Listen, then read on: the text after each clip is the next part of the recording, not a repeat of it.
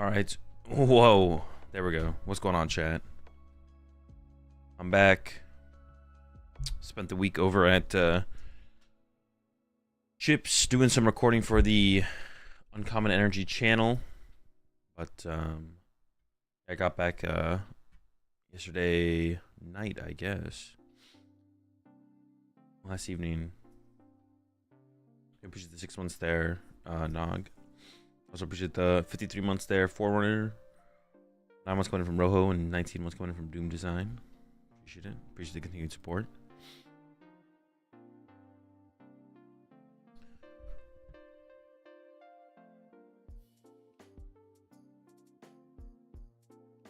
How was the sleeper bed? It was fine, actually.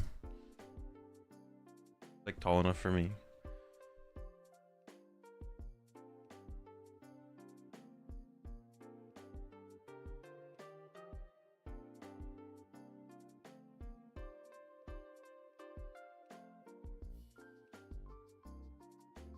You appreciate the 49 months there, Villa. What's up, Inert? Did you are Rahul hitting 2 thorns and 1 thorns pult? Did you see Rahul hit 2 thorns and 1 thorns pult? No. I know now, though.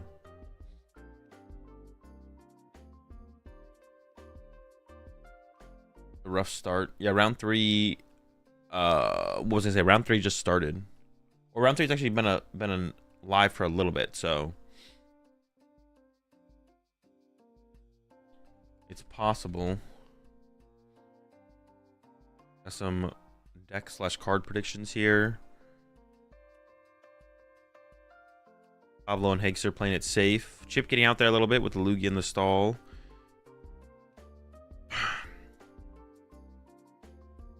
I was pulling for Henry specifically, it looks like, with the Guardy.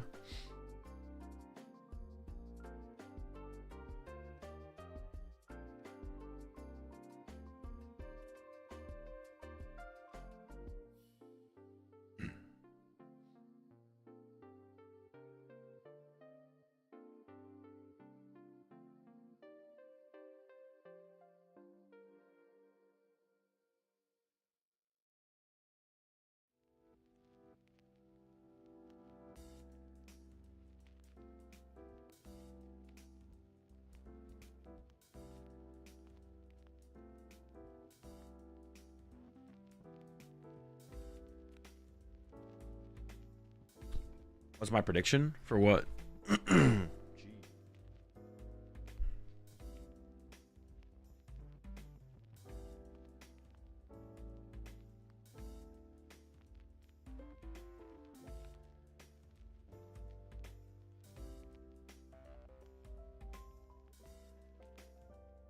Most likely to succeed this weekend? I mean, probably just Regidrago. Yeah, probably just Regidrago. Zard over Drago? Though? Or thoughts? What do you mean by Zard over Drago? Just terms of success? Probably not, no. Probably not, probably not.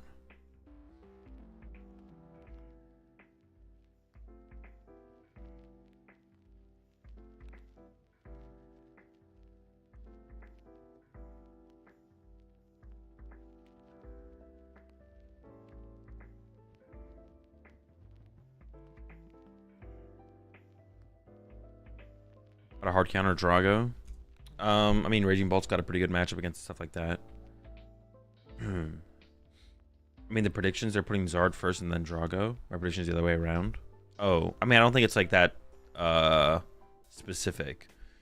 I'm pretty sure they just picked 2 decks to succeed, or 2 cards, or whatever. Yeah, 2 decks or 2 cards to succeed, I think is what they're doing. I don't think it's like super specific. They're not saying Zard better than Drago. And they're also saying Zard and Drago better than literally everything else. But I guess that's what they're kind of predicting with their prediction. But yeah, I think number 1, number 2 doesn't actually mean that much.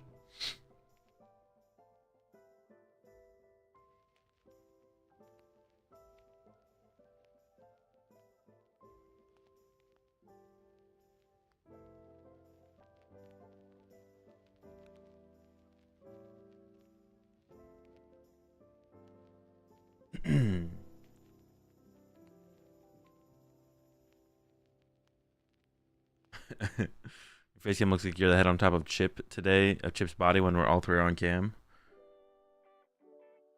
I think you stayed home, nice and cold in Toronto today. I don't really mind the cold. Usually 22 once their kilo cam. Yeah, I'm not. I'm a pretty big fan of the cold.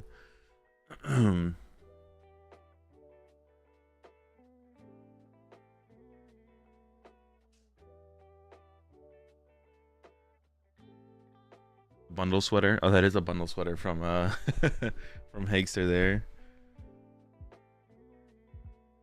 Pablo's got the Snorlax.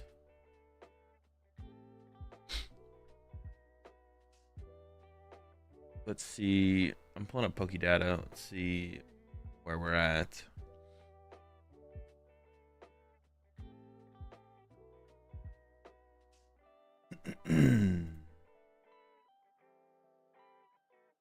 We had 2,137 players. Wait, round 4 is already paired. Wait, they're not streaming round 4 though, right? Yeah, they're not going to stream round 4. Bro, that Rowlet looks like he's tripping. The eyes are... Yeah, he's seen some stuff for sure. Poor Rowlet.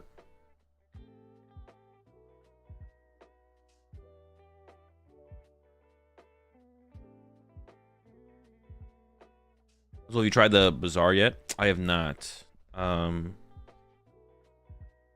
seen a couple people talk about it. And I watched a video with it. There's a lot going on. I've not played it though. Might give it a shot at some point. Is it still in like closed beta or whatever? Or like closed, I don't know, was it like Kickstarter access only or something? Appreciate the 8-9 months there also. The Toronto Spectator badge for me this year. Terra High ship for fun. Hope you're having a good one. What's the Bazaar? It is a I don't even know what you call it. Card game. Is it like, would you consider it like a, I mean, is it a deck builder card game? Is it a roguelike card game? I don't even know what definition you'd give it, to be honest.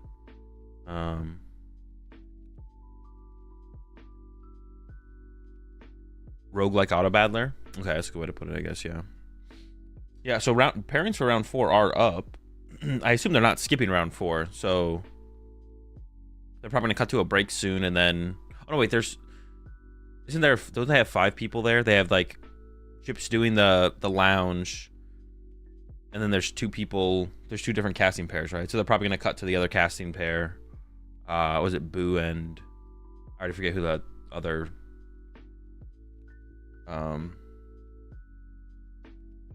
Kyle. Yeah. We should be getting to the round soon here then. Drago's good, but I don't think it's winning. I'm missing Raging Bolt. That's cap. Raging Bolt always L's.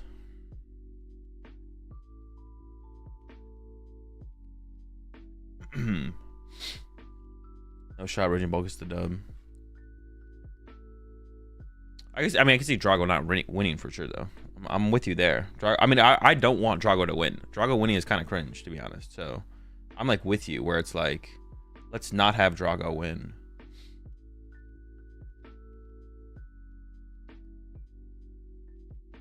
Jesper's playing the Hydreigon deck as well.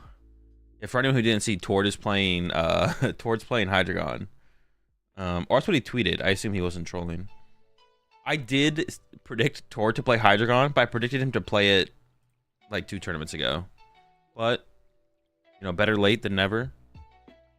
Because me and Chip did a prediction, I think, on which Sarah Ledge, Hydreigon, or what's called would place higher. And then I predicted Hydreigon would be the highest placing of the new decks, and that Tord would play it. That was like 2 tournaments ago.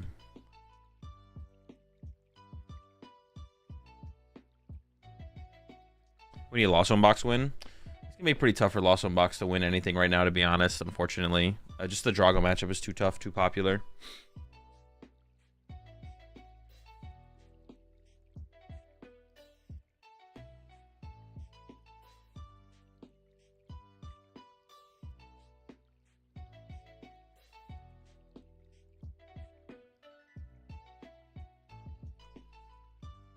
What are Hydreigon's main weaknesses? What are Hydreigon's main weaknesses? I'd probably just say damage output. Like, your first attack doesn't one-hit KO anything. You don't one-hit KO anything. So, like, your opponent knows that whatever threat they create lasts multiple turns. Yeah. As well, is it possible to see Iron Thorns bundle back into Lost Zone Box that can help them into the Drago matchup? I don't even know if Iron Thorns does help the Drago matchup, to be honest. Bundle is good against it, but it doesn't make it favorable. I'd have to test Thorns to see how much it actually does.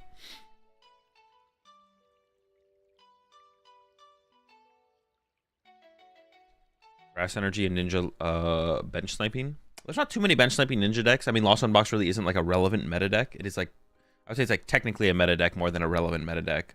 And then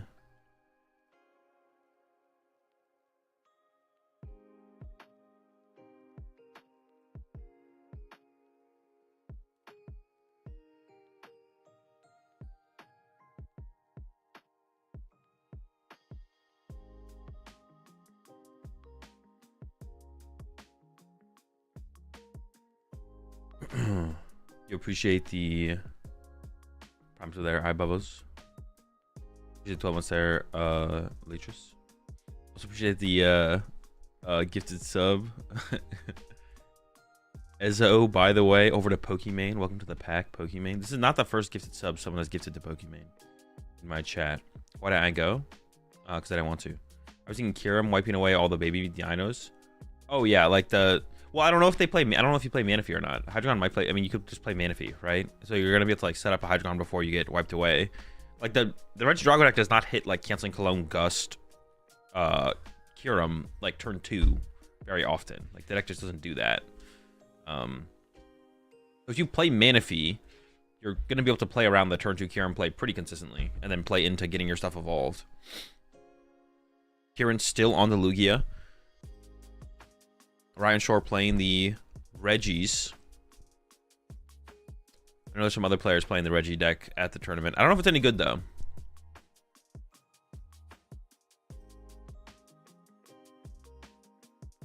This is probably a bad matchup for Kieran, because the Reggie deck is a Pikachu deck. It's kind of fortunate for Kieran that the format, when Toronto Regionals came around, that Lugia became like a pretty good play. Me and Chip were talking about on the podcast going into this tournament. Lugia seems like a pretty good play going into this one. Miraidon's gone. There's no real Pikachu deck in the format, although Kieran did just hit one here. Yeah, there's no real Pikachu deck in the format. I mean, Thorns has kind of come back around a little bit, so I'm curious to see if Kieran like include like the Fluttermane or something to have like a chance against the like Dragapult Thorns, decks like that. Or are we just giving up on that matchup? Is Kieran like literally playing the exact same 60 from the earlier events in the season? Definitely could. Why the Miraidon fall off? Because of Terrapagos and Charizard. Yeah, Miraidon's not very good right now because Terrapagos and Charizard are so prevalent. And Lost Box isn't very good right now because Drago is so prevalent. But other forms of Pikachu could be good. Lost Box is specifically bad as a Pikachu deck because of Drago. But other forms of Pikachu decks don't have the same weakness to Drago that Lost Box does. So I'm very curious to see how this deck functions here for Ryan. For sure. I am also curious. They haven't shown the day one meta percentages, right? I don't think they did at any point during this. Oh, no, they did. Oh, wait, was this from Sack? That was Sack. Yeah, never mind. Get back. All right, I don't think they showed the day one meta percentages, so we'll come back around to that when they pull it up, or we'll take a look at it when they pull it up. Feels like Terrapagos fell off too. Yeah, Terrapagos Dusknoir did kind of disappear a little bit. I think for like maybe not similar reasons. I don't know why. It feels like the deck should still be fine, but people stopped playing it. I'm not sure why though. Any shot on item lock making waves? Feel like it's got a lot of good matchups. Honestly, I don't know. I haven't really thought about any kind of Bennett deck in a little while. There's a couple different ways to play Bennett still, but I don't even know, yeah, which would be the best way to play it.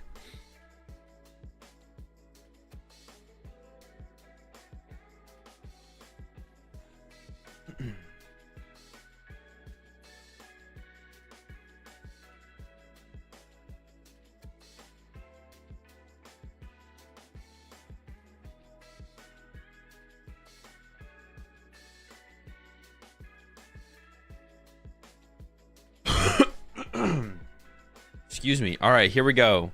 Weird Year start here for Kieran. I see a nest ball in that hand as well. So we have the nest ball for... The hand here for Ryan, though, is literally dead. So Ryan needs a top deck here. I'm trying to see what else we got going on. So he's going for a Squawk grab here from Kieran. That's a lot of energy in the hand to lose. But maybe he has nothing else to go with the hand besides squawking. So he's eyeing up the squawk. He's playing the water pawn, which is something Kieran hasn't played in the past. He's going the water pawn route this time around. Well, I mean, what matchup are we really gaining for the water pawn? I guess Charizard. Maybe Charizard's popularity has... What else is the reason to play the water pawn? Charizard... I mean, it used to be Dragapult predictions. Oh, I got you.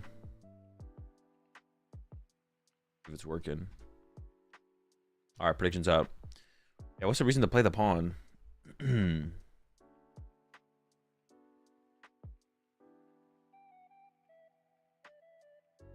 For Lost Zone Box, maybe? No, Lost Zone Box plays Manaphy. I mean, you could like catch him maybe in game one. Appreciate 2 months there, Carlo. How'd you go on BDIF? Probably not. Top block is pretty real versus Dawn. That is fair. The saw block is kind of real versus Dawn. Maybe that is like the Miraidon win condition. Is like a saw block. Give you a chance in that matchup. Yeah, so a lot of energy going down there for Kieran. It was 3 or 4. We did get 1 chops in the discard pile though. Not 2, only 1. We're also getting to get value out of our legacy energy with the attachment on the active. There's the pass over to Ryan. Ryan's hand is dead besides a trekking shoes and a heavy ball. I'm also going to look at Ryan's prize cards here. No, trekking shoes first. Why would you ever trekking shoes before? Oh, I guess you could play your hand down low enough to draw with Regidrago. Okay, I guess this is fine. I was like, why do we not Vessel 2 energy out of the deck here? But I guess Regidrago. I guess, you know what? Honestly, the way I would have liked to have seen this played was maybe... Whoa, we took the switch card. Interesting. All right, I'm very curious to see how... Why did we take switch card there? I feel like that's just going to clog the hand. Prize checking coming in. Does have heavy ball in hand. I was going to say, I think I would have liked to have seen Ryan play heavy ball first there. Just to see what's prized. Because if Squawkabilly's prized, then we could have played the Vessel, got energy. Well, I guess we don't need like a ridiculous amount of energy in the discard pile. We want a decent amount though.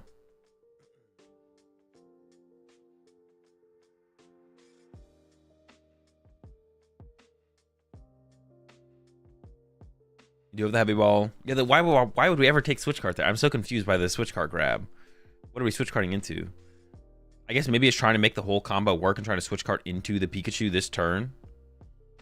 He's taking energy off Vessel as well. This makes me think that Squawkabilly must be prized here. Squawkabilly must be prized for Ryan here. If we're taking energy off of this. I guess we could then switch card into the Squawkabilly, attach the Squawkabilly for turn. So that way we can hard retreat Squawkabilly into the Pikachu.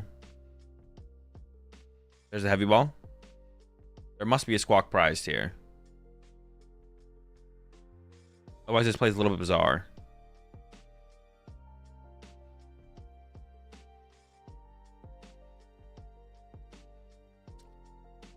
There's no Squawk.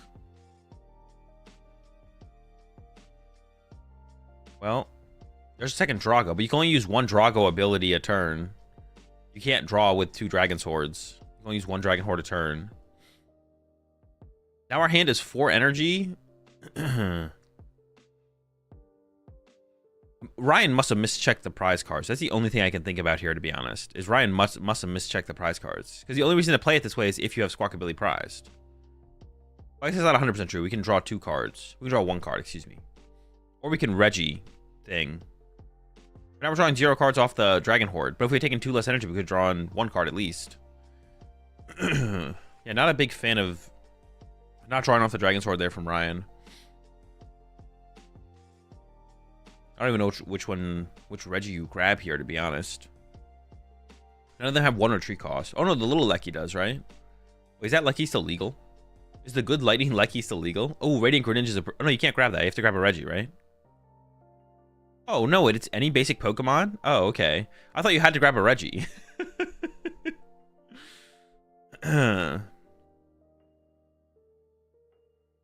I guess when I played the deck, there was only Regis in the deck, so you had to grab a Regi. But that's because I couldn't get a non-Regi.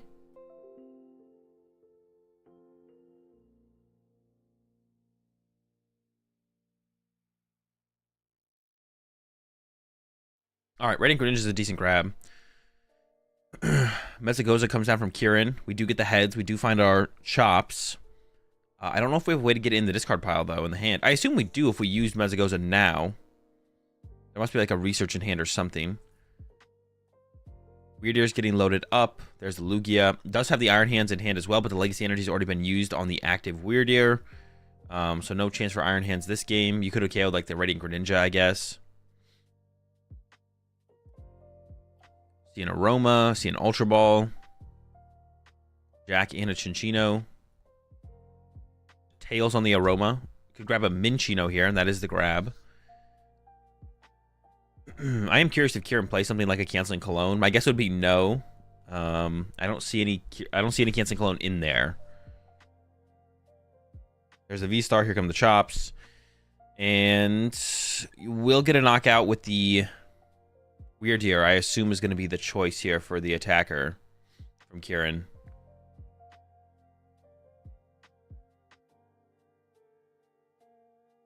Yep, there's a load up on the Weird Ear. Could load up some energy on the Lugia. Or could bench that Minchino first. Load up some energy on the Minchino. I mean, the Lugia is kind of mid as an attacker because it does just get one hit KO'd. I mean, everything gets one hit KO, but Minchino's worth one prize card. And there's the bench on the Minchino first. Honestly, like a decent setup for...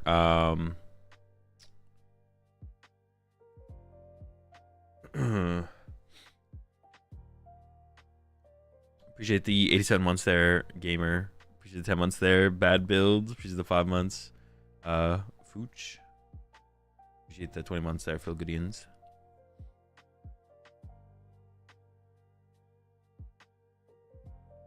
As it goes, it is a heads here for Ryan. It does get to push up the Radiant Greninja this turn, which does have that 1 retreat cost, which is a pretty big deal, I feel like. Now we'll see what Ryan can put together here for a turn. Goes for the Pikachu. You do need the Pikachu, so that way when you find an area 0, you can actually go wide.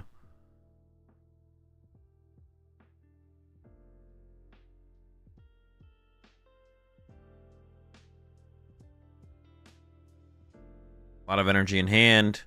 We're going to the concealed cards here to hopefully draw. Research. I mean, research has got to be the main one here, right? There's a Nest Ball. I don't know if this deck plays Pheasantipity. I don't think it does. But we'll see. Every list that I've seen, I don't think has Pheasantipity in it. Because you can't afford to bench it. We'll see what they got, though. Odipity. The Squawk was in the deck. Yeah, the Squawk's in the deck. Wasn't prized. Goes for the Regigigas. It might just be hard to treat Greninja to the Regidrago and then draw with Regidrago here from Ryan. Honestly, I still don't feel like Ryan is too far out of this one, though. Despite this really, really slow start.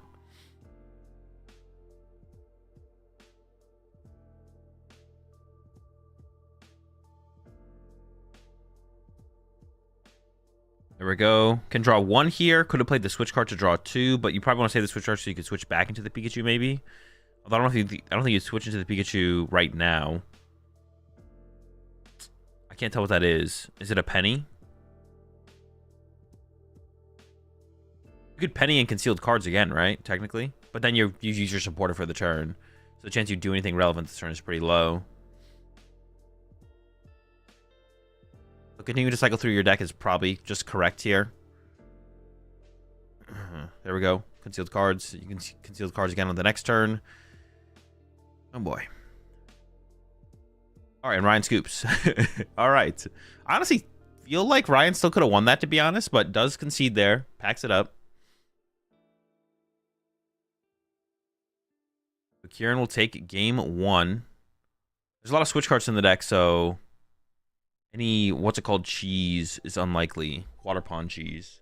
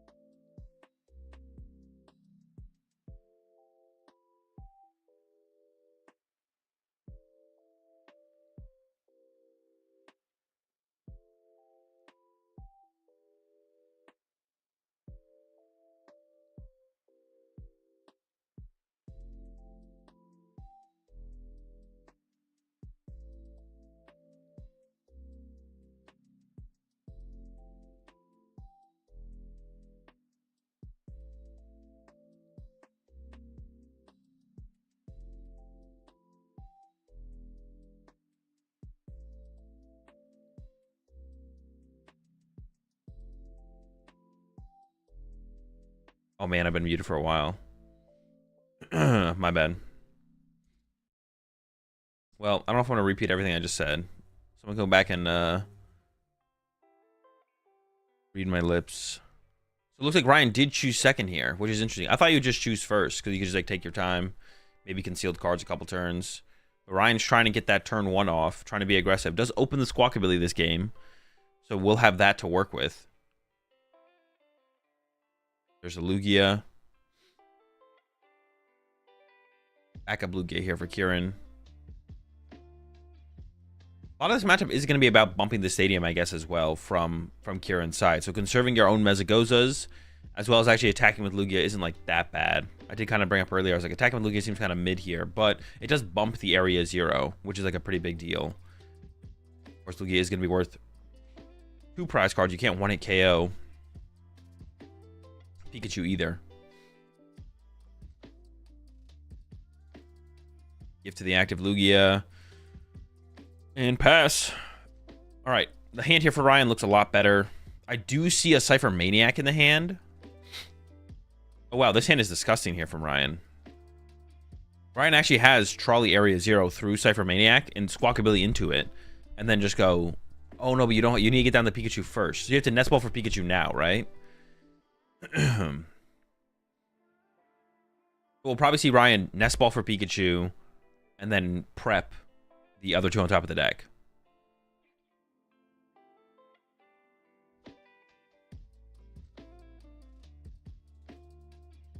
I haven't played too much Regis, but I've heard turn 1 attack is not that crazy. Like them pulling off the turn 1 attack, or like, yeah, I assume that's what you mean.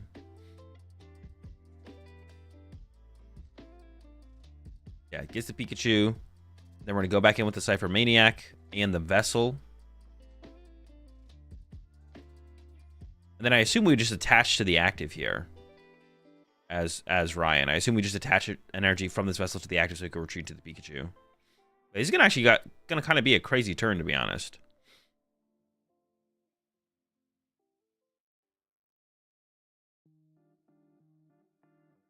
My question more so than anything. Oh no, there's grass. Did we pry? I assume there's what, 2 grass in there. Also, what are the waters for? To attack with Regis? Oh, Radiant Greninja, right?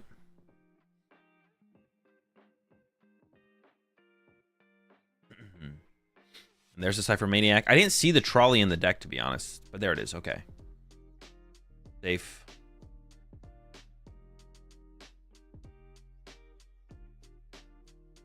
I just gotta shuffle up.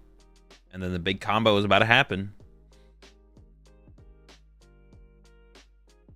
I believe I saw a Mist Energy in there as well for Ryan. So Ryan's playing around Roaring Moon with that Mist Energy inclusion.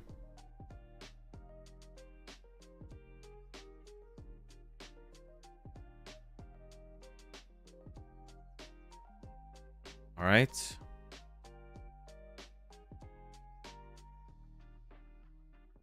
Yep, there's the attach active, so we can retreat it, and then Squawk and Seize into Area 0. And Trolley. Plus 4 more cards. We get a little bit more. A research for next turn. Tracking Choose is good. Water Energy. Ooh. Well, I was going to say we could get the Greninja off of the Trolley, but we did just draw into it, which also works. And yeah, here comes the squad. Now, you do want 2 Regigigas set up and play usually. Although the bench becomes a little bit more awkward once you have... You want to be able to get 2 Regigigas in play because you want to use its abilities twice. You want to use 2 Regigigas on your turn to like double load up your Pikachu. So 6, 7, 8. Oh, is that... No, we get 1 more here, but it has to be the... So you usually want like double Gigas instead of the Squawk ability. And then double Pikachu or the Radiant Greninja. Ryan's going to have to go with the Radiant Greninja here, it looks like. Having double Pikachu in play can be nice as well. But 1 Pikachu does go a long ways. The reason you want double Gigas is because even though we got off this first attack here from Ryan, your stadium's going to get bumped. So if you just have extra energy on your Pikachu, that's usually pretty good. Then you don't need to get off the full Area 0 combo next turn because you'll have 3 more energy on your Pikachu. So if we had a second Regigigas in play here, we could load up. Well, in this case, there would only be like 1 more energy to load up on the Pikachu, I guess. We don't have enough energy in the discard pile to really support double load up here. But there's the knockout. So The goal here for Kieran is going to be bump the stadium, I feel like. He's thinking about pushing up the Minccino, actually. Which I feel like this would have been a good turn to actually attack with Lugia. Because we don't guaranteed have... As Kieran here, you don't guaranteed have access to Mezagoza. So I feel like bumping the stadium every single turn as aggressively as possible is the correct way to play this matchup. So I would have hated to see the Lugia push here from Kieran. Looks like he is going with a Jack off the Luminion and does have, I believe, then an Ultra Ball in hand. There it is, Ultra Ball for Lugia V-Star. And then get the chops into play and start swinging. Chino's in the active currently. Maybe there's a Jet Energy in hand. Maybe we will attack with Lugia still this turn from Kieran. There's a Jet in hand. Okay. But also has Legacy and the Rat, I think. So I assume Kieran is going to attack with the Rat here then. I do kind of value bumping the stadium a little bit more heavily, though. I think I value bumping the stadium more heavily than just attacking. Maybe Kieran wants to... I say don't hate this from Kieran, though. Maybe you want to bump the stadium the turn you get the knockout, though. Maybe it's correct for Kieran to not... Ooh, wait, are we just sending the Luminion back to the deck? Okay, maybe that's what we're going for here. Just sending Luminion back to the deck here instead. Just break the Pikachu's ability. And yeah, maybe we do actually... Maybe you don't want to actually bump the stadium this turn. You want to bump it the turn you actually take the KO. There's the punch. But you do know that Ryan plays Penny. And I believe Ryan has Penny in hand here. So the Penny's going to be pretty brutal, I feel like. Well, will anything else go with it, though? No, the Penny's going to be pretty good here, it looks like. Alright, Luminion goes back to the deck. Remove that. It doesn't even feel like it's that big of a liability, to be honest, because every 2 project gets 1 hit KO'd. I don't know if Ryan drew... oh, he's offering to cut. I don't know if Ryan drew for turn. Am I tripping? I feel like Ryan didn't draw for turn.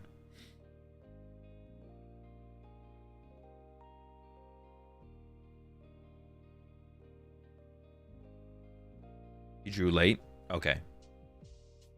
Has the Penny. And can also hard to treat the Squawk afterwards. So I guess it's... I mean, you just Penny loop back into Squawk. This is another reason that this play was... I didn't even think about this one when thinking about Kieran's turn. I was just kind of on the idea of bumping the stadium as much as possible. Oh, we do have to get rid of a bunch of the... Oh, wait, this is interesting, actually.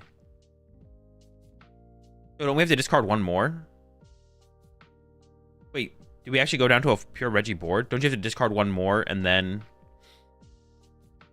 Okay. That's what I thought had to happen. That is what has to happen. I forgot that would happen, though, to be honest. Oh. Is that what Ryan meant to do? Ryan didn't even bench the Pikachu. Interesting. Oh, we have the Luminous, though, so we are attacking with the Drago here. Okay. I thought the Pikachu would get re-benched, and then you'd bench the Gigas again, and then just load up the Pikachu and pass. And, leave the Pikachu on the bench with a bunch of energy. But we do get the knockout here from Ryan with the Drago. The thing is, the Pikachu's in the hand, though. We have so many resources in this hand now, or that many more resources. An Iono here would be pretty effective, I feel like, from Kieran this turn. It's definitely an interesting play. I don't dislike it, but I feel like the Pikachu should have been benched. Why would we not bench the Pikachu there and then bench the Gigas, right? We should definitely go bench Pikachu then. A Pikachu on our bench, there's, no liability to that, I feel like. I guess Ogerpon can snipe it. That's about it, though. But I feel like we definitely should have bench there. Bench Pikachu, then bench the Gigas from Ryan. And then we can still attack with the Drago. It's still fine to attack with Drago there at that point. Now we have, 1 less piece in play if we get Iono'd. So Kieran should... I mean, I think it's a good turn to Iono as Kieran. I think I would just Iono here if I was Kieran. You're also KOing the draw support on board. No Pikachu in play. You're KOing the dragon. Pawn can't snipe it. Oh yeah, Ogerpon can't even snipe it because it's a Terra Pokemon. Yeah, there's no reason to not bench the Pikachu back down there as Ryan. Now you're just gonna get punished because I can't imagine Kieran doesn't Iono here. This seems like such a good turn to Iono here as Kieran. So I think Kieran's gonna punish Ryan here and hit him with the Iono. Energy to the Rat. I believe there is an energy in hand to attach to the active. Now, Kieran still needs a lot of prize cards, but yeah, with no draw support on board, getting Iono to 3, this could be pretty rough for Ryan to recover from. If Ryan doesn't draw like a research, like literally a research, like if you don't draw like literally a research, if you draw like a Cypher Maniac, you can put a research on top for next turn, I guess. I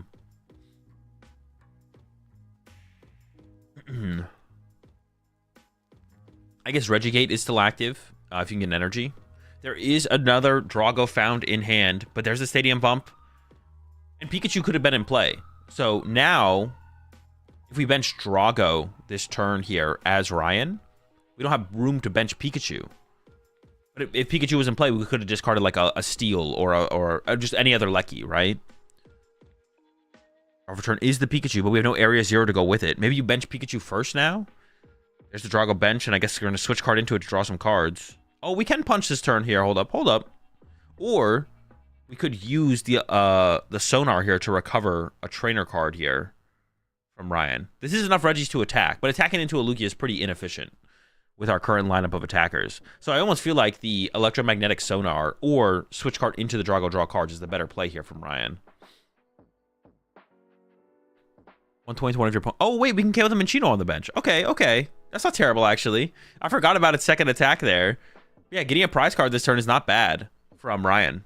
I wonder if that was maybe a mistake there from Kieran then. Should Kieran have not benched a Minccino to play around the targeted bolts and maybe just bench another Lugia instead if that was a possibility? Because I feel like Lugia is still a very powerful attacker in this situation.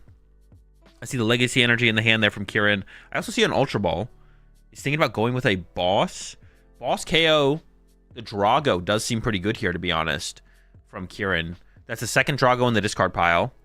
And then also it's the draw power on board. So I kind of like the Drago. Goes for the Gigas. How many Gigas are in the discard pile? Is it also... The Drago's got to be better than the Gigas, right? Why would we ever go after Gigas instead of Drago? I don't think Lugia wants to scoop yet. Oh, definitely not. No, I wouldn't scoop if I was Lugia. This is definitely fine. A fine situation for Kieran. The Gigas got discarded.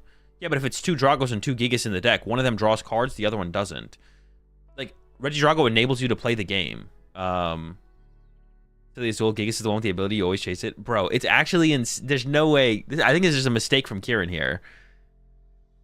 Dude, the amount of players who did that against me when I played Regis at those 2 regionals 2 seasons ago was insane. The amount of people who would gust the Gigas over any other Regi because it was Gigas. The Drago has to be the better target here. I would have to know which Regis exactly are in Ryan's discard pile, but I'm pretty sure it's one of each. And that's an insane top deck there. I gotta chill out. Calm down. It is a very good top deck. Let's see. 1 Drago, 1 Gigas, 2 Gigas. 2 Gigas, 2 Drago. Yeah, you always chase the Drago here. That was such a big mistake there from Kieran.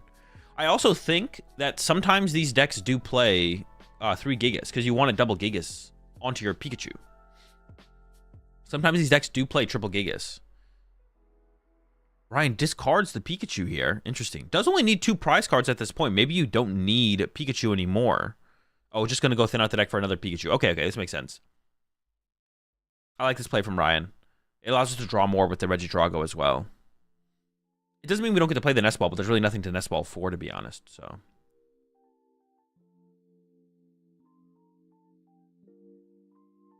All right, and here comes the draw 3 from the Drago. We're looking for a draw supporter, I think. We're looking for a research, ideally.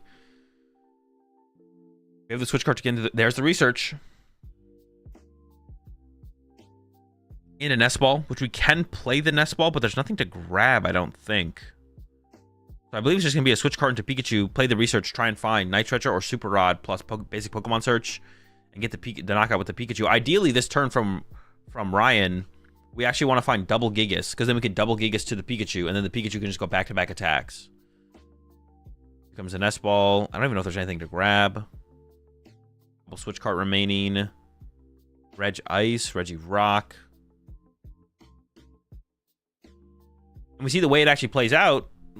Kieran is getting punished here for not KOing the Drago. The Drago did lead to the research, which will now enable the rest of Ryan's turn to actually have a successful turn. So pretty big blunder there from Kieran on that previous turn to not knock out the Drago. Here comes the research. Looking for that Night Stretcher. Or 2. There's 1. 3, 4, 5. Get a couple more. 6, 7. Okay, only one Night Stretcher. We can find a Gigas with that. We can also attach Return to the active, although I don't even know if that leads to... Oh, we might need to attach the Grass Return to the active, actually. I don't know if we have a... Oh, we have the Luminous in the discard pile, though. That works. Here comes the load up. Yeah, for turn... If we attach active, it doesn't really do that much to attach active. Although, it doesn't really make sense to attach anywhere else, either. So I actually don't know here from Ryan what the correct play is. Alright, Gigas has been used. Stadium's already in play. So now here for Kieran, the play is going to be, we want to find Ursaluna plus Iono. And just Ursaluna punch the Pikachu, and then Iono, Ryan low. Oh, plus Mezagoza, excuse me. We want Mezagoza, Ursaluna, Iono. Actually, honestly, you just, actually, as Kieran here, you just need Mezagoza, Iono. You could punch with Archeops here. Punching with Archeops would be fine. Ursaluna is actually not necessary. So what Kieran here wants is Mezagoza, Iono. That's what we want from Kieran. And that's why I was saying, like, setting up another Lugia seemed fine from Kieran on that previous turn, instead of setting up the Rat. Because we just need to bump the Stadium. Like, our active dies no matter what, and for the point we're at in the prize exchange as Kieran, we just bumping the Stadium is the only thing that really matters. And giving up 2 prize cards versus 1 prize card no longer matters in the game. Is keeping around the Water Pond here for the option later on. Legacy's gone, but Sob is still an option. There is a Lugia grab. Oh, you could even use Lugia's second attack. I forgot about Lugia V. You can just use Lugia V here from Kieran. Just use Lugia V to bump the Stadium. That's more than efficient enough. You definitely want to get rid of that Stadium here, though. I'd like to see Kieran prioritize that a little bit more going into the next... If we get to a Game 3, I guess I should say. It is still possible that Kieran wins this one. Definitely possible. The resources are starting to get a little bit low from Ryan. And we're going to have to deal with our Stadium getting bumped here. We got the Mist for the retreat. And then there's that Iono. All the way down to 1 card. And the thing is, in this situation, Ryan isn't going to be able to push up that Regidrago. Because Kieran's not taking a KO. But if you get an energy, you could, like, hard retreat. Oh, there is an energy. That's a good draw there from Ryan. There's a Lugia going to bump the Stadium and deal 110 damage to this Pikachu here. There we go. Ryan immediately goes into checking how many Stadiums are left. Although Ryan did just have 2 Stadiums in the hand. Oh no, checking Regis. I was like, I don't know, it's like a weird check there from Ryan. But he's checking how many what Regis are left. So it gives up the Regirock. There was 2 Regirock and 2 Regice in the deck. Or a Regirock and a Regice. Yeah, I was confused there from Ryan. I was like, are you checking area 0 or... But no, checking the Regi count. Trying to figure out which one to discard. Does go with the Regirock. Does have that water energy in hand. What I said is a big deal. You can hard retreat the Pikachu into a Regidrago. There's the retreat. You also could have waited. You could have waited here as Ryan as well. Also could have ran to the... Actually, hold up. We could have ran to Sonar. Was that ever better, actually? Ryan could have retreated to the Regilecky and Leckied for a research or something like that. That might have been a better play, actually. I didn't really think about that in the moment. Track and choose into research. Dude, you gotta chill. The research seems okay. Getting rid of the Night Stretcher seems pretty bad, I guess, is like kind of the biggest thing here. Yeah, researching away your Night Stretcher, but I think there is a Super Rod left in the... Oh no, there's the Super Rod's in the discard pile. Actually, the Night Stretcher in hand might be super important. So you might not be able to take this research. You might have to discard it. Yeah, I almost wonder if Ryan should have actually ran to the Sonar instead. I mean, this so far has worked out. Is keeping the research over the Iono, so that means there probably is enough recovery in the deck to continue to play the game, I would assume.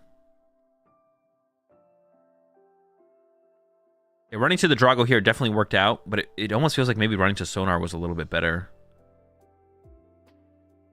Yeah, there's no recovery left in the deck here from Ryan. So this Night Stretcher is... I guess the Night Stretcher is not that... Ryan could go for the win this turn. Ryan could just play Research and hope to hit Regirock, Stadium, Switch Cart, and that would win the game. There's okay odds. You can also just pass here as Ryan and hold the card that's in the hand, the Switch Cart or whatever. Or excuse me, the Night Stretcher. Just hold the Night Stretcher for a turn and just kind of pass. You let Kieran knock out your active, then you push up the Pikachu, Night Stretcher for the Drago back, and then you play the Research on the following turn. So kind of like wait for one more turn.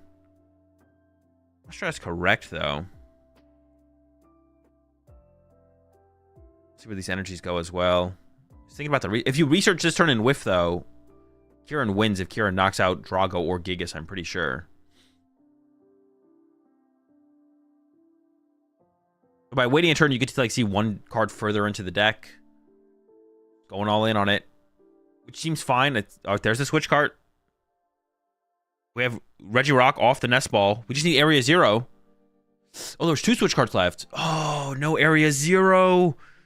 We can switch card the Drago out of the active, though, here as Ryan. You can switch card the Drago into, I don't know, just literally anything else.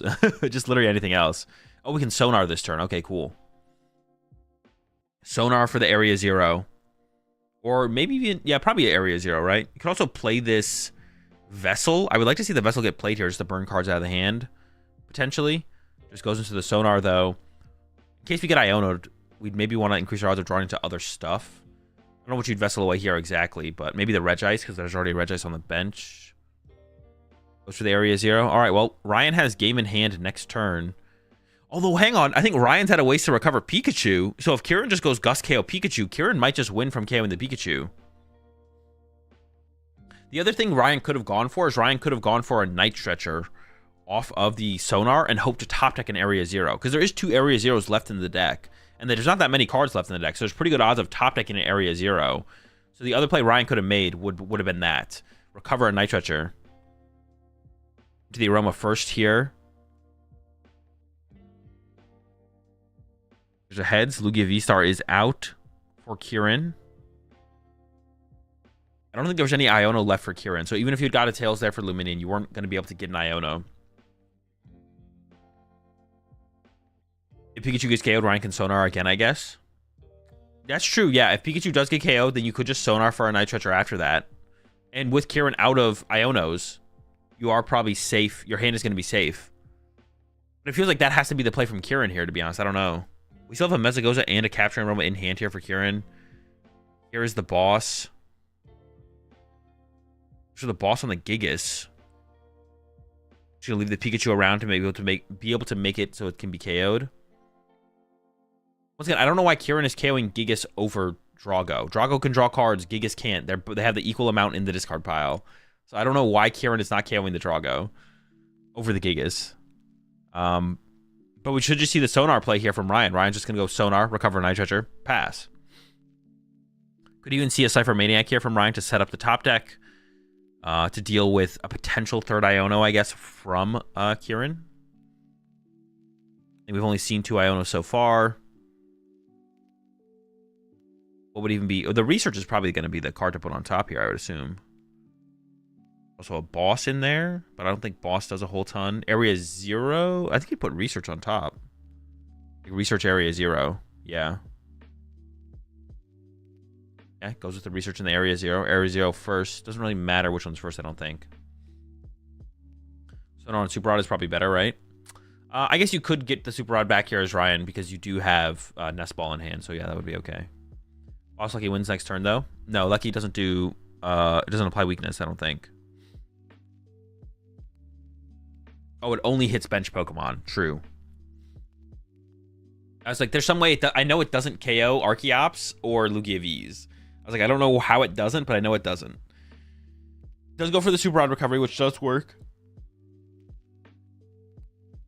Top deck Weird Deer from Kieran. It does have Mezagoza and Aroma to potentially get another Luminion here. Yeah, I guess the Super Rod recovery does make more sense. Oh, but then did Ryan misplay by not putting Research on top of the deck and putting the Area 0 on top of the deck? Because how many Pokemon Search cards does Ryan have? Oh, that was actually maybe a big mistake there from Ryan. I think there's 1 Nest Ball in the hand. But now we have to find 2 Pokemon after the Pikachu gets KO'd here or the Drago gets KO'd from Kieran.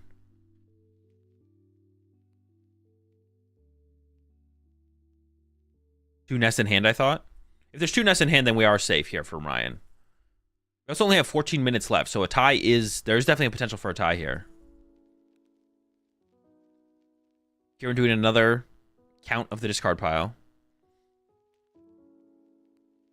There's Mezagoza. I guess the reason that Kieran is maybe chasing the Gigases over the Regidrago Drago. There actually is some merit to it, I guess. Because there's some merit to it. Because it does prevent, or it makes it less likely for double Gigas to enter the field and like fully load up the Pikachu. So honestly, the more I think about it, I guess I don't hate Kieran chasing the Gigas over the Drago. Because if double Gigas does hit the field, if double Gigas hits the field, then you just lose to double Gigas popping off, I guess, as Kieran. It did give him the Mesagoza, but is bumping it immediately. So Pikachu goes down, Kieran goes down to 1 prize card, but I think Ryan just has game in hand, if there is 2 Nest Ball in hand. But if there's not 2 Nest Ball in hand, then Ryan definitely made a blunder on that last turn. I only see 1 Nest Ball. Oh no, there is only 1 Nest Ball, and we know the top deck is an Area 0. Big mistake there from Ryan. Can maybe draw with Drago here, though. Maybe can draw with Drago. Yeah, so I think you can draw like a card with Drago, but you have to shuffle the deck, so the top deck isn't guaranteed to be research. Here comes Super Rod. We need to get Pikachu plus double Regigigas, because we just need to find Gigas, and we have the switch card in hand. Yeah, so I don't hate that. I don't hate the choice there from Kieran. Thinking about it a little bit further, Kieran going for the chases on the Gigas aren't terrible. No, get the second Gigas. Wait, we're not done yet. Hold up. Can still go back and get the second Gigas. And also can play the Area 0 and then bench a bunch of Pokemon, because we can Nest Ball for the Pikachu here. Oh, I guess Drago Boss also was a win condition here, actually, to KO the Archeops. I didn't realize that. Yeah, we could have KO'd Archeops here, I guess, with Drago, with a Boss. Maybe Boss on top over Area 0 was the play here from Ryan. Putting some thought into it. Lightning Energy. What? No, you just get the Gigas. Get the second Gigas. Oh, okay. Definitely a mistake here from Ryan. Hopefully, definitely could come back to punish him. We could have had 2 Gigas in the deck, which is all we need. He should have gone Research on top instead of Area 0. Yeah, definitely should have gone Research on top for sure. From Ryan. Or Boss. Oh, no, Boss wouldn't have been as good, because then if Kieran plays it differently, then Boss on top isn't very good. So it should have been Research into Area 0. I feel like that's the play for sure. All right, here comes the Nest Ball.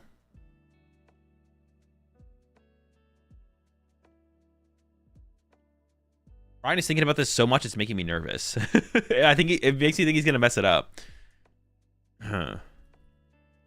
If he kills another Reggie, he wins now, though. Kieran has 1 prize card left. Kieran wins no matter what with an attack. So we can Vessel away the Area 0 and then bench... No! Now we're drawing less cards, right? Can we not... How many Pokemon can we bench? Yeah, this is a poor sequence here from Ryan here at the end. It's an energy, which is fine. But we could have Vesseled away the Area 0 and then bench both the Reggies in hand on the bench. And then we could have Dragoed for 3. Now we can only Drago for 2. Because the Area 0 that's in the hand is stuck in the hand. And we have 1 less out in the deck. This is really poor sequencing here at the end from Ryan. 10 minutes left.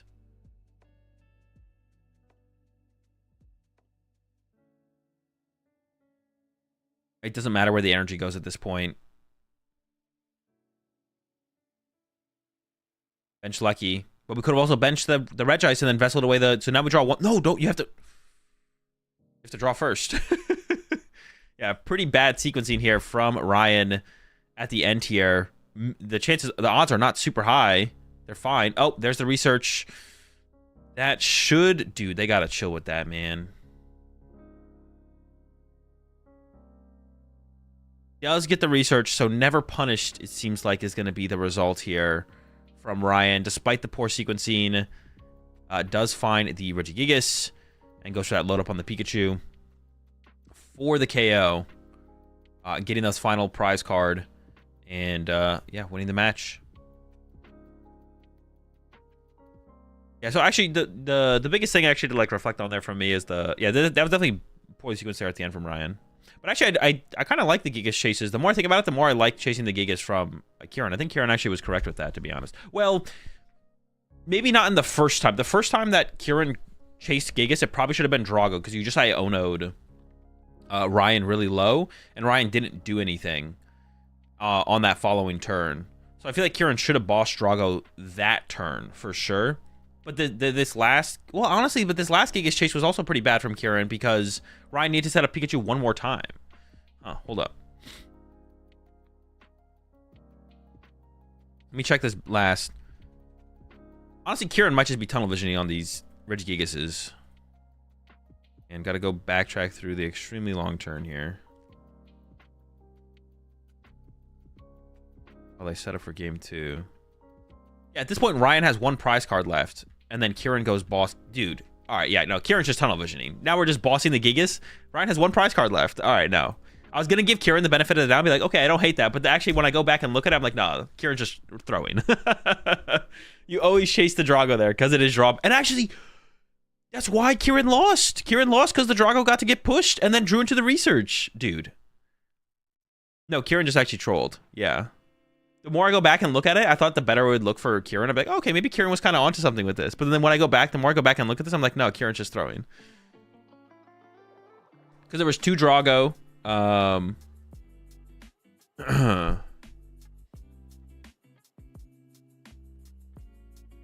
was 2 Drago and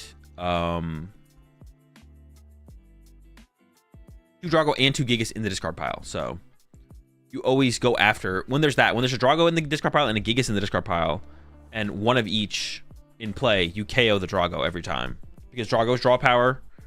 And also sometimes I believe this deck does play 3 Gigas, the Pikachu deck, because double Gigas is just so good to like double load your peak. But it looks like Ryan is only playing the 2 Drago.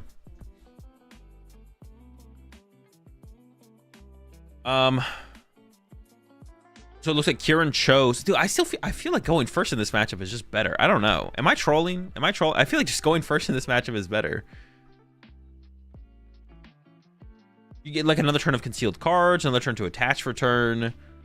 Maybe I'm trolling. I feel like just going at the Reggie deck in this matchup, I feel like I'll be like, oh yeah, I'll go first. I have concealed cards, you know, attach for turn, draw some with the Drago maybe. Like, we look at this hand here from Ryan. Well, it's not dead. I guess we're gonna go with Squawkabilly off this Ultra Ball. Probably. Well, we don't really want to put Squawkabilly in play though if we can avoid it. I guess. I don't know. Let's go for the Billy. Is gonna get it as aggressive as possible here from Ryan, which I don't dislike that, for sure. And if we actually go decently wide here, if Kieran has to put a Mezagoza in play on the first turn to play the game, then we can like bump our Squawkabilly aggressively as well.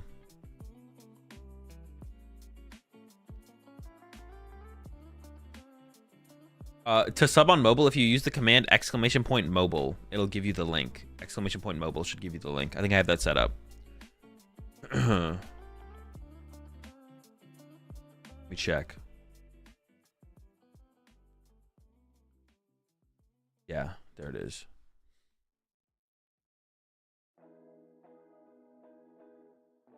right, heavy ball off the rip here from Ryan. Get a look at the prize cards. Nope, no Pokemon prized. The penny is prized. Couple switch cards prized. Sure.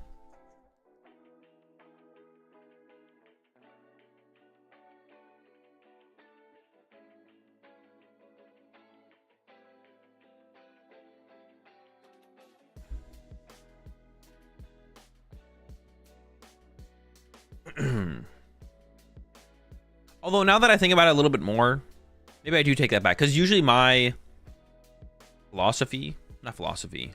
The way I view matchups for Lugia is if they can attack turn 1 going second a reasonable amount of the time, we should go second as Lugia. So,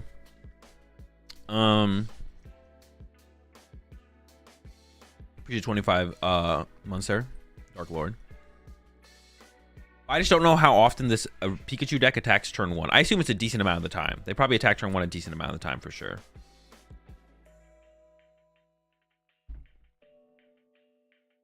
So, nope.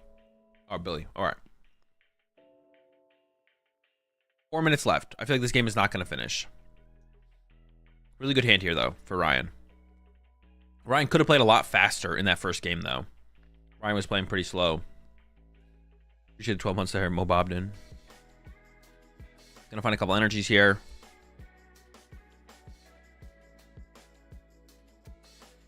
Off the vessel. Get to attach one to the Pikachu for turn. Concealed cards maybe hasn't been used. I actually don't know. I don't think it has, so we can find even more cards to work with on the next turn.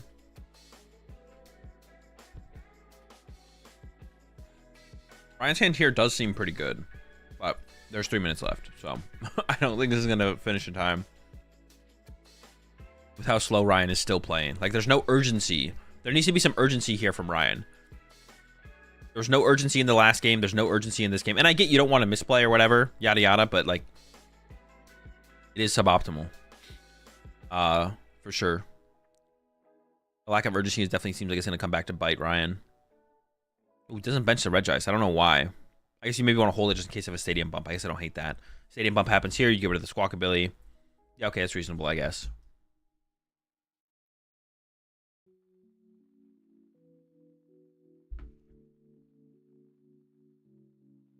Research in hand. Aroma coming in from Kieran. Another Lugia V on the way. Looks like maybe there is a Mezagoza in hand here for Kieran. Legacy Energy is prized. We haven't seen Kieran have the chance to like use Iron Hands at all in these 2 games because the Legacy always has to get put in play immediately. I'm not sure how good it would actually be in these matchups. Well, that's not true. We were able to preserve Legacy Energy in that second game there for a little while. We preserved the Legacy Energy for a little while. But game 1, we had to like attach it instantly to the Weird Ear. By not playing quickly, he is misplaying. That is true. He is misplaying by not playing quickly. That is fair, actually. That's a fair analysis. Wait, and astute observation. What is the word I'm looking for? Astute? Obtuse?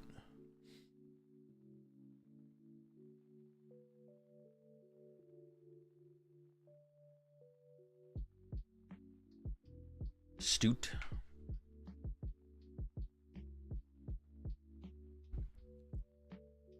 Yeah, we should call it how we see it. Ryan's just straight throwing. Oh, I do agree. Ryan's making a mistake from not playing faster. No sense of urgency. That's the word I'm going to use now, or the term, phrase. That's a phrase I'm going to use now when players are not playing fast when they should be. No sense of urgency. There needs to be some sense of urgency from Ryan to have a chance to win. Like, and the thing is, like, I like digging into it a little bit. You can dig into it a little bit deeper as well. You can dig into it a little bit deeper as well and be like, there's no sense of urgency from Ryan. You can expand upon it further. Like when you talk about like playing a deck at a tournament to try and get like an expected result, like this is part of that, right? Like Ryan is playing this Gigas Pikachu deck. You hit a good matchup in Lugia. You need to get the win here. You need to win this matchup. Because then if next round you hit a bad matchup, you need to be able to make up for the variables of you hitting bad matchups or unfavorable matchups or like tying a match by winning the matchups you should be winning. 25 seconds left here. So the game should end on Ryan's turn. So as long as Kieran has, or time should be called here on Ryan's turn. So as long as Kieran has a basic Pokemon, which I see an Ultra Ball in hand, we should see a tie because Ryan will be turn 0, which means Ryan will only get 1 more turn. So the maximum amount of prize cards that Ryan can actually draw here is 4. Can the player see how much time is left? No, but they can ask the judge or they can be wearing a watch. Like Kieran has a watch, Ryan doesn't have a watch, and time is called. I wouldn't be surprised to see Kieran just show Ryan that he has an out to a basic and be like, you want to tie? Oh, Lugia V-Star for double Archeops. That also works. So Kieran shows Ryan. Oh yeah, Kieran's got plenty of Lugia V-Stars there. Kieran shows Ryan, hey, you can't win. I can't win. Do you want an ID? Just take the tie. And that means for our prediction result, it will be a tie.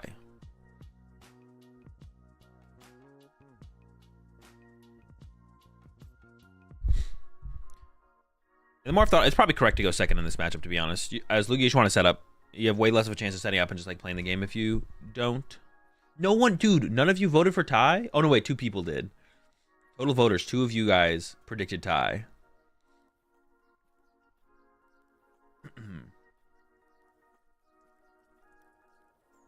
Yeah, so Ryan's sticking it out, still playing it out, but it's just a formality at this point. The game's over. There's no win condition.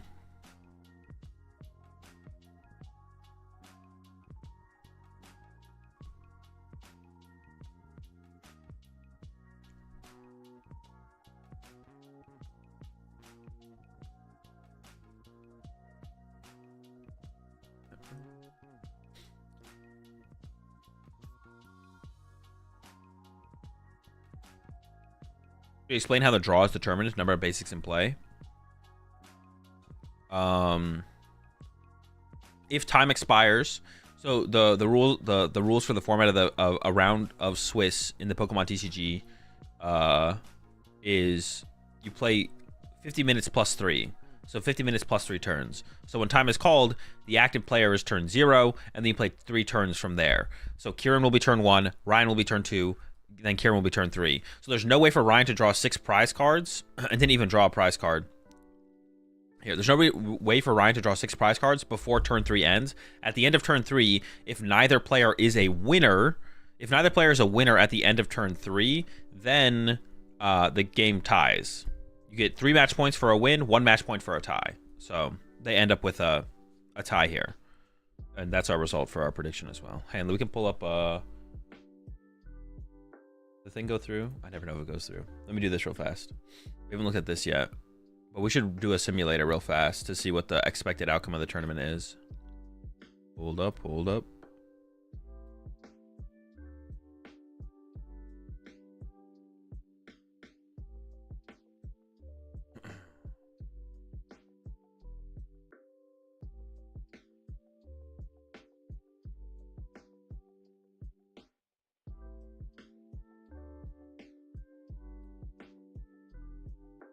All right, so first thing we're gonna look at is how many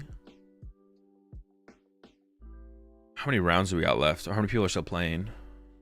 A lot. People are cooking. Take a look at some of our. Actually, we'll look at this after. So we got 2137. So we're gonna go run a simulator real fast. 2137. So we're gonna see what we need for cut. I'll probably give it a 16% tie rate, to be honest, because it says 15. It was 16 last round. It's 15 this round, but it's gonna go up once we get to the winning in round and people ID in today too instead of playing it out. And I did the math on this. I think 0.5 is correct. I think 0.5 is correct with this, but it might be a little bit higher. A lot of players, it might be higher, maybe like 0.6. A lot of players ID at 5, or it's gonna be 6 and 2. A lot of people are gonna ID at 6 and 2 in today too. We'll put 0.6. So we're saying 60% of players who are 6 and 2 are gonna ID. Dude, it might be higher. It might be 70%. Dude, it's really high. It's like really, really high. Is ID intentional draw? Yes, ID is intentional draw. So instead of just sitting there and draw passing until you naturally tie, the players can just ID instead of that. There's gonna be a lot of players though. Probably 0.8, 0.9. I don't know about that high. Well, no, this is so. I'm not sure how Robin has this calculating on the site, but right here it says fraction of players intentionally drawing today 2 at a record of X and 2, but not every tie that happens at X and 2 is how I understand this. So if someone plays it out at X and 2 and they naturally tie, do they count in this percentage? I don't think so. I would assume no. That this percentage is separate from just natural ties. Like this is the natural tie percentage. And even in the last round, this is still the natural tie percentage. But ties in the last round are way higher because people ID into day 2. Which, I mean, they can't win the tournament if they ID into day 2, but a lot of people do it. So it's not going to be... The actual tie rate is higher than the intentional tie rate. So I think it's like 0.6, 0.7. We'll do 0.7. So top 8 is going to be 31 points, which is... What do we have? 10 3 1 9 day 1 4 day 2. Wait, 10 3 1 can make cut? Possibly. We could still have 8 players at 32, which would be X11. Wait, am I tripping? No, I'm definitely tripping. It would be 10-1-2. 10-1-2. So 10-1-2 is probably safe. So having 2 ties in this tournament is reasonable.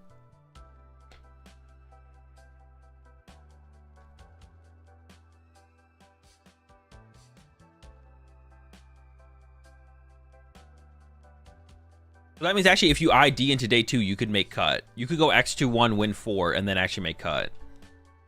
The tie rate is so high that actually X21 has a chance of making cut into day 2.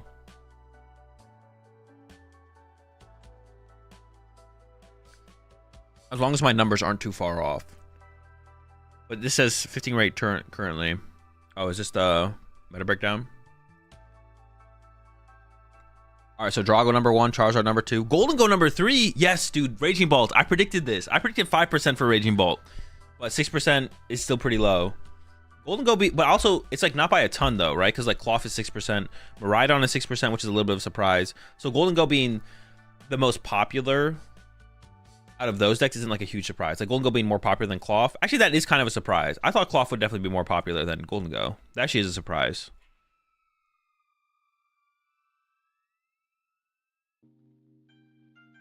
What is the breakers to make day 2 again? X21 or better makes day 2. I thought the point of IDing at X2 was to make day 2. Does it also hinder their day 2 ability to progress if they do cut? The point of IDing at X2 is to make day 2, but it is unlikely that you would make top cut if you ID at X and 2. But in this tournament, it looks like that is not true. For this one, it looks like if you make day 2 at X21, you can you'll probably make top cut if you win out because there's so much tying. The tie rate is so high now that X21 makes cut because everyone's IDing at X and 2 that it now is all of a sudden allowing people to make top cut at X21. I want to see the best of the rest now though, for sure. Yeah, I thought Klawf would be the top of the decks. I thought Klawf would be where Golden Go is, and Golden Go would maybe be where Klawf is. Can't believe I'm witnessing Bolt not being top 3. Nah, that's an easy prediction. Bolt is so bad right now. Literally a terrible deck right now. So have you watched any of this year's CDL so far? Yeah, I watched every... I didn't watch any of the matches yesterday. I caught the first match yesterday. I watched all of week 1 though. What makes Bolt bad? Bad Charizard matchup, bad Klawf matchup, bad Golden Go matchup, favorable Drago matchup, but that's not enough. Yeah. I mean, I agree with you. I just don't have much faith in the general player base. I mean, it just takes time. It just takes time. It takes time and results, and the results have been really, really bad for Raging Bolts, and Raging Bolts' bad matchups have been getting more and more popular. So it has to come down eventually. No one likes losing, right? No one likes losing. So even if you like your Raging Bolt deck and Raging Bolt's a fine deck, at a certain point, you're starting to lose so much where you're like, wait, I just don't like playing this. Why do people keep playing Raging Bolt? Are they just fans? I don't know. You'd have to ask them. Ideally, into day 2 is to play more games and play for prizing, not to win. Well, now you can win, and if you make day 2 at X21, you can... It seems like you'll be able to make top cut. Earlier you said if they ID, they can't win the tournament. I was confused. So they'll day 2, but not cut and probably have too low of a rank to cut to top 32 the next day. No, if you make day 2, you can win out and get top 16 or top 32. But with how high of a tie rate we expect for this tournament, you'll actually be able to make top cut. You'll be able to make top 8 if you enter day 2 at X21. Yeah, if you make day 2 at X21, you'll probably be able to make top cut.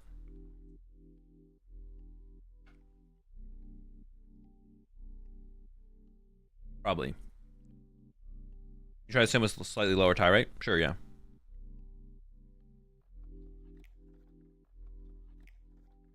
X1 hasn't been guaranteeing cut in recent tourneys. This one is more likely. Yeah, exactly. X1 was almost guaranteed to never make cut going into the season, but then they lowered the bar. So what happened is going into this season, for how they changed the format, X2 making day 2 or X2 making top cut, X21 making top cut, anyone with like a tie making top cut was like impossible. But now that they lowered the bar to make day 2, a lot more people are fine with tying and are even IDing into day 2, which means the tie rate is super high. If the tie rate is super high, then it's easier to make top cut with less match points because there's less match points in the tournament being distributed amongst the players. So we can go here. Yeah, so let's go like 15. And let's put this to... Let's put this to 0.6. And then let's calculate it. And then we have...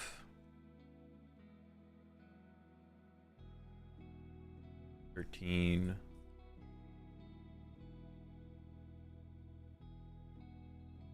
We have 10-1-2, not 10-2-1 making cut now. Wait, did I do that wrong actually on the 10-1-2, 10-2-1? Oh, maybe I did that wrong. If we put this back up to 16,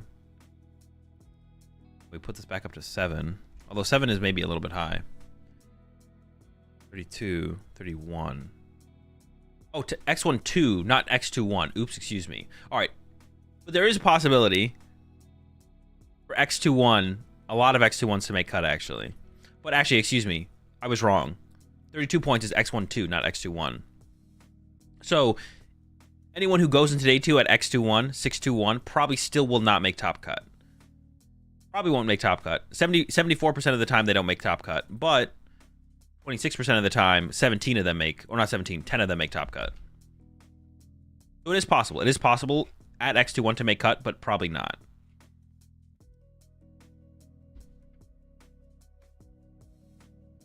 Wait, no. No, I am wrong on that. Because X1-2... Oh, no, I'm not wrong on that. You make a video about major tournaments in regards to calculating points, IDing, and stuff for newbies. I feel lost trying to play my favorite deck while people team me and calculating their way into cut. I could probably make a video and put it in my Metafy group at some point. I need to make a video on gentlemen's agreements to put in the Metafy group. I'll probably make that today after the stream. I need to catch up on all that stuff for the Metafy group.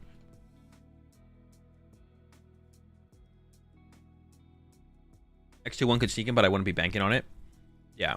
And I'm pretty sure you just read this as a percentage, this number here. I could be wrong on that. I'm actually not 100% sure.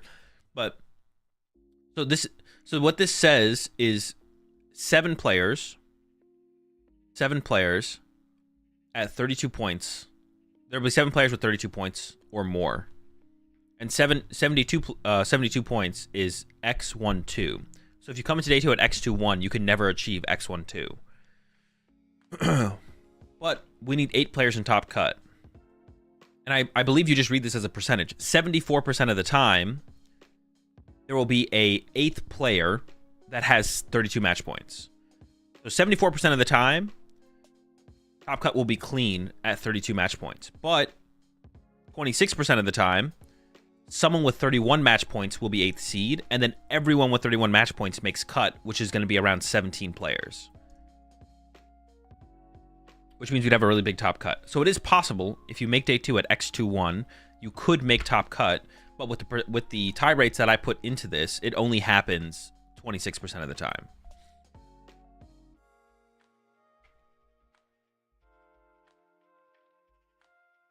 I actually don't know if you should be reading this as a percentage or not, but that's just my understanding of this, like how you can read this number. You just read it as a percentage. Sorry to go back as well. You follow the CDL? I do, yeah.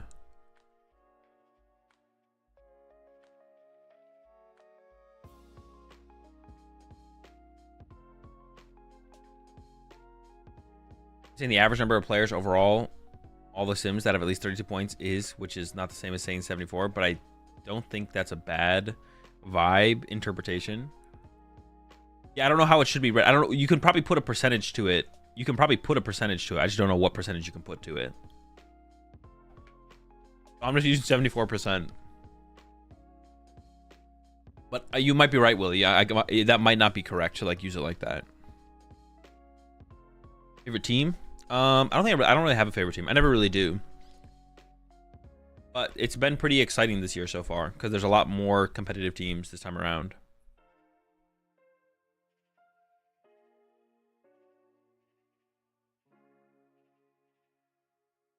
I'm pretty sure that number is the cumulative players at the record or higher. Yeah, no, that's what I said. I said they'll be at...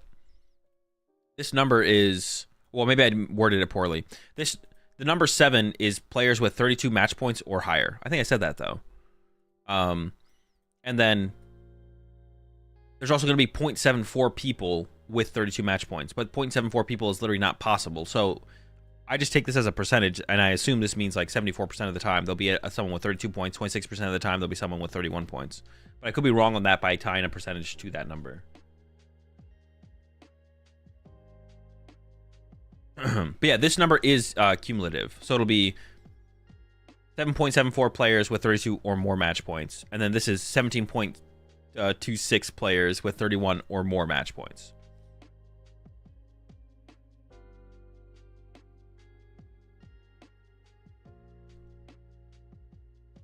Hey, did they not show best of the rest on the meta? This is the day one meta. And I'm just going to leave this up. I'm going to go run and use the bathroom real fast.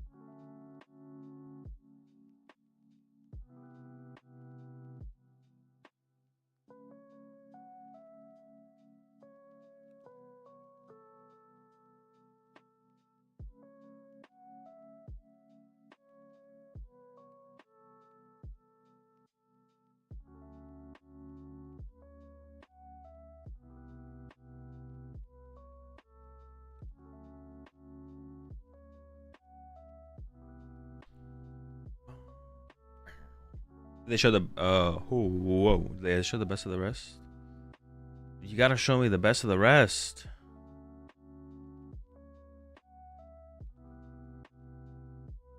They don't show it to me, I'm gonna be pissed. I feel like that this is like there's so much information to like go off of. Or there's so much information missing that would be nice to know by seeing the best of the rest. Because like there's so many decks that are missing. Not missing, but like how popular is Guardy is like a big one. I think there's another big deck missing from this though. What else is missing from this? That Klawf and Golden go up here now. Lugia. Lugia's been off the map for a while. I'm not really too. I mean, I think Lugia's a good play for this tournament. I just don't. How popular isn't like that big of a deal. Terrapagos. It'd be cool to know where Terrapagos landed. Lost on Box. Yeah, it'd be cool to know how far Lost on Box fell. It definitely fell. How far did it fall? Palkia? Palkia's been dead for a while. 1% deck.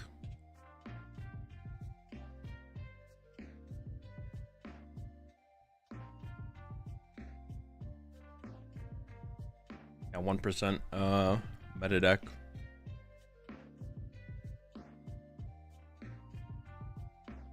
Dragapult? Yeah, Dragapult with the resurgence of like the Thorns build. It'd be cool to know how popular Dragapult is. That's a good one, yeah.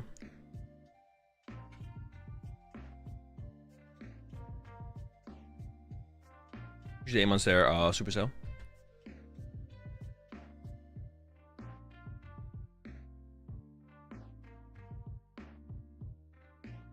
Alright, we'll adjust our calculations as the tournament progresses.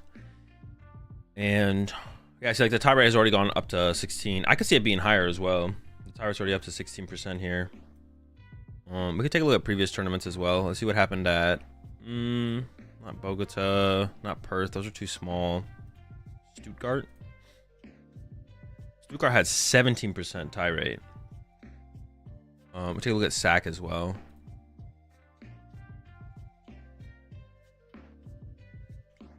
We appreciate the 10 months there, Nick.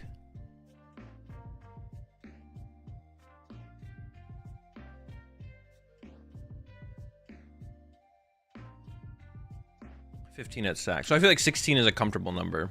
I mean, we've had 3 majors, 15, 16, 17. So 16. I would lean more towards 17 than 15 for Toronto, but we'll see.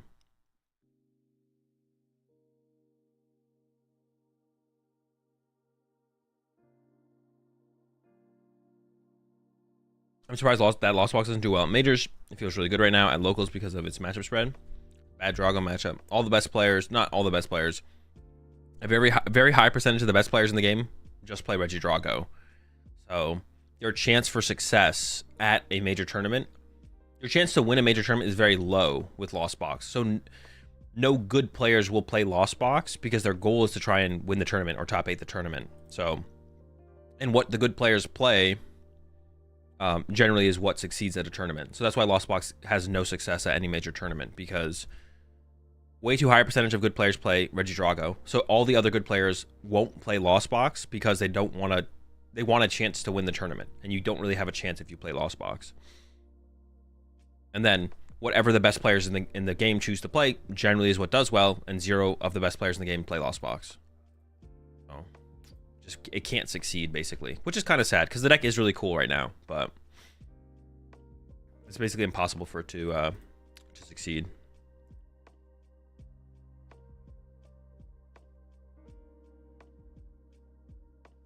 Before Tord wins with Lost Box Hydreigon? Bro, there's no way it's Lost Box Hydreigon. Lost Box Hydreigon has to be terrible.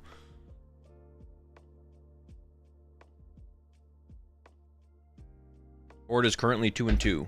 Someone in chat said with Lost Box.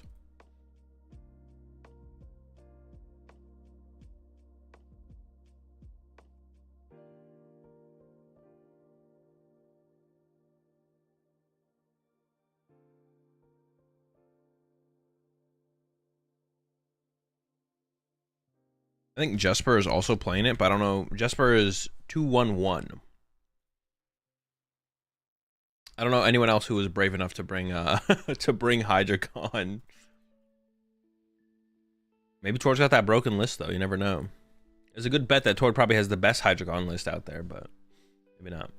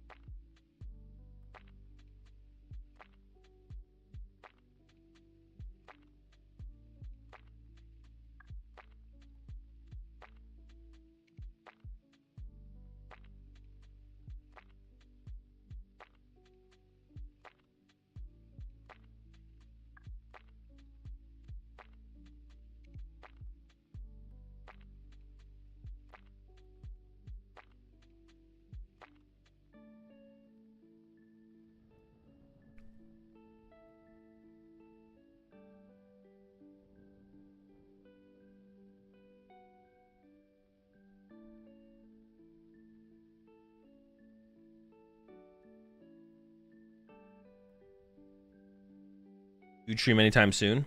Next week. Next week we'll bring the dude streams back. Next Thursday. That's when we were doing them before. Thursday, right? Bet Tord has the best Hydreigon list of the tournament. I also bet he has the worst Hydreigon list. It's definitely possible. Any thoughts on the upcoming Badoo? Seems pretty good. Good card. I don't know, I feel like it's probably not going to be as bad as the Doomers, the Badoomers are making it out to be. I think Badoo is, I mean, I don't know, everything settles eventually into like something pretty reasonable in the Pokemon TCG. Most of the time things settle into something pretty reasonable, but so I don't know. There's definitely there's a lot of Badoomers out there, but I don't think it's going to be that bad.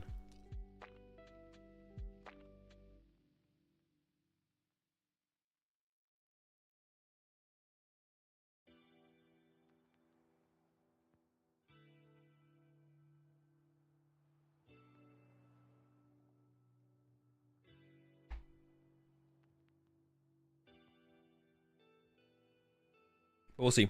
It could be pretty toxic. And like winning the coin flip to choose second to item lock your opponent could be pretty... I assume that's what people are doing, right? You just win the coin flip, choose second, attack with Badoo, repeat.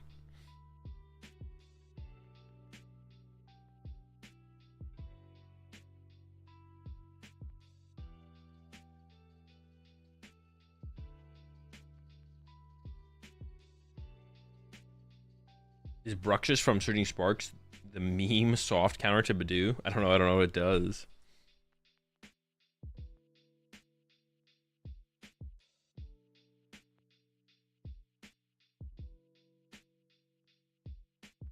Did Regis lose game 2?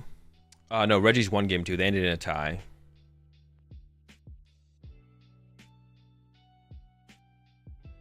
It's retaliatory damage. Oh, I mean, you can also play Elekid, right? Does Elekid doing just like 30 damage also like works? I saw like some Miraidon lists with Elekid in it. You can just go Elekid, knock out the Badoo.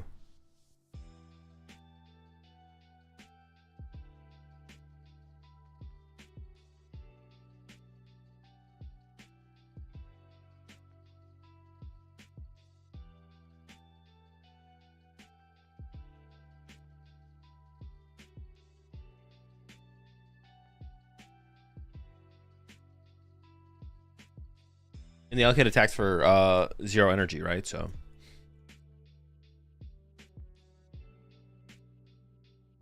I don't know what the Hitmonchan does, but I assume it does 30 damage for 1 energy.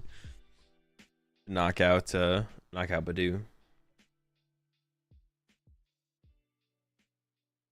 Bruxish from Surging Sparks when this Pokemon is in the active and damaged, even if it's knocked out, plays 3 damage counters on the attacking Pokemon.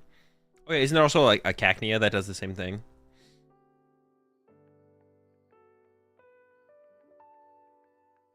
Hitmonchan does 30 damage when it takes damage. Wait, as like an ability or an attack? As an attack, that wouldn't be that good then.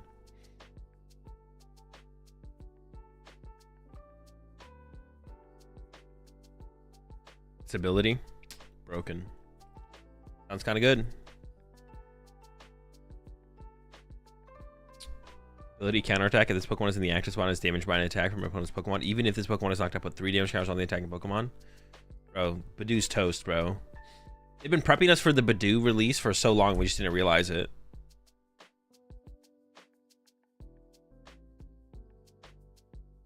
Yeah, we didn't realize why they were giving us all these Pokemon that deal 30 damage through abilities or for a free attack like the Elekid. But now it all makes sense. It was all to counter Badoo.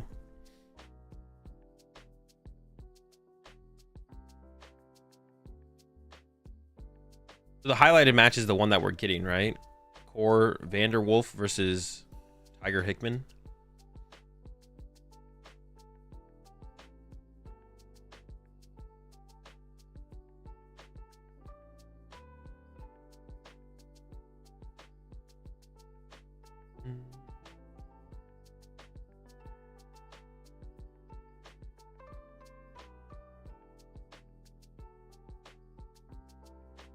Art and Jugulus from Temple Force has the same ability. Man, they gave us tons of options. Yeah, but Badoo sounds terrible. Badoo's cooked. Badoo stays cooked.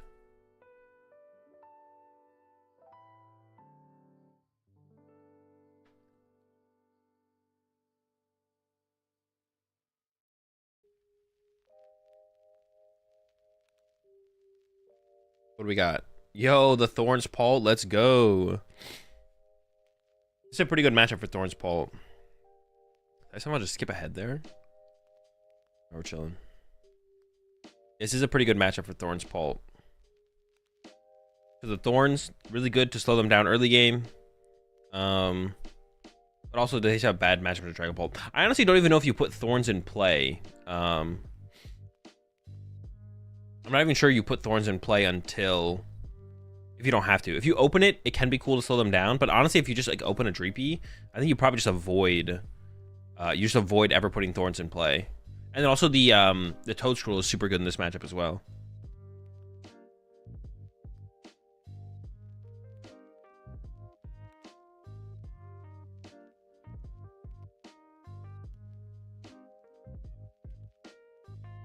Yo, they got Pram on stream. I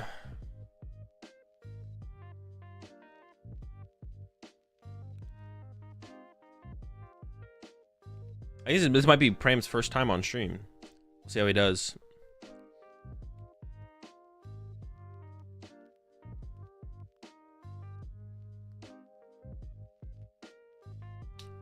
Can't start Lone Dreepy if Klawf going first. Oh, true. I guess you wouldn't want to do that. Looks like an Alakazam start there. No idea Pram was a judge. Yeah, Pram started judging this season. All right, prize cards are coming out. Let's take a look at them. Rotom, interesting. Wait, this is Klawf Terapagos, right? Ooh, a Dragapult is prized. Ooh, a whole Dragapult line is prized. Should be fine though. Still on the Dragapult side, prizing a couple Thorns doesn't matter. Should be playing 2 Team Evos. Team Evo being prized. The Genesect being prized. Ooh, wait, this list does play Genesect. So Genesect being prized is huge. So that you should... Vanderwolf definitely wants to go first in this matchup and turn 1 Genesect, shut down the trolley. That's what you want to do.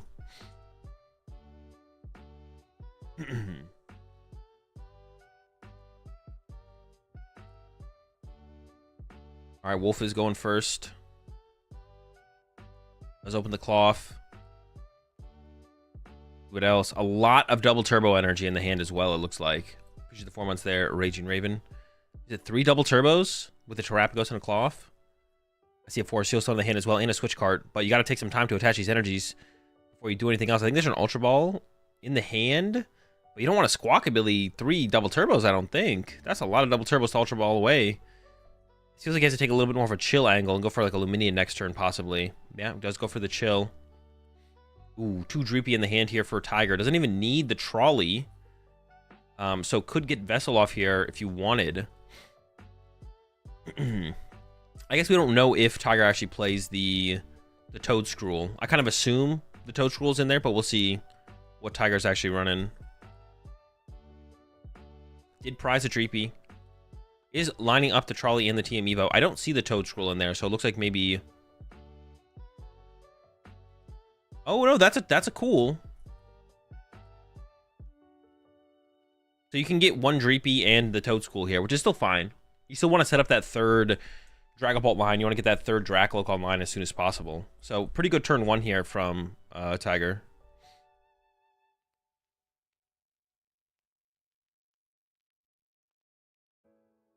I wouldn't put an Iron Thorn. I don't think I'd actually. I don't hate putting Iron Thorns in play. I don't think I'd put Iron Thorns in play here. I would definitely go get the Toad School for the potential of the Toad Scroll. He is going for a Thorns here. Yeah, I'm not sure how I feel about going for Thorns. Doesn't get the cool. That's interesting.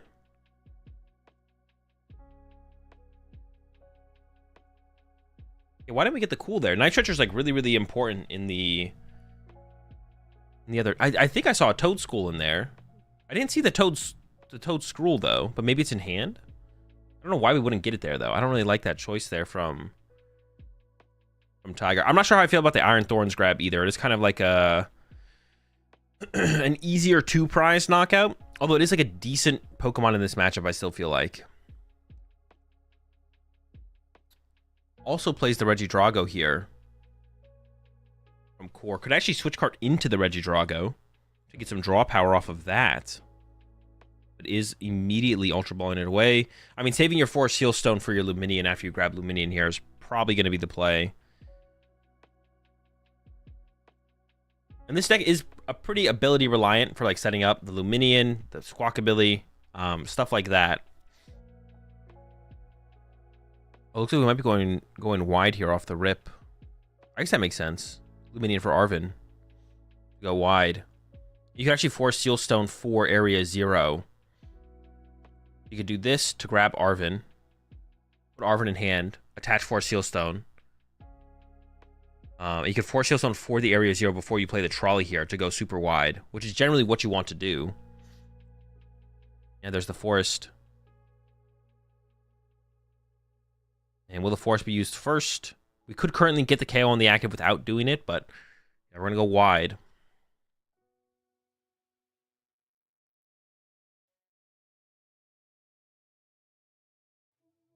I don't know why Core is shuffling here. I was going to say Vandering. Core is shuffling, yeah. Actually, we maybe should discard the switch card. Oh, I guess switch cards are pretty impactful in this matchup, actually. I guess kind of maybe the question is, like, what are you going to do for the attack this turn from Core? You could go for, ooh, Iron Bundle. Ooh, I do like that. Either get to KO, well, I mean, we'll probably get the KO on the Dreepy here, but that's a pretty good knockout, to be honest. Thinking about second Terrapagos. Goes with second Klawf. I don't know if I like second Klawf here. Klawfs aren't that good in this matchup. They just die to Dragapults.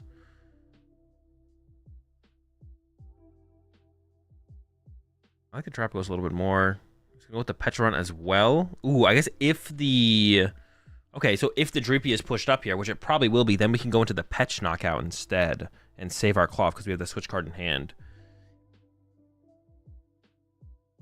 That would be a possibility. Okay, we're all loaded here. And then here comes the bundle. And it's got to be a Dreepy push. Yep, immediately into the Dreepy here.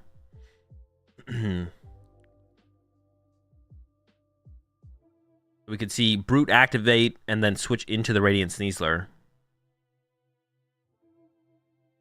Or excuse me, not the Radiant Sneasler, into the Pecharunt. But actually goes for the Klawf knockout. Okay. It should take 10 from poison there. I do like this Alakazam push here.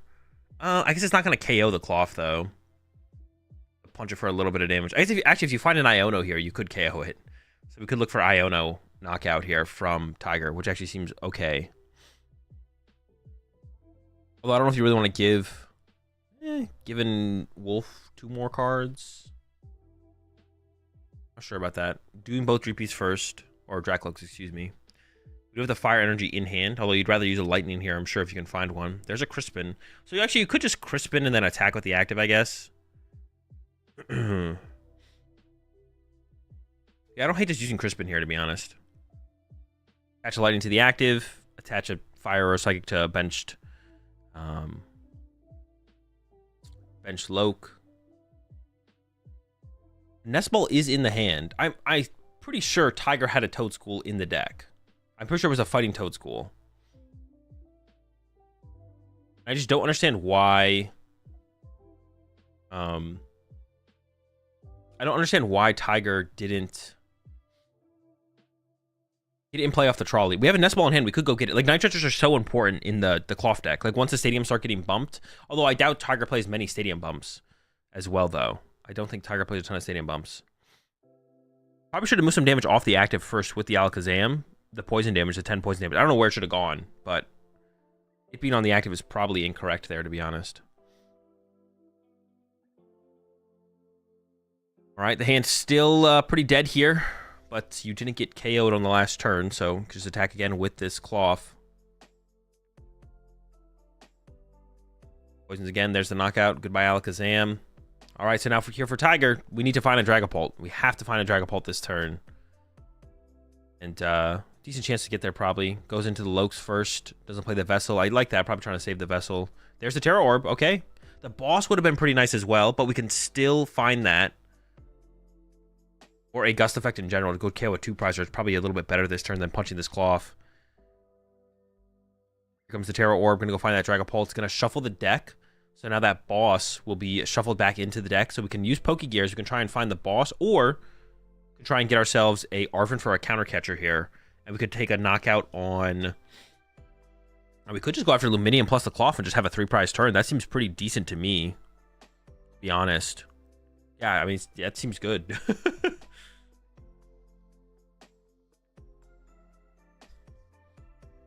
I think, yeah, just punching the active here is just so low value. You definitely want some kind of gust. Hey, there's the boss.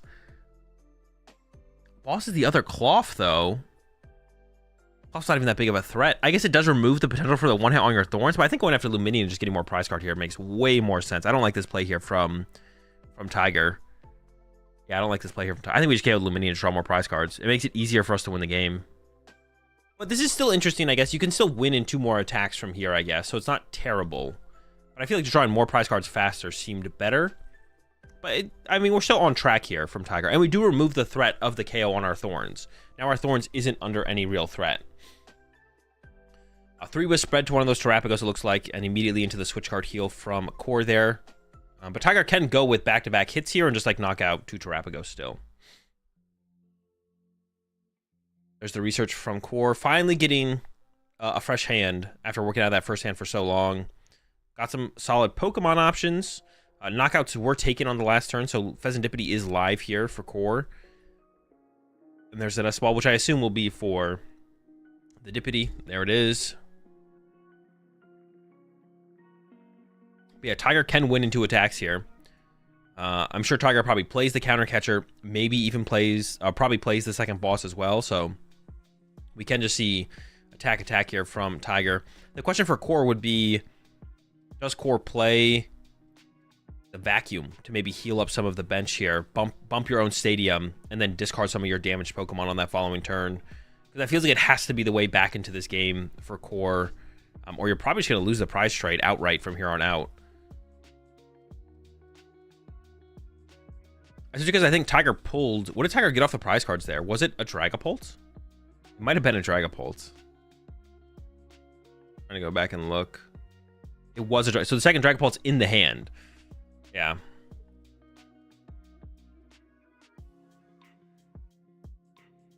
Is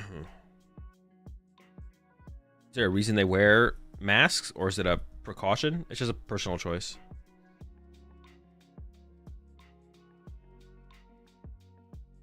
Shouldn't they just petch?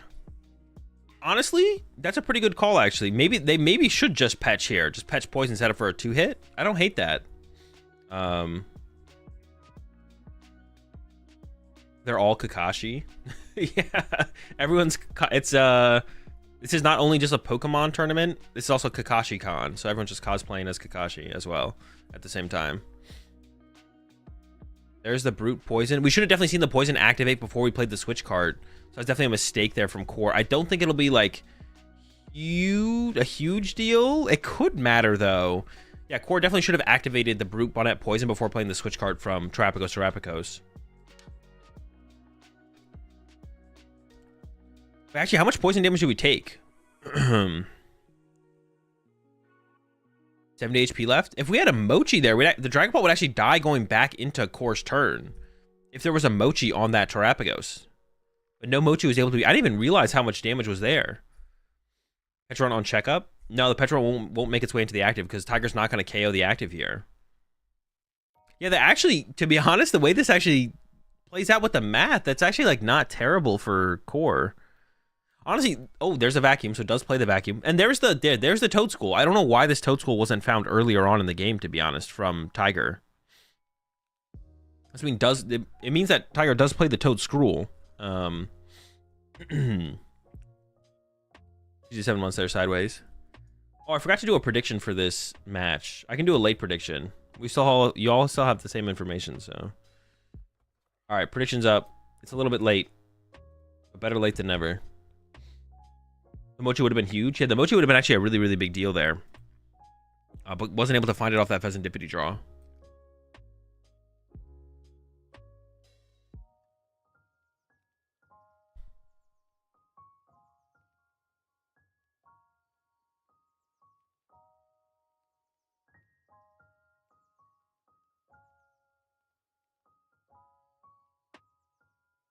There's an Arven for the vacuum. And this does take away, or makes it harder for Core to go like Stadium plus vacuum of his own. To actually be able to get away, to remove damaged Pokemon from play. Because now on Core's turn, you would need an Area 0, plus Pokemon to fill your bench, plus to find your own vacuum on top of all of that, and then make sure all your damaged Pokemon are on your bench.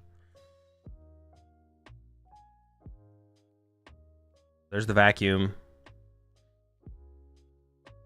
Or gets rid of Luminion. Guru. You might see Petch. Oh, goes with the Pheasantipity. Oh, so now Tiger's attack here, we're going to do 200 to the active, and then we can put 10 damage on Latias, 3 on the Terapagos. So we're set up for that 4-prize turn here from Tiger. 220 plus 40 with Mochi plus 30 poison on each turn actually would have been enough. That's insane. Yeah, and also there's like no switch cards in Tiger's deck. Like Tiger plays like a rescue board. Yeah, if you had gotten KO'd by poison going back into Core's turn, this game would have actually been a lot closer. Honestly, it would have been pretty close. Would have been pretty close here for sure. I'm definitely giving Tiger the advantage at this point. Oh wait, Tiger didn't put any damage on the Latias. Why not? It's just 6 on the other Terapagos. I feel like there definitely should have been some damage put on that Latias there. Just split it like 3 and 3 or something. Or you could have put like 2 on the Pecharunt. So you could have gone like 1 on Latias, 3 on Terapagos, 2 on Pecharunt. So Pecharunt is just like a target. I don't know. I'm not sure about that.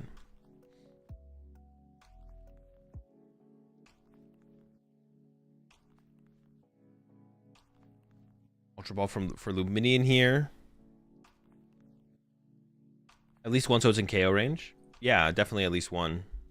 Alakazam. Yeah, but that's one more card that you need. Why would you want to make yourself have to need one more card, potentially? Doesn't make any sense.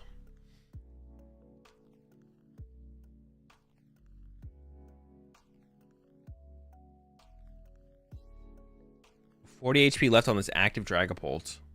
You definitely have to KO it this turn. I guess you just run to Petch to KO it, right? Oh, wait, we have Latias, too. We don't have to even get rid of the energy. I forgot about Latias.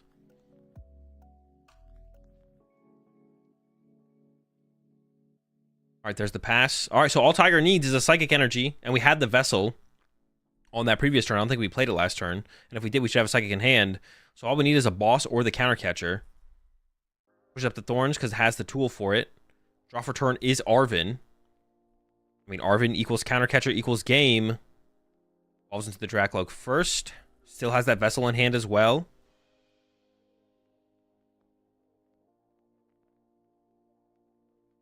Vessel away the basic lightning. Going through the motions here. But yeah, should have game here with a counter catcher. Unless it's... No, it's not prize, I don't think, right? Counter catcher's in there. Okay, yeah. So this should be game. Psychic. Arven. Grab the counter catcher here for Tiger.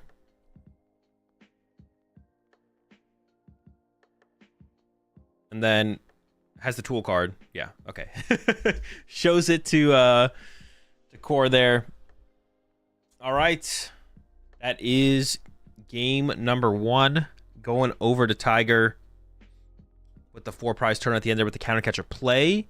Yeah, the Iron Thorns, I'm not sure. The Iron Thorns, I don't know if the Iron Thorns should be coming into play or not, to be honest. I'm still a little split on that. I think it maybe depends on how many Dragapult pieces you prize. That definitely is like a factor. Definitely is a factor.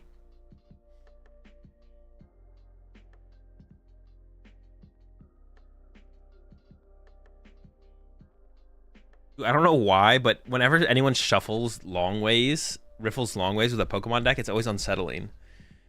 I feel like every time, oh gosh, the way Tiger riffles, that's what I'm saying. It's so unsettling, bro.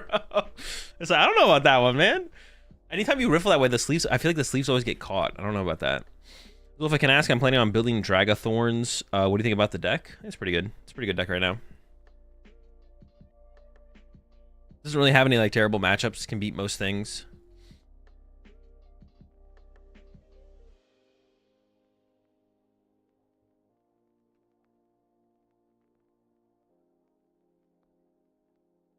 I wonder what his hat says that they made him cover it. It probably isn't. It's probably just a logo. They just make you cover up all. Like I wear my shorts that I've worn at events in the past are champion shorts. They make me put like a little piece of black tape over my shorts. Just a logo.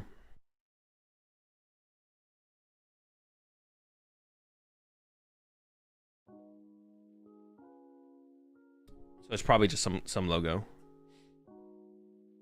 If it said something that they didn't want to be on stream, like they would just like make them it would make him get rid of the hat. He wouldn't be able to wear the hat at the tournament. The tape on like clothes and stuff on stream is usually just cover up brands. You always get offered a shirt though? No, they offer you a shirt if there's something they need to cover up. If there's something you need to cover up. And you can ask for a shirt even if you don't have to, even if your shirt is fine to be on stream.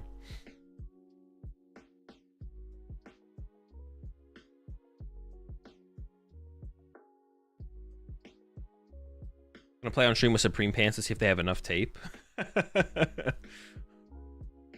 Nest Ball for Terrapagos here from Core. As the Brute as well. Just punching some stuff to play around Iono. And also can't use the Rotom. The Iron Thorn start here from Tiger. And we got the Arvin. Excuse me. Jeez. From Tiger as well.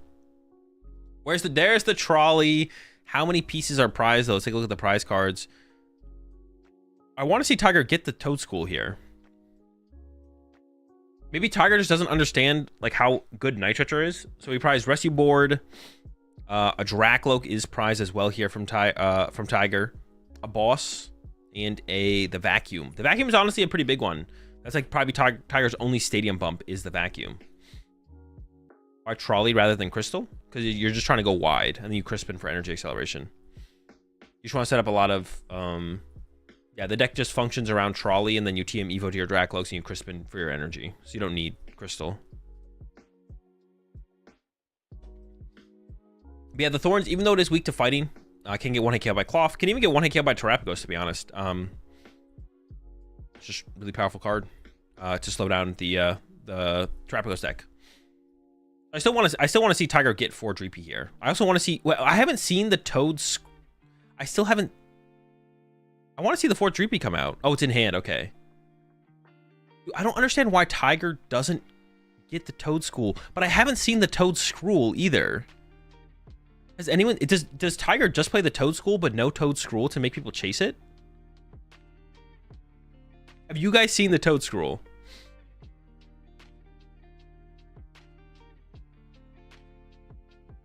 Isn't the mirror match of Klawf a really big thing for tournaments? How big a mirror match is just depends on matchup spread or matchup percentage or expected success of a deck. I mean, so like, no, Klawf is like a 6% meta deck or something. So it's not, the mirror match is not that big of a deal. The answer is no. But like, to go further than that, mirror matches, how important it is to like be experienced for a mirror match literally just comes down to like matchup percentages though. Like how popular a deck is for the most part. Sometimes how successful a deck is as well can be a factor, but mostly it's just how popular a deck is. Yeah, has anyone in chat actually seen it? I have not seen it. I've just seen the Toad School. If he's trying to make people chase it, he should still put it in play, though, no? Yeah, exactly. Yeah, he should. It's in his sideboard. Next turn, I feel like the mirror match is very luck-based. I mean, mirror matches are more variance-dependent than other matchups. Mirror matches are more variance-dependent than any other matchup in Pokemon, almost always. Mirror matches are going to be more determined by that. More determined by variance. Heard you talking about Toad Scroll in Zard on the podcast and not playing the Duskline. Do you think we just add a 1/1 Toad? And what do we do with the other 2 spaces? I have no idea. I'd have to put a list together. Melman.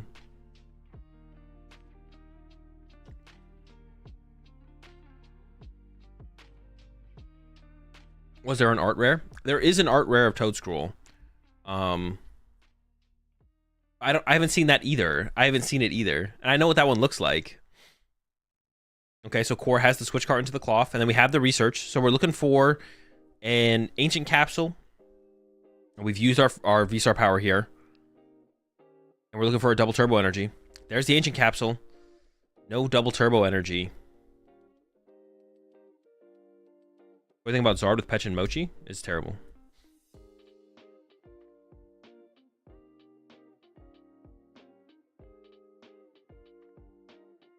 Why Drago in the deck? Just for draw power. For when you get late game IO node, you can push Drago, draw cards, and then retreat it off of Latios into anything. And then Vesendipity on top of that. Do you see a Nest Ball coming out here from Core? The hand, yeah, the hand's pretty mid. Goes for the Iron Bundle, though. Okay, so this will give us access to Rotom, potentially. The rescue board is prized here for Tiger, so Tiger won't be able to attack this turn with a Dragapult. Or actually anything, because the rescue board is prized.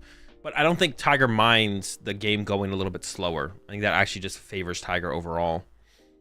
And then here comes the Trolley as well. Oh, the Trolley would let us get into Latios here.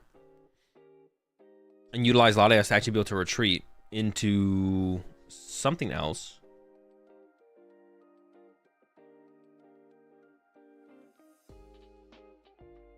Yeah, that would let us be able to retreat into something else here.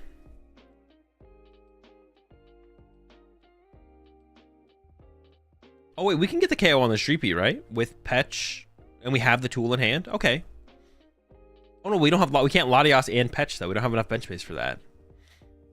I guess we can KO the Dreepy going back into our turn, which is also, like, okay, I guess.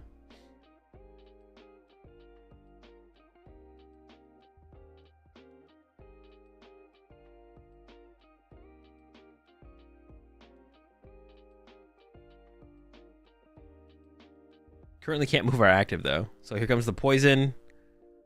And then no Latios was found. It's going to be the Rotom for 3. Okay, so Dreepy takes 30. Klawf takes 10, and we get 3 cards off this Rotom here. All right, over to Tiger. I just want a close-up on a deck search from Tiger here so I can figure out if there's a Toad Scroll in there. Oh, wait, I think I did see the Altar Toad Scroll in the deck. But why wouldn't we play it here from Tiger? I'm just so confused. Why wouldn't Tiger actually put the Toad Scroll in play to become the Toad Scroll? But I think I saw the alternate art Toad Scroll in the deck. So Tiger initially just going out with thinning the deck with the Crispin and the Terra Orb. I'm not sure I like the Terra Orb being played here from Tiger because you do want to find both Dragapults. So I actually don't like the Terra Orb play here from Tiger. I would like to have seen the Lokes get used before the Terra Orb get used. I do think protecting the Dracloak with the energy on it is probably a smart play. There's an Ultra Ball, so that can find us our other Dragapult, or probably this turn another Drac. Oh, there, it's in the hand. It's in the hand. It is in the hand. The boss is a pretty good grab here. I think I'd go with the boss here for sure. And like I said, I think I would protect that. I didn't love the Terra Orb being used. Goes with an Ultra Ball as well here. Gets rid of the Toad Scroll. Yeah, the Toad Scroll is so good in this matchup. I don't know. I don't like that. I don't know. What is Toad doing in this matchup? Shutting down Night Stretcher. Night Stretcher is such a big card in the... Night Stretcher is such a big card in the Klawf Terapagos deck. I don't know. It feels weird to not set it up.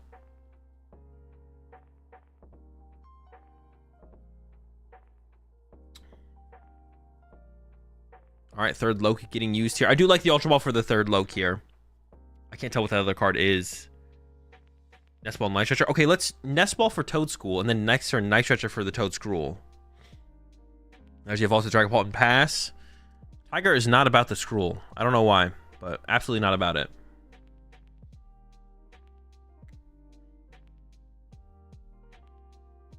The hand here from Core, I'm pretty sure is still just kind of awkward. Has Luminion though.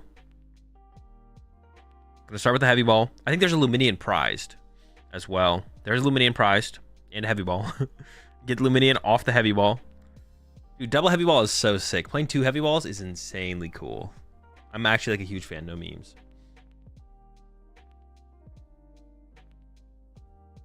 I don't even know. You gotta grab like an Iono here or something. The hand just kind of sucks. It's double Night Stretcher, Genesect, Drago. Like, yeah, the hand is just truly terrible here for Core. There's got to be like an Iono reset or something, I think. I mean, I guess you're getting the knockout on the active no matter what, but you need to build up towards like a... You need to find an area 0. You need like to go wide. Okay, that will unlock the board here. Okay, okay. I do like this from Core. This does unlock our board here. We get the area 0. Double Turbo for the next turn. We have the Terapagos with the Mochi set up already as well, which does lead to be able to 2-hit KO, effectively 2-hit KO a Dragapult. Tiger can kind of play around that by pivoting between Dragapults by using Crispin to accelerate a ton of energy into play. And hopefully Tiger sees that play. The rest of your board is prized here, which is like another tool for that as well. We don't actually even have to see the Area 0 come into play here from Tiger. Tiger could wait. I would like to at least see the double turbo energy get attached to the Terapagos. He is going to go wide, though, immediately here. Nitrogen coming in. To get Iron Bundle... Using Iron Bundle here is so weak, though. It's just going to push up a Dracloak. Maybe it's just going to hold off on that. Maybe he just wants to get into play, I guess. Yeah, Iron Bundling here is just, like, pretty mid. I mean, Tiger would just literally push up a Dracloak.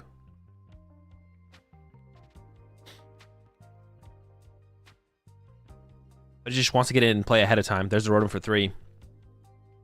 I guess this means, like, if Tiger pushes up Thorns and attacks with Thorns this turn, then you have a way to push the Thorns out of the way to actually use Pheasantipity and stuff like that. That's probably the thought process here from... but the Dragapult immediately pushed up here from Tiger. We see a Boss in the hand. We see a Nest Ball in the hand. Boss is okay. I feel like Boss is still stronger than not using it. Boss KO Rotom seems pretty good here. And then just build up damage on... the Radiant Alakazam comes down. Already moving damage. 2 to the Terapagos. We can't KO the Terapagos, but you could Boss Punch it. I feel like Boss KO Rotom. Well, maybe not, though. I'm actually not sure what is even best. I guess KO the active, load up damage on bench Pokemon is fine as well. Let's see what Tiger goes for. Also, as Tiger here, you do want to load up a decent amount of energy in play if you can find, like, Crispins and stuff. Because you want to be able to retreat your Dragapults between each other to remove that poison if Core gets off, like, the full hit. So even attaching, like, the basic lightning to the active for the turn would be good. But Pokegear into Crispin would probably be a little bit better. Goes for the basic lightning. Attaches it to the Alakazam. I mean, that's still, like, okay.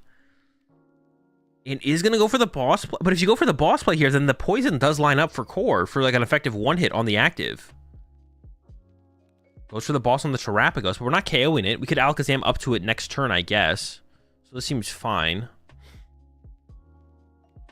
The problem with this play, though, is if Core has, like, a switch card, I feel like.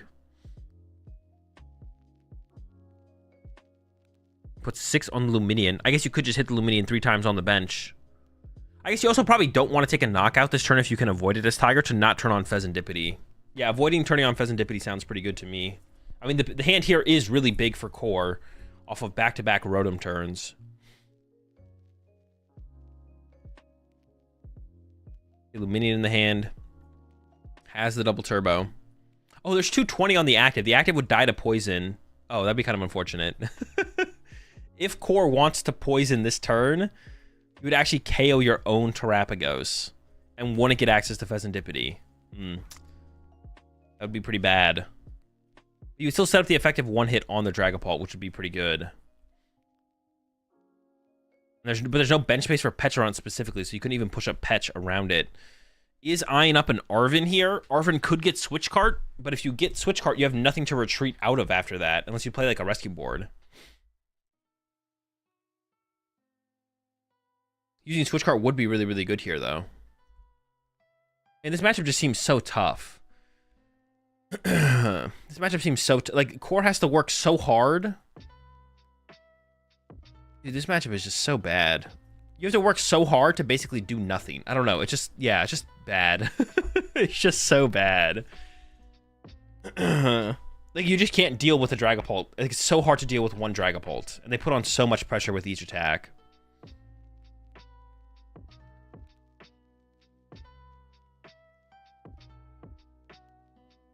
I kind of actually go back to... I actually go back to the beginning of this match. Shouldn't... I don't even know. I don't know. Core grabbed like a vacuum and a... I don't even know what Core got before Sealstone.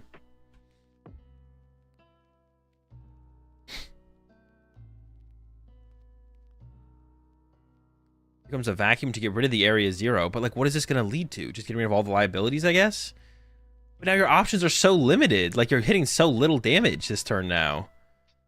Like, are you even going to poison yourself? Or are you just punching? Looks like it is just the punch. Okay. Man, this is going to be so hard to win here from Core. If Tiger has a boss here... that's pretty brutal. The boss would be pretty brutal. Now, that would be Tiger's second boss, which I don't know if you want to burn your second boss. I mean, at this point, honestly, Tiger just needs energy. So grabbing, like, Arven here, to be honest, to go get Vessel would be pretty reasonable.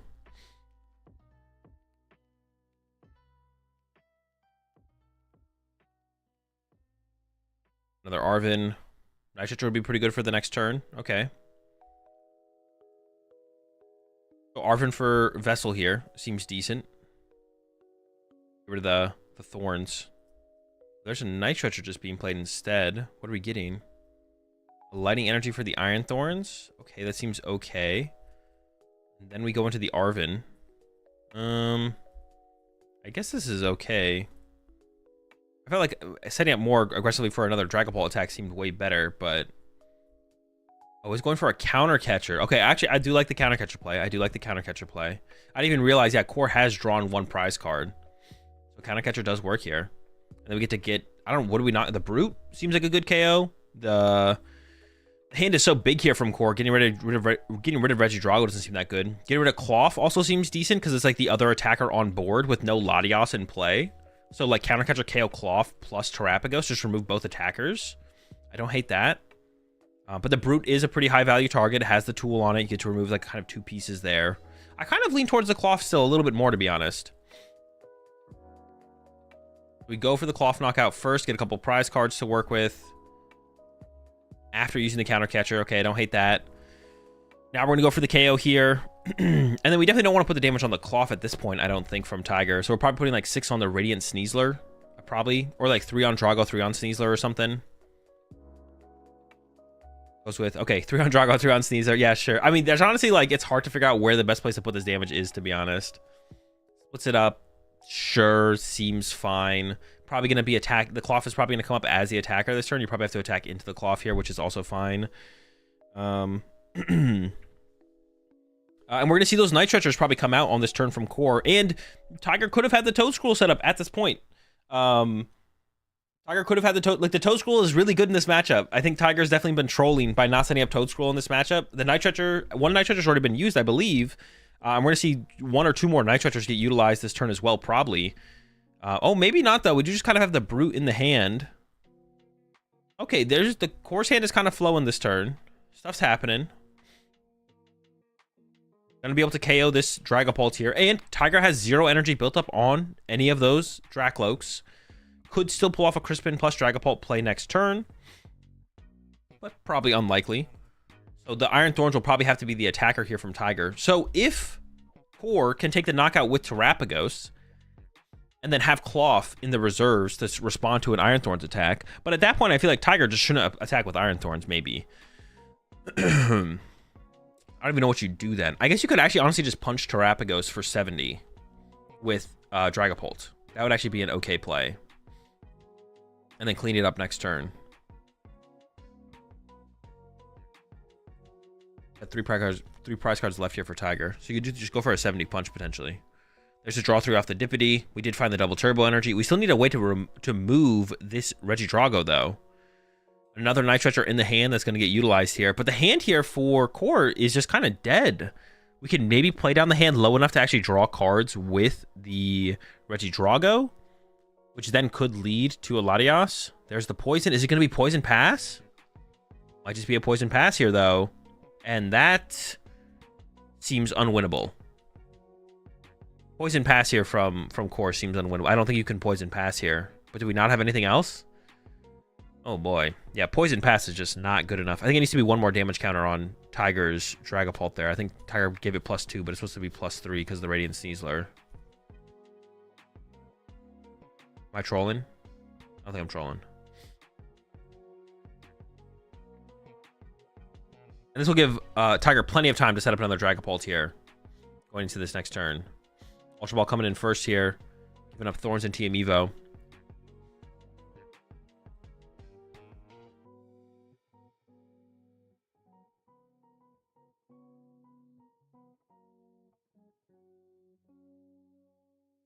Are there prizes on the table? The prizes are off to the side on the... They should redesign the table so the prize cards are still visible on the table. Yeah, they need to redo the Pokemon table so the prize cards are on the table. Oh, there's a stoppage of play here. I think is it just for the poison damage? Yeah, it's supposed to be... There we go. They fixed the poison damage finally. So I think Ultra Ball got played. I assume it was for a Dragapult in the hand now. And now here come the Dracloaks. Gonna look at another 4 cards here. Get a couple more. But yeah, this is like basically a free turn for Tiger. I don't understand. I don't see a win condition here for Core anymore. Because I think the play here from Tiger could literally just be Alakazam, move 2 damage off the active to the Radiant Sneasler. And then knock out the active. Then Tiger could go knock out active. Tiger honestly could have Crispin this turn, actually. I think. I guess you could have waited. You could have tried to get Boss Cat Pheasantipity, though, as well. That would have been fine. Have we played a supporter already? Maybe we have? Oh, has Boss. Okay, yeah, we have Boss on Dippity. That's, I mean, that's pretty good. I don't think it gets much better than that. We don't even have to take the knockout on it. We could just, we could just, like, wait. We could just punch the active and chill. Or you could... go with Alakazam and KO the Pheasantipity, which also seems fine, to be honest. It's going to go for that. And then we can put 6 on the Terrapagos, so the Terrapagos is in range. If it comes to the active, the next Dragapult's getting set up, and there's the Evolve to it. There's a Rescue board on the other Dracloak, and this one is basically over. Goes with 6 on the Drago. I guess that's also fine because you can just KO the Drago off the bench later. The problem with that is that if Core can fill the bench and Core just concedes, okay, that's also fine. That's also like not an unreasonable choice here. A pretty tough situation.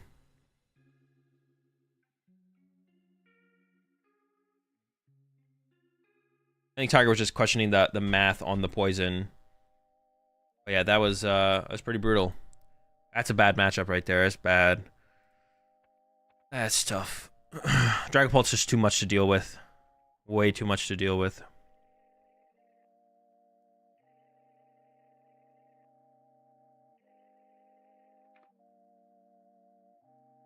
Yeah, they should redesign the... I mean, I'm sure this table was pretty expensive and they probably don't want to have to buy a new one. Although they used to have a bigger table. I'm almost sure this is not the same table that they've always had. I'm pretty sure this table is smaller than... They've definitely had a bigger table in the past. It's like impossible to reach across. This one looks way smaller. The one they have over in Europe is definitely smaller. Like 2 seasons ago, the one they had in America was really big. I feel like this is a different table for sure. This is definitely a new table.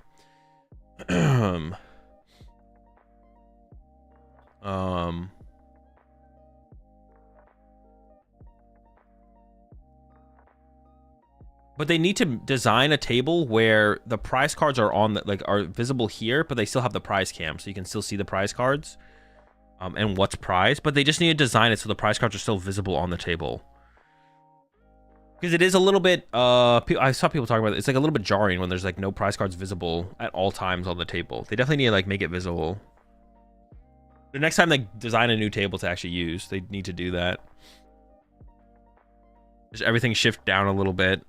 Put the prize cards on the right hand sides, whatever, with the glass so you can see through it still. Or the prize cards on the left hand side, excuse me, whatever. Hopefully they fix that in the future. Yeah, the NAIC that I won, they had the really big tables for that one. And then these tables look smaller though than the really big one. But the table they have over in Europe, it's the exact same table, the way it looks, but it's smaller. Or it might be as big as this one that they have now. I actually don't know. They gotta change the texture of the table too. Yeah, it's like super slick. It's super hard to pick up cards off of. They need a table redesign for sure. They need to get a new table. It all needs to, the prize cards need to be in the camera area. It needs to be a different texture so it's easier to pick up the cards as well. It's actually a good shout. Because it is annoying. Take a look at our 5-0s. 15% tie rate currently, but it'll spike up pretty high probably in the last round. Dude, come on, Canada. What's going on here? In the top 32 players, there's 1, 2, 3, 4, 5, 6, 7, 8. There's 8 Canadians in the top 32, bro. It's all America. What is going on here? Dude, honestly predictable. And honestly, on top of that, we're just better. We're just better. You know, we're just better. And that's fine. Canada, they'll learn. They'll get better. We'll teach them. We go up to Canada to teach them how to play the game. You know, we beat up on them so they can learn. So it's okay. It's okay. Honestly, expected. Predictable. Let's see here. There's a couple Australians here. I don't know. Yeah, Brent didn't make it over this time. A couple players from Brazil. Don't recognize any of those names. Players from Mexico. It's always risky to check these names, though. Blokes. Honestly, not a great showing from the blokes here. Stefan, 301. Fabian's here as well. 212. 212 can still make... Actually... If Fabian wins the next 4 rounds... Yeah, Fabian could still make cut with this record, actually. How's Kieran's record? Kieran was 401. I don't know, somewhere in here. China? Do some players came over from China? 3-1. 1 player from Japan. Oh, Robin's over here? Robin came over. Obviously, mostly Canadians and Americans. It is basically 50-50 as well between like America. There's almost 1,000 Americans, 1,100 Canadians. It's like about a 50-50 split. Kieran is playing Lugia, yeah.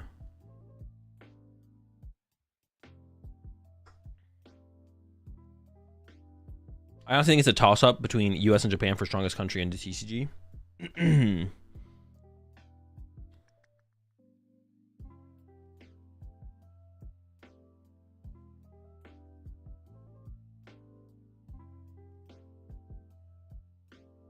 I don't know, it's really hard to calculate a lot of the smaller European countries though. That's like the problem, to be honest. Yeah,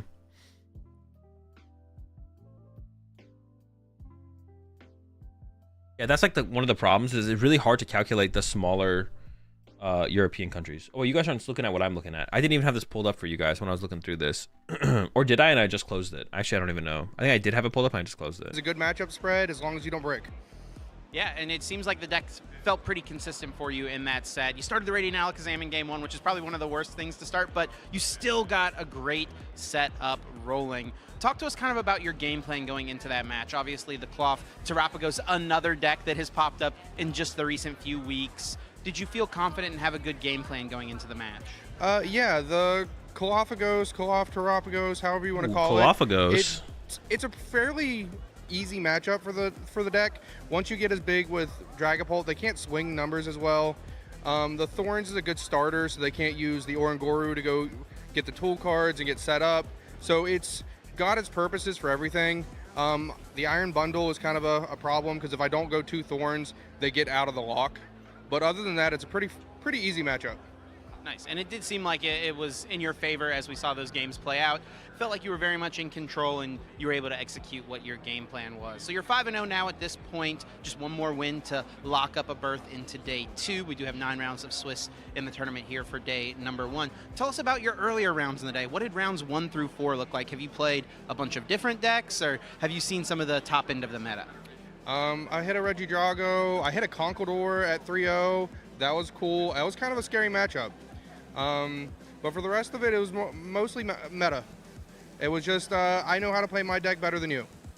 And comfort does seem to be a big factor for a lot of these tournaments. It seems like this is a deck that you've been on for quite some time, made some changes maybe based on recent tournament results, but the core strategy is something you're very, very familiar with. And yeah, looking at some of your tournament results, you definitely are someone who likes to bounce around decks. It seems like you've had some finishes with Charizard in the past, some other decks as well. You know, early on in this format, you've been locked in on this for a while. What led you to this deck? I was never a fan of Path of the Peak, but as an ability Pokemon, it felt a lot easier for my playstyle. And to just shut things down and then get really big and aggressive, it's my thing. I used to play Zoroark V-Star, and that was just get big and hit hard real fast. And it's kind of the same thing. I'm slowing you down for me to get big and hit real hard real fast. Absolutely, absolutely. So we've got a few rounds left today, 4 more rounds of Swiss. Barely halfway through the tournament for day number 1.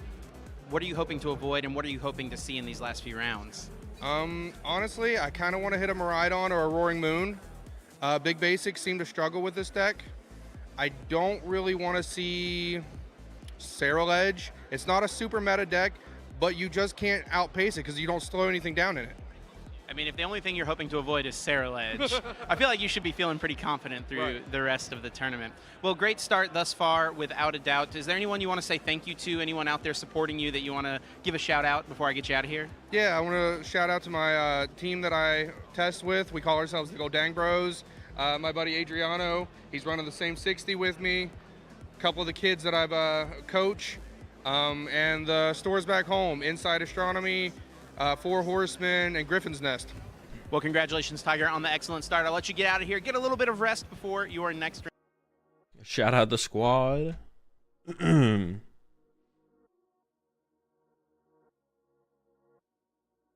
I had this pulled up. I thought I had this. I thought I was showing it on the stream. I guess I wasn't.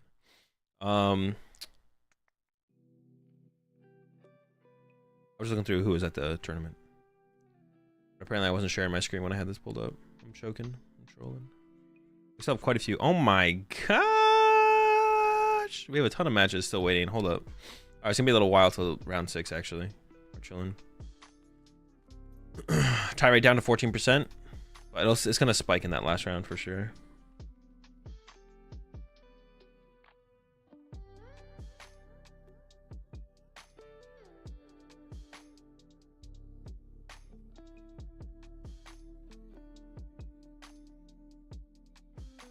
I do not do coaching, no.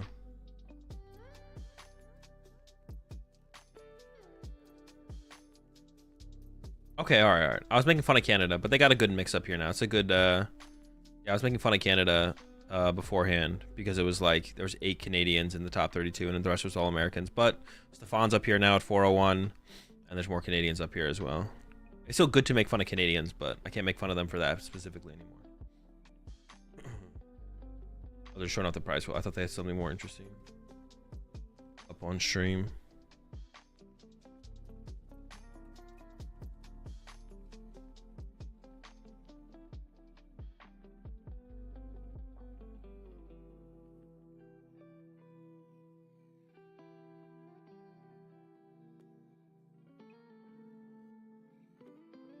Click on the Swedish flag, please. This is the Swedish flag, right?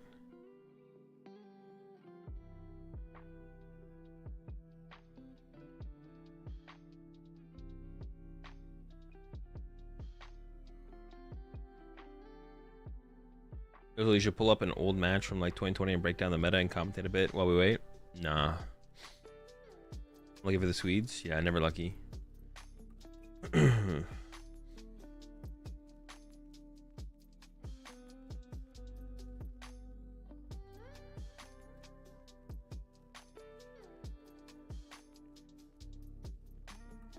thought there would be more Europeans at this. I mean, there's like an okay amount. Like I thought there would be a little bit more. Top decks right now. Charizard and Drago are the top decks. I should actually just have that pulled up as well, so I can like bring up the meta. I just want them to show like best of the rest graphic.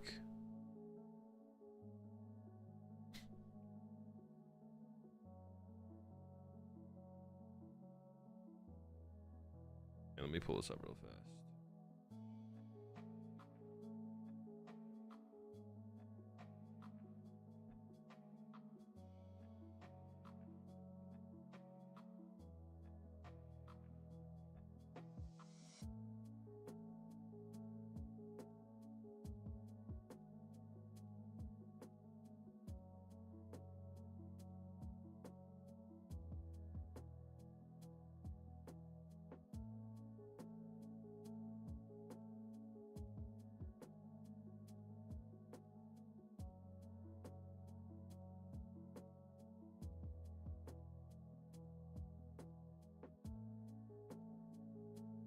Dude, what is the question mark card? What? What is this? They have a bug with their import system.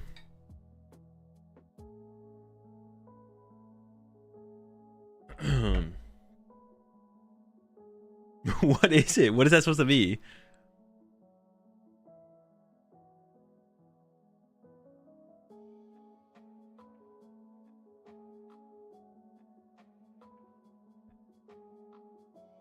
Yu-Gi-Oh! Trap card. Could be anything.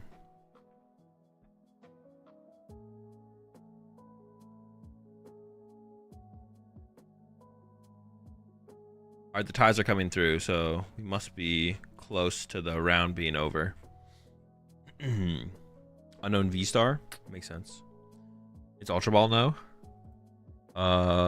Maybe. I assume Owen does play some Ultra Balls. Yeah, it is Ultra Ball. There's no Ultra Ball showing. Appreciate 27 months there, lucky boy. Also appreciate the 4 months there, IB Griffey. And the 7 months sideways rain. Wait, did I pay out the prediction? Wait, did I even run a prediction? Choose outcome. Oh shoot, what was the outcome? And I gotta go back and check. The player on the right one.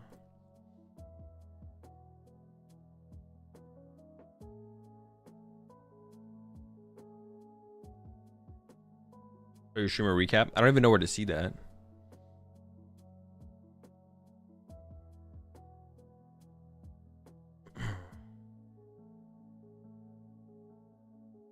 What is the how many people are in Arceus now? Like how hard is it to appreciate the prime sub there. Lame 101. How hard is it to like find games once you get to Arceus rank now?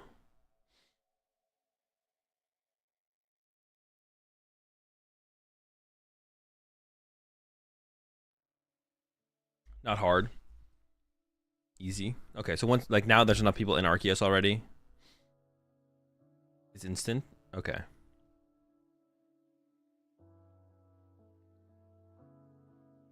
You think Vezendipity hurts the current format meta? I don't know. I don't think about those things. Is it better to have Palkia and Dango or play without it? I think Togekiss is better than Palkia. I'd go with the Kiss.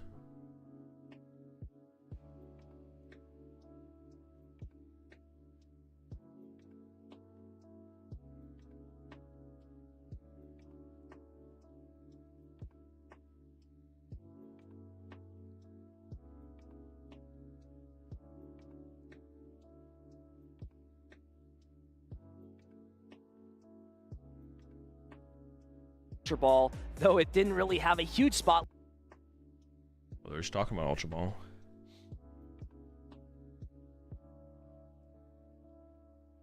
Oh, they got it fixed. They got the Ultra Balls in there.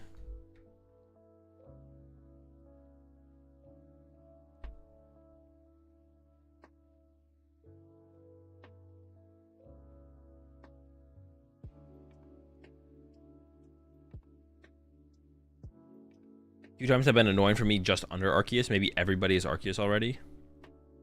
No, there'll always be more people trying to get to Arceus. Don't worry. Although that does sound... I guess that could be a potential problem, I guess. Alright, chat. I'll be right back. I'm gonna go fill my water bottle. Give me 2 minutes.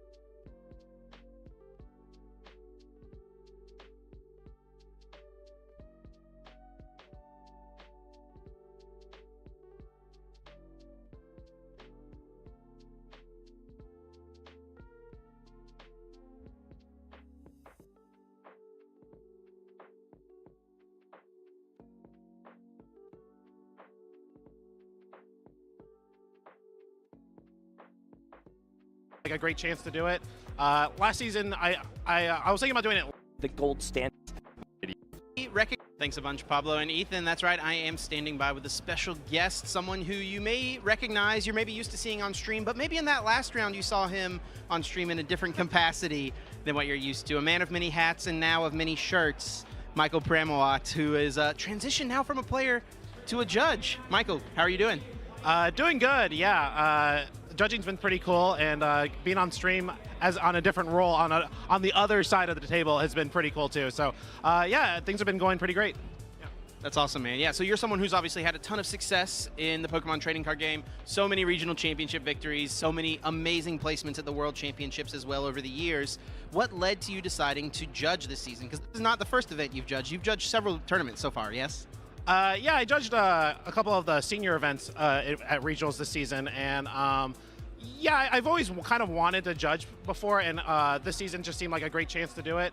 Last season, I was thinking about doing it last season, but I had my Worlds invite from the World Championship in the previous World Championship, so I was like, well, let's just run this one more season before I do the judge thing, and then so yeah, here we are. We're judging. That's very cool. Yeah, it's great to see your face up there on the stage, but in, of course, a different role. And yeah, speaking of that different role, has there been anything you've learned over these last few events, you know, as someone who has played the game for so long, that gives you a new appreciation about, you know, how things work behind the scenes, you know, what the judging experience is like? Yeah, I mean, it's like you're basically meeting the other side of the Pokemon community who come to these events. Because when you're a player, you kind of mingle with the players, but when you're a judge, you mingle with the judge. And so I kind of feel like I know everyone now, which is kind of neat. And I would say, you know, it kind of puts some perspective on like the trials that judges go through, trying to like, you know, make the events successful for the players. And, you know, as a player, didn't really appreciate it as much as I do now. So that's really cool to see. So I know the last few events you told me you have been working in the seniors division. You know, as someone yourself who once was a seniors player at these tournaments, and then now someone who's played for so many years past that, you know, what was it like to kind of go back and experience the younger age divisions? It was definitely like a time machine, because I was like, wow, I remember I was exactly like that. And so it's cool, because it's like I understand like how they think, how they're playing, like. They have their own like meta game compared to like the Master Division, so it was a very interesting experience, and I think it's pretty cool. Like if anyone has like a chance to, you know, be a judge, and yeah, I think they should take it, because I think it's a great experience. Yeah, very cool. And I know you've done some judging in your local area as well, and I feel like that's like a starting point for a lot of people. What does that look like for you when it comes to locals? Yeah, I mean, going to locals and just kind of figuring out like how events are run, and then kind of trying just being straight up and just be like, hey, I want to like help out, and yeah, almost everyone is super accommodating as long as you're willing to help out. Everyone wants the help. So yeah, that's pretty much what it is. It's just everyone's looking to have a great time, and so being a part of that for other people is nice too. So you've been judging a few events this year. It's been great to see you now up on the stage for a round. We'll be seeing you more throughout the weekend doing the stream judging for us. What are some of your goals with judging through this year? You know, what are you hoping to do? And is this something you kind of see yourself doing long term when it comes to Pokemon? Do you feel like you'll go back and play a few tournaments? What's the move? Yeah, I mean, like I definitely still have like the competitive itch. So I was definitely thinking about maybe playing another like a tournament this season. But in terms of like my goals as a judge, I really just want to like do as well of a job judging as I can, because like when I do something, it's really just like 100 or 0. So now that I'm doing this, it's like I'm really all in on it. Yeah. Taking that competitor mindset and applying it to the other side of the table. Yeah. Absolutely. Well, Prim, it's great to catch up with you. It's great to see you up there on the stage in this judging role, and looking forward to seeing you at more. You feel playing.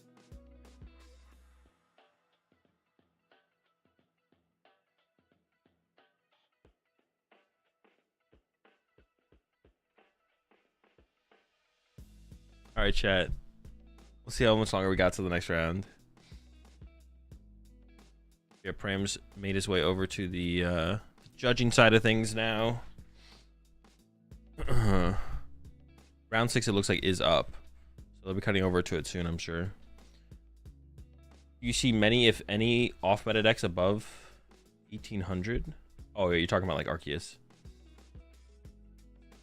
Also, adding a Temple of Sinnoh to Pult Thorns. I just don't know what to bump. I mean, what do you want Temple of Sinnoh for?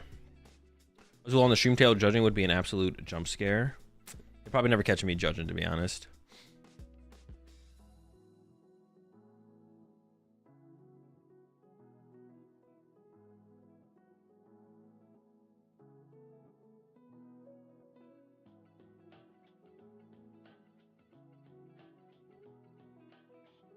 I feel about Badoo? I don't feel anything about Badoo.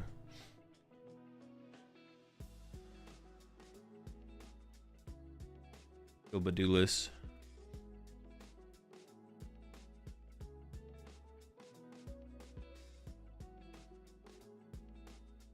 Just to make the Terrapagos matchup easier. The matchup's already favorable. I wouldn't tech for that matchup.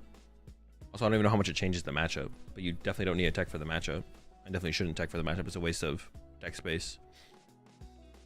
That's one of those situations where you will if you take Pult Thorns, a deck that is very favored up against Terrapagos, and you added Temple of Sinnoh, you would be actively hurting your expected win percentage. Because you'd be taking a very favorable matchup and making it more favorable, and then hurting win percentages against other matchups because it's a dead card in other matchups. So you'd be actively just hurting your win percentage. I mean, that's what you would do if you're never playing the correct 60 and you always make a change that's against the correct 60. You are always hurting your win percentage. But like that one's like very obvious to look at and be like, that would just actively hurt your expected win percentage at a major tournament. Because you'd increase your win percentage against Terrapagos, but you would hurt your win percentage against literally like basically every other deck in the format, besides like Lugia, maybe. But you beat Lugia because of Thorns most of the time, anyways. So yeah, you just actively be making your deck worse, which you don't want to do. We want to make our deck better, if anything. Klawf or Klawf? I mean, Klawf is a bad deck. Klawf is a good deck, so yeah, I go with Klawf. Or what did Tiger call it? That was pretty good. Klawfagos or something like that. I like that name, Klawfagos. Hear me out, just take Iron Thorns out of every deck and play Badoo. Broken. What was the first Pokemon game you played? Sword and Shield.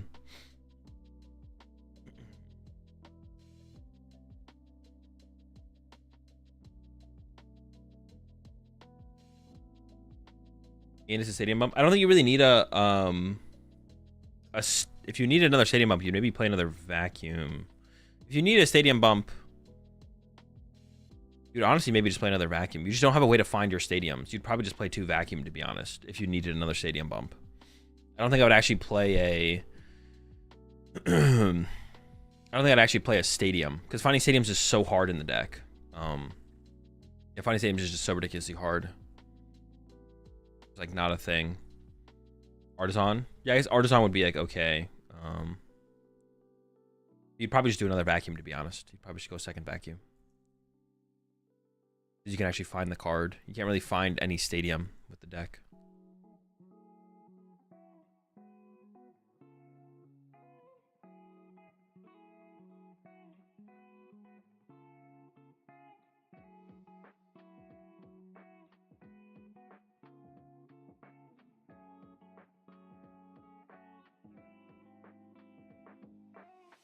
Appreciate the prime sub there, Nox at night. That's fair, thanks. I added a Klawf key for the Lost Box, and it made a big difference for that. It was particularly useless for everything else. I guess you can always vacuum another Thorns. Yeah, I mean, the Klawf key is pretty mid, because like you have to open it against Lost Box to really get value out of it. Otherwise, they're just going to be set up by the time you can find it and get into your active. I guess it's not that hard to get into the active turn 1, because you can go Arven for Trolley plus retreat card, and you retreat into the Klawf key on the first turn. So I guess it's like okay to get into the active early on.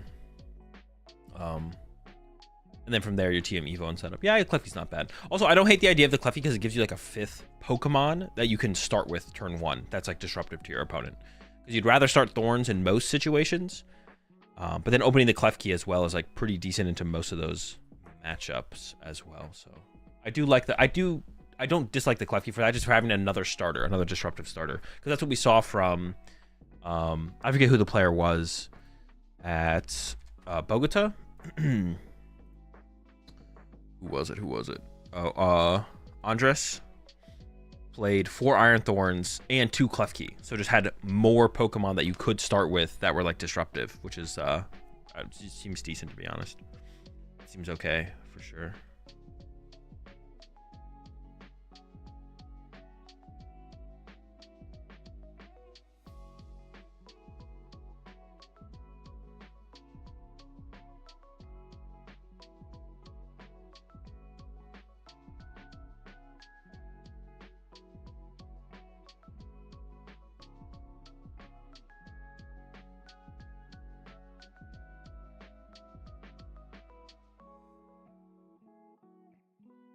Give me a second, chat. I have to help Lorelai with something.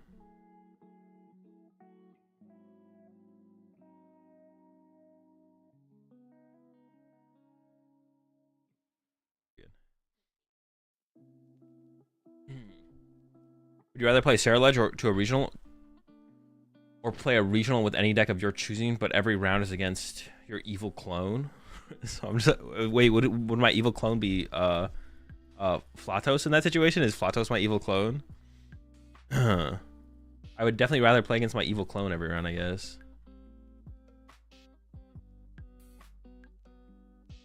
I'm trying to think of what to take up for the keys, though. I mean, I would look at Andres's list and see what he cut for the keys and then go from there. I'm not sure what the cuts were, what he ended up cutting. Azul was able to register for EUIC, my first event ever. I need to start prepping, preparing since now. Any tips besides playing a lot of Pokemon? I say hi if I see you there. Yeah, you can say hi if you see me there. I mean, just pick a good deck and start playing games. I mean, EUIC is a little ways away, so you don't have to like pick a deck yet. Just play a lot of Pokemon. Just play Pokemon. Like, that's literally just like the best advice to give, just play Pokemon in like a constructive fashion. But then on top of that, play a lot of Pokemon in a constructive fashion. How often do you replace your sleeves? Before every tournament, and then from day 1 to day 2 usually. What's up, Pokédubs? Do you think Zard Secret Box is still valid? I have no clue if it was valid to begin with, to be honest. I never tested the deck. I mean, Charizard's just pretty good. I don't know if it's better with Secret Box though. Unfair Sam's pretty good. Explain constructive fashion if you don't mind. I mean, be like putting your all into the games as much as possible, and then trying to come up with any mistakes that you make as much as possible. Like, yeah.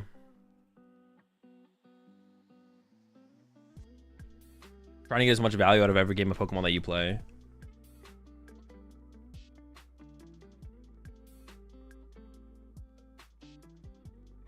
Bro said any but play a lot of Pokemon. Azul said playing a lot of Pokemon. I mean, that literally is like the #1 thing. Just play a lot of Pokemon and try and get as much value out of every game that you play as possible. Like, just try and get as much value as possible out of the games. Like, a lot of people just like play games of Pokemon, but they're not maximizing the value out of each game. So you have to learn how to get more value out of each game of Pokemon that you play. So that would be like the advice, is like, it comes from, you should increase the amount of value you're getting out of each game played.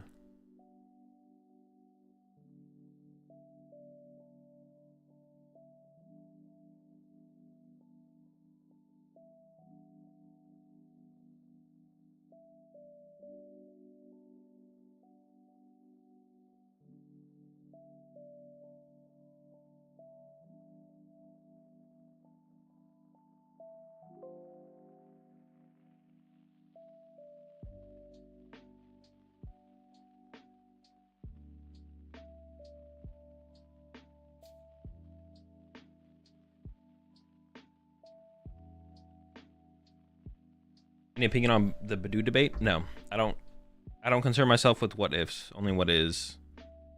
Badoo exists and is a card we're going to be getting in the Prismatic Evolution set, and will be in the standard format, and that's it. That's all I care about.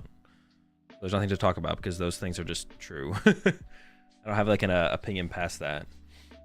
Prediction? I got you. Oops. Did not go as planned. Prediction start though? Our prediction's up. Y'all got 5 minutes. We got Drago from Lucas here versus Casey with the Roaring Moon. Definitely Roaring Moon favored. But Lucas, obviously a very good player. Won a major tournament last year.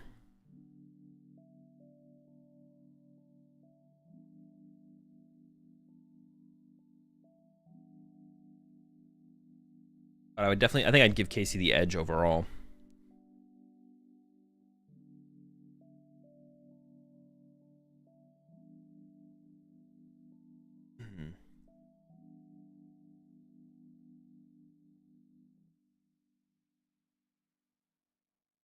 See what kind of build Casey is bringing as well. We saw Moon and Dark Patch. I assume it is just Turbo Moon though. Does double Trifrost not make the matchup pretty close, or is it just hard because of excess Gus in the deck? The double Trifrost play isn't as good anymore. Oh, plays Water Energy. Let's go. Oh, Kyurem is also prized. And has Luminion. Is this like a slower? Interesting. Is Casey playing Scramble Switch? Scramble Moon? Luminion is also interesting as well. I wonder if we'll see actually Casey choose first potentially in this matchup instead of choosing second, because usually I feel like you choose second, but yeah, the double Kyurem play doesn't really work anymore because of Latias, because now you don't need to poison your moon to push it into the active. So the double Kyurem play isn't as big of a threat as it used to be. It is still like a potential threat, but it's not as big as it used to be. All right, immediately into the trekking shoes here from Casey. Did have a Vessel in hand and chose not to play that first, which is interesting. I feel like playing the Vessel first makes a little bit more. Discards a moon there, which is interesting. What is Casey looking for that we're discarding a moon? Or what's in the hand maybe is the question I should ask. Discarding a moon there is very interesting, but there might be double Nest Ball in the hand, so maybe it makes sense. Klawf a start here for Lucas. And I'm looking out for that Scramble Switch here.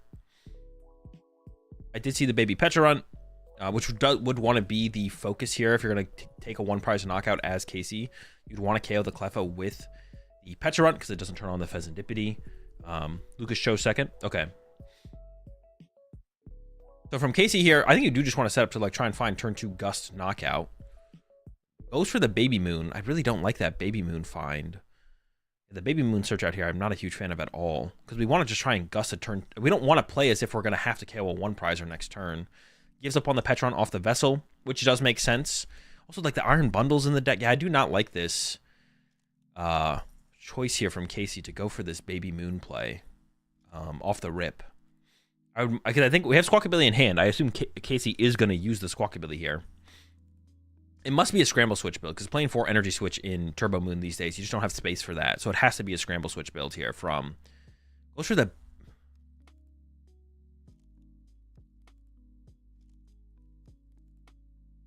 I do not like the way that Casey... Why are we going double Baby Mons? Does Casey... How is it? Let's see how Casey approaches this, I guess. So Casey is approaching this with like a one prizer mentality here. Heavy on the one prizers. Oh, does play Energy Switch. I was like, there's no way you play Energy Switch. I take it back. Does play Energy Switch. Radiant Greninja, obviously not like a super powerful attacker in this matchup. Another Energy Switch there. Loses another Moon EX.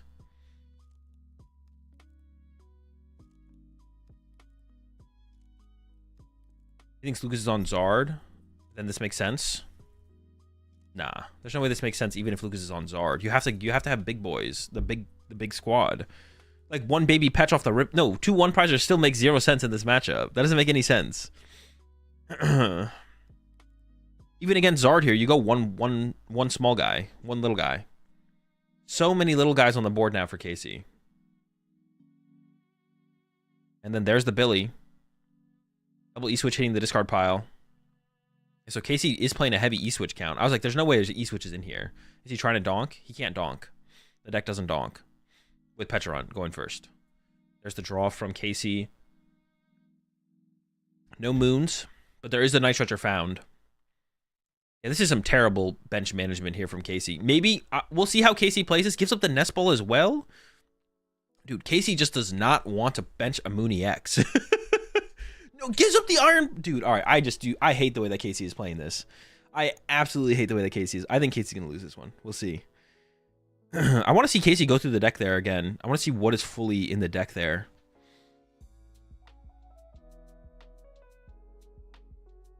Appreciate the third 2 months there, Shiny Maple. We'll see how this ends up going for Casey, but I absolutely hate how this is being played so far. All right, pass over to Lucas.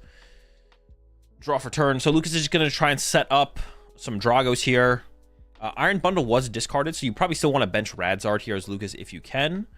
And you want to play around the possibility of the Iron Bundle plus Moon for a 2 prize KO.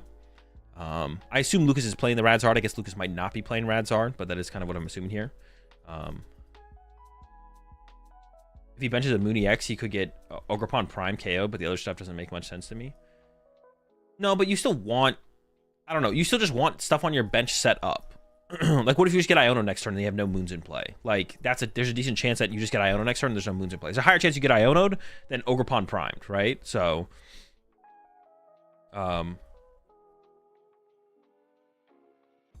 like, I think the board here from Casey should look like, I don't know, you shouldn't even put the one prizer on board as Casey until you know you need a one prizer, basically.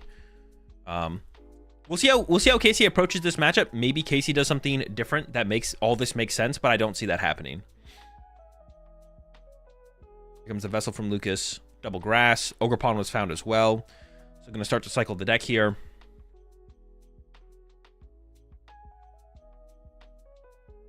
Henry must have tilted after he got E-Switch and Shrookened. That's pretty good in the Guardy matchup. Yeah, the Greninja is pretty good in the Guardy matchup for sure. So was the Pecharunt. Pecharunt's pretty annoying too. All right, here we go. Pawn's getting cycled here. No Drago yet. Still has Pokestop to work with. Could hit the Pokestop now before we play the research. Goes into the Pokestop. Seems fine to me. Terra Orb found. Okay. Terra Orb can go find a second Ogerpon, excuse me. I assume Lucas is playing 3 of them. There's a second Ogerpon being found off that Terra Orb. I do see the Radzard in the deck as well. So, ideally, I think Lucas probably wants to try and get down Radzard, Drago. You don't even need double Drago here, but you want Radzard to play around the Iron Bundle, and then you do want to have the possibility of a Drago attack on the next turn. But, especially for this board state, because Ogerpon's not a great attacker into this board state because there's no Mooney X's on the board yet. Now, I think there should be some Mooney X's on the board here for Casey. There's the Prime Find, but I think we're just going to be discarding it here from Lucas. I guess you could retreat and you could bring up like the... You could bring up the Squawkabilly. Honestly, finding the Prime here is not a very good draw from Lucas. Oh, with the Latias in play, I guess it just doesn't matter. The Latias is already in play. Yeah, there's nothing actually matters here of what you put in the active. And there's the research from Lucas. 7 cards. Like I said, we're looking for Radzard, Drago. Plays the Gudra. There's a Squawk. There's a Radzard. There's an Ultra Ball. No attachment for turn is definitely something we're looking for here as Lucas. But Lucas actually could Squawkabilly this turn still. You could E-Switch off the Ogerpon. Oh, you only need 1 Drago on your bench here, I think, as Lucas. You could even E-Switch over to the Radzard and then Squawkabilly after you Ultra Ball for a Drago. So I think Squawkabilly in here would be fine from Lucas. You would lose a boss and an Iono, though. Is giving up the Squawkabilly off the Ultra Ball here, so Lucas is deciding not to. And like I said, you probably want to bench the Radzard here to play around the Iron Bundle potential. Although Casey has a lot of Moons and Iron Bundle in the discard pile, I believe. So the chance that Iron Bundle happens here and a Mooney X actually attacks is pretty low, but goes ahead to play around it. And I like holding the E-Switch here because it's good to move it to the... Yeah, I actually don't like this E-Switch play here from Lucas. I think Lucas should just hold the E-Switch here. Because if Casey chases your Drago V, then you want to be able to attack with Radzard. If you move the energy over to the Radzard immediately, then it's more likely that Casey might attack with the... Yeah, I don't like that. I think you should just hold the E-Switch there, to be honest, from Lucas. I think drawing the 1 more card isn't worth the E-Switch trade-off. All right. So now here from Casey, I guess you could still go for an Iron Bundle play here from Casey. It would actually be kind of funny. Casey could Iron Bundle, and then Lucas could send up Radzard, and then Casey could KO Radzard and Klawf with a Greninja attack, which would be... That'd be cute. That'd be cute. Casey's immediately going into the catchers. There's a Tails. We have another one, though. Catcher number 2. Another Tails. I think if we'd seen a heads there, it would have gone after that Regidrago. Here comes the Moon to the bench, and then we'll probably see Asada to the Moon and the Moon. There we go. The Moon's getting loaded here. Probably Dark to Baby Moon, Water to Big Moon. I assume has to be the choices here.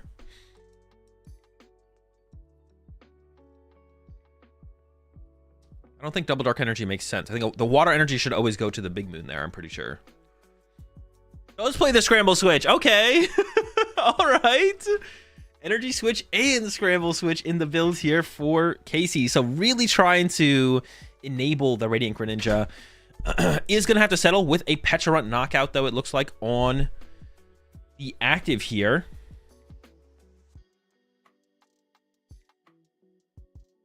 Yeah, there we go. Petch, KO, Klawf. This will shut off the potential Pheasantipity draw from Lucas. And with Prime Catcher in the discard pile, Lucas might struggle to get the first 2 prize knockout here.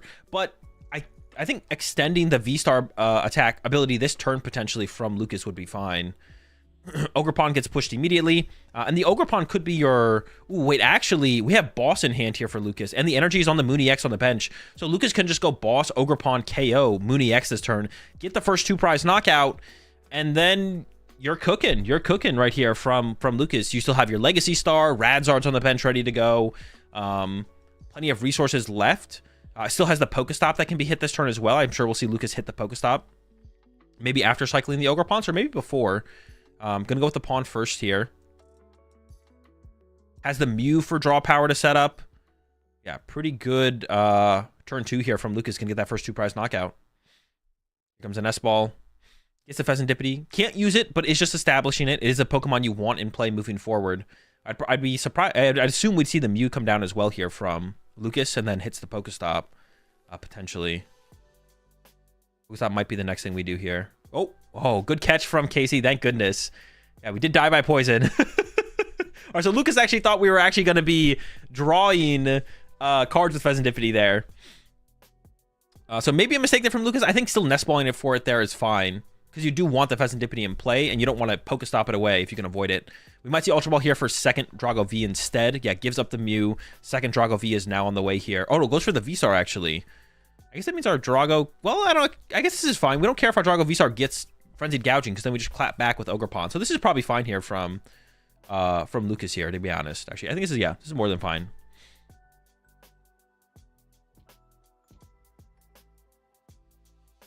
And then we have Grass to the active and Boss.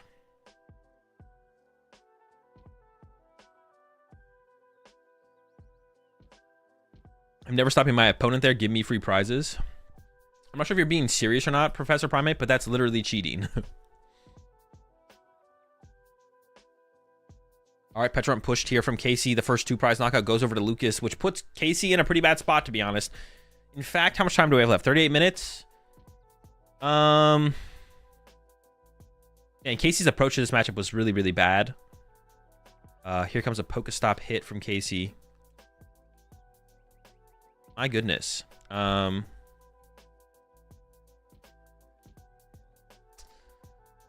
think I might just scoop as Casey. I feel like scooping. I don't want to play this one anymore. I'm done. I'm personally cooked. I don't know how Casey feels, but I would personally be done with this one. I'd be like, you know what? It's pretty cool, Lucas. Let's go to game 2. And then hopefully we see a different approach from Casey, because I think Casey played this really, really poorly. Really bad bench management. Really bad just kind of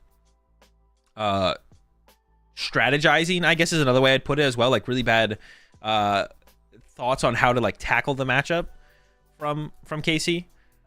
So I want to see Casey hopefully approach this differently going into game number 2. Why does Casey hate putting the water energy on the Roaring Mooney X? The water energy should go to the Mooney X here. I guess we're just not going to attach to our Baby Moon here. But I guess maybe that's better actually to not put the energy in play. So I guess maybe we want to go with the Dark Energy. Maybe this is okay actually from this time around from Casey. Actually, this seems fine to not take the water, because we're going to Scramble Switch into the Mooney X. And then we're going to attack with Mooney X, bump the stadium with that Calamity Storm, take the knockout on this Ogerpon. But still, once again, this is like basically over. And it's possible the games go a little bit longer. So I think, yeah, if I was Casey here, I think I would have scooped, to be honest. But we'll see. Maybe it works out for Casey here, but we got Pheasantipity on the other side. Ogerpon can be the return way to get a knockout here from Lucas, and Lucas can do that without actually having to put... without actually having to use Legacy Star. Radzard's ready to go on the bench as well. Like, yeah, there's the knockout with the Calamity Storm. But yeah, Lucas is probably just going to push Ogerpon here and play for double Ogerpon response. There's a Super Rod in the hand here for Lucas. Has the ability to get back the Mew as well for some potential draw power. The Pokestop did get bumped, which is definitely something that Lucas would have liked to have utilized, but I'm sure is fine with that. I think also plays his own Pokestop. I think I saw that in there. Double Super Rod in hand, so we can recover a lot of stuff here. Goes for a Drago V, which is interesting, and a Pawn. You could also get back triple Grass. There's 3 Grass Energy in the discard pile. You just need a ton of Grass Energy this turn from... I don't even know if I'd like the Drago V recovery, to be honest. That seems kind of fine. I'd rather get back the Mew. I just don't care about Drago here, I feel like. Drago's kind of... It's just bad. It's just whatever. I don't think you need the other Drago here from Lucas. I would just get back more Grass and Mew. Get the Mew back, put the Mew in play. That's more draw power on the turn. All right, so we go Ogerpon double Grass with the first Super Rod, but I think there's a second Super Rod on the way here. Immediately into the Nest Ball. Oh, we still have another Drago V in the deck as well. Yeah, getting a Drago V there definitely is a waste. Another Nest Ball comes out to go with the Drago. I don't understand why we're getting the Drago V instead of Super Rodding the Mew. Is there not a second Super Rod? Maybe I'm trolling. Maybe there's not a second Super Rod in the hand. I might be trolling on the second Super Rod. There might not be a second Super Rod in the hand.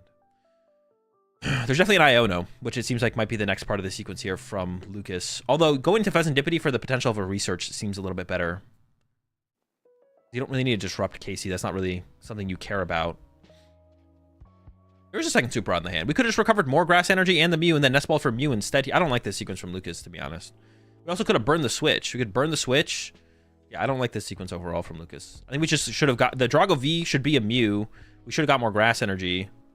Pretty good draw there, though, from Lucas, not gonna lie. I think we should start with Pheasantipity first here because we want to draw into Grass Energy. We need one more Grass Energy first before we use this Vessel. Yeah, so Fez first. Definitely the correct sequence here from Lucas now that we're here. A couple Grass drawn. Vessel in the hand. Let's start with the cycle of the pawns. Not even going to play the Vessel yet. Here comes the Vessel on the Ultra Ball. Fire and a Grass found. Once again, still has Legacy Star. As soon... Alright. I get that he wants a backup Drago V to be more of a lock, but there's no way OKOing the V-Star without getting instant response KO'd. Yeah, exactly. Like... Also, Lucas could have just, like, popped the V-Star this turn. Could have popped Legacy Star this turn and just set up for the, like, guaranteed board win through Radzard as well. I feel like just playing all out through draw support to try and preserve your Legacy Star makes more sense. Because if you KO this active Roaring Moon, Frenzied Gouging cannot KO your Drago. Otherwise, Casey literally loses on the spot. So I think this could have been sequenced. This could have been played a little bit better from Lucas. End sequence here seems pretty good, though. And here comes this knockout on the Moon. And yeah, here I would concede here if I was Casey. Like, Casey should concede here for sure. 33 minutes is still a decent amount of time for this matchup, but it's just, you can't beat Legacy Star here. It's impossible to beat Legacy Star here as Casey. You gotta pack it up. Gotta save the time. There's no reason to waste time here. This is a favorable matchup. Make sure you have the time going to the next couple games. Because you don't want to get to a game 3 with not that much time left, and then Lucas all of a sudden is just like, yeah, I'm fine with a tie at this point. Have we seen E-Switch from Casey, or is it... We have seen 2 E-Switches. I don't know how many E-Switch are in there for Casey. My guess would be probably 2 or 3. 4 E-Switch seems really hard to fit. Because Casey has the Petch, the Baby Moon, and the Koraidon. Like, there's so much in that from Casey. I doubt you have room for 4 E-Switch. I don't agree this matchup is favorable. I feel like this is the only aggro deck that doesn't get it done versus Drago. I don't know.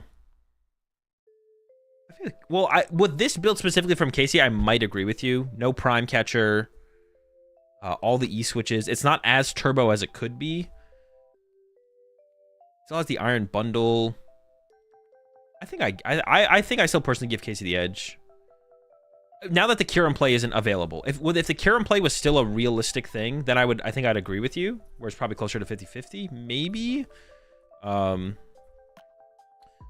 due to the lack of the Kyurem play is still possible, but it's way less likely now. You have so much more control as the Moon player to take away the Kyurem line. The Kyurem play should basically never become a reality. I want to give Casey the edge still, but I don't know. Wait, what happened to the Kyurem play? You have Latios now, so you don't have to Pecharunt poison your... so it looks like Casey did choose second here. You don't have to Pecharunt poison your Moon, so your board can be theoretically Squawk, Latios, Moon, no Pheasantipity, until they take a knockout, then you bench Pheasantipity. And then they never have access to Kyurem. But in the past, you had to Pecharunt EX your Moon to get into the active, sometimes, not all the time, which means you poisoned it, so it takes 2, or even just taking 1 damage. So you can Kyurem the Moon, the Pecharunt, and the Squawk twice, and then you KO all 3 in 2 attacks. But now that you have Latios, it takes away it makes the play... It should make the play impossible on the Drago side. Unless you throw as the Moon player and you early bench Pheasantipity or something. So we do see the Squawk come out there from Lucas. Did get the Drago attachment down on the turn 1 as well. No 1-prizers in play, though. And that's the big deal here. Lack of 1-prizers means 2 prize knockout is going to be a lot easier for Casey to get. No Mew bench either from Lucas. So the play here for Casey is just knock out the active. And that's helpful. Ultra Ball away Dark and Baby Moon. Also, we have Catcher in hand. We could just go for KO on the Drago V off the rip. Take away the potential of the V-Star next turn. Now, and that would have been a reason for Lucas to have actually benched the Mew, to be honest. Is you want to play as if, but your bench gets kind of weird. Actually, your bench wouldn't be that weird if you bench the Mew, right? What does the bench here look like for Lucas? There's an Ogerpon if you had Mew on the bench. You still have room for a second Ogerpon. I feel like Lucas should have benched the... Oh, no. If our Drago gets chased, we can push Ogerpon. We have an Ogerpon on the bench. So this is fine to not bench Mew because we can push the Ogerpon. Appreciate the 6 months there, Sims. Just went 0-4-1 drop in Toronto. Let's go. Let's get it. Concealed cards here found from Casey. Greninja, I should say. So we can go with Sada first here from Casey to the Moon. And then we can try and draw into a Dark Energy off that. And then concealed cards that away. And then Dark Patch it. But if it's a Water Energy, it won't quite work. We did get a Pokestop. So now we can hit the Pokestop and the Latios, which is a big find. I think we should hit the Pokestop here first. Hopefully mill a Dark Energy or draw into a Vessel. That we can then... Dragon Choose is good. Dark Energy is good. Second Dark Energy is fine.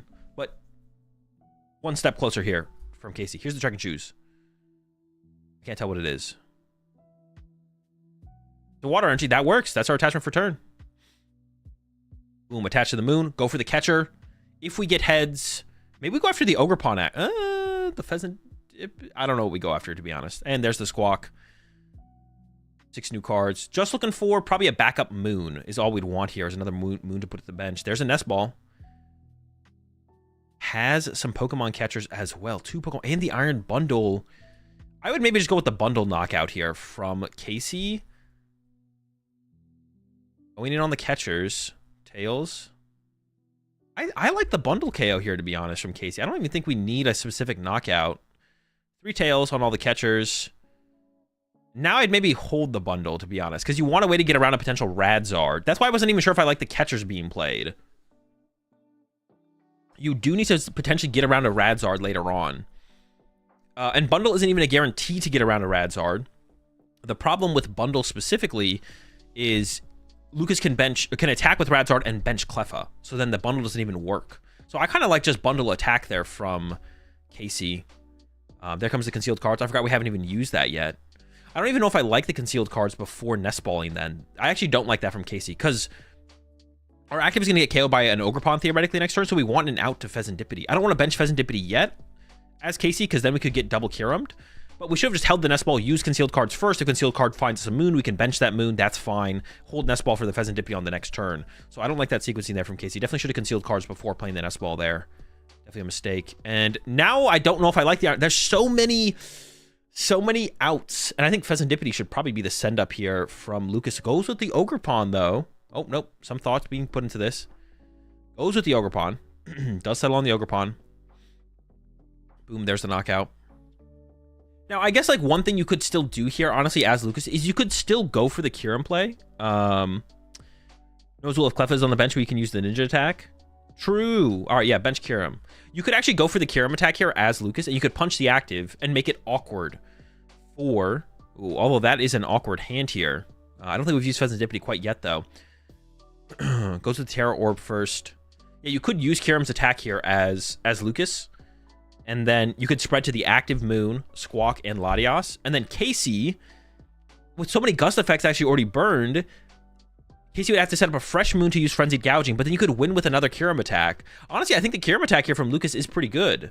Spreading damage to the active, the Squawk, and the Latios because of how many Gust effects Casey has burned, including the bundle. The bundle was also another potential way to get around a Drago V-Star, because you don't really want a Frenzied Gouging if a Kyurem play happens this turn. I don't know where the Kyurem is here for Lucas, though. I don't think it's in the discard pile quite yet. I don't think it was prized, though. The Kyurem play does seem decent here from Lucas. Pheasantipity for 3. Drago, Klawf, Nest Ball. Yikes. There is an Ultra Ball in hand, but there's no energy. No energy to work with here. You could use the Drago's V-Star ability. You could get the Vessel back. I think it's the only way to draw cards or to see more cards here at this point from Lucas. He's going with this Nest Ball first. There's like a Drago V left in the deck, I think. So maybe he's going to thin that out. Or there's the Kyurem. Put the Kyurem on the bench. The Kyurem on the bench isn't what we want. We want it in the discard pile, I feel like. The Kyurem play this turn is pretty good. Appreciate the primes up there, Bailey. Appreciate the 50 months there, Goob. I mean, Kyurem active, Latias and Squawk. Kyurem active, Latias. Yeah, Kyurem the active, Latias and Squawk. Why would I say? Oh, you mean just Kyurem in general? Yeah, well, if we use the Kyurem, we're going to Kyurem the active, the Latias and the Squawk to make things awkward. Need a Vessel so bad. Yeah, if Lucas had drawn a Vessel there and was able to get the Kyurem in the discard pile, Lucas had like a pretty good lineup here. But now things are pretty awkward. It's going to come down to what we get off this V-Star. We might just whiff a Vessel. There's the Kyurem discard. There's a Vessel discard as well. Oh, and the Superior. So the Superior could... Ooh, there is 2 energy in the discard pile. Yeah, the Superior could be the grab here, actually. If we have enough stuff to discard out of hand, which I think we do. And the Kyurem discard was really, really big here for Lucas. We do get 2 cards as well. We would get another card here. It looks like it's going to eye up an E-Switch. E-Switch plus Superior seems pretty good to me. Then you go for the Kyurem attack. And as long as you get a Drago V down on your bench, you threaten winning the game next turn through a second Kyurem play. If Casey goes with a Frenzied Gouging this turn, that means Casey needs to try and find some form of Gust effect to not have to Frenzied Gouging this turn.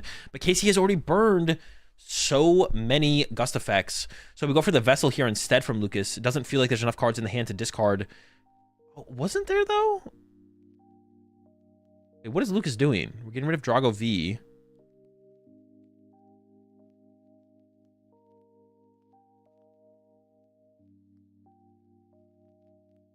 Klawf would have been nice to bench his turn as well. Oh, Lucas is just going for Tina knockout. Oh. This play seems kind of weak. Tina knockout is pretty weak. I guess it becomes... I feel like the Kyurem play is so strong here from Lucas with Casey's current bench. You also don't give like Pheasantipity draw as well to Casey. Yeah, this feels like such a weak play. I feel like the Kyurem play is so much better. I feel like the Kyurem play is so much better.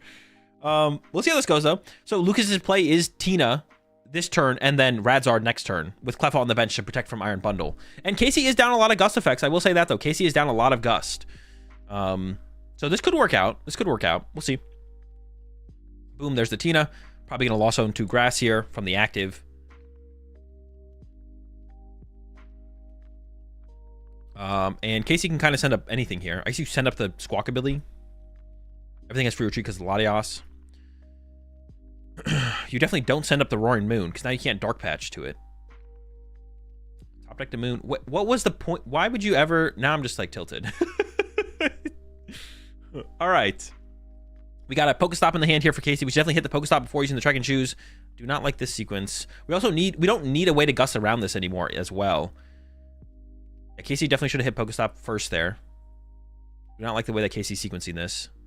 Now we're going to the Pokestop. We should try and use the Vessel first as well, but I think trying to keep the Scramble Switch makes sense. Okay, now we can Vessel away the Vessel to go with some energy out of the deck. And then we can Pal Pad back Double Sada here. And yeah, going for a Big Smack, whatever it's called. Vessel away the Vessel. There we go, 2 energy. Oh, we do have the Greninja play still available, though, actually, if the Radzard happens. Oh, yeah, also, the Greninja plays around the Radzard play, right? So, Lucas is heavily playing towards Radzard, but the Greninja plays around the Radzard play. Actually, Lucas needed to not bench the Cleffa, I feel like. Lucas needed to Radzard without Cleffa in play, and then hope that the bundle play can't happen, which is definitely possible. Oh, only 1 Sada in the discard pile here. That's fine.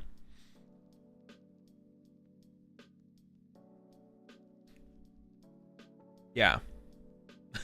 Yeah, I don't like that play at all. Lucas can't cure him because Scramble. Just because Casey plays Scramble doesn't mean you can't cure him. You definitely should still cure him here as Lucas. I think cure him was still definitely the play. I don't think Lucas has seen Scramble, has he? No, I'm pretty sure we saw it last game, yeah. But I don't think that changes anything either. All right, now we get the Pheasantipity out here from Casey. That's fine. Rod Kyurem, bench it instead of Cleffa, and attack with Zard. Okay, true. Yeah, we could still get the Kyurem into play here from... Oh, I see what you're saying. Well, no, Cleffa on the bench already ruins the play. But yeah, I see what you're saying. Our concealed card's coming up next here for Casey. Hasn't found the Sada yet, but doesn't need it, actually. The hand has double Dark Patch, but you would like to Sada this turn for sure to set up for a Gust next turn. No Sada. No Sada is actually a big deal here for Casey. This means we don't have a... We're that much further away from an attack that can actually KO a 2-prize Pokemon. This is actually huge that Casey whiffed the Sada here. This is a big deal. 2 less energy in play this turn is a really, really big deal. I would almost play that Vessel and get rid of that Koraidon. That Koraidon is pretty mid here moving forward. We have the Scramble Switch possibility on the next turn as well, I guess. We do have that. That'd be pretty cool to see it happen. All right, there we go. Frenzied Gouging. Excuse me. Jeez.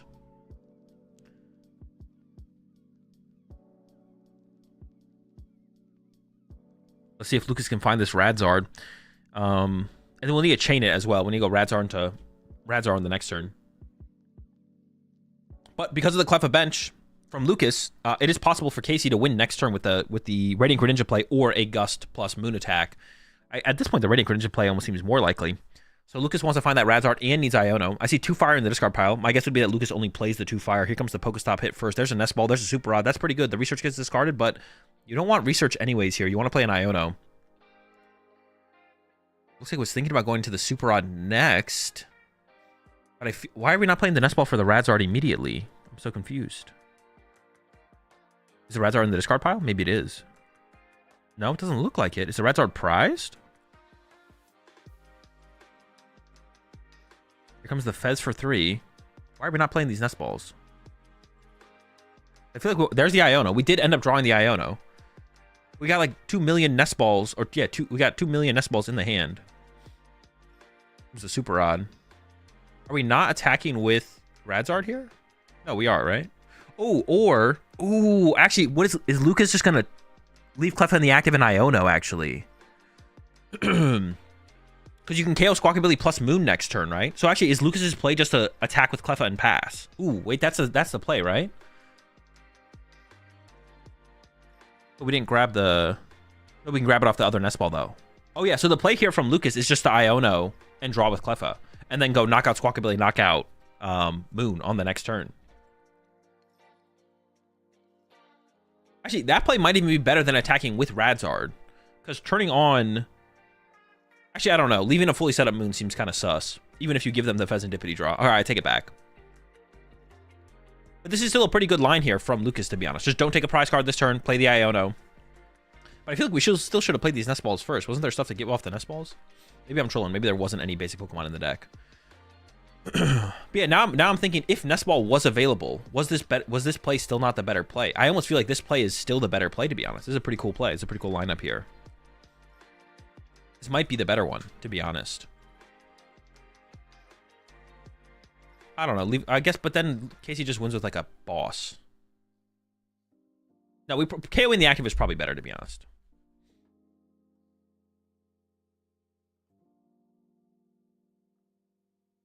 Yeah, KOing the active is still probably the better play. I think I take it back. KOing the active would be better, but this is still a solid line here. Lucas has like a solid win condition here still. But I think Radzard would have been a little bit better.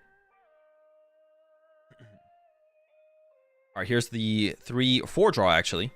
Could play Jamming Tower. It does bump the Pokestop. That's good. And then just draw 4 with Cleffa, it looks like. All right, draw 4. We are playing for that Dragapult attack on the next turn. The Dragapult is in the discard pile. Boss here would win the game here for Casey. I cannot tell what Casey's hand is. There's a Pokestop. The rest of the hand looks pretty dead. So we're all in on this Pokestop here from Casey. There's an Ultra Ball. There's a Nest Ball. And a Sada. I don't think Ultra Ball or Nest Ball leads to anything. There's an E-switch in the hand as well. Well,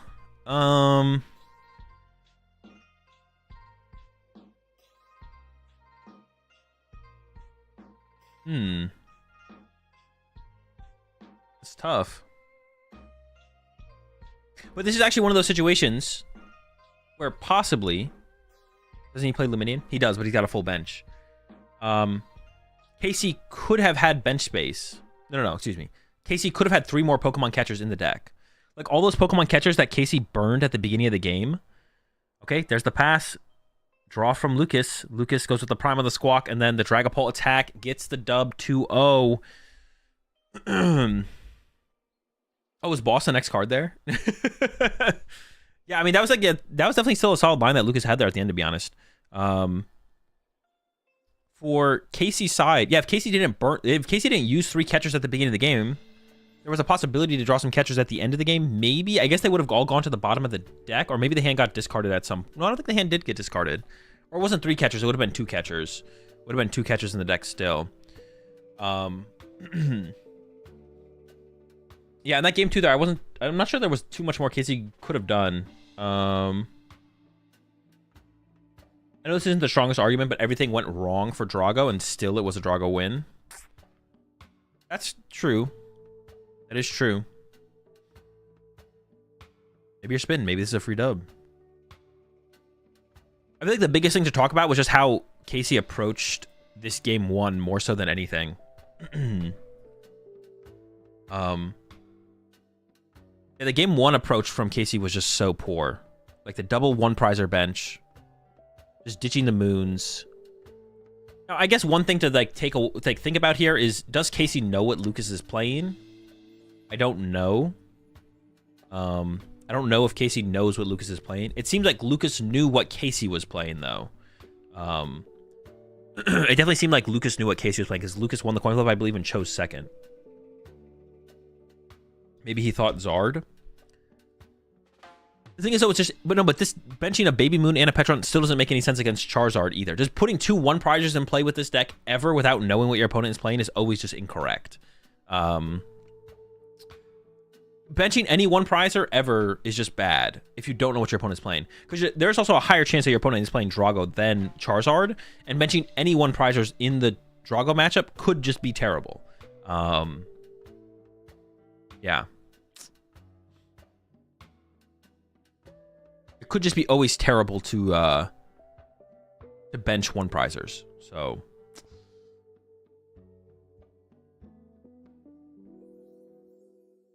definitely bad there from Casey. He also benched 2 moons for no reason. He benched the second moon so that way if he gets Iona Radzard, he has another moon on the bench. I don't think it's I think it's correct for Casey to have the second moon here, because you have a higher chance of winning the game if you get Iono'd and don't get KO'd than if you get Iono'd and KO'd and don't have a moon in play. So I think it was correct for Casey to bench the moon. Maybe not. I guess you could make an argument that was incorrect for Casey to bench the moon based on like how many search cards Casey had left. Like if Casey had a ton of like Nest Balls and Ultra Balls left, then maybe it was incorrect to bench this moon.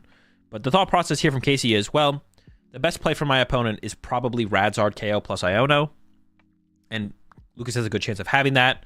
I'm going to bench a second moon to be able to play around that. I still need to like set up the moon and then either scramble switch into the Greninja KO Zard plus Cleffa, or set up the moon and then get the Gust, which is still a lot, but it's probably less to get than just the getting like boss off of the Iono there. So that'd be my assumption.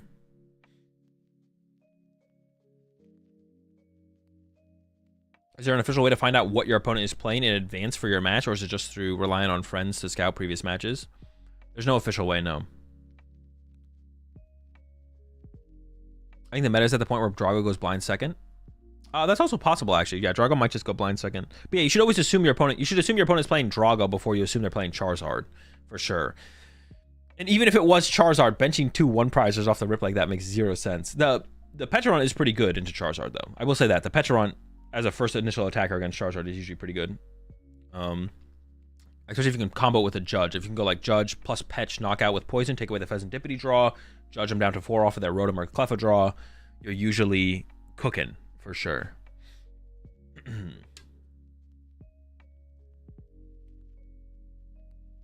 you should always assume Drago before Zard. And you shouldn't too heavily assume one over the other. But yeah, even like I said, even in that situation, Zard would have been terrible.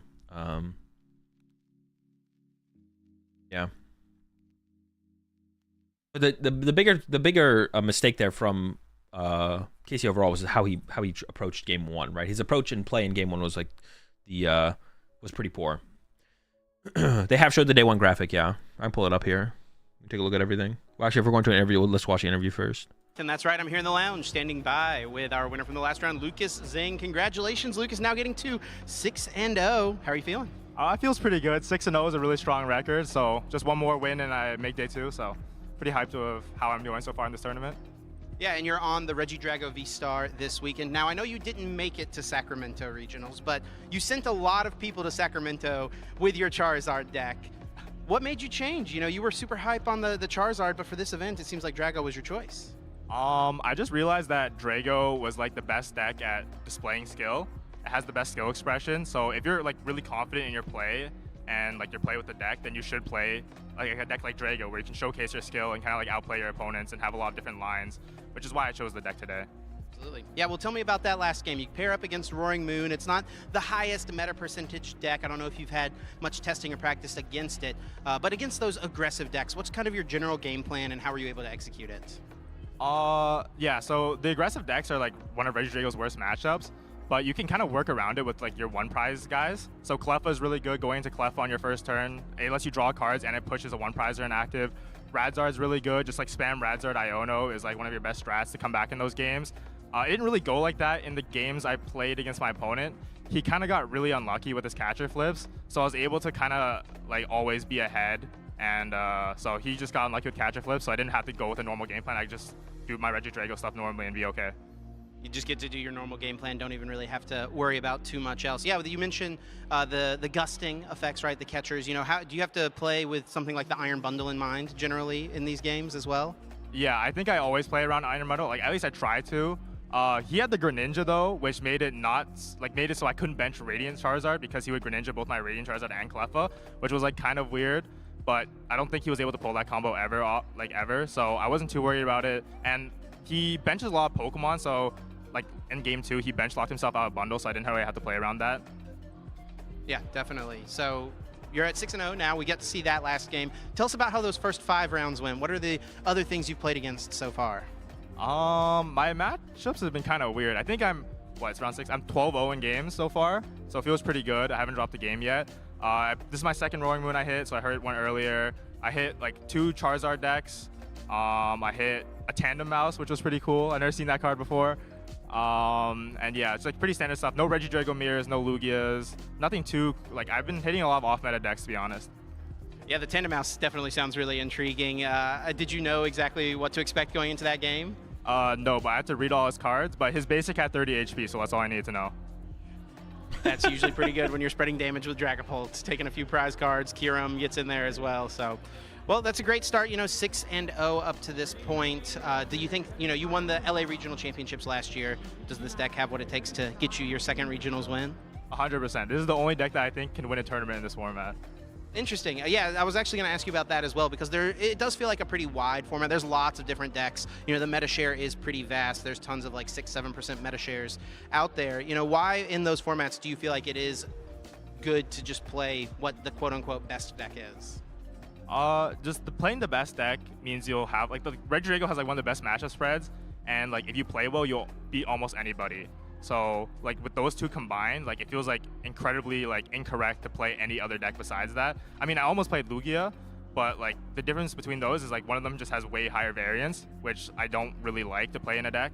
Like if I played Lugia, like I would be maybe more relying on flipping heads and like my kind of turn 1 opening hands, as opposed to Drago. I have like more options, kind of do stuff, more options to draw cards with Ogerpon, with Cleffa. My V-Star like bails me out sometimes, so I definitely felt like Drago was just like 100% the best play. Very consistent and very skill expressive, like you mentioned. You know, just a few more rounds of Swiss left today, 3 rounds still to go. Have you seen some of the other things around the tables near you? Is there anything you're kind of hoping to avoid? What else has been doing well so far in the tournament?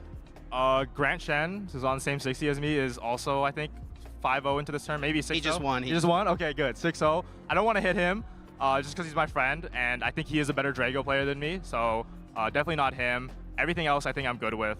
Yeah, I didn't really pay attention too much to what's else in the top tables, but as long as it's not Grant, I'll be okay. You're a Toronto local. This is your local regional championships. You know, what does it mean to you to be able to compete in your home city, maybe sleep in your own bed as well between day 1 and day 2? It means a lot. This is the tournament I think I want, like regionals at least, that I want to win the most, being from Toronto and like growing up here, like I definitely have some pride being in my home country and hometown playing this tournament. And I definitely want to take it down, you know, for Canada, because I don't think a Canadian has ever won a Canadian tournament in the modern era. Well, is there anyone out there you want to give a shout out to? Any thank yous you want to give before I let you get out of here and get a little bit of a break before your round 7? Yeah, I just want to shout out like all the boys, like Grant Shen, Bradner, Rahul, John, Hedrick, all of them. They helped me test a lot for this event and come up with the 60 we were playing.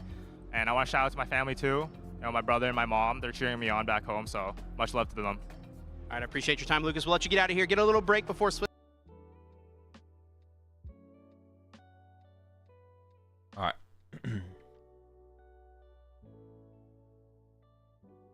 Take a look, take a look, take a look. There's probably still a decent amount of rounds left. Yeah. Oh my chill. Oh, there's a lot left. All right. Lots still being played before the next one. Hopefully they show us the... I just want to see the best of the rest graphic. I want to know where everything else landed. But our 6-0s so far, we got Benny, Sean, Jack, Evan, Lucas, David. 6 6-0s, but I think there's more on the way. Yeah, more 6-0s on the way. So locked up day 2 already. And then we got our 501s here. Kieran, Caleb, Drew, McConney, Carter, Quinn, Dylan, Blake. 5-0 still playing. Recognize Smart and Frank. Owen as well. Morris here. I've never heard of Morris before, but Australia. Still showing out so far at a 5-1.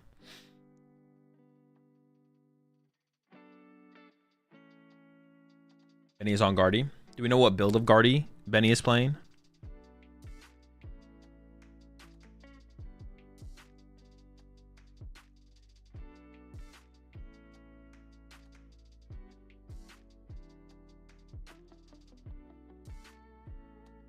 And this will be 9 rounds. Oh, I saw someone mention this earlier in chat. This is only the second tournament this year that has had 9 rounds day 1. The other one being Baltimore regionals. 6-0 isn't day 2, right? Since it's 9 rounds.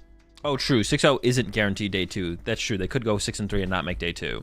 6-2-1 or better makes day 2. So that's actually, yeah, true. The 6-0s have to get 1 more match point to make day 2. We do have 9 rounds. This is only the second tournament where we've had 9 rounds. Usually 11 months there, hockey dude. Baltimore had 9 rounds. And nothing else up to this point has had 9 rounds. Baltimore was the first tournament of the year as well. They didn't give us the best of the rest. State at the last 2 regionals. Sacramento, Louisville. Also not LASC, so don't think they will give it here either. I wonder why that is. Why would they not show us the best of the rest? Graphic.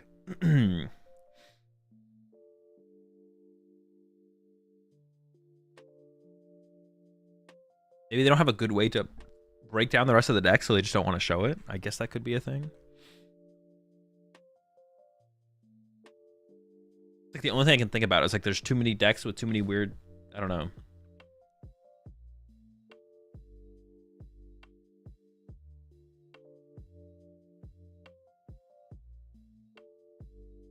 However, we do have the best of the rest stats at the superior EU regionals, so just wait for the next EU regionals. Isn't that in like forever? Actually, isn't there only one? Only one more Europe. There's 2 more European regionals, right? Birmingham, and Stockholm. Is that it? There's only, yeah, that's it. And there's no other European regionals, just special events, right?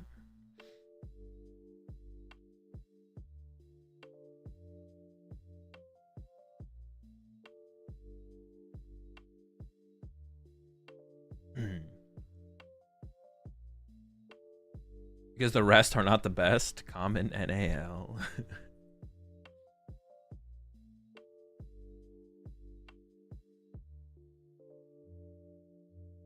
I went yesterday and heard a lot of people complain about specifically this one's management.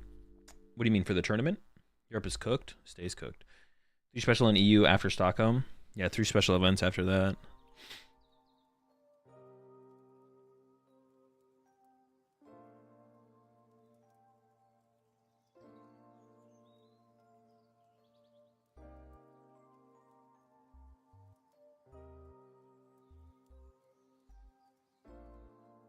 Aren't they releasing another EU regional, or am I mistaken?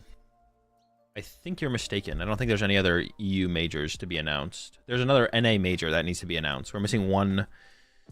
It's probably gonna be in America. It's not even gonna be in Canada. So one more American regional is to be announced. But I think they're done announcing European tournaments. There's one more Australian tournament to be announced as well, I believe. So one more Australian, one more American. I think that's it. I think otherwise everything else has basically been announced at this point.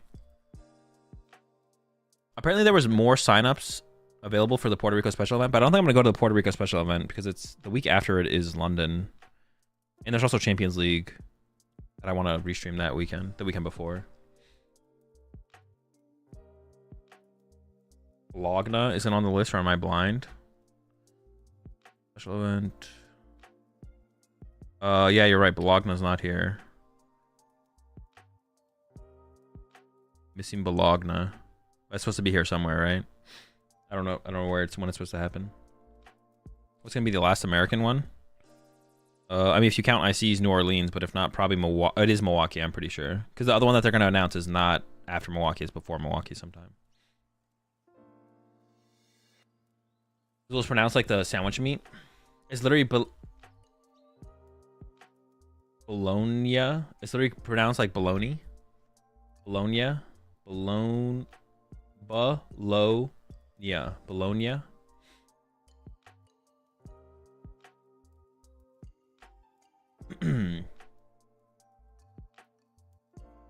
Last European event right before NAIC. Bologna. Regional in Santiago. I could see myself going to this one, actually. The regional in Santiago before NAIC. I have to keep my eyes open for that registration drop. You're a rat.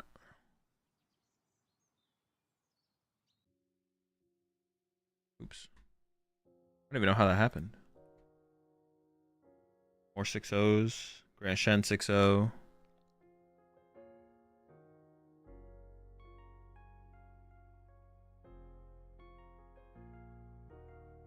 Still have a lot of rounds left to pair, or left to finish, excuse me. You should go to Champions League Miyagi. Well, I can't just go to that. I would if I could, but I can't just go to those. I can't believe that San Antonio capped.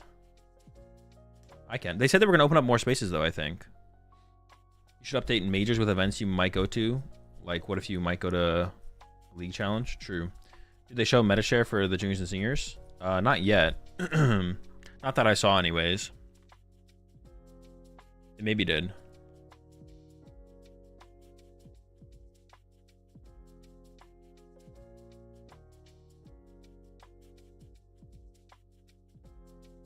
It was just so big last year. How big? I don't even remember what the numbers were last year.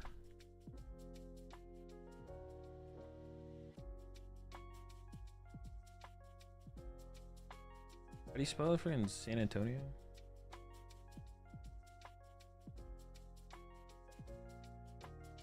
Oh, it's bigger this year than it was last year, right? That 1985. How many people are currently registered for a thing? Let's see. 2387. I guess it's not that much. It's a little bit bigger than last year. Not by a lot, though. Yeah. Never mind. It's a little bit bigger. Actually, honestly, it might be about the same number. It's not going to be that much bigger. But I think they said they were trying to find more seats. More room for more seats or whatever. We'll see. It might. I like this little thing that, oh, these are like all the, oh, not quite everything. There's still a lot missing. Oh, there's still a couple missing. There's actually not that much missing. But like as stuff gets submitted, it says what the result was. But then if I refresh it, these matches should all leave, right? Appreciate the 70 months there, Team Abra. What do you think would be positive to stream like 1/2 rounds of juniors or seniors, maybe as a filler when Masters matches are over? I think that would be a positive. I think it would be better to stream some juniors and seniors in between rounds of the Masters division, but it would probably also just be better to stream more Masters. It'd be better, even better to stream just more Masters rounds.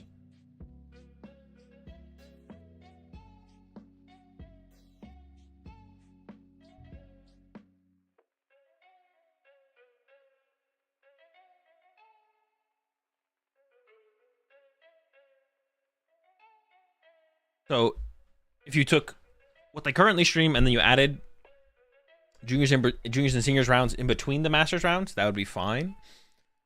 But I think it would be better if you just added more Masters rounds. Like if you just had a second, if the side station instead was just for more Masters, to be honest, just more Masters rounds. All the time between matches makes it so hard to fully pay attention to the stream all day. Yeah, they just need to do it. Like it's like, they need to add a side station. They need to have a secondary station. They need to have a secondary station where they either cut to it after the main station is done playing, or all they need to do is like show game 3. Like if the main stream goes to game 3, goes to time, whatever, then you could just like show game 3 from the side station. You could just like put that on and then cut to that after the interview, the player interview, cut to that, show that, commentate over that, and then after that take like a 2-minute break, switch out the casters, and then go into the next round. Something like that.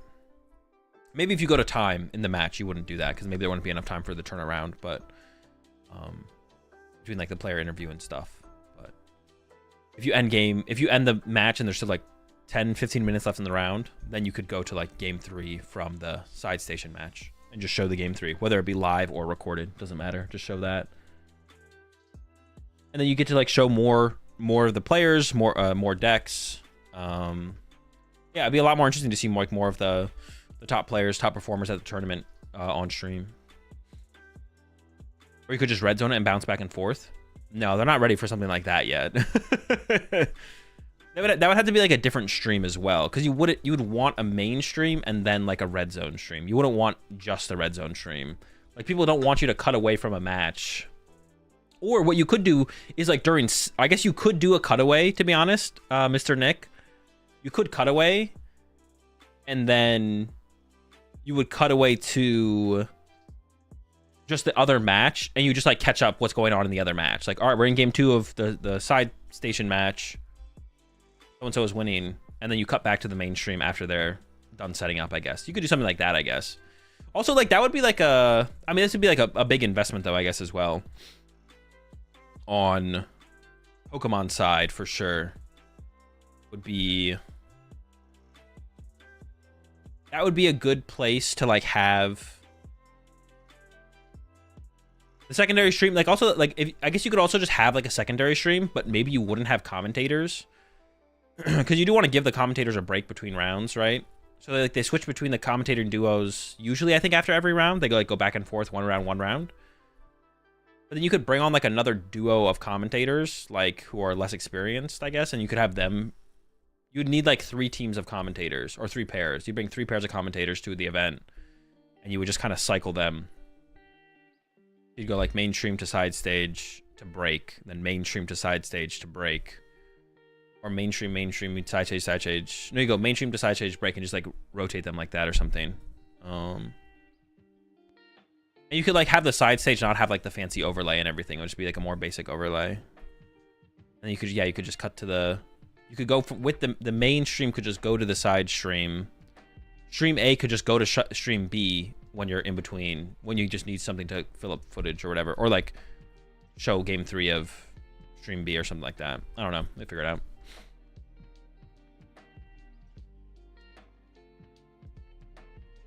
But yeah, I think hopefully next season or the season after they... I mean, hopefully next season, I guess I should say. I mean, even before next season would be great, but Yeah, hopefully next season they bring a side stage or a secondary table or whatever to have more content to stream during the streams, because the downtime is a lot of time, to be honest. It is a lot. I didn't really notice it too much until I started doing these watch parties type stuff. I didn't notice it as much, I guess. Appreciate the 30 months there, Stefan.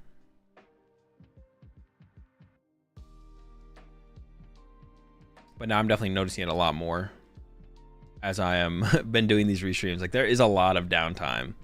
And I think the easy fix is just more gameplay. We just want to see more games, right? You want to see more games, more players, more decks. Especially have like the people who are the top performers at the tournament. We just want to see more of that. So the fix is really is just show more gameplay. Have another station set up.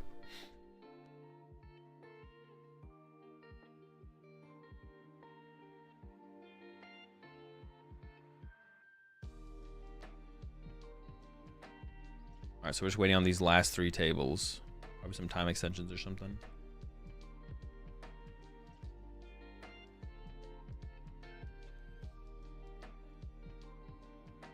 Do we know what Gabriel Smart is playing? I'm not sure. Why doesn't NA have special events? We have one. We've had special events there's always like the Puerto Rico special event. So there's one special event, and then we've had a special event at whatever that con is called. I forget what the con is called. But in Columbus or whatever. Origins, yeah, Origins Game Fair. There's been a special event there before. We just don't have them very often.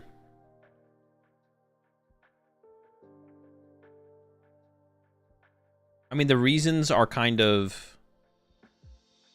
I mean, I think the reasons make sense. I mean, in Europe, it seems like a lot of the reasons that Europe specifically doesn't seem to have special events is like gambling laws in certain countries, but they're also just like trying to spread out the major tournaments into different countries in Europe. But like America, like the thing is, for the North American region, it really is just America and Canada. I mean, it is just America and Canada. So like, I mean, there's a lot of places you can put events in America, and places that have certain gambling laws, like I think Denver and Washington might be 2 of them. We just don't have events there. There's a lot of other places to put events. But like, if you're trying to put a tournament in, because doesn't Spain have gambling laws? Isn't that like the reason that this one is probably a special event, right? The reason that this one is probably a special event is because of gambling laws, right? But if they want to put an event in Spain, they have to make it a special event. They can't make it a cash prize event, right? Or am I trolling? Am I tripping on that? Also, entry fee is free, right? We fixed that issue in Denver. Oh, the issue is fixed in Denver? Oh, okay. And the reason for like the Latin American special events are... Some of it might be gambling laws. I think most of it is just product sales. Or it might kind of come down to like Copag, to be honest. I feel like Copag has full control over all the Latin American regionals and special events. Copag doesn't run the special events, but I'm pretty sure they get to decide who runs the special events. I'm pretty sure. And I don't think Copag wants to fund. Instead of funding 8 regionals, they can fund 3 regionals and 5 special events, right? Or they just don't fund the special events more so than anything, right? So it's kind of like Copag just doesn't want to fund more regionals, so they turn them into special events. But TPCI probably told Copag you have to run a certain amount of majors or something. It's like, all right, you got to run this many majors. You have to at least make some of them regionals. And then Copag is like, we're going to just do the bare minimum, maybe. It's like the outcome of that, to be honest. What's the difference between special event and regionals? Just pricing, just the cash pricing. Special events has 0 cash pricing. Regionals has regional level cash pricing. Not 3, 4, whatever. Yeah, 4 regionals and then the rest special events. Because the money for the regionals comes from TPCI. So like TPCI gives the prize money to the events, to the TOs to put the events on for the cash pricing. The rest of it is run by the TOs come up with like, you know, the rest of the stuff. But TPCI provides the cash pricing to them. Like I said, it might be different in Latin America. Like it might be Copag. Copag might be the one who gives the cash pricing out, but they only want to do it for 4 regionals. And I would have to imagine the reason, like, there's the reason that Puerto Rico is a special event and not a regional for North America is because there's not enough players, there's not enough product sales for them to want to give cash prizing to a major event in Puerto Rico, but they still want to do a major event there, so they make it a special event, right? Yeah, I got you. And I forgot who won. Or what's sitting on the left side. All right, payout complete.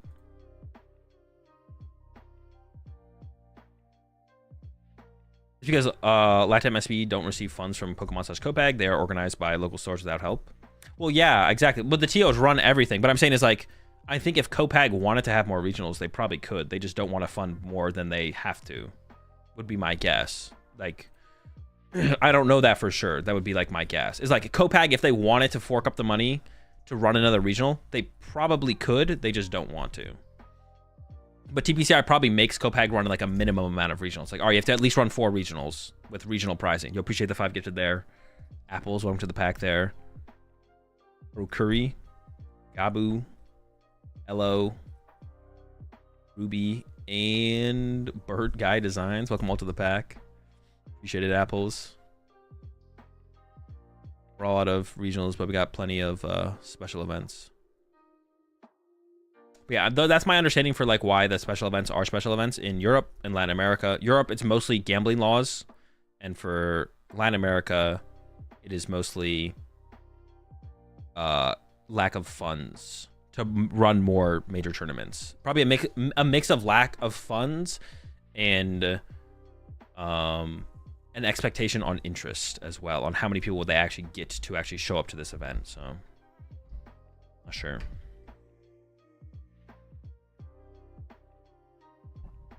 Copag is swimming in money right now. Stores can't purchase product because Copag can't produce enough. Yeah, but if TPCI tells Copag they only have to put out enough money to run 4 regionals, then Copag maybe just only wants to put out enough money to run 4 regionals, right? I'm actually not 100% sure how the system works. This is just kind of my guess. It's just kind of my guess. Doesn't Copag run bad events? I mean, LAIC is definitely the worst ran IC, and it seems like LATAM regionals are generally ran pretty poorly, so yeah. Definitely seems like, yeah, Copag. I mean, Copag is definitely like D tier, F tier tournament organizer. It doesn't seem like they've improved very much as well overall. I haven't been to I went to LAIC last year, and it was like whatever. It was fine. Not this season, but last season. Yeah. But I've never been to I might go to Santiago though, to be honest, because it kind of like lines up decently for me time wise.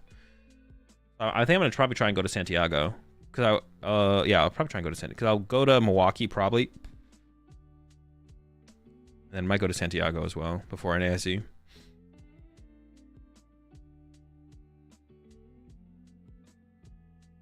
We got Ed versus Yakira.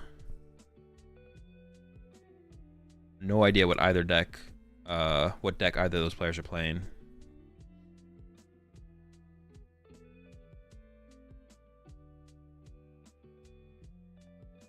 And this is round 7, right? I believe it is round 7.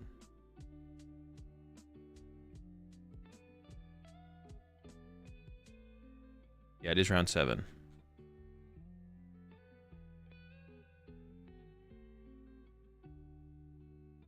What the heck am I looking at here?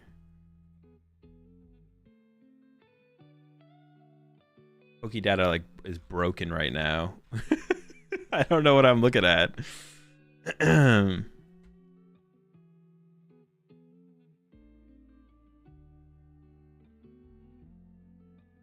Dang, missing Stefan versus Caleb. There might be playing some cool decks though, Ed and Yakira. Although, yeah, the Caleb versus Stefan would have been a pretty good match to put on. Honestly, Grant versus Benny's, I don't know. It's just Guardy versus Drago. I don't know what Drew. Well, I mean, Makani usually plays something a little bit weird. I have no idea what Drew's playing. What do you think about the new Koraidon? It is okay. It's very, very okay card. It's fine. I'm not sure exactly what it lines up best into, so I don't know what metas I would want to include it over others. But yeah, the card's fine. It's all right.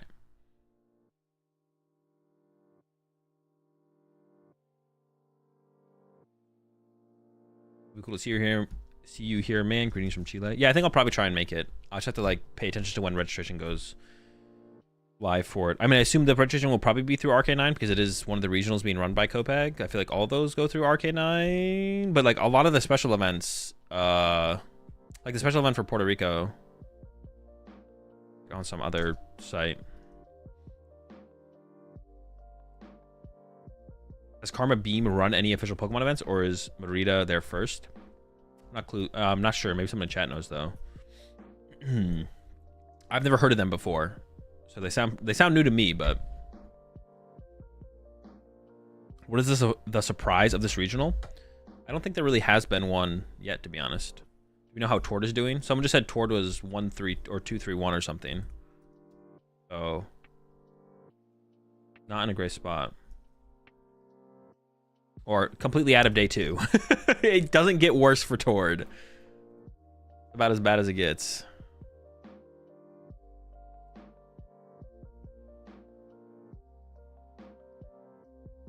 No coming back from that. The Hydreigon experiment has failed, unfortunately, it seems like. Washed. Yeah, washed. Straight washed.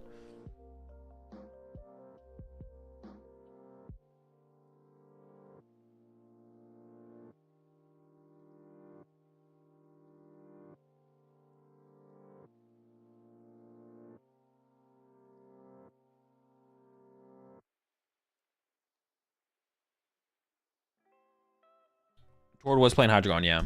How much is a regional entry to participate, or is it free? It's like $70. $70? I think it's 70. EYC registration was just 95 USD. I literally just paid for. Let me check my Arcane. I think it was $62. I signed up for Meridia. Meridia was 62 USD. EYC was 95 USD. And then San Antonio was 70 USD. So it varies a little bit, but I think all the regionals have been the same price. All the American regionals have been the same price this year, I think. I just don't remember what the number was. I think they were all the same price. And I can check it. But it doesn't say it on the page, does it?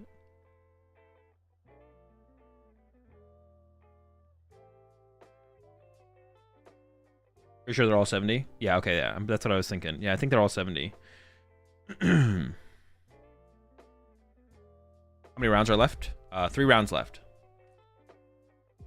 And then we'll have 4 rounds tomorrow plus top cut. And I'm not sure where we're going to stand on the asymmetrical cut thing. We'll see how that goes. Do you want to play in the Super Bowl? I mean, the Chiefs versus... I don't really care who the Chiefs play against, to be honest. The Chiefs versus the strongest team from the other side. But I don't really care who makes it. I just want to see the Chiefs have a chance at another dub. That'd be pretty sick. Chiefs, really? Yeah, that's sick.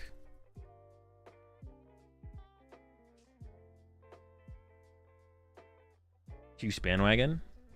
I'm not even gonna say I'm a Chiefs fan. Like, I'm not bandwagoning the Chiefs. I'm not even gonna say I'm a Chiefs fan. Just like the Chiefs would just be really, it's just sick. It's just like what they're doing is just really, really cool. It's just dope.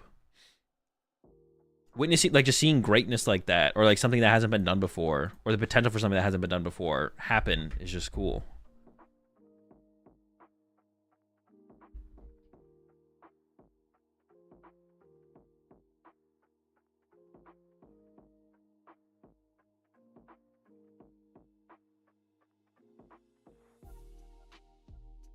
What's your favorite team?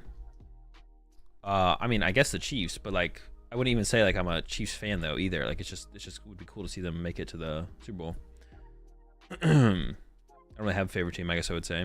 Well, I understand that some amount of free entry is necessary. The bar is kind of high. Had a regional in my city recently, and some casual players friends passed because of the entry fee. Some amount of entry fee is necessary. The bar is kind of high. I mean, maybe a little bit. I don't know. People are still registering for these tournaments at a point where it's like Pokemon's not necessarily they're not gonna lower the entry fee. Like, the entry fee is not gonna get any lower. Yeah, the entry fee is not getting any lower. Oh, it is a Hydreigon. Yo, Hydreigon versus Ursaluna, Iron Valiant? Bro, chill. Yeah, like the entry fee is not going to get any lower. Like these tournaments are selling out. Yeah, the tournaments are like selling out, so there's no reason for them to like lower the entry fee, but they're not getting cheaper to run either. That is true. Well, they're not getting cheaper to run, but also if more people are showing up, you don't necessarily need to increase the, like if you get a bigger venue, that is more expensive than a smaller venue, but if you fill the venue, then you're not necessarily losing money. But if we want to see stuff like a secondary stream or like a secondary TCG stream with more casters and stuff like that, well, I guess that is kind of separate though, because like the TOs are the ones that charge the entry fee, and TPCI is the one that runs the stream. So those things are like those things are like separate of each other, I guess. I don't know.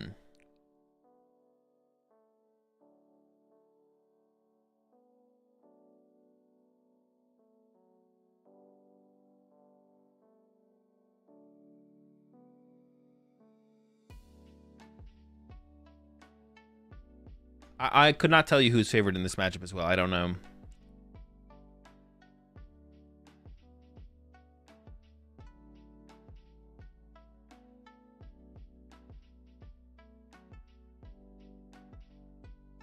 I'm just gonna assume that Hydreigon is favored because Hydreigon is just like the better card. They already secured day 2. No, even if they win this, they're not locked up for day 2.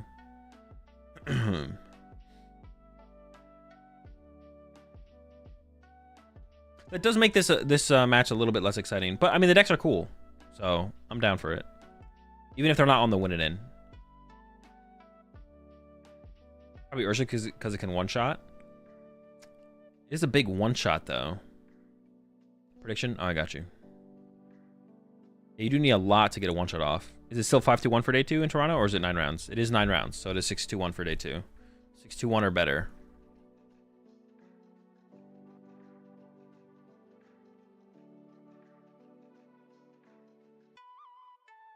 Cleffa's prized. Petron EX also prized, so it is a Mochi build. Cleffa's probably the biggest prize card amongst all the prize cards here. Alright, looks like... Oh, maybe it's a mulligan draw. I thought Ed drew for turn. Use the formats there, Nomad. How much HP does the Ursaluna have? I actually don't... Is it 150? Maybe it's 150? Why is this 9 rounds when some are 8? It's attendance based, yeah. If you have more than 2,048 players, you get 9 rounds day 1. The Toad Scroll as well? Let's go. Oh, wait, that's huge in this matchup. That shuts down Energy Retrieval and Night Stretcher. Wait, the Toad Skrilly is insane. And we found the heavy ball off the rip here for the potential Cleffa or the Pecharunt, whichever one is deemed more valuable. For this matchup, though, I feel like it's got to be the Cleffa. Oh, or a Dino, depending on the hand. I can see that. You think Hydreigon EX is good? No. Not until you make a good list with it. I'm waiting on you, Crow.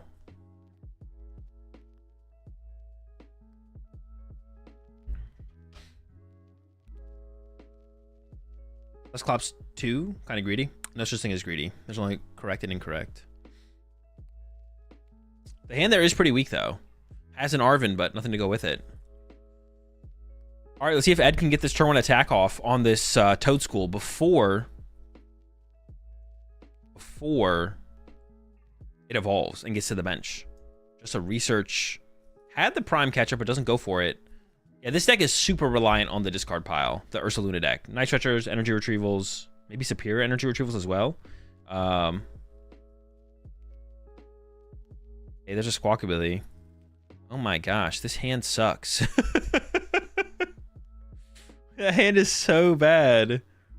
We're just gonna... He's got a Billy. You just gotta ship it. So many resources already hitting the discard pile here. It does have an Ultra Ball. Go Ultra Ball for a Valiant.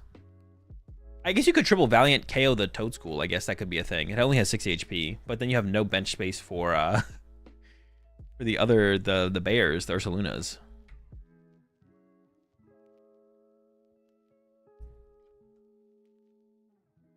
Yeah, the bundle forcing up the Dino would be pretty good here. And here comes the Squawk and Seas. Even more resources hitting the discard pile here. Fresh 6 cards, though. Needs a lot. Does still need a lot here from Ed. I see a Switch. I see an Ultra Ball. I see a Vessel. Lana's Aid as well. Another card that the Toadscroll shuts down. The Toadscroll goes insane in this matchup.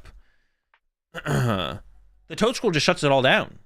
Toadscroll, like, single-handedly bodies this deck. That's the MVP right there in the active. Well, I don't know if you need to put the... I guess maybe that's fine.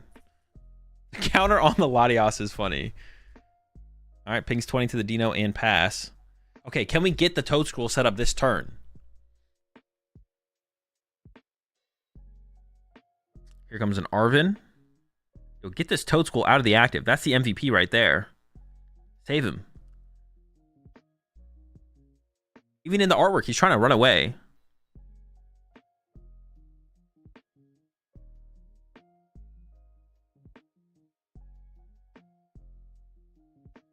And we saved the Toadscroll here.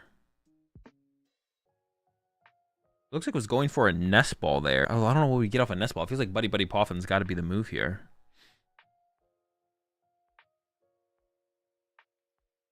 You could like go Buddy Buddy Poffin for double Dino, then attach Retreat. I don't know if there's a TM Evo in this deck, though. I was going to say then we could TM Evo, but I don't know if there's a TM Evo in the deck.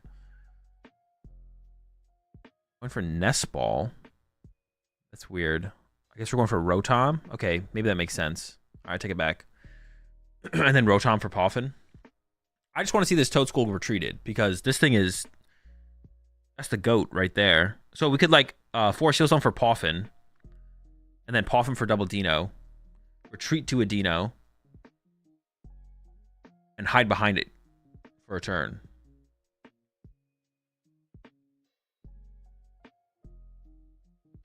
That was a Poffin lined up.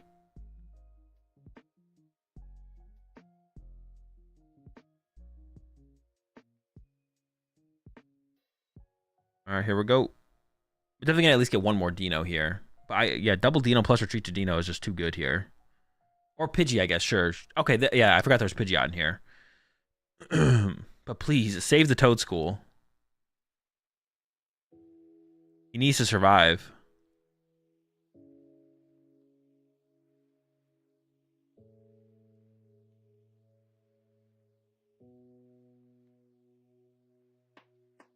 I think it's literally just game over if Toadscroll gets set up. Even going out of your way to Gust and deal with a Toadscroll is like terrible. That's tough. Save the scroll.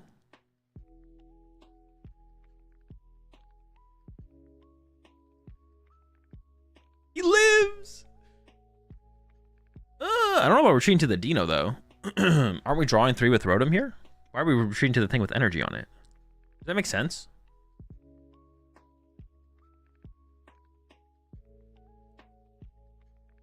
Appreciate the 48 months there, Peter.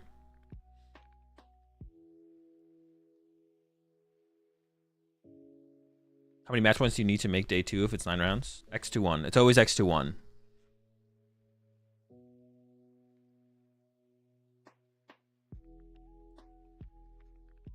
Incentivize him to KO it rather than Gust? No, it's never, it's just not, no. The answer is just no. That's not how the game, the Pokemon, like that's not how Pokemon TCG is played optimally. Like you don't, yeah. You always make your opponent work as hard as possible. Baiting is not a reason to make a play ever. You want the Hydreigon to be clean?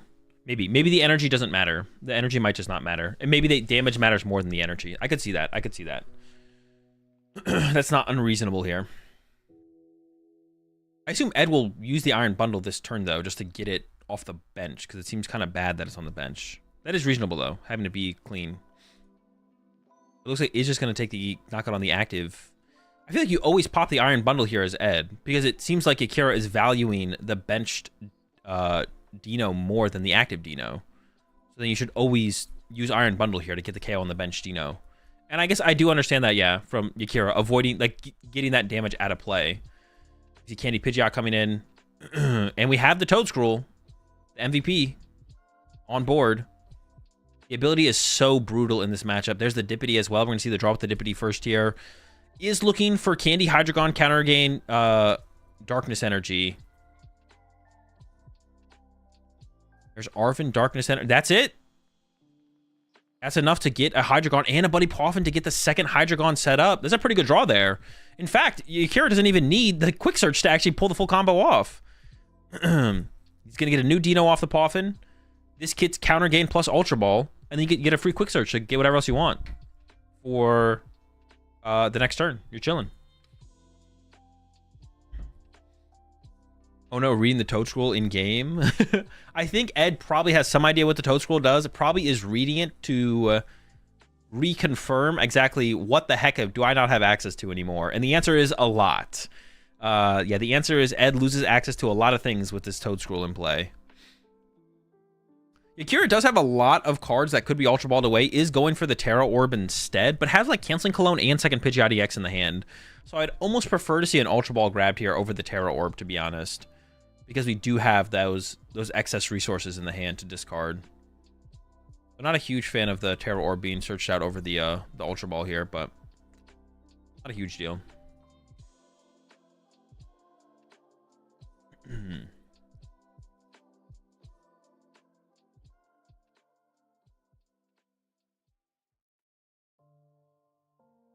And yeah, getting the backup Dino here off the Poffin as well. Yeah, pretty good draw from the Pheasant Dippity there from Akira. Literally got like everything.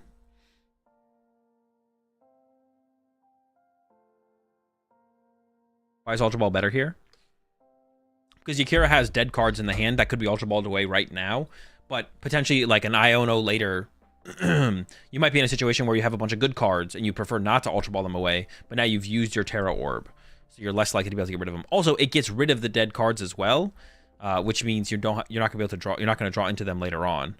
In this situation specifically, one of the dead cards is a Canceling Cologne, so you can just like play the Canceling Cologne, obviously, but you'd rather be able to potentially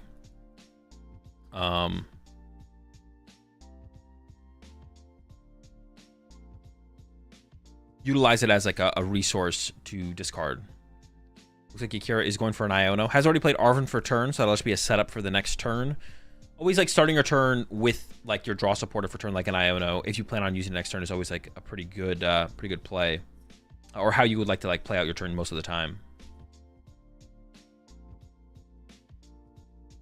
Here we go, Candy Hydreigon, energy counter gain on the way. Yeah, there's like one of the cards in the hand that is like a dead card is the Canceling Cologne, which we could just play, but the other one was the Pidgeot. So while we have dead cards to like use with Ultra Ball, you usually want to use Ultra Ball. And there we go. First attack takes a knockout and mills the top 3 cards of the deck. Fighting energy, fighting. Oh my! Ah! That's it. Can Ed even attack anymore? Is that all the energy in the discard pile? We're done. Oh my gosh. I don't even know if there's any energy left. What do we got, Ed? Also, this Iron Bundle is kind of like awkwardly stuck on Ed's bench now as well. Which is, that's why we should use the Iron Bundle last turn as well, because we had a good lineup for the Iron Bundle. Chose not to use it. Comes the Fez for 3. Although that could be a reason for Akira to push up the Dino with the energy. There's an Ogerpon. I don't think the Ogerpon's going to be doing very much, though, in this matchup.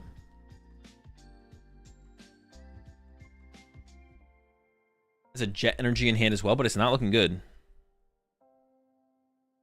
we think Akira plays Neo Upper Energy or a different aspect? Most likely Neo Upper. It's the easiest way to get Hydreigon. Oh, I did see the Crispin, so also plays Crispin for sure. But my guess would be has Neo Upper in there as well. I don't know how many basic fightings are left in the deck, but it does have a Vessel in hand, so if there is some, you could go get some right now. is thinking about benching the Ogerpon, but the Ogerpon's not that big of a threat in this matchup. At all. It's just the retreat from Ed. You could retreat, pop the bundle. I don't even know what the play is going to be here. Okay, there's the retreat. I'm going to ping 2. Onto the Toedscruel. But going out of your way to chase the Toedscruel, there's no way you win the game. There's no way you win this game if you're chasing Toedscruel. There's your Iron Bundle pop. I mean, the Pidgeot push here seems like the best push here from Yakira. There's the Pidgeot send up. There's another Iron Valiant in the hand. But Ed seems pretty committed to trying to work through this Toedscruel at this point.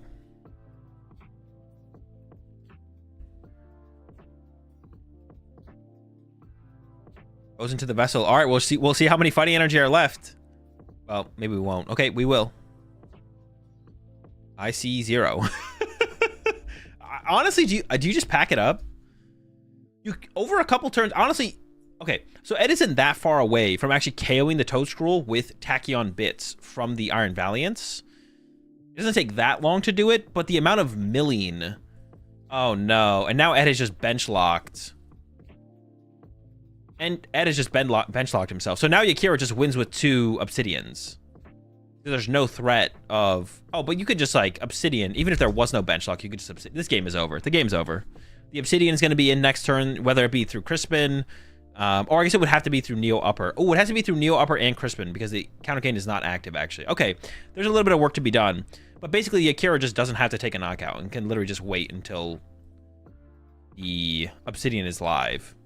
But we are a decent ways away from the Obsidian, actually. We probably won't be able to pull off Obsidian this turn. Because counter gain's not active. But also, yeah, but like Yakira can literally just go attach pass, and then next turn Obsidian, and Obsidian, the game's over. So, yeah, it's pretty cooked. It's pretty cooked. I think Yakira here literally should just pass. I wouldn't even attack the active here, because you don't want it to be, you don't want to open up a bench space for Ed. Yeah, so if I was Yakira, I would literally just pass here. Leave Pidgeot on the active. I mean, you could put the Hydreigon on the active. You could also attack for 200 and mill. That'd also, like, not even be bad. There's really no bad play here, I guess, from Yakira. But I'm trying to keep Ed bench locked, so... Punch active doesn't kill. Yeah, but then if you Obsidian next turn, then it would kill. So I just wanted to, like, keep it bench locked. There's a boss there from Yakira. Oh, does this KO the Latias? Is it weak to... I don't know if it's weak to something. I don't like the boss play here. I would have just punched the active and saved the boss for next turn, but okay. I mean, KOing the Latias is still pretty good, though, I guess. If you're going to KO something. Mill 3. Research Ursaluna and Switch Cart. Switch Cart could be a big one. This does open up a bench space for Ed, but it's not really going to matter this turn. Like, this turn for Ed has to go try and get to triple. Ed has to try and triple Valiant, KO the Toedscruel, and then we're still not even attacking this turn as Ed, because then we're still just going to go past.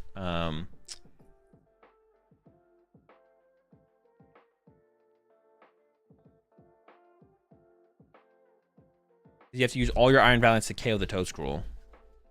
Radiant Greninja found. Dude, there's so many Pokemon in this deck that are not Ursaluna and Iron Valiant. It feels like hard to utilize them consistently. I feel like we should not be benching this Radiant Greninja, though, right? Because we have no energy left. We're just thinning it out of the deck. That makes sense. There's still a lot of Pokemon in this deck that are like... Yeah, we're never going to be able to like fully utilize all of our support Pokemon, but... No basics were prized. A lot of recovery cards are prized. Those aren't very good, though. Is Iron Valiant actually good? No.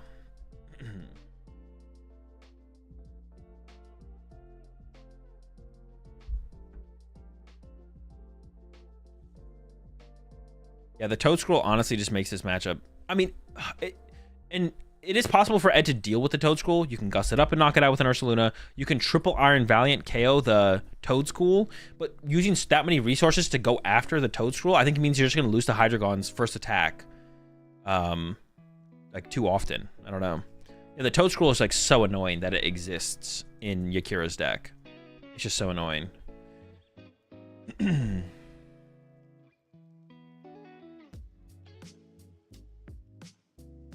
There's a switch. 20 more on the Toedscruel. We're getting there. It's taking a little bit of time. Okay, jet back up. 20 more. Then we get the retreat into the other Iron Valiant, KO the Toadscruel. That's basically the whole turn. I guess maybe you could switch into an Ursaluna and punch. And there we go, the hard retreat. 20 more! We've done it! Toadscruel has been KO'd. And there is bench space open here for Ed. So Ed could attack with Ursaluna this turn and punch the Hydreigon. But even then, it feels like it's still a little bit too far gone. But that would be something that could be done. Oh, do we still have Fez draw as well? I didn't even realize that. Okay, hold up. Maybe something's coming together. There's an energy retrieval. I think there might be an Ursaluna in hand.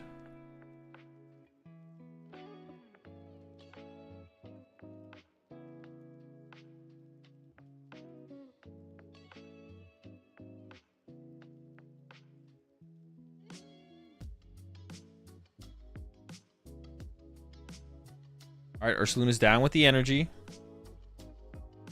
And the attachment for... Hold up. Oh, we already attached for turn. We attached the jet. Oh, no. So Ed can't even attack this turn. That's huge. Oh, yeah. I forgot the jet was already attached. Well, that's tough. Yo, what's up, episode? That's tough. Cooked, maybe? Seems cooked.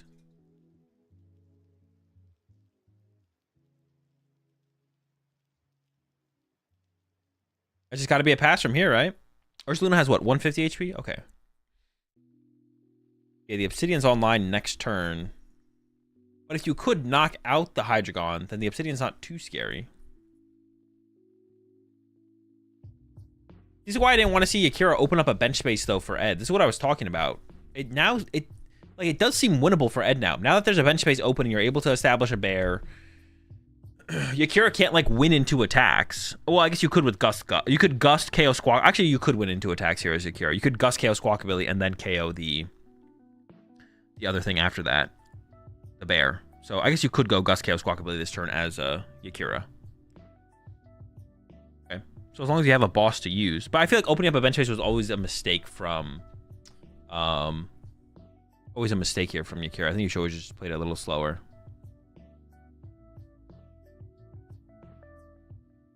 Good job, Boss and Boss Luna. I don't think there might not be any boss left. The Hydreigon deck doesn't play, it plays like one boss. The Hydreigon deck like plays one boss, I'm pretty sure. And Yakira did play it last turn. So I don't think Yakira has a boss left. That would be my guess anyways.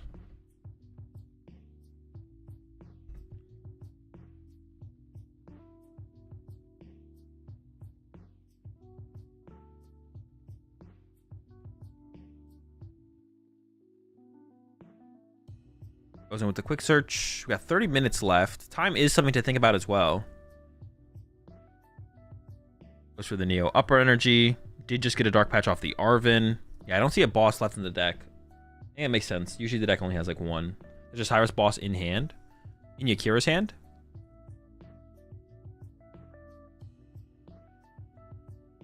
Okay. Alright, so we do have a boss to work with then. So boss KO Squawkabilly should just be game here then.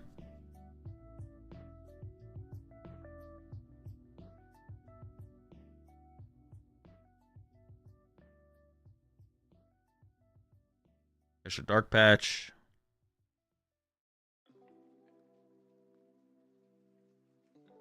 Wait, but we already played Arven, so we can't boss. Never mind. We can't boss. We just played Arven. I'm tripping. Bossing seems like it would have been pretty good if we have a boss available. So like I said, it's just punch active mill 3 again, which also seems fine.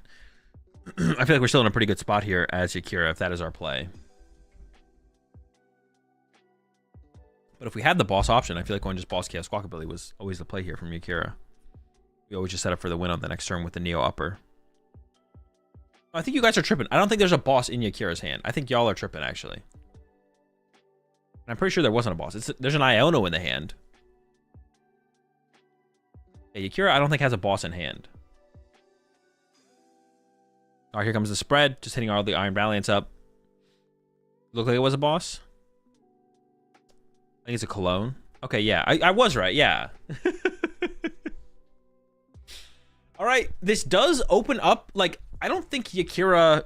No, yeah, I don't think Yakira could get off back-to-back No, I guess Yakira, with a counter game, Yakira could Obsidian again on this next turn. But now Ed, if Ed finds enough switch cards, I mean, I forget what Ursaluna does. Yeah, what does Mad Bite do again? We just need to switch 3 times and then attack the active and knock it out. Would that work? But see, this was the risk of opening up a bench space. This is the mistake I feel like Yakira made. Like, Yakira did not need to open up a bench space for Ed to ever... Like, Ed can't win if Yakira doesn't open up a bench space. If Yakira just never opens up a bench space, Ed always loses. But now... I don't know. Maybe there is a possibility for Ed to make a comeback here. This might be possible. Oh, we put the 20 on the Duskull, though. Okay, never mind. There's no possibility way to win. If we're putting 20 on Duskull, we're never winning. Yeah, never mind. I take it back.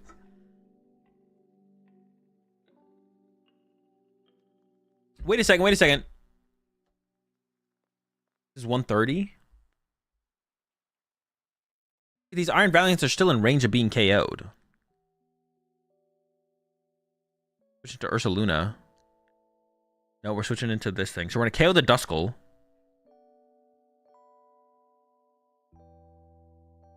How are we ever... if we don't KO the active, we lose.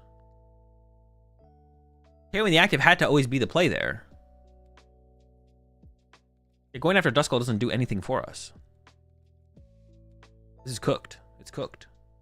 I can see a boss KO Pheasantipity this turn, but that's not enough to win the game. We just lose to an Obsidian next turn, right? Or am I missing something? And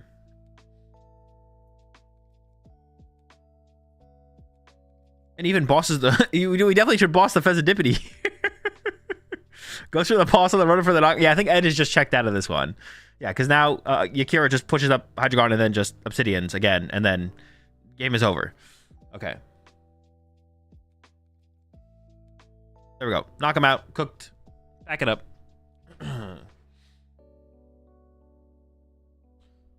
Isn't KO Fez only does 200?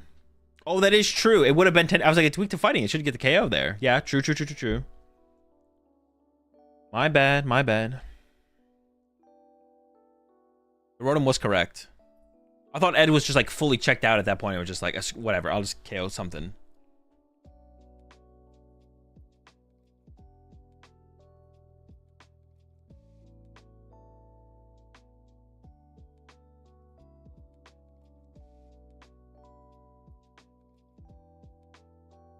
There's not a ton of time left for 3 games, to be honest. We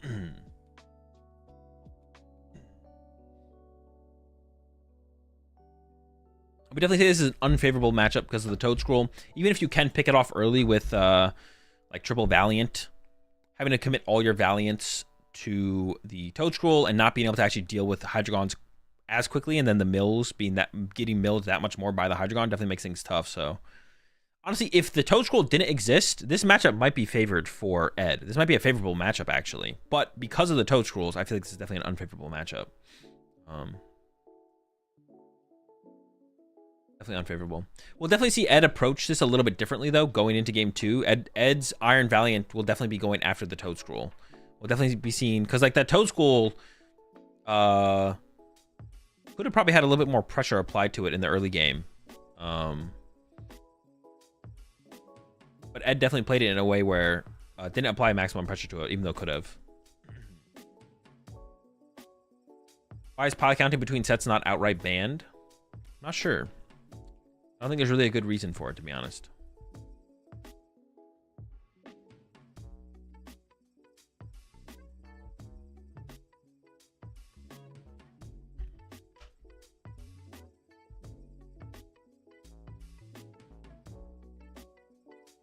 Did Kira get a slow play penalty for shuffling in between every deck search when she's going to go back in? Up to a certain point, probably, yeah. It didn't seem malicious though. Like if you're thinking about your next play and not sure what you want to do yet, shuffling your deck is like fine. Or if you're unsure if you're gonna go back in or not. Another mulligan from Yakira. There's 23 minutes left, so there's plenty of time for game 2. I don't know if there'll be plenty of time for game 3 though. Yeah, it's not against the rules to like play a nest ball, then shuffle your deck, and then be like, all right, actually I'm gonna play an ultra ball and then go back into your deck. It's not against the rules. There is definitely, if you're doing it like maliciously, then that is against the rules. But if you're not doing it maliciously and it's just kind of like You're going through your thought process and then you end up going back into your deck after you shuffled. Like, you don't have to shortcut. Like, you don't have to turbo shortcut everything. So...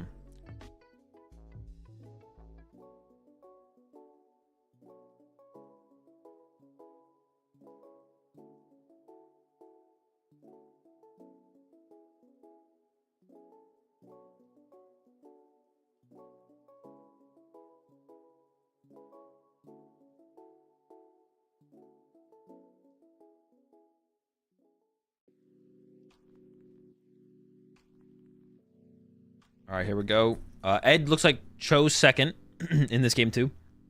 Opening hand here for Yakira is decent. You do see the nest ball coming down. I mean, this probably has to get Rotom here. There's an Ultra Ball in the hand as well. And yeah, the Rotom is being lined up immediately. The prize, double Pidgey prized. Okay, that's not good. Does play the heavy ball though. Yakira does play heavy ball. And honestly, Pidgeot's not like, I don't think it's like that big of a, like, you do want to set it up, but like getting the Toadstool online is like the bigger deal for sure. Definitely the bigger deal. Did those Play Pokemon shirts always have Pikachus on the sleeves? No, the Pikachus are new. I think a good habit is to never shuffle until you're going to draw cards or end your turn. I agree, Jake. I definitely agree. But it's like not like against the rules to not do that. Can someone describe how the white noise sounds on the stage headphones? Get some earbuds or headphones. Plug them into your phone or your computer, put them on, and then YouTube white noise. That is how it sounds. There's an argument to be made that the cards say shuffle. I don't think you should get warnings if you play cards as intended. Not shuffling between searches is the exception, not the rule. If you shuffle your deck every time between every single search card maliciously, it's against the rules. Like with the intent, I should say, not maliciously, with the intent of burning the clock, it's against the rules. Like that is against the rules. If you maximize your shuffles. Ultra Ball was played there. Did find the Toads cool. And then there's the Rotom for 3. The hand here, honestly, from Yakira is pretty mid. Does at least have Ultra Ball to find potentially a Luminion or...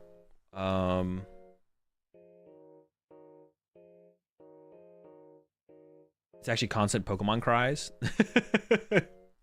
Stream white noise sounds like static. Yeah, it's pretty much a static. Yeah, just go Google it on YouTube. That's literally what it sounds like. Go YouTube it on Google. YouTube it on YouTube.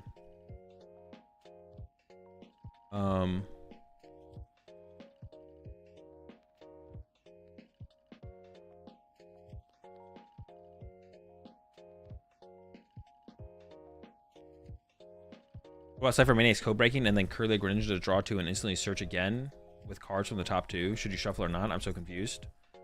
Not if you're only seeing 2. No, you don't have to shuffle. Yeah, if you're immediately going to go back into your deck, you don't have to shuffle your deck. Like if you use Cypher Maniac to put Vessel on top of your deck, or if you're playing Golden Go and you put Energy Search Pro on top of your deck, and then immediately concealed cards into it, and then are going to play it immediately, you don't have to shuffle. You can just tell your opponent you're going to go back in before you shuffle. Because you know the cards you're going to see.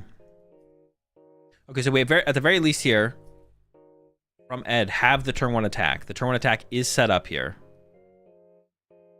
As we see an Ultra Ball to go back into the deck. And I assume we want to use Iron Bundle here from Ed. 1, because it sucks to have on our bench, and 2, because everything on the bench is better to KO than the Cleffa. The Cleffa is kind of a mid-knockout. I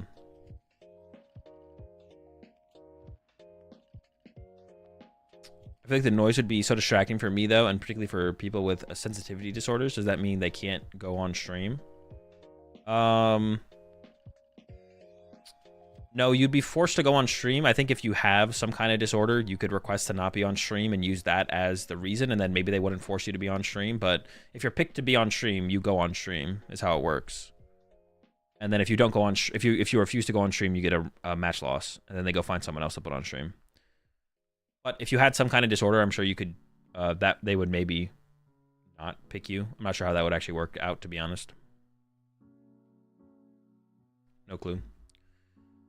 Can you call that in a tournament, though? If a player feels like there's a chance to lose, why wouldn't they lean towards wanting a draw? You should call over a judge and be like, my opponent is compartmentalizing their turn and taking maximum amount of time for every single possible action with the obvious intent of very obviously with the intent of trying to burn the clock. And then the judge would assess from there. You can refuse going on stream. You can't refuse going on stream. No, you can't. All right, researchers played. The hand is okay, but we do have that squawk ability on the bench that we haven't used yet. Radiant Greninja can make its way to the bench. There's a Nest Ball in hand as well, so we can go ahead and get ourselves that Iron Valiant and use some of these switch cards before we squawk ability them away. I assume Valiant will be the target here, but we just passed one. We were doing some prize checking. Yeah, Valiant has to be the target here to get some value out of these switches.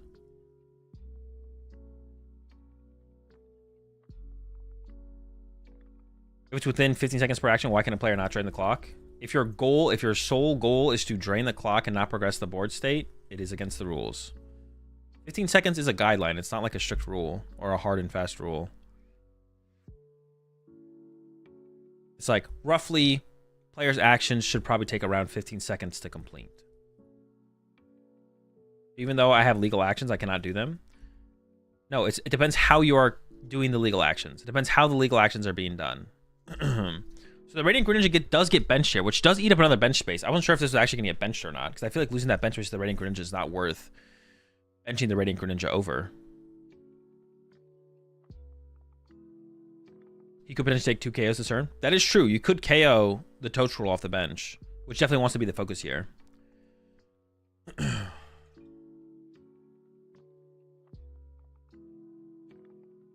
It's not about taking legal actions. It's about how you are taking your legal actions. Is Ed here really considering not attacking with the, or not using Squawk Ability? Oh, so we don't end up using Squawk Ability here. Interesting. The hand didn't seem that high value, but opposite on use Squawk Ability. There were some decent cards in there, but it didn't seem that good. What if I'm just bad? That's obviously different. All right. Hello, I literally said, if you are intentionally trying to burn the clock as much as possible with minimizing your progression of the board state, that is against the rules. It's all about intention and being malicious. That's the only things that matter. If you're just taking a long time, you're just taking a long time. But if you also just take too long, even if it's not intentionally to burn the clock, that's still against the rules and you will still be penalized for that. You can't just take forever, even if it's not intentional.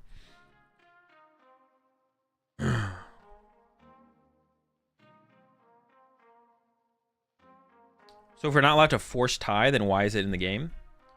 You can force ties through other means. Like you can not concede game 2 until your opponent beats you, leaving less time for game 3. Or you can like promote a 1-prize Pokemon instead of leaving a 2-prize Pokemon in your active and passing instead of taking a knockout. And then your opponent can't win the game and then a tie is forced that way. Or ties sometimes just naturally happen. Both players could be trying to maximize their outs to draw 6 prize cards as soon as possible, and time is just called and there's not enough time or turns to complete the game, which leads to a tie happening, which means both players get 1 point.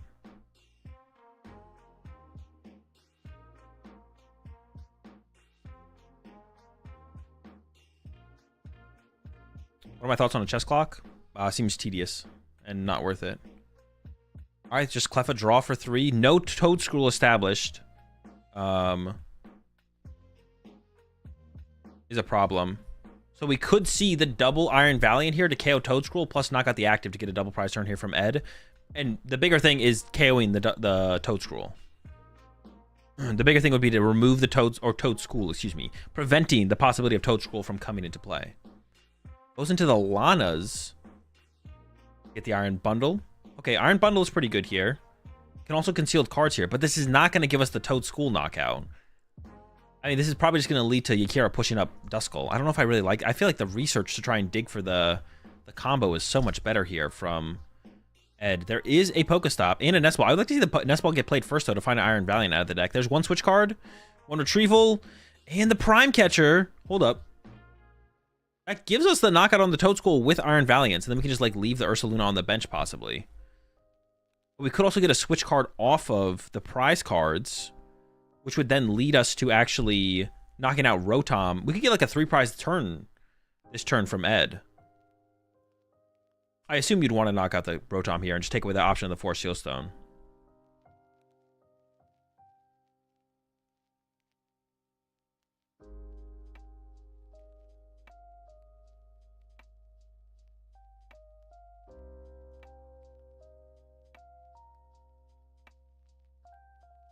We'll see what Ed goes for here. The Iron Valiants are in play. So you can go prime up the Rotom, push an Iron Valiant, switch card into an Iron Valiant. There's the switch card first. 20 to the school, I'm sure. There's the prime on the Dino. So we're letting the school live? I don't know about letting the Toad School live. I feel like bringing up Rotom there, and even if you whiff the knockout on the Rotom from the prize card, although I don't know what's prized here. Maybe Ed knows there's no viable prize card. Oh, there was two. There was a Jet and a Switch card. We could have actually gotten the KO there. Oh, and the Latias, right? The Latias would have also worked. There was 3 prize cards we could have gotten there. That would have actually got us the KO on the Rotom plus the KO on the Toad School. Now the Toad School can become the Toad Scroll, and that's not what we want. I feel like that's a mistake there from Ed to not deal with this Toad School immediately when we had the chance. I think it's definitely worth it. And if we whiff, then we can just leave an Iron Valiant in our active, which doesn't get 1-hit KO'd by a Hydreigon, and we still have an Ursaluna set up on our bench to be able to work with on that following turn. So, I appreciate 60 months there, Chris.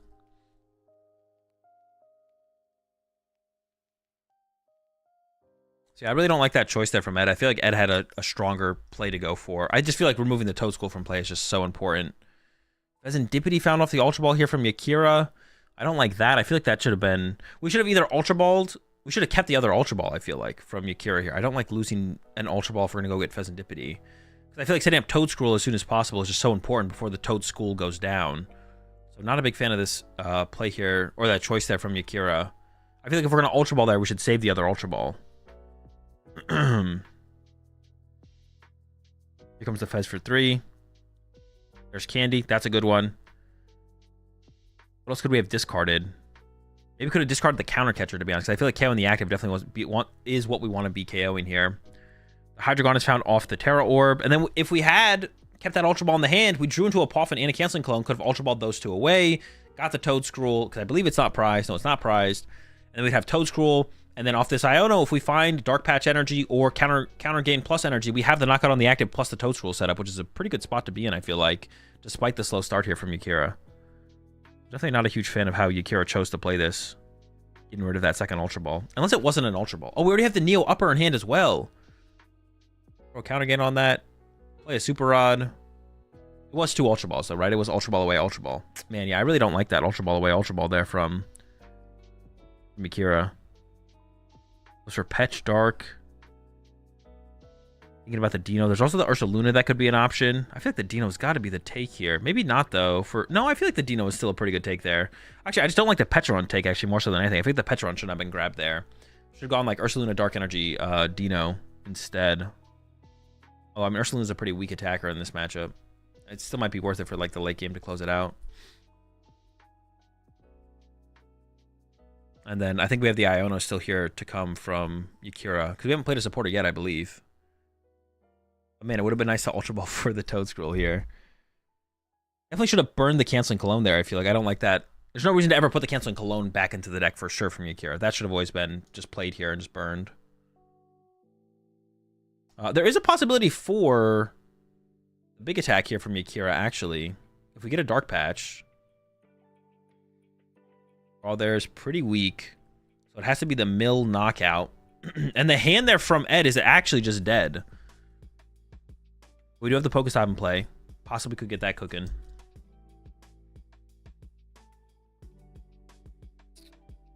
There we go. There's a Knockout Mill 3. Top deck was an Ultra Ball. Got rid of a Switch and a Nest Ball as well. Those are all cards that could have become Pheasantipity. Radiant Greninja gets pushed here, actually.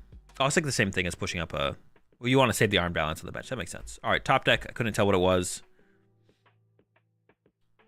But Ed does need like a Pheasantipity or a draw supporter of some type. Oh, it might have been a Energy Retrieval. So concealed can... Oh, wait, we also have the KO on the Toad School here by switching into an Iron Valiant. We also have the Toad School KO here. Let's just switch into the Iron Valiant. Gonna draw the prize card first. Goodbye, cool. And this is why I feel like it was so important to keep that Ultra Ball there from Yakira. We could have had the Toad Scroll in play, which means we don't just die to the ping. Here comes an Energy Retrieval. No, maybe not. Look for that concealed cards. Also, there's that Klawf on the bench still as well. Gonna go into the Pokestop first. Found a Vessel. Penny also hits the discard pile.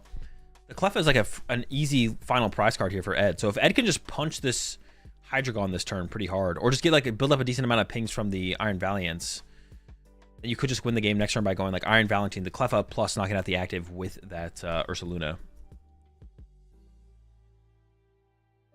Ed does still need a little bit more to work with here, though, I think. I think we're still relying on the concealed cards, finding us a bit more. I don't think we quite have enough yet.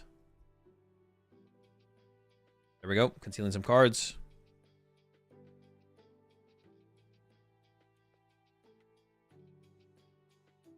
I see a Night Stretcher. I see a Jet. We got to be close to an Ursaluna Punch if we don't just have it. I mean, back-to-back Ursaluna Punches on the active, plus a couple Valiants to clean up the Klawf seems decent to me. I see a Grant. I see a Pawn. I see a Vessel. Vessel's away the Ogre Pawn. There's at least one more energy in the deck, but I think there might be two. And then we have the Night Stretcher for the Ursaluna plus the Jet to get into the active to punch. I think you may as well just punch the active here as well.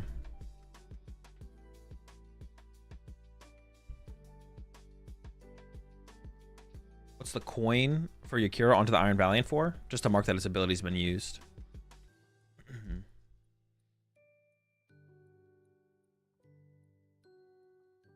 There's only 6 minutes left.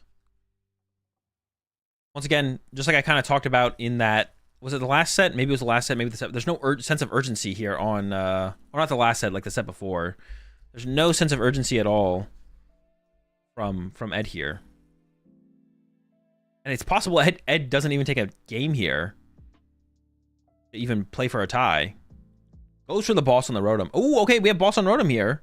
So now we can just win by KOing the Klawf on the next turn. I like this play here from Ed. Just aggressively get this knockout. We can fully play for double Iron Valiant to KO that Klawf on the bench. I don't know if Yakira plays something like Turo to potentially get that liability out of play. But it all goes back to that beginning of that last turn where Yakira chose to Ultra Ball away the Ultra Ball. Could have kept that Ultra Ball. That could have become the Toedscruel. Toedscruel wouldn't have died to just ping damage. And then Ed wouldn't be able to win on this next turn potentially just through double Iron Valiant. But now here we are. Ed can literally just win by KOing the Klawf this turn. I don't think Yakira plays a way to get this Klawf out of play. I didn't see a Collapse Stadium. And my guess would be that there's also no Collapse Stadium, no Turo. But if there is a Turo, it's possible.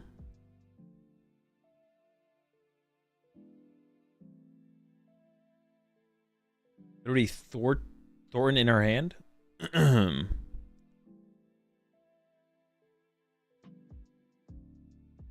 Definitely on the tie route. Definitely worth considering the matchup. I don't think so in this situation because if there's not that much, if there's like no time in game 3, it favors Ed because Yakira can never win in time, basically. Yeah, it's like really hard for Yakira to like ever win in time. Nest Ball, Force Heal Stone found off the Arven there. I don't even know what Yakira else is looking for here. Why not boss on the Fez? Because Fez has 200 HP and our Ursaluna only does 100 damage. She'll only hit for 200. 10 damage short.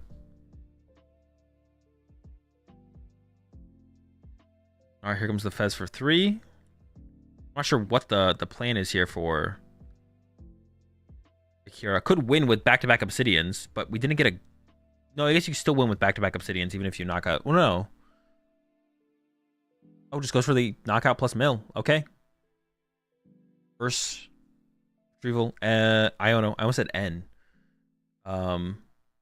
Squawk pushed up here from Ed. Also, Squawk could do 20 damage to the Alpha. But there is ping number 1. There's retreat ping number 2. Klawf dead. Last prize card. Okay, we go to game 3. There's only 4 minutes left. It'd be pretty unlikely that Yakira... Actually, but Yakira could do some Obsidian attacks. There definitely could be some Obsidianing that could lead to a dub here for Yakira, to be honest.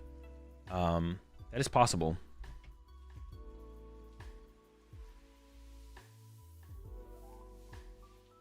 We're going to the pile count, a classic.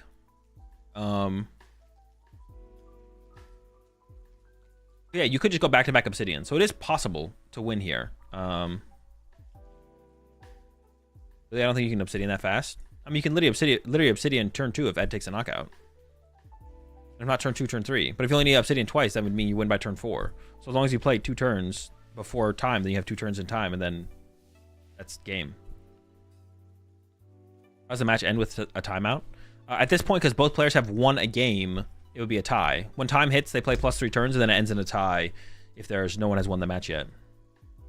You should not be allowed to pile here? Probably not.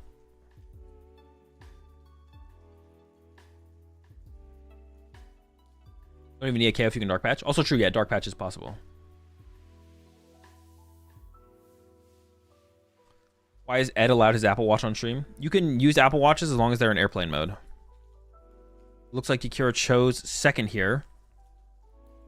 So, I've said this during the last game. It seemed like there was very little sense of urgency from either player, to be honest. I would give Ed the advantage with no time left, or very little time left. I think I'd definitely give Ed the advantage here, to be honest.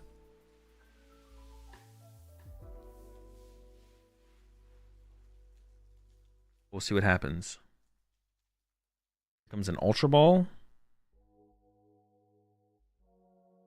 Go get a... Does have double fighting energy in hand, so you can get the Ursaluna, attach to fighting energy, then Squawkabilly for 6. You can also switch card into the Ursaluna as well, I believe.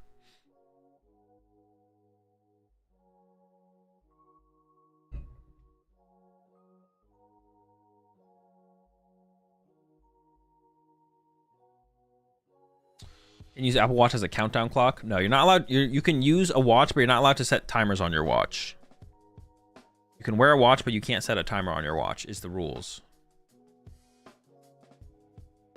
There's a heavy ball. Check the prize cards. I see a vessel in the hand and at least one switch. Not sure if there's anything prized here, though. There's something.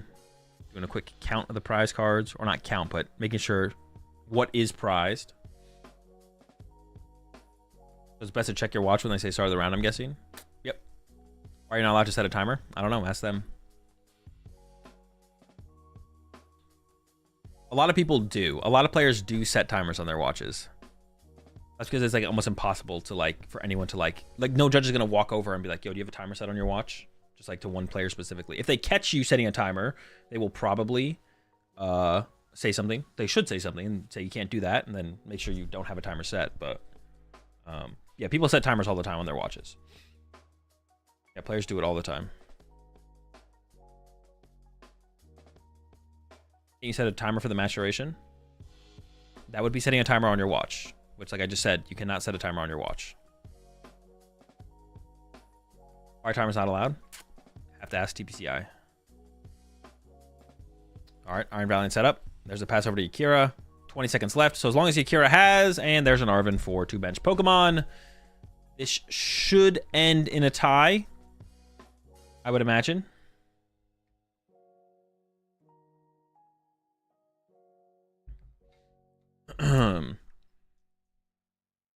There's also 2 Dino Prize in this one, actually. That could have been pretty brutal, potentially. Could have got locked out of Hydreigon ever getting set up.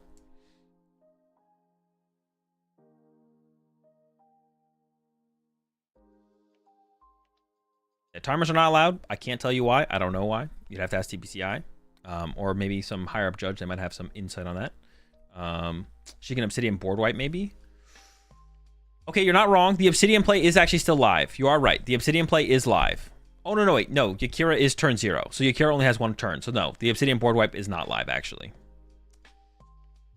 It's impossible for either player to win now at this point. Well, could Ed do something cheesy? Maybe. Yeah,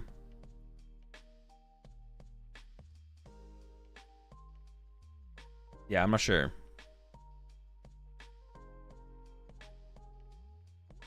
All right, Force Shield Zone, maybe just going to go for another Poffin and just set up a ton of... If we see another Poffin here, then there's no way for Ed to win, I don't think. I think there's enough... There's not enough damage you could do with the... with the Iron Valiance to actually get it done.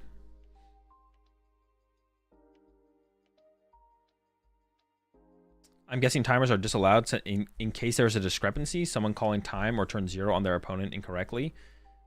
That would not be the reason. Time is called when they, over the loudspeaker, call time. Active players turn 0. At the end of each round, at the end of time of each round, over the loudspeaker in the venue, head judge or whatever, who's ever at the hive, calls, that's time in the round. Active players turn 0.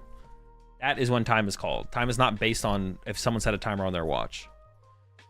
Speaking from other card games, there are a lot of players who use watch timers to know when to stall the game and when to speed up to ensure they get an advantage in time out. I mean, setting a timer has nothing to do with keeping track of time. You can wear a watch and keep track of time without setting a timer, so it has nothing to do with timers. But people wear watches all the time.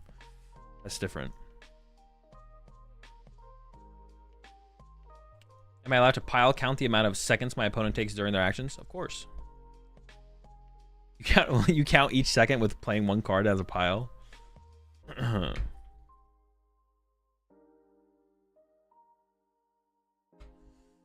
set timers. I set timers on a watch in front of judges before, and they've done nothing. I don't even know if a lot of judges know you're not supposed to. I'm pretty sure you're not supposed to set a timer on your watch. Maybe I'm wrong on that, but I'm pretty sure you're not supposed to set a timer on your watch. They also display the timer remaining on a clock at the venue. They do, yeah. Yeah, I don't even know why at this point you aren't allowed to set a timer on your watch, to be honest. Especially when there is just like clocks in the venue with the countdown timer visible. I don't even know what the reason would be at this point, to be honest. I'd have to go look at the rules exactly on... Actually, we could look up that in between rounds, to be honest. To confirm.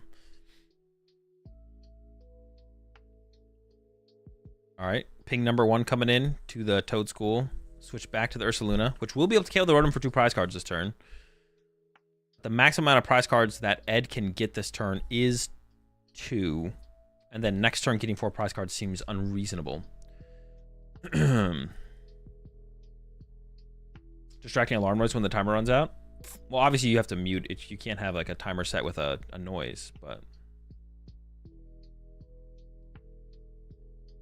What if you set a timer like 1 minute shorter than the round and bait your opponent into passing to you early at the end of the game? I mean, I don't know. I don't know what you're reaching for with this one, to be honest, Zach. I'm not even going to entertain your silly question.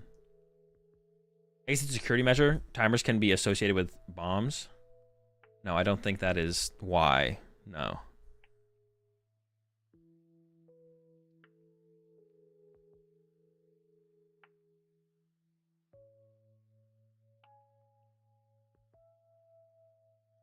All right. Well, I haven't been paying too much attention to the game here, but I'm pretty sure the game is chalked at this point. We're just kind of... it's just a formality at this point. If there's a time rule, it might be a holdover from when most events didn't post time left in the round. That's reasonable. But they should just update that. I mean, they should just update that rule as well. But like, yeah, that would actually be... that would actually honestly make sense.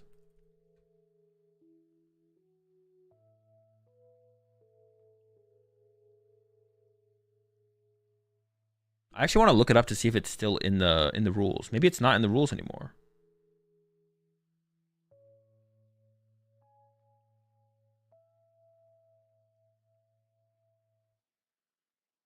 Tournament rules handbook. Okay.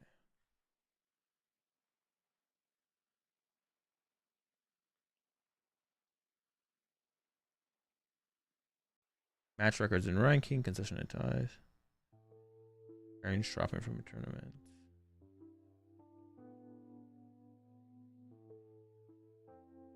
Where would it even be in this? Okay, but which of these 2 rogue decks is better? Probably Hydreigon, to be honest. I think Hydreigon's probably better between these 2 decks. I don't think either is great, though.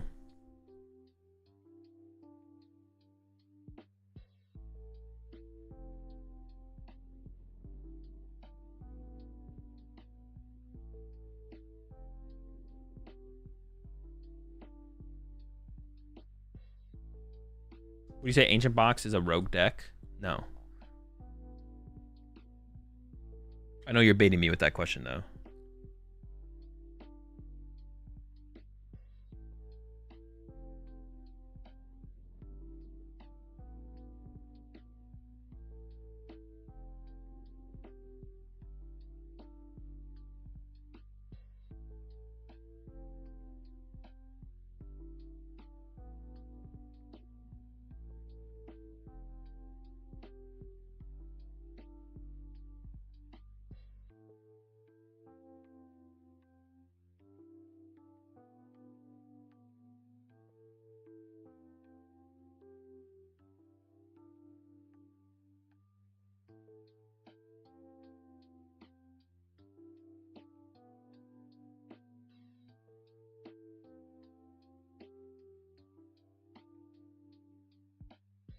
All right, there we go. Round over.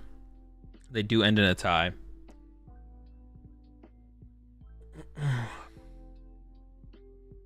Okay, but is Ancient Box worse than both of these decks?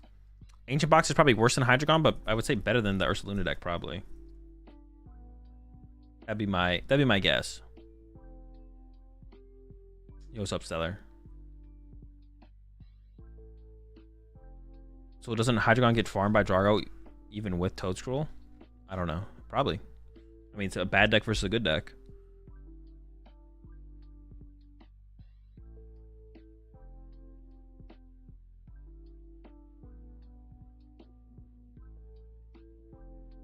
How's Hydreigon been performing? Poorly. Well, I mean, one of them is 5-1-1 right now. But besides that, pretty poorly. Hydreigon is not a very good deck.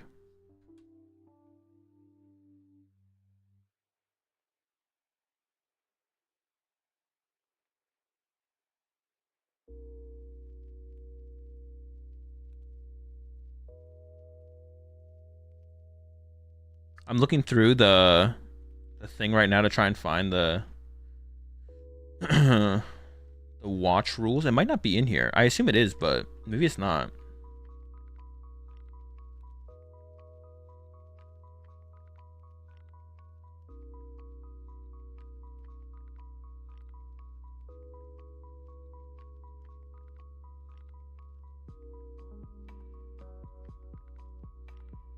I am curious what the rules in the book actually say. Because if I can set a timer on my watch, I'll start setting a timer on my watch. My understanding is that you're not allowed to set a timer on your watch, but maybe I am wrong.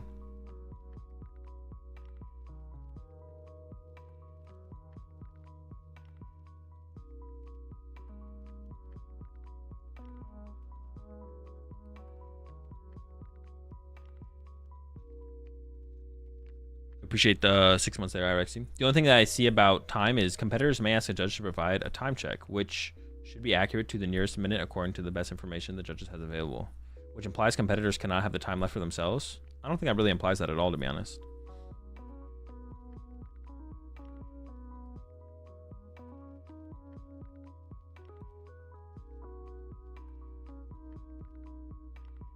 Yeah, I don't see anything. Maybe you can. Maybe you can literally just set a timer on your watch. Maybe it's not against the rules. My understanding and what I've been told in the past is that it is against the rules to set a timer on your watch. But if it's not, I'm gonna start setting a timer on my watch. If you put a timer on your watch, you a bitch.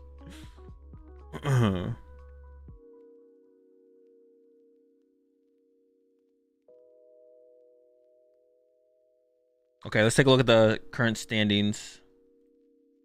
Where are we at? Going into round 8. Probably not many matches left, if any, to report. There's a couple. Got a 14% tie rate right now. 7-0s are locked into day 2. We got Grant Shen, David Zhang, Lucas Zing, Devin Holland, and Evan locked up into day 2. 7-0s. 601s also in day 2. Guaranteed day 2. Looks like Stefan beat Caleb.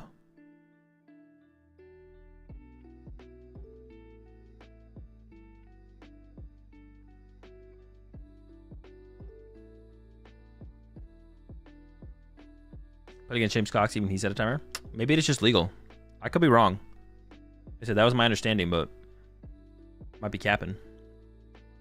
Stefan on control? No clue. Henry Chow's at 6-1. So everyone at 6-1 is on the winning in. 502 is also the winning in, I guess. And we are at a 14% tie rate currently. So it is going down. Interesting. We'll see what it ends up at after that last round, though, when a lot of people are going to ID. Ford was playing Hydreigon.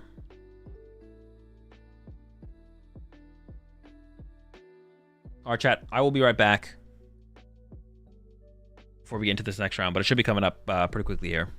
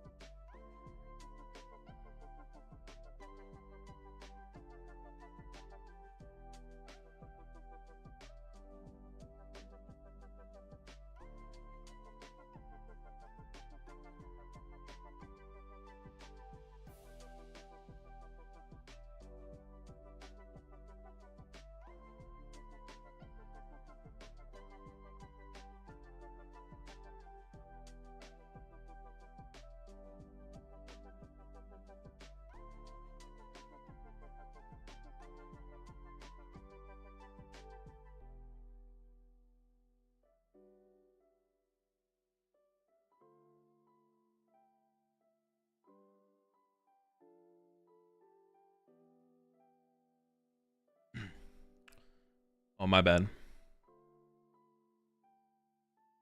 Oh. And let's go back to the beginning of the interview.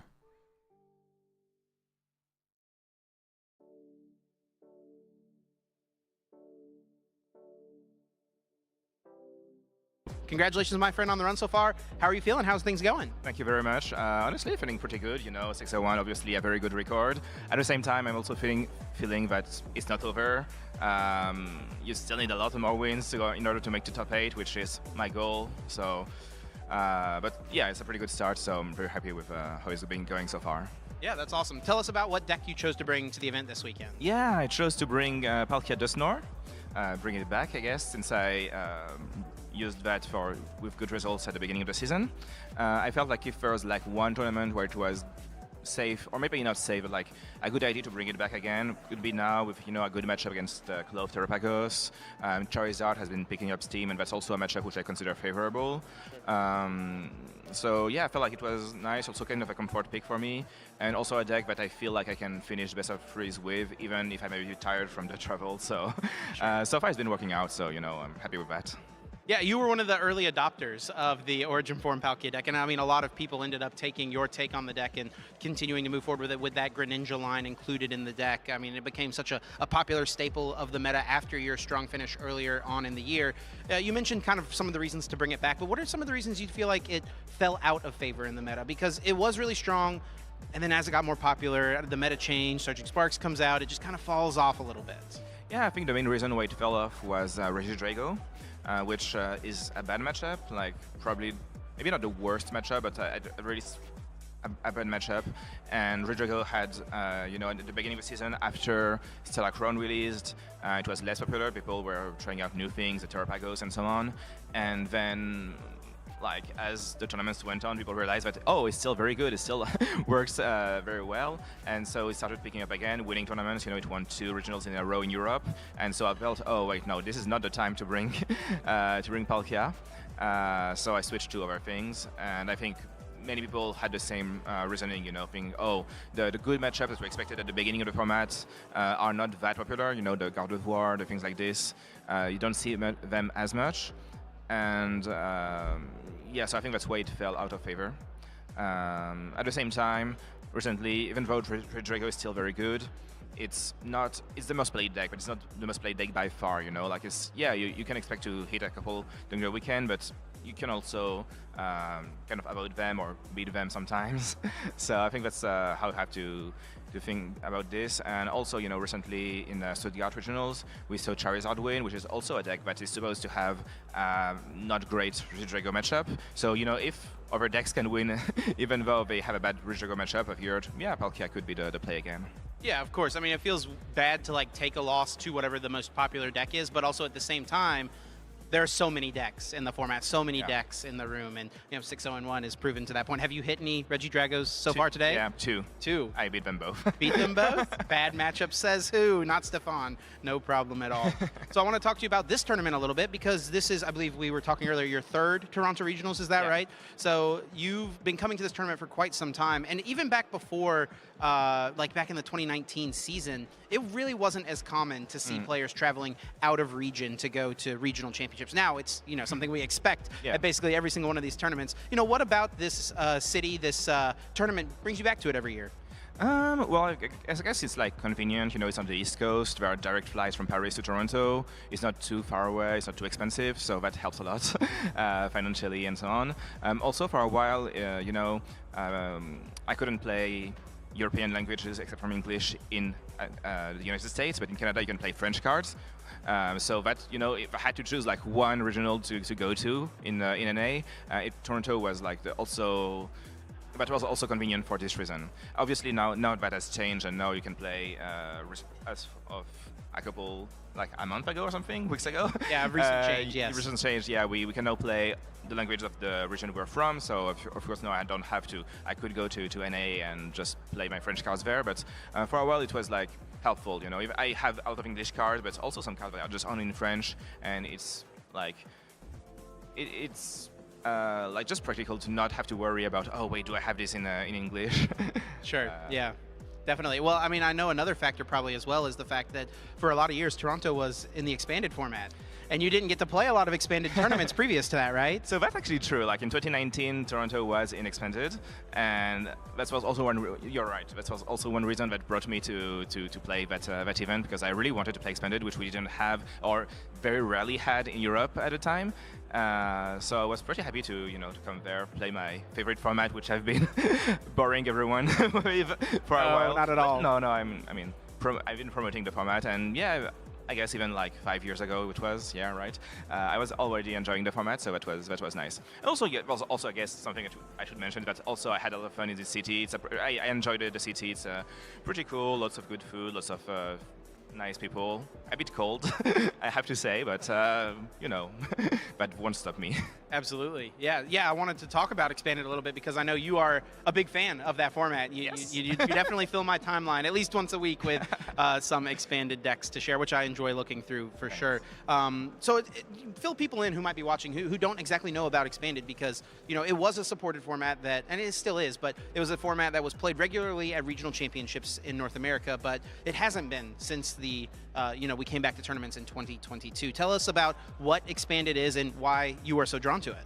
Yeah, so Expanded used to be the other official format for Pokemon. It's all the cards from Black and White on until now, with a ban list which aims mostly at preventing the turn 1 wins and the really broken stuff you could do with that big card pool.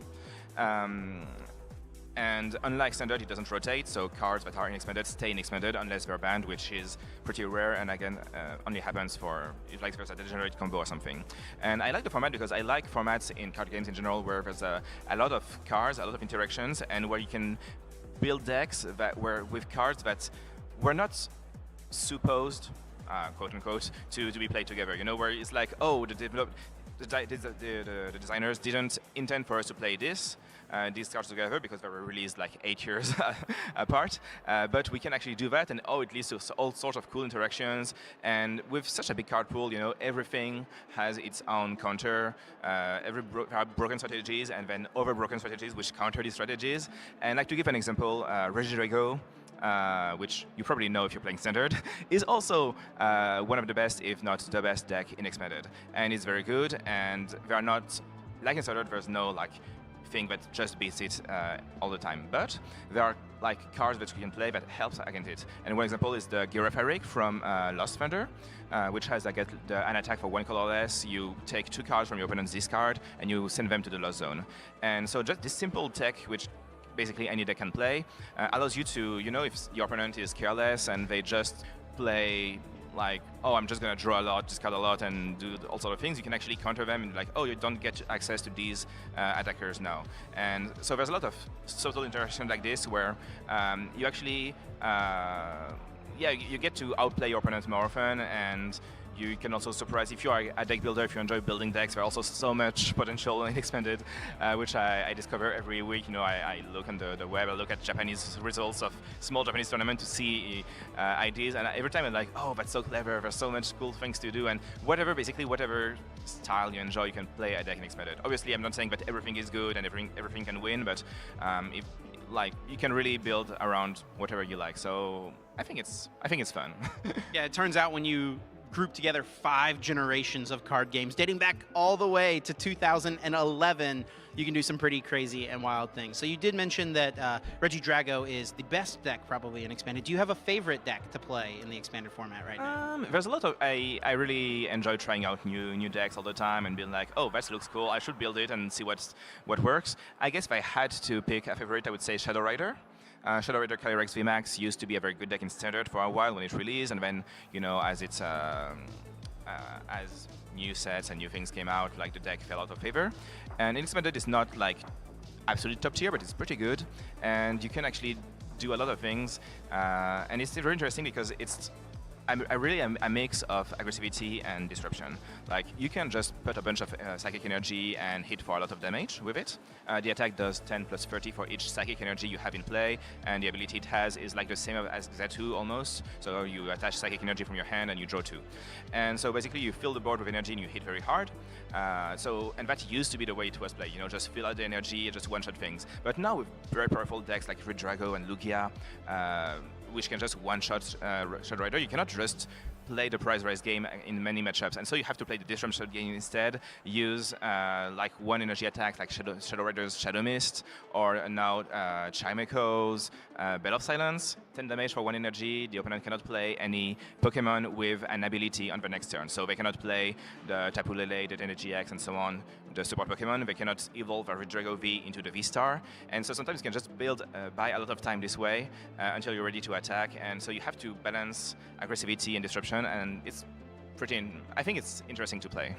I think one of my favorite interactions I saw, was it this week you tweeted out a list that had like just a ton of the Prism Star cards that you just are trying to send to the Lost Zone. I think one of those things, stuff like that is really cool, right? You know, the Lost Zone is a mechanic that's come back many times over the years, and the way that it was working in the Sun and Moon era is very different from the way it's working currently. Yeah, exactly. Like as you said, before it wasn't something you were trying to feel. Well, except with Lost March, but usually it was something where some place where cards would go when they were played. Expanded powerful cards like the Prism Star cards. So you wouldn't have access to them anymore. Exactly. And now, since you want to fill your deck, your Lost Zone with cards, 4 cards like Mirage Gate, now you can use something like Battle Compressor to just send free Prism Star cards to the Lost Zone. Or the other thing that's funny in that deck you mentioned is the new Fan Rotom. You get free Trumbix with it. Trumbix has an ability where it sends itself to the Lost Zone, basically. You can look at your opponent's top card, but it doesn't even matter. It's just like you Rotom for free card, which you send to the Lost Zone immediately. And it's like interaction between, you know, the way the Lost Zone worked before, the way it works now. I know that new Rotom Fan, which, you know, most people would say that has nothing to do with Lost Zone, but it expanded if there's actually some weird interactions you can do like this. It's very, very cool. Yeah, and one of my favorite things as well, you talked about this a little bit, is just like the reward to the deck builder in the expanded format. The people who have the knowledge of the card pool, and oftentimes the people who've been playing for a long time, it gives them an opportunity to revisit some old favorites, but also revitalize some old archetypes that maybe they remember playing back in, you know, 2016, 17, something like that. Well, very cool, Stefan. I appreciate your time. I'll let you get some rest before the next Swiss round goes up. If people want to learn more about Expanded or what's going on with you, where can they find you? Yeah, well, you can follow me on Twitter, where I post every week, usually on Tuesday, not always. I post a thread with a new Expanded deck in the format, and then so I try to, you know, cover various decks, you know, aggressive decks, control decks, mill, wild control, whatever, to show how varied, how diverse the format is. So you can check that. And honestly, right now, I hope I might be doing like a Discord server for Expanded soon, but cool. I have to take some time to build it, so maybe over the holidays, I don't know. I will obviously announce that on social media if I do. But yeah, like basically follow me, try to read things. I think otherwise, unfortunately, there's not that many current resources for Expanded. You have to look at Japanese articles and so on, which it takes some time. So I try to basically do that work for you, for everyone, and hopefully let everyone enjoy the format and learn about it. Well, I appreciate your time, Stefan. Thank you very much for having me. Good luck for the rest of the tournament, and hopefully we'll get to see more from you as the tournament continues. Let's get back to the desk until our next Swiss round is up. That happened.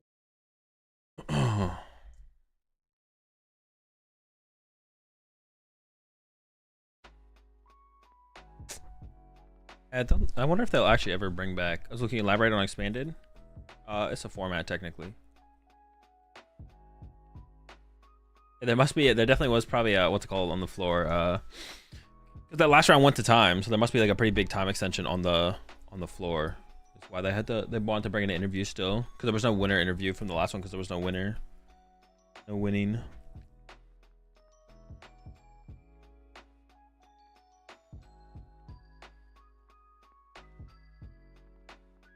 Look, can you say anything about Expanded that he didn't? Expanded sucks.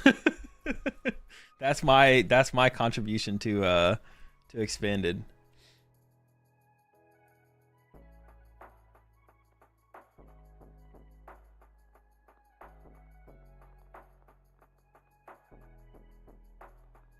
So you can set a watch timer if you want. Yeah, apparently you can.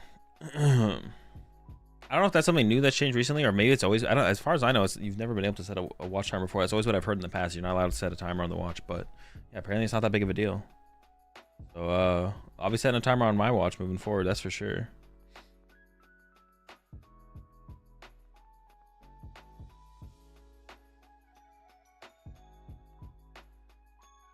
And my understanding was that you couldn't, but if you can, I'm down.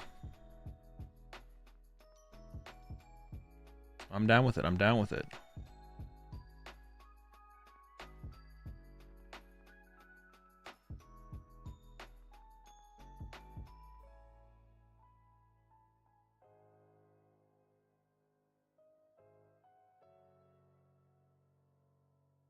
Definitely not against it if it's allowed.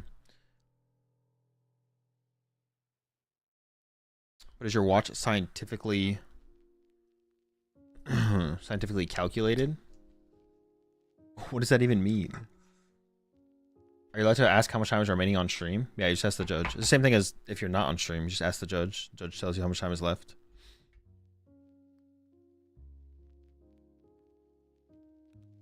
Is Iron Valiant EX worth it to try out in your opinion right now?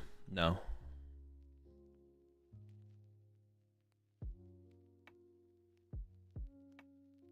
I bring my graphing calculator to a set. They might have a problem with that one. That might not be allowed, to be honest. Shadow on Winning Worlds? I could see it. It's a pretty good card. It's definitely a powerful card. Would be a shock. Can I bring my abacus to track time of opponent's slow play? They might have a problem with that one. You could try though. I mean, there's no reason not to try, right? You may as well bring it, ask the judge. Or you could go the route of better to ask forgiveness than permission. You could just do it, and if they say something, that's when you yeah, that might be maybe the route to go. Better to ask for forgiveness than permission. Just whip out the abacus, round 1, see if they say anything. If they don't, you're good to go. Locked in.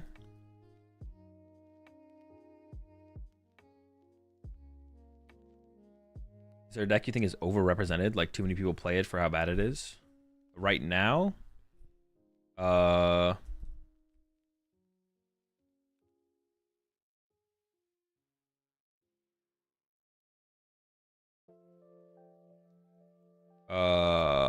Bolt maybe still. I guess yeah, Bolt maybe still. Bolt definitely before this tournament, Bolt for sure, but now Bolt's down to like 6%, but that's still probably too high.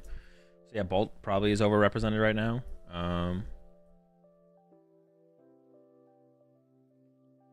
Yeah, so Bolt even at 6 point whatever percent. I mean, what was the? I can bring it up. I forget what it was. Bolt was 6. Yeah, that's still probably too high. So Bolt. I mean, Miraidon. I think Miraidon is probably overplayed at 6%. Is probably overplayed for Miraidon, to be honest. Like Miraidon's not really that good of a deck right now. Yeah, Bolt. I mean, on the day 1 graph, Bolt Miraidon for sure. Previous tournaments definitely Bolt. But we didn't get a best of the rest graphic, so I don't know what else. What rates? At what rate the other decks are being played at? That's what I mean to say.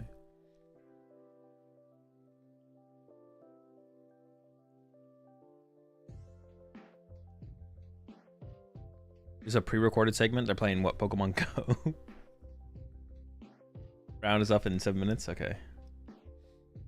I mean, most of the rounds are done, right? We're still waiting on a couple. Oh no, round 8 is up. Okay, it's going. It's cooking. Making it happen. How come you think Miraidon isn't that good if it beats Drago and does decent to every other deck? Well, I'm not convinced it beats Drago, and your Charizard matchup is bad, and so is your Klawf matchup. So I don't think you do decent into every other deck. The Golden Go matchup is probably good, but I'd have to. Yeah, Golden Go. You probably have a good Golden Go matchup. Maybe not though. That one could be close. You could have a close Golden Go matchup. Actually, I'm not sure about that one. Yeah, your Charizard matchup is bad. Your Bolt matchup, I'm actually not sure about. I'm pretty sure your Bolt matchup is bad. Your Charizard matchup is bad. Your Bolt matchup is bad. Your Klawf matchup is bad. Golden Go matchup, honestly, I'm not sure about that one.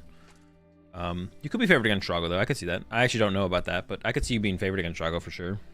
Like the Magneton Raichu combo is like a pretty big out or tool in that matchup for sure. So, but yeah, you have a lot of other problems. A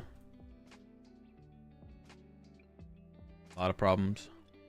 Got Grant versus Devin, David versus Lucas, Evan versus Quinn. Kieran did win, so Kieran's up there. Kieran versus Stefan. That would be a good match to see, to be honest. Lugia versus the Palkia Dusknoir. They're both locked into cut already. I guess we like go down to winning in territory, 6-1s. Who would be a good 6-1 match to see? Or do they already have that up on the Twitch stream? Who's on the winning ins? Who would be a good winning in match? Henry Chow versus Benny Billinger. Honestly, I wouldn't hate to see a Guardy Mirror on the winning in. I wouldn't hate this match. I wouldn't hate that. That would actually be kind of cool. Because they're playing like Turbo Guardy, so it's going to be a lot more aggressive. I would be down for Benny versus Henry. That'd be a good one. Gabe Shumway versus Cal Connor. Depending on what they're playing, if Cal's playing stall, then no. But if Cal's not playing stall, Gabe's really good. I haven't seen Gabe's name in a while. I don't know if Gabe has been playing like the last couple seasons. Now they're both on slow Guardy. Oh, that's a little bit. Well, I mean, honestly, I'd still be down for it. It'd be some high-level gameplay for sure. I would still be down for a Guardy Mirror. It's been a while since we've seen a Guardy Mirror. I'd be okay with a Guardy Mirror, to be honest. Some high-level Guardy Mirror gameplay I would not be against. Definitely not this one if Cal's playing stall.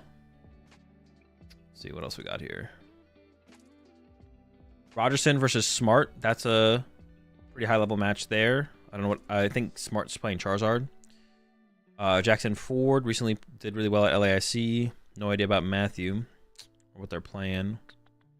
I'm basically just looking for like two notable names in a match, basically, is what I'm doing here.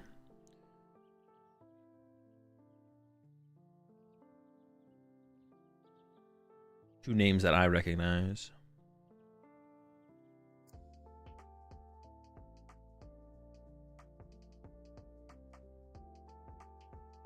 Five on one, still the winning in. 5-1 is still winning in.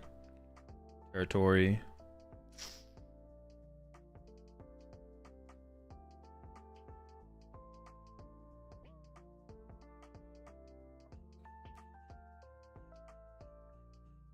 Vance Kelly versus Lesage. Lesage versus the champ. That'll be fine.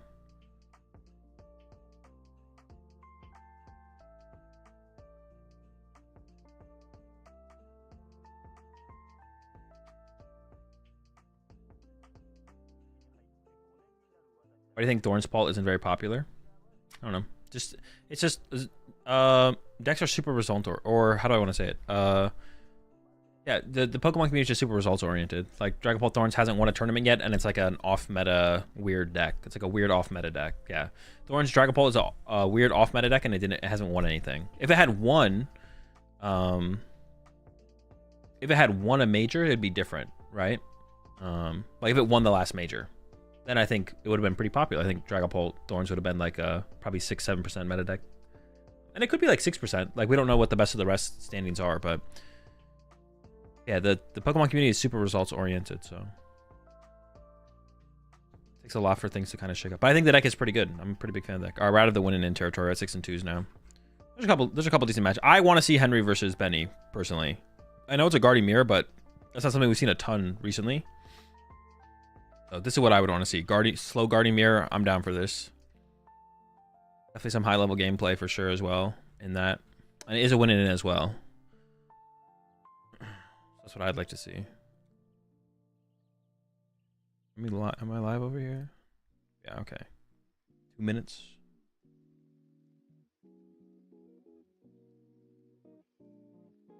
Can I use a dumb calculator in a regional? Possibly. Kieran is on Lugia, yeah. We saw Kieran in round 4.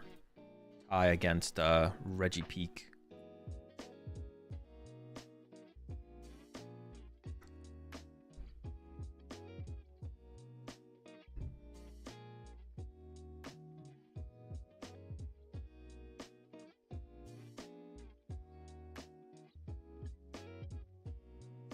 If you were there, what would you have played? Probably Drago, which is pretty cringe, but yeah, probably would have just played Drago. Azul, would you compete in TCG Pocket if they added to the regional lineup? I think so, yeah. I think I would try and get my Worlds invite in Pocket if they added it. I want to start playing a little bit more Pocket in like the online tournaments and maybe doing some of the challenges or whatever on stream. I would play for my Pocket invite if they added it to the circuit. Would you have played the Temple? No, Temple is pretty bad right now. Probably just, I don't even know what I would have played. I haven't thought about it that hard, to be honest. I probably would have played Drago, but I haven't really thought about it very hard about what I would have played, actually. Like the 60 or whatever. Are you still going for the Worlds invite this year? I'm still going to tournaments, so yeah. I just win a tournament, then I get my Worlds invite.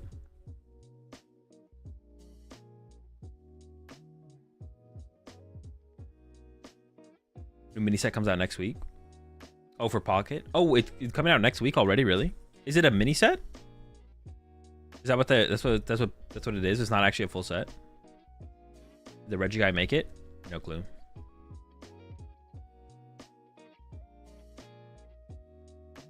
There were a lot of wild decks at the mid-tier tables today. Imagine your opponent taking a abacus and doing calculations before choosing a Pokestop. So what would you add? Gudra and Halucha into your Drago? I don't know. Like I said, I haven't thought about it. I haven't thought about what 60 of a Drago I'd play. I'd probably play Gudra. I don't know about Halucha though. Yeah, but I don't know. I haven't thought about it. Full set in January, it seems. 80 card set next week. Wait, an 80 card pocket? Is that a mini set? How many cards were in the first? Is that really a mini set? That's a lot of cards for pocket, I feel like. Moffat versus Josh. Oh, I didn't see they were matched up against each other. This is a winning it as well. This is a good match.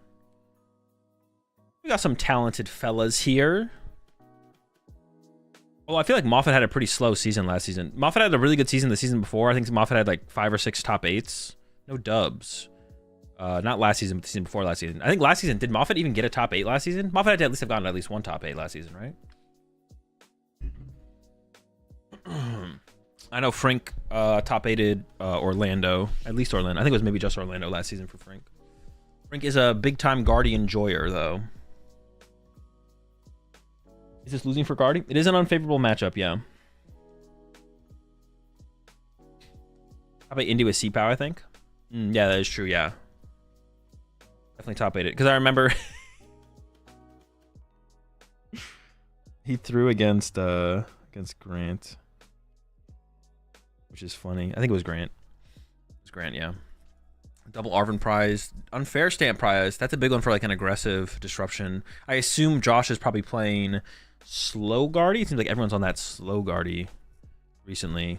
Well, it is unfair stamp, so it is the slow guardy, right? Man, people switching it up. They're going slow. Can slow compete against Drago?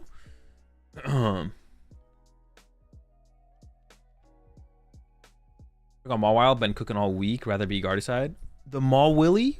What? Wait, the Maul Wild lock is criminal, actually.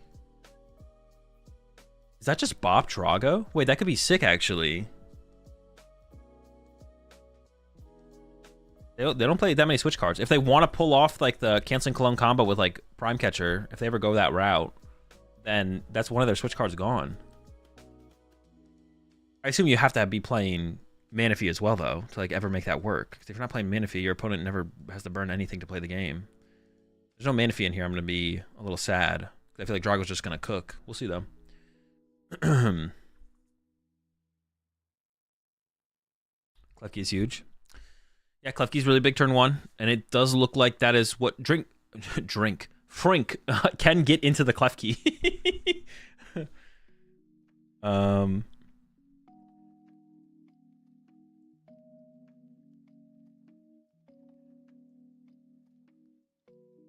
My man Drink over here can get it into the active for sure. Does have the dark energy in hand, so you could get into the Klefki guaranteed. I don't know what the rest of the hand looks like though. There's also a Monkey Dory in the hand as well, I believe. Being pretty thorough with the prize checking here, of course. And yeah, pushing Klefki turn 1 obviously going to be pretty powerful in this matchup. Definitely something you want to do. There's 9 rounds, so this is the second to last round here. All right, here we go. Josh needs to tap that deck, bro. All the cards are like at the top of the sleeves. Maybe it's just the brand of sleeves though. I feel like Josh just needs to tap the deck on the table and so the cards drop in the sleeves. Does go with the Klefki and the Ralt here, so it is going to be a little bit of a. Ooh, but I see that Prime Catcher in the hand already for Moffat, so has the immediate response to the early Klefki. Let's see how it goes. Is Dory going to get benched? Dory does get benched. Capture Treat. Oh no, goes to the concealed cards. Has 2 Dark Energy in hand. I thought I only saw 1 in there, so I was like, okay. So we're not gonna do that. So we're not gonna concealed cards. I had both. All right, there's the pass. All right.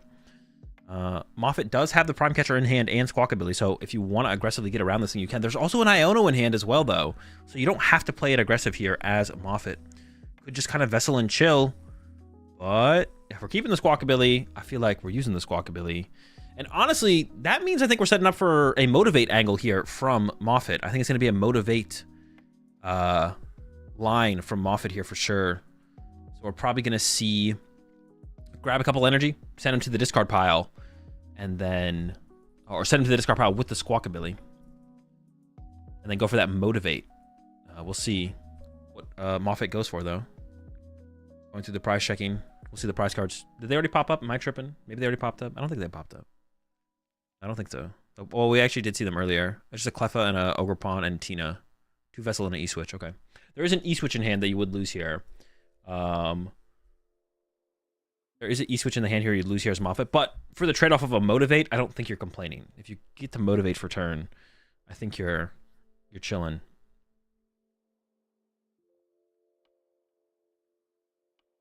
Moffat's giving us some slot. I mean, you got to go with that Motivate here. We got to get motivational here.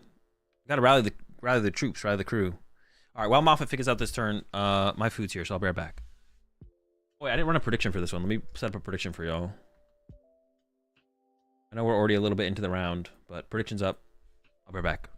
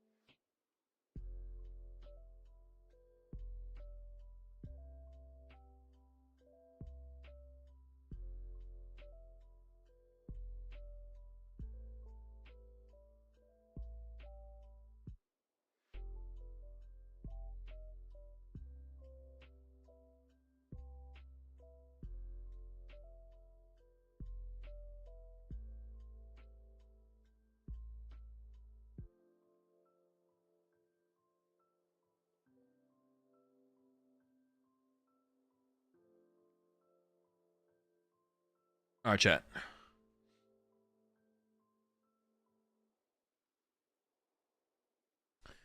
So it's still... Wait, did we not prime? Wait, we didn't motivate? Wait, how did motivate not happen in this situation? Wait, how do we not motivate? What? Dude, what? How...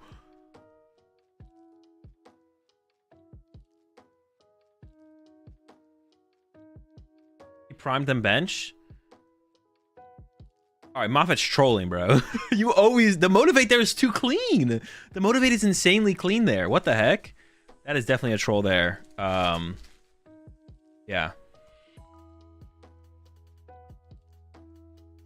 Definitely a troll there from Moffat to not Motivate. For sure. The Motivate was so clean there. I thought he was going to for sure go for the Motivate.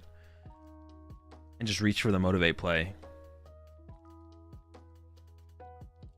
Definitely some errors.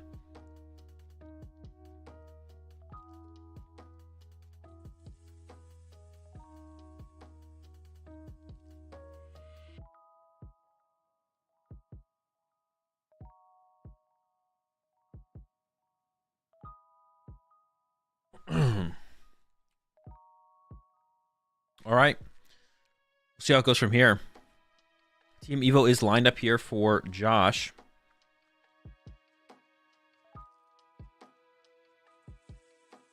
We've already used a refinement. I thought we were about to get into a refinement. We're going with a vessel here.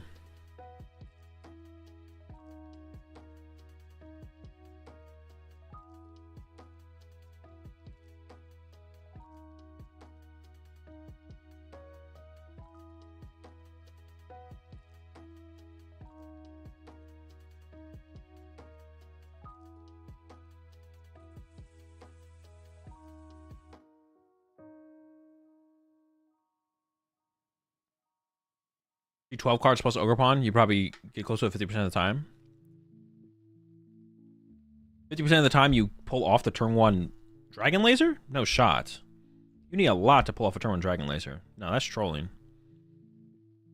But going for the laser is cap for sure. The Motivate is just so good there. Especially, the Motivate is just so ridiculously good there, especially if Josh doesn't play Manaphy, which I don't think Josh does. The Motivate just goes crazy.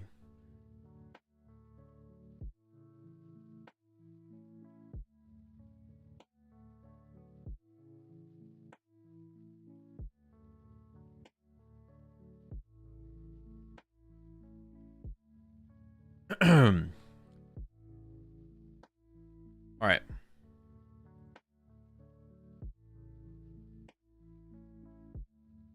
So we saw the Team Evo there from Josh. Guard EX is now set up on the board.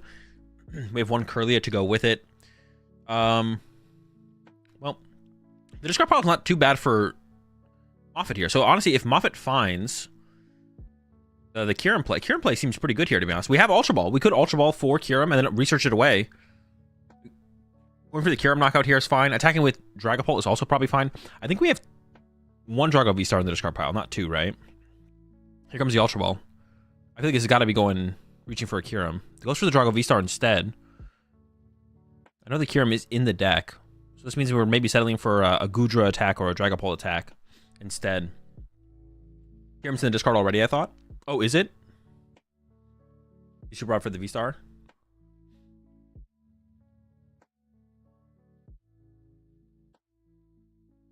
Yeah, I'd have to go back and watch how Moffat played out the turn. But Moffat played Iona before using Squawkabilly, I guess. Goes into the Legacy Star here. We haven't played our supporter for turn yet, but it's already committed to the Legacy Star. Wait, have we played a supporter for turn yet? We haven't, right? Double E-Switch is carded. Boss, double E-Switch. Well, I mean, the E-Switches are essential. Iono this turn? Oh, we did Iono this turn. Oh, okay. So Kyurem is pretty bad here to do then, yeah. At this point, we don't Kyurem. If we're using Legacy Star, we're not Kyureming for sure. This looks like a pretty tough situation, to be honest, for Moffat. Especially if Josh gets to return one hit. If Josh return one hits his Drago, I think we just pack it up, go to game 2. There's so many resources down already here for Moffat. Well, I guess we do have a decent amount of E-Switch left. Maybe we can set up a second Drago pretty quickly, actually. There's no E-Switches in the discard pile, right? Yeah, because we played it differently. I'd have to go back and rewatch that first turn from Moffat, to be honest. Right, there's the E-Switch to the active. And I see Dragapult in there. Second E-Switch over to the other Drago. Just prepping for a potential Iono. And then what is the attack of choice? Is it just Dragapult? I think it's got to be the Dragapult. I don't see what else is in the deck. Oh! Oh! Goes for the Kyurem! My goodness! I don't know about that. That's a surprise. I did not expect the Kyurem play happening. It is in there. Kyurem's in the discard pile. One E-Switch is also prized. So I don't know about playing that E-Switch there from Nick. I feel like Nick is out of resource. I feel like this is pretty tough. I don't know how you... V-Star's gone. This is like the Mawile game. Yeah, Mawile's Squawkabilly here is pretty brutal. There's a switch left for Moffat, but that's about it, right? There's a switch left. Yeah, I don't know. The Kyurem play, it just seems like too soon, yeah. Yeah, the Kyurem play just seems too soon, to be honest. Or not too soon. Because we use our Legacy Star this turn, it feels like the Kyurem play is not good enough, is what I meant to say. I think the Kieran play is bad here from Nick. I don't like the Kieran play. I think you have to play it slower and hope that Josh had like a slow turn as well.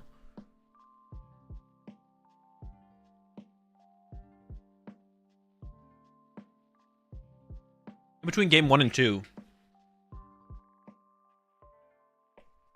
In between game 1 and 2, I want to rewatch Nick's turn 1 and just see how it went. See what he went with. It's not going for a motivate there seems crazy to me, but I want to see how Nick sequenced it.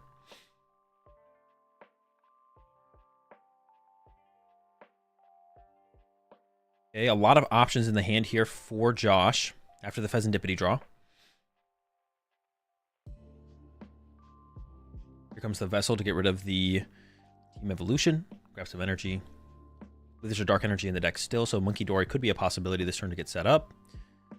Psychic and Dark Found. We've used our concealed cards. That's no longer an option here in the concealed cards.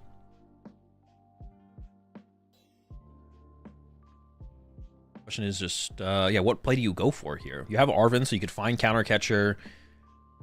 Honestly, the Drago on the bench is the biggest threat here, right? For sure. The Drago on the bench, if we can, we can go Monkey Dory, Counter Catcher, KO, Drago off bench. That's it. That's what we need, right? Yeah, just KO the V.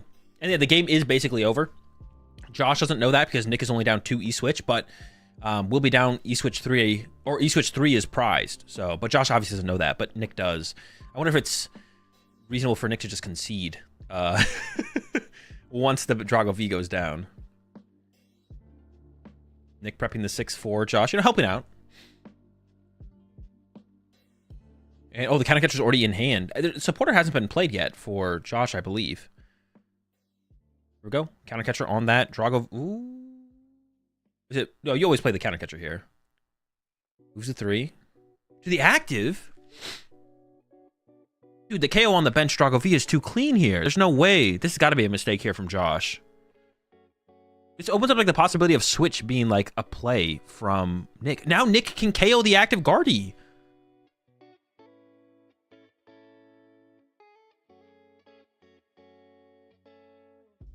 Nick could go Switch, E-Switch, Tina KO Guardy, go down to 1 prize card. Is Tina not selling prizes? Yeah, but no, but okay. So the Tina play can't happen, but Josh doesn't know that. As far as Josh knows, the Tina play could happen. How is this ever the play? This never feels like the correct play. Here comes a Super Odd, Mawile, Dark Energy. Oh, Mawile's in the discard pile. Looks like he's going to stay there. Honestly, you don't want to give Moffat Fez IMO. You can set up for an easy clear Drago's turn. But forcing Nick to need... Oh, okay, maybe that's not a terrible take, to be honest. That's not a terrible take, to be honest. Don't give the Pheasantipity. That's reasonable. That's not unreasonable. Okay, it's not unreasonable. I don't hate that. Here comes the punch for 190 to the active then. Nick is very low on resources here. That's fair. I don't hate that take. If it happens, though, it could be brutal. If it happens with an Iono, then it could be really brutal. But it would be a lot for Nick to have, so... And I think here's Josh, knowing you have the Mawile play as an option, you're feeling kind of comfortable, even if your Guardy did go down, because then you could Mawile the Squawkabilly. Because then a Switch would have to get involved to move the active to the bench. There's the Ralts bench. Does Moffat actually play Jamming Tower? Moffat could win this turn if Moffat plays Jamming Tower. Moffat could get Switch on E-Switch attach, Jamming Tower, Kieran wipe. There's a research in hand, I believe.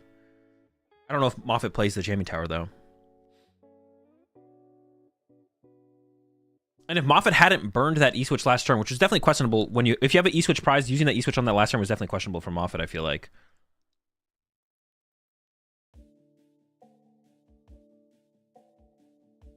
I think I saw the Jamming Tower in there. Yeah, the Ralts bench is interesting from Josh. I don't know if I like that. Because I think if Moffat hits you with the Tina this turn, then you would just go for like a Mawile play. But the one thing I will say, with that, no good draws there. The one thing I will say with that, though, is that...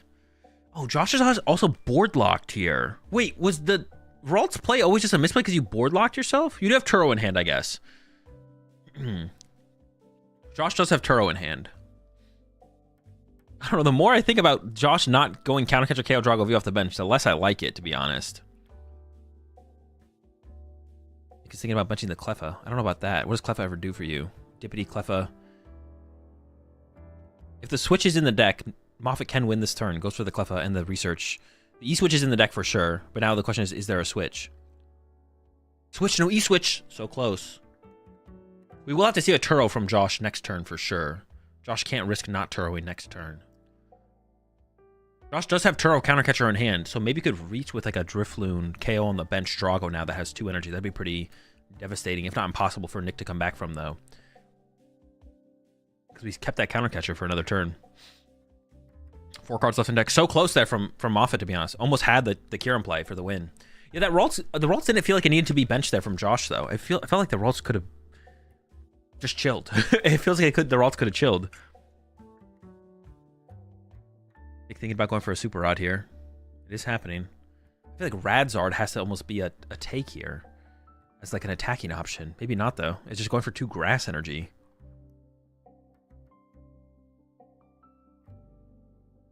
Goes for the fire as well. Just fire, grass, grass.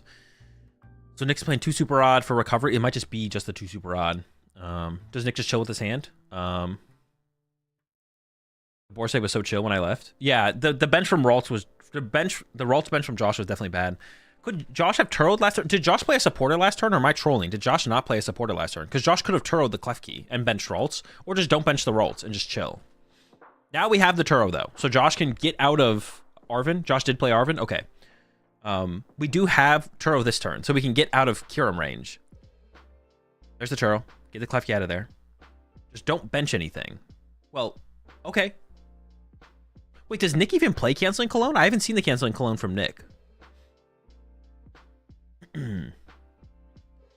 This play from Josh does still lose to Gust Canceling Cologne. There's a boss in hand. My question is, does Nick play Canceling Cologne? You got burned by Drago V first attack. Oh, Cologne is in discard. Okay. Countercatcher on the Drago. Looks like Josh is still just going to play this chill. Just go for a punch.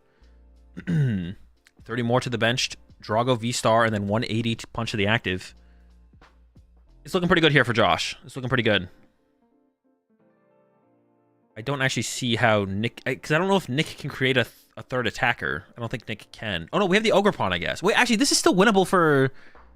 Is this winnable for Nick? This feels winnable for Nick still. I don't fully know what Nick has left. But yeah, can't Nick go Egg, hope to get Tails, KO the Pheasantipity, and then Ogre Pawn boss win? Yeah, Nick has game here over 2 turns. If that happens. Maybe there's nothing Josh could have done about that. Well, Josh could have Turoed the Pheasantipity this turn if Josh just didn't bench the Ralts last turn. There's the cycle off the pawn. As far as I can tell, that's just the play here for Nick. I think it comes down to this egg 50. Like you just egg, you 50-50 on the egg, and then you boss for Ogre Pawn knockout next turn. Because I don't think Moffat can make another attacker. You could just Ultra Ball here, thin out some dead cards. Maybe you cycle 1 more grass energy on a pawn. Oh no, we have to attach active, so we don't cycle here. I'd probably play this Ultra Ball though, and get rid of... Actually, do you have 2 cards? You can get rid of Research and Nest Ball, I think. Yeah, I'd probably get rid of Research and Nest Ball, because you just want to find boss grass off that potential Iono.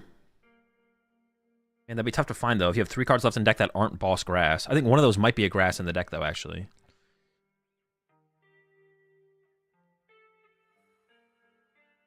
Yep. There we go. It's the 50-50 on the egg. It is Tails. The Dippity dies. That's huge. But Moffat could have thinned out a couple more cards out of the hand there. Could have played that Ultra Ball. Now the Iono hurts a little bit more. Got the E-Switch off the prize cards. There's, what, 200... So both Dragos could die this turn. And it does come down to Ogre Pawn plus boss. But there's no draw power in Nick's deck. Nick could have also benched the Pheasantipity over the Klawf on that previous turn. I don't know. I don't actually understand the Klawf bench from Nick. On that previous turn. I don't know why Nick benched Klawf over potentially the Pheasantipity. And now an Iono hits really hard here.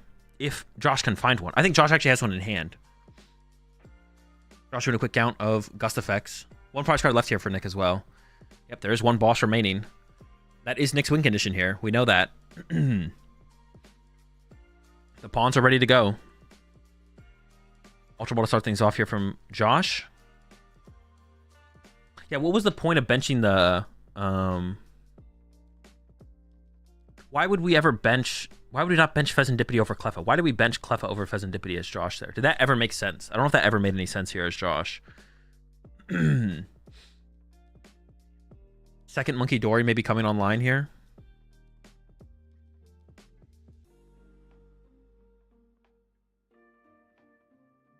Ooh, could Josh go for like an Iono Screamtail play actually? Could you like Countercatcher Squawkabilly? We do have a Countercatcher left. Countercatcher Squawkabilly.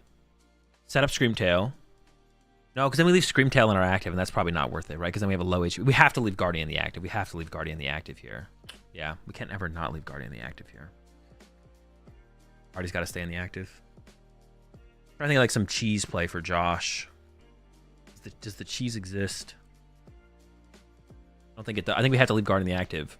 Guardian's got to stay. And you losing to Switch? Well, you lose to Switch plus energy, right? There's Iono. I don't know if I don't think Moffat has 3 cards left in deck. Is going to draw the top 2 of them. I don't think these are good enough. One of them is a Goodra. Oh, one of them... Oh, no, I don't know what the other one is, to be honest. We still have that refinement to work with here. I feel like it's pretty straightforward here. Oh, we can... I guess the question is, can Josh even win next turn? Yeah, that's definitely one of the questions. Josh is going to knock out the active. If Nick pushes Klawf... Yeah, if Nick pushes Klawf, can the Klawf actually wall for a turn? Because you need a Dory the bench Drago as well. So you need like access to double Dory here. No, if you get double Dory here from Josh... Well, actually, no, that's not even enough because then you can push an Ogre Pawn. Maybe you need to recover Turo, so you have the option to open up a bench space for like a Drifloon or something. You might have to recover Turo here as Josh. I guess you could KO the Squawkabilly though. No, you can KO Squawkabilly with Screamtail, right? So you can KO Squawkabilly with Screamtail plus Dory the Drago. Ideally, I guess that'd be your line.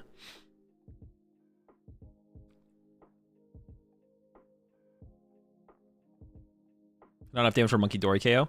I mean, you could retreat the Guardian. Actually, yeah, there might not be enough energy. All right, second Monkey Dory's coming down, though. We're bench locked. The Palpad is in Josh's hand here, so Turo could be recovered still.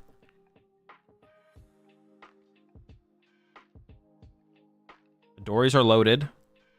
The boss, I think Josh's boss is on the bottom of the deck. So you maybe wanted to play Palpad here or put Artisan in play and use Artisan to shuffle the deck before you use Refinement here. Oh, we're retreating. Is Josh leaving this up to a Confuse flip?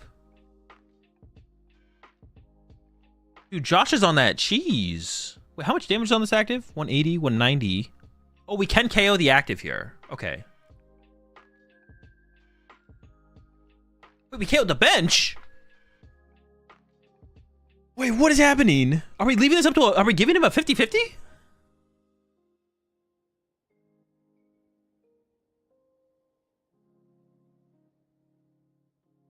No, but you didn't need... But... Josh didn't need to KO the bench Drago this turn. We could have KO'd the bench Drago next turn. That's the thing. Josh didn't need to KO the bench Drago this turn. You could have KO'd it. Wait, is this KOing? Am I trolling? 180, 190. No, what the heck? Oh my gosh, Josh thought it was a KO. Josh just gave Nick a 50-50 with this active Drago. And Nick's hit was dead. Nick was going to lose. No. What? Yeah, he would lose the grass energy, but Nick has nothing. Nick doesn't have the grass energy, doesn't have the switch. Does Nick ever hard retreat? Is he going to be a retreat and motivate? Or is it just come down to the 50-50? Okay, we're going for the 50-50.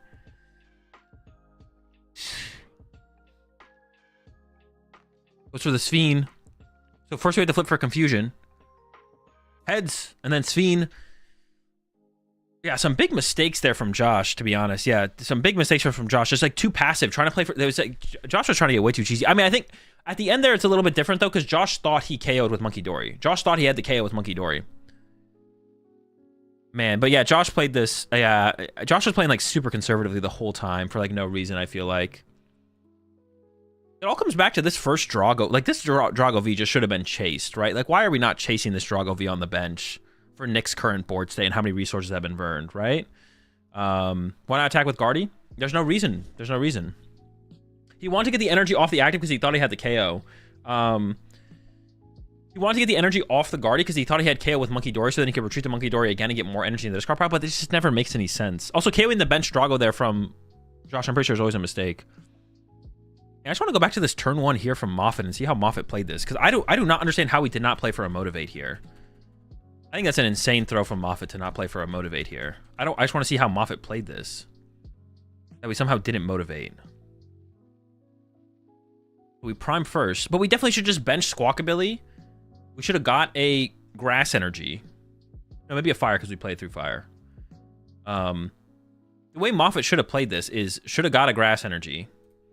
Bench the Squawkabilly. Attach to the Squawkabilly. The Squawkabilly should be inactive here. Playing for a Motivate, 100%. Then we Iono ourselves. Draw our 6. Yeah, this was definitely that's just a bad choice there from Moffat. Not playing for Motivate there is definitely just bad.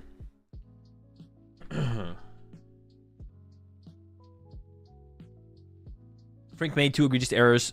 He could either use the Mawile Trap post VSAR, or he could have hit Squawk with Boss with Guardy, and then 4 next turn with Charm. So we got Josh going first here in this one, which makes sense, I think. Yeah, I mean, past that, it seems like Moffat's play was pretty clean, but Moffat definitely... oh yeah, we have the Klefki, of course we're going first. Past that, Moffat's play looked pretty clean, but that initial... Not going for Motivate there is criminal, for sure, from Moffat. You gotta Motivate there. The Motivate's just insanely good there.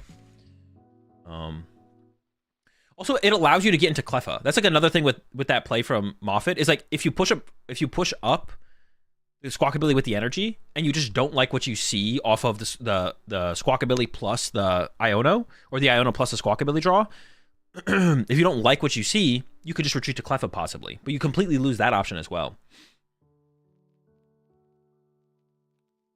Going second is Lip because of Motivate, and Klefki isn't even that good. We play Manaphy. Oh, so you think you should go second in this one, Abon? I guess that makes sense. Yeah, if you play Manaphy, I guess that makes sense. Play for the TM Evo, plus just get your Manaphy down. I don't hate that. I mean, Klefki is pretty brutal, though. You are right. Motivate does exist. But it's hard to get into Motivate if Klefki is pushed turn 1, because you can't excel to Eldegoss. Not Eldegoss. You can't excel to Ogerpon. And the chance you find your Prime Catcher is so low. You have to like literally open the Motivate or the Cleffa or the Mew to get into the Motivate. I get it though, especially because you play the Manaphy, so you're a lot safer against the Regidrago's turn 2. But even them just getting a turn 2 attack with a Dragapult can be like pretty oppressive. If you don't have a super clean turn. Seems close. Seems close.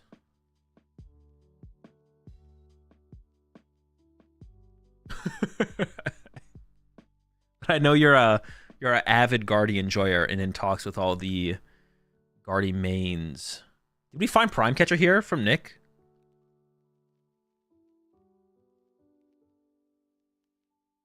Prime was actually found. Holy smokes, chill.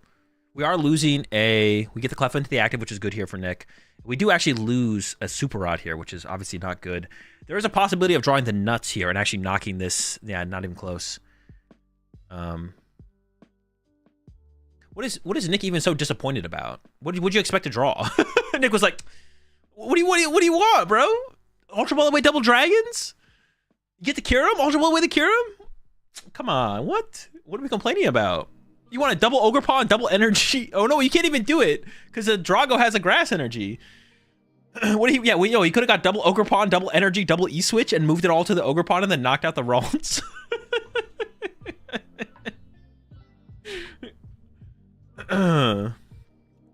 He's like, bro, come on, why can't I kill the Ralts turn 1?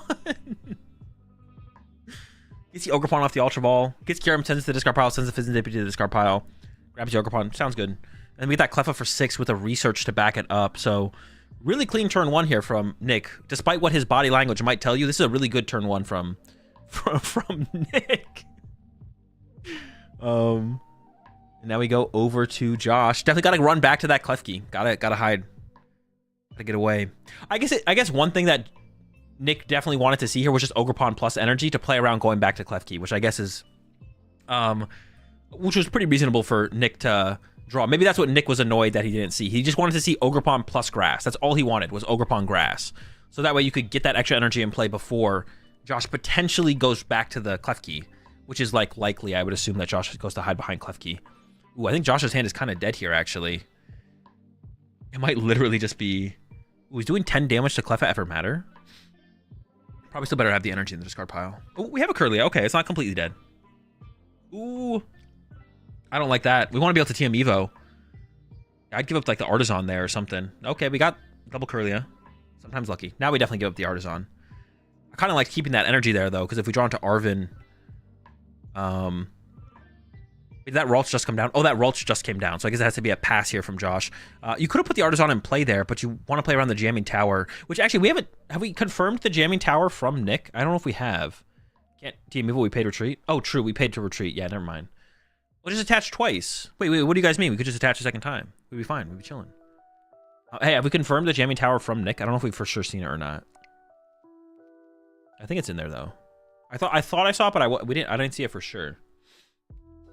It would have had to have been the last card in the deck. I saw a Sinnoh. There actually might not be a Jamming Tower in this list then. There actually might be no jamming.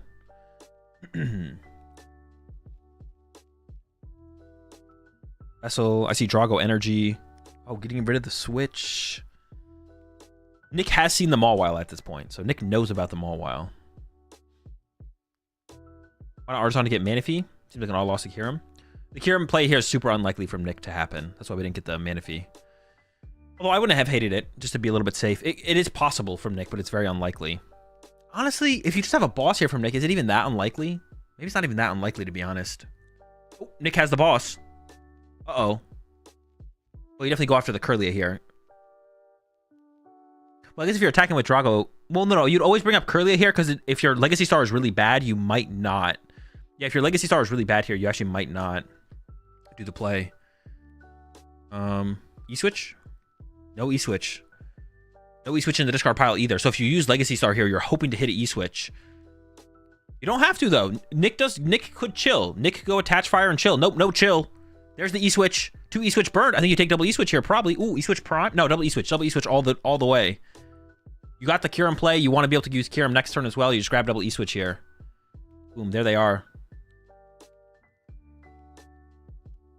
I mean, you knock out Curly, you knock out Ralts. Honestly, in this situation, I'd knock out the Klefki as well from Nick. You definitely knock out the Klefki here because you don't want to be able to get, you don't want to get locked out of your pawns again and then be stuck. Another Mawile moment. True. There is only the switch left for pivot cards. Ooh, unless Nick really wants to play around the Mawile, could go for this Prime Catcher. Double E-Switch seems pretty good, though. Are we not going to cure him? Ooh, wait, we might not cure him here, actually, then. From Nick. You actually might not go for Kyurem. If Nick at this point is assuming no rare candy, but even if you think there is rare candy, the board save from Josh is so weak. Maybe you actually don't Kyurem here. Maybe you hold off on the Kyurem actually from Nick. The more I think about it, I think that's the play we're actually going to see Nick go for, and I think it actually is probably the better play. KOA Lone Curlia is probably good enough here from Nick. Yeah, there's the retreat. If you didn't take double E-Switch there, then I think there's no way you Kyurem. So I expect to see Dragon Laser. Set up 30 damage on the bench Ralts. Seems pretty good to me, actually.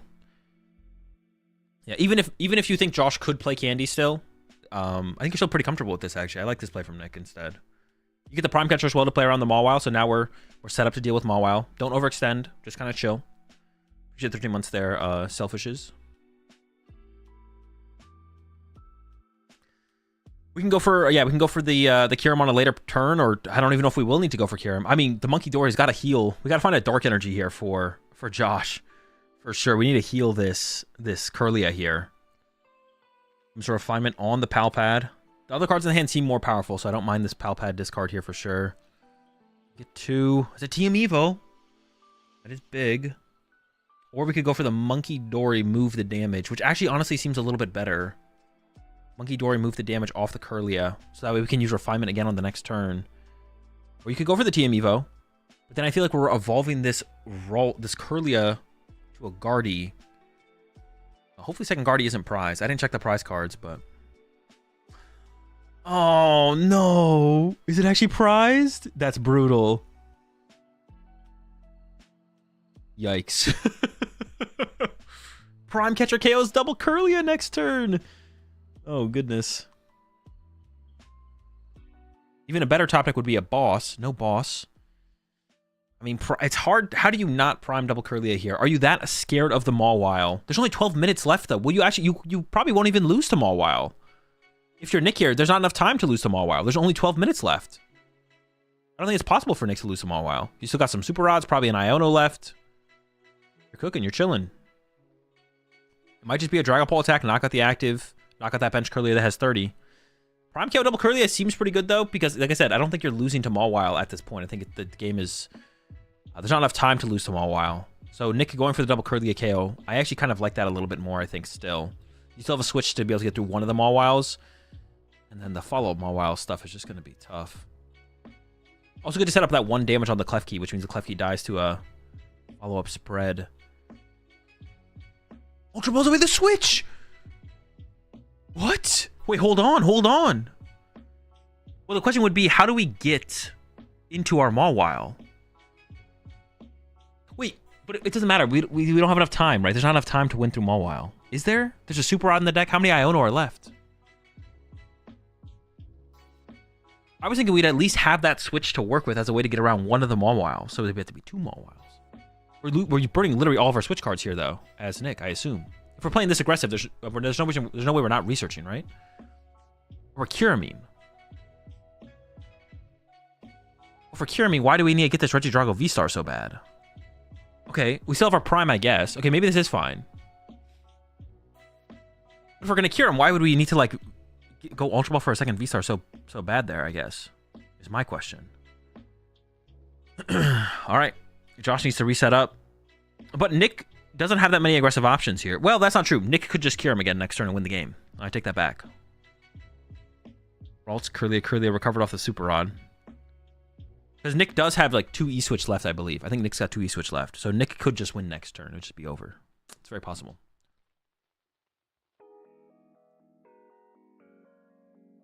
What if we have Turo Countercatcher? We win with unlimited time Lone Mawile. Oh, is it really just a pass here from Josh? It's just get Ralts with Artisan and pass. All right, let's see how Nick decides to play this. Decent amount of energy in the discard pile. 2 of them fires. Nick does play the 3 fire, though. I saw the 3rd fire. Gonna go with a Pawn Cycle before the Super Rod. There's an E-Switch. There's the Prime. I mean, you can just chill here as Nick. You don't have to be super aggressive. Here's the Super Rod. Grass Double Fire. You could just... Well, I was going to say you could have attached Past to the Drago is what I think Nick could have done, but Nick already cycled the Ogre Pawn, so I feel like it's going to be E-Switch Prime here now from Nick. Maybe not, though, but I feel like we could have gone and attached Past there from Nick. Nick could have attached to the bench Drago and Past and played the Super Rod. I feel like that was the better play. But I assume we're getting aggressive here. But now I'm kind of scared of the... But the Mawile is so unlikely at this point. I feel like the Mawile is not happening. I want to see the Mawile play happen, but I just don't think it's going to happen now. Yeah, there's the research. Drawing 7. Decent amount of cards left in deck, especially if there's an Iono. The Mawile play, there's probably just not enough time. Got plenty of... That's a couple of vessels there. It's a few. 1 or 2. So Fire Energy is no problem here for Nick. And then Dragapult seems like the best attack at this point. Spread some damage to that Dory. Maybe you don't want to give the damage to Josh, though. You could just... Okay, hold on. There's like not that many cards left in the deck. And Nick doesn't have an Iono in hand, I don't believe. And there's no Super on the deck either, I don't think. So if Josh can somehow get to the Mawile play on the next turn, I think Josh could deck out Nick. Doesn't go for the Dragapult attack. Spread 6. Okay, top deck. Best ball for Pheasant Dippity. So we could get Dippity into Turo. No. Yes, Turo. Countercatcher. Energy. Artisan. Mawile. Is Dippity prized? Oh, it might be in the discard pile. Nope. It might be prized. Dippity might be prized.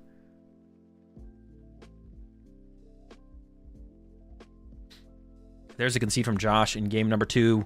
Yeah, pretty poor draw there from Josh. While the Deputy must have been prized here. All right, let's go back to game 1. Let's talk about how Josh played game 1. I feel like there's a lot to talk about before we get into the next round. Before the next round comes up, I feel like there's a lot to like talk about, and I think I want to do this more where we like go back and like VOD review this stuff like this, because I think there's a lot to talk about how Josh played this. Like better plays have been made for sure. So we got the initial Klefki setup. I already talked about Nick's lack of motivation here. Just not motivated at all to go for the motivate, which definitely is a mistake here from Nick. You go 100%, you just go for the motivate. Is just too good here. It's just too good to be true. You definitely motivate with the prime catcher here from Nick. So pretty big mistake here, I think, on this turn here from Nick. Motivate is definitely way too good here to not go for. Broken sleeve, sign of bad karma from not going for motivate, of course. And we progress to Josh's next turn. Now Josh does play Manaphy, which I didn't know until later in the game, to be honest. Let's see, Josh goes through a couple things here, and I believe ends up retreating to the Klefki once again, right? Go back to the Klefki. Let's go. We'll have to go quite a ways. Oh no, we TM Evo off the active here. Okay. Which V-Star hasn't been burned yet here from Nick. We still have V-Star. Going into this turn, it would be pretty brutal to get Kyurem'd though, wouldn't it? Man. Like, if Nick can Kyurem with no...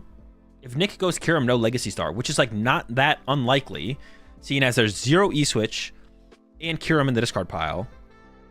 I don't know if I like that play there from... Prime Catcher's already been burned. Also, when did this Monkey Dory come down from Nick? Or Josh, excuse me. Because Josh opened the Greninja, right? I believe Josh opened the Greninja. Maybe this Monkey Dory shouldn't have been benched. The Monkey Dory feels like it should not have been benched here from Josh. And we should have left that bench space open for Manaphy. I feel like Josh was too aggressive with the Monkey Dory here. That bench space probably should have been left open for Manaphy. Then we see as the game progresses, we really wish we had Manaphy earlier on, I feel like. I feel like it's just so much better to have the Manaphy. I guess we still have Klefki in play, though, so like the Klefki becomes a way to shut off the Manaphy anyway, so maybe it's not that big of a deal. While Klefki's in play, maybe we shouldn't worry about it.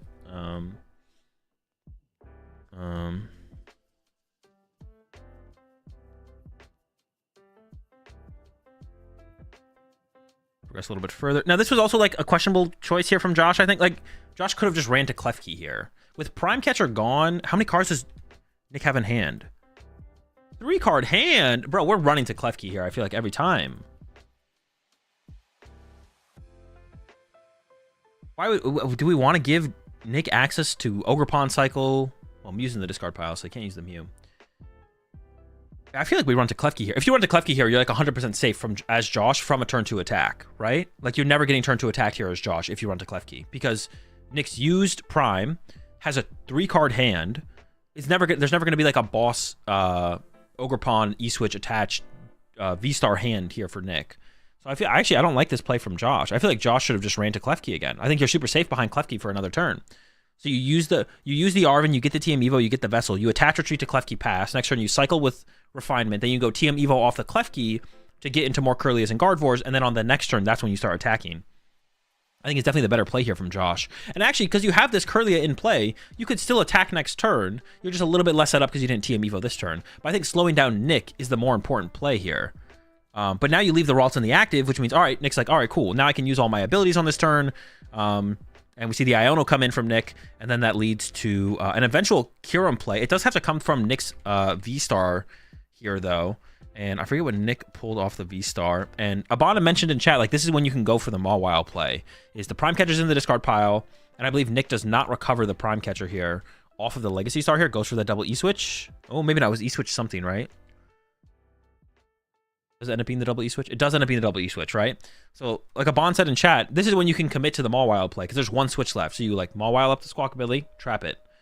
And then Nick switches the Squawkabilly to the bench, and then you Mawile up the Squawkabilly again, and it gets stuck. And then it's just done at that point. And I think the counter catcher Mawile play is in the hand here for Josh, but Josh just doesn't go for it.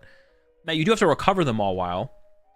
Yeah, so, and Nick does commit after Legacy, goes Legacy V-Star, mills double E-Switch, and then still commits to the Kyurem play. And then here from Josh, you could go for that Mawile play, which I think would be good. Mawile on the Squawkabilly. But also just going Guardy KO Drago V on the bench. Like, I feel like you should take advantage of this Drago V that's chilling on on Nick's bench here with 1 energy. Yeah, just go KO the Drago. Can't motivate, kill the Mawile, or does that just take too much time? You have Monkey Dory, so you just infinitely move the damage back to their side. It's the Monkey Dory Mawile lock. You always win. Well, yeah, once you trap them, you just win. If you get the trap.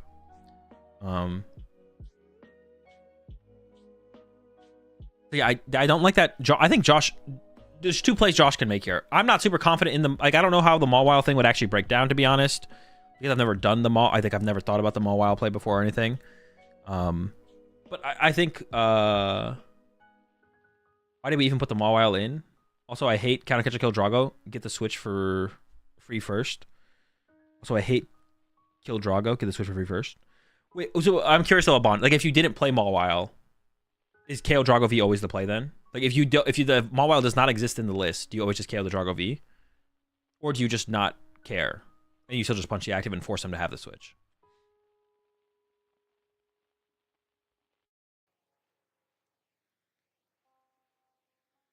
Yeah, the play here, I mean, the Mawile play seems reasonable here from Josh, but like my only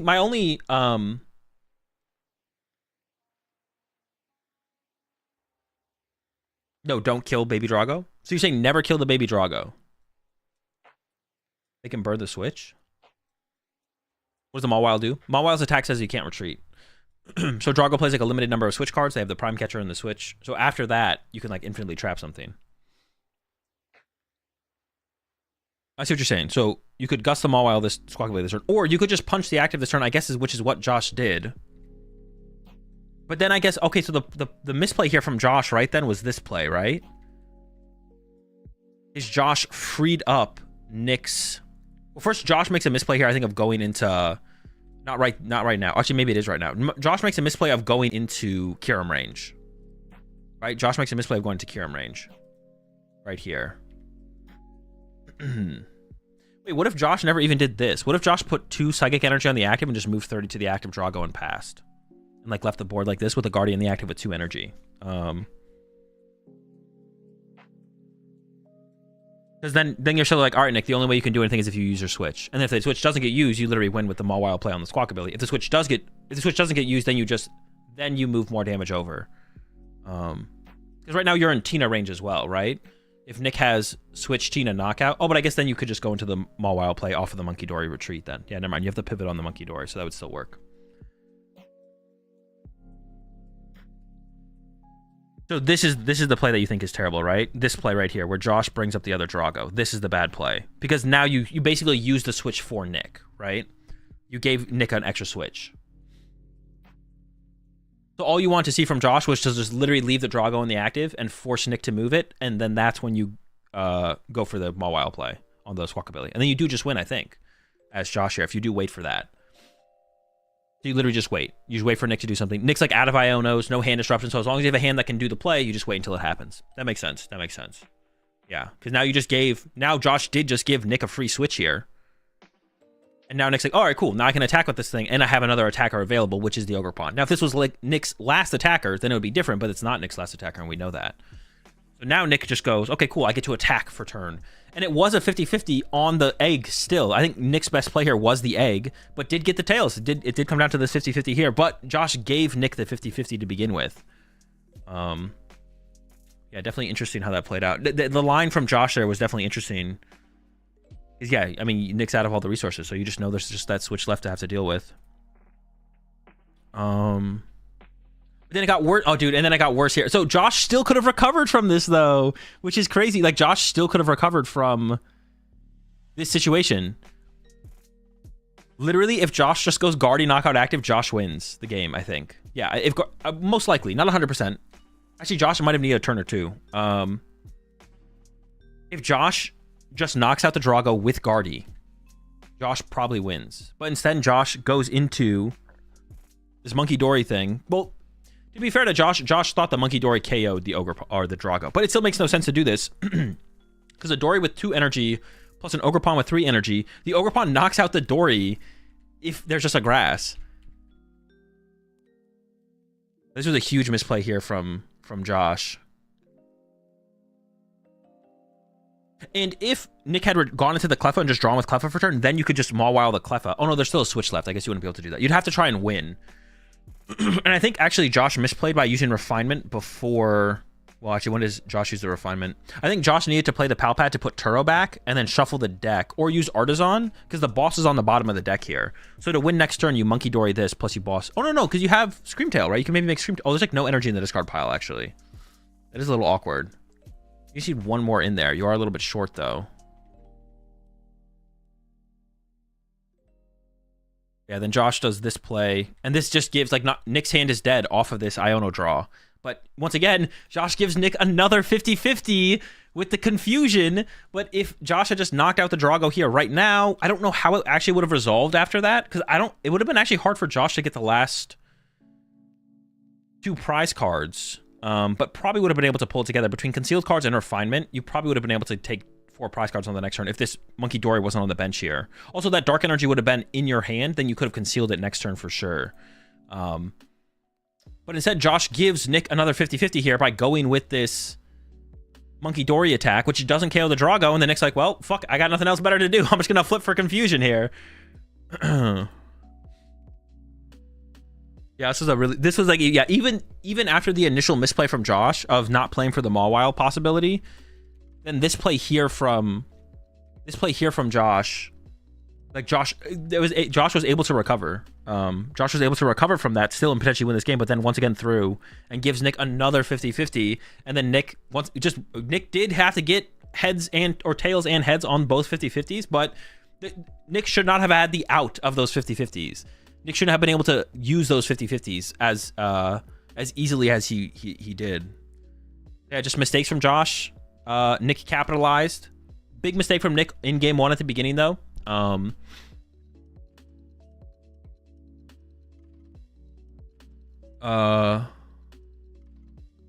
the way, Henry and Benny just best of 1. Would you do that with your teammates, or would you always want to play the full best of 3? It depends on the matchup, Abon. Like for Guardy, for sure, play best of 1, definitely. Yeah, with a deck like Guardy, I would for sure play best of 1. I hadn't heard someone like bring that up until recently, but I was like, oh, that makes a ton of sense to like for certain matchups to literally agree to play a best of 1 before the match starts. All right, let me there's a prediction up right now, and the result was they're on the right. Appreciate the 5 months there, Antonio.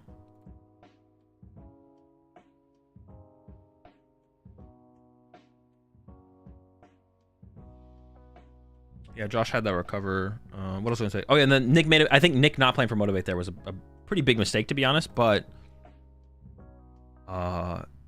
did not get punished. Did not get punished in the end. Okay, let's take a look at where we're at.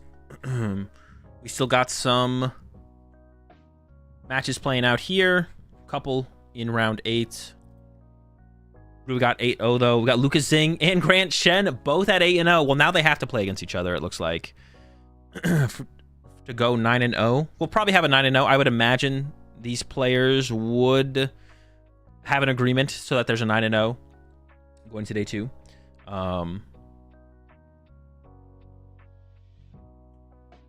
Kieran brought it back after that tie we saw. 7-1. Nick 7-1. More 7-1s here. Into the 7-1s down here. Let's take a look. Henry Chow at 7-1. It beat Benny. I forgot who Caleb was. I think Caleb was playing against Smart. So Rogerson beat Smart. What about the Canadians? I was just looking at the Americans, to be honest, but looks like Stefan lost. Stefan did lose in the last one, so now 6-1-1.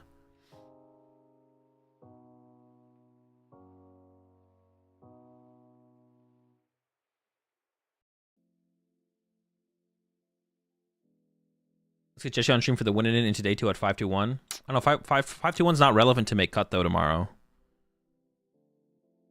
We want to see someone win. We want to see a winning in where we want to see a 6-2. We want to see someone play it out at 6-2 on stream. Like maybe you could get Bradner versus whoever Bradner's against, because you know Bradner's gonna play it out. 6-2-1 is very unlikely to make cut. But hopefully they do not put 6-2-1 on.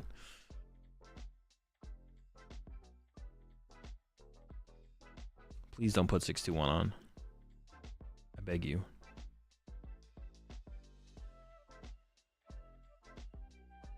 $512 though. $512 could make cut tomorrow. Actually, $512 is likely to make cut tomorrow, I think, for the current 40% tie rate, but it's going to go up a lot in this last round.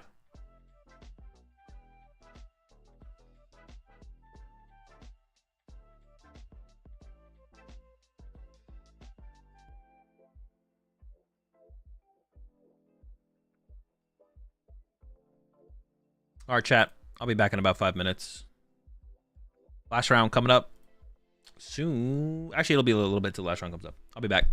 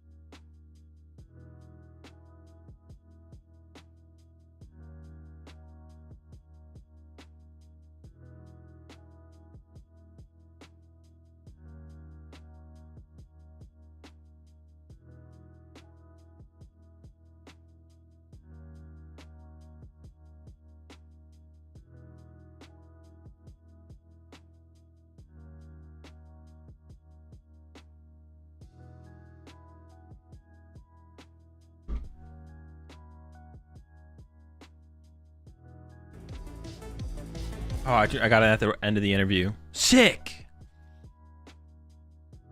Oh, that's... Oh, we got another one? We get into things here. I'm with somebody you may recognize if you've been following the PokemonTCG. Tord Reckliffe. Tord, welcome to Canada. How have you been feeling, and how are you What is that? looking forward to this weekend with some action coming up for the PokemonTCG? Thank you. Yeah, I'm excited. I'm playing something new and spicy this time, so I'm excited to unleash that this weekend. It feels like it has been a while rather since you've been saying something along those. I mean, we look at the more recent decks you've played: Terrapagos, Charizard EX, Regidrago recently. Tell me, what are you playing this weekend, Tord? What have you been cooking up? So, as many of you know, I'm a big fan of Pidgeot EX. And the last event I played Regidrago, and that was sadly without Pidgeots. Now we're back to the bird. But this time we have a new partner for it. So this time I'm playing another dragon, Hydreigon, and I think that card is vitally underrated at the moment. Yeah, vitally underrated. It's a card, of course, saw some hype. There was some discussion about, of course, that Obsidian attack, being able to deal a bunch of damage to multiple Pokemon. But it felt like there were always some things holding it down. You say it's vitally underrated. Is it more so just now's the time, or is there just a lot of things going for this card that people haven't been able to extract with how they've been building their decks? I think it's a really difficult card to build around because it needs quite a lot of function, right? So I've been working on it quite a lot for a long time, and I didn't really want to play it before because I wasn't really able to figure out, how to make this card truly function. But now I think I found an engine that accesses enough cards for it to, truly shine. And so talk to me a little bit about that engine, because, when you were showing me this list a little bit, I was getting, Worlds flashbacks from how you built the Charizard EX deck. What are some of those cool things you have going on in this list? Yeah, so that was essentially the idea, just doing the same engine I did at Worlds, because that engine was really good at kind of forcing all your crazy one-offs to work, right? And like accessing a whole bunch of combos. It's essentially using Bibarel and Scorbut with Bibarel for like that additional card draw, Serendipity for even more card draw, and Quick Search to top it all off. And it's essentially start your turn, draw 8 cards, and then Quick Search for any one card. And even if you need a full combo to do something, you probably will be able to do something quite impressive that turn.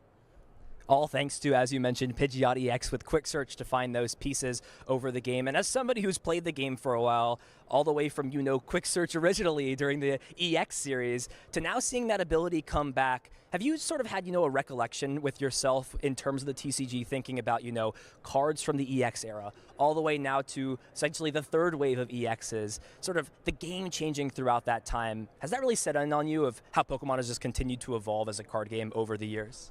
Oh yeah, for sure. Like, the card game is definitely very different now than before, but it turns out sorting out any one card from your deck is still really good, just as it was back in the day. And that was I get, I remember back to my very first deck with, the old Pidgeot, but it was essentially the same card, right? So I get a little bit nostalgic when I still get to use Quick Search these days, and it's still being such, a strong card. But of course, you have so many other engines you can choose from these days as well that also functions extremely well. So it's not like your only option, but it's still like a really nice option to have. Still, as you said, strong to search out any one card, as we wrap things up here. You've got some scary dragons you're working with this weekend, the 3-headed dragon in Hydreigon. Anything scare you about this deck? Things matchup-wise. You do have that really nice benefit, right, of only having the grass weakness on the Hydreigon, right? That's a good thing to have. Is there anything that really scares you in terms of matchups or things that could be unexpected for your deck? Yeah, it's like one of the things that also held it a little bit back in terms of metagame has been Ogre-Pawn, I think. So, like, when you go into an event and you see Raging Bolt always being the most played deck, right? You feel a little bit uneasy because the Ogre-Pawn will just one-hit KO the Hydreigon, right, relatively easily. But now there's been a little bit of a shift in the metagame.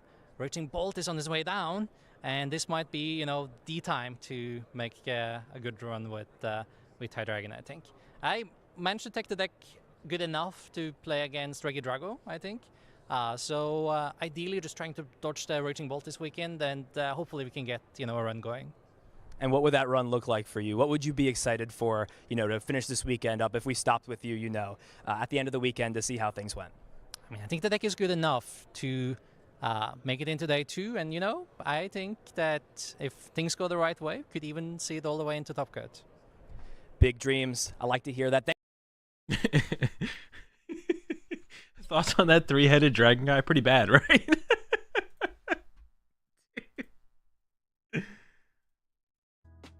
That emote's really funny too. What is it called? Streaming? That's a top tier emote right there. What did Benji say in chat? We had Ian Robb versus bro. They got Ian Robb versus Bradner is an insane match. If they don't put that on stream, I'm gonna be tilted.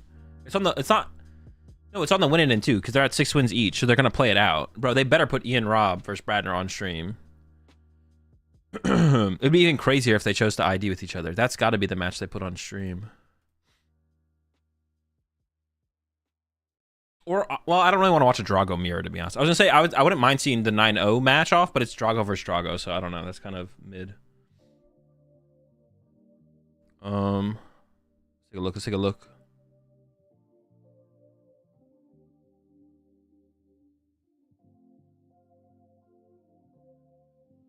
But they already showed Lucas.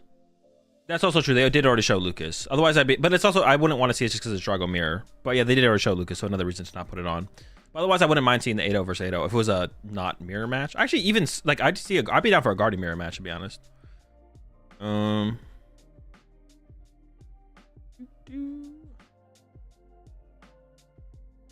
just gonna try and find the freaking.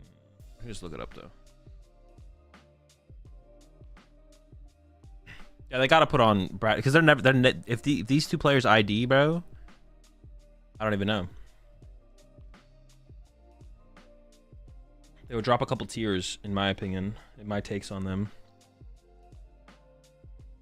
Although, what is like the chance that 10-1 makes cut right now? What is the 40% tie rate? But this is gonna jump up so much going into this last round for sure.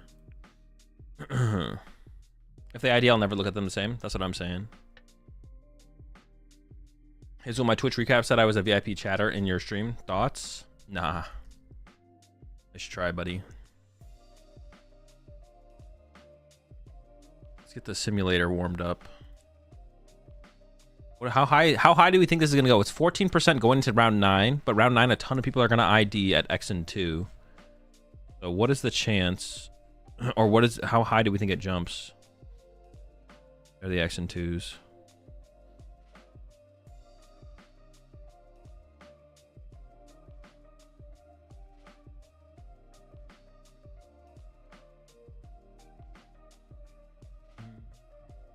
Unlikely, I bet. Well, I guess honestly, I wouldn't hate to not see. If Bradner and Ian are a Drago mirror, which they probably are. Well, I assume it's a Drago mirror. Maybe it's not.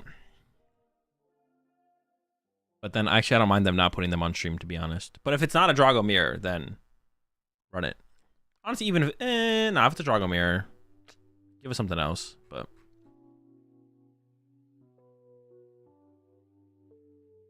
Drago mirrors are kind of mid.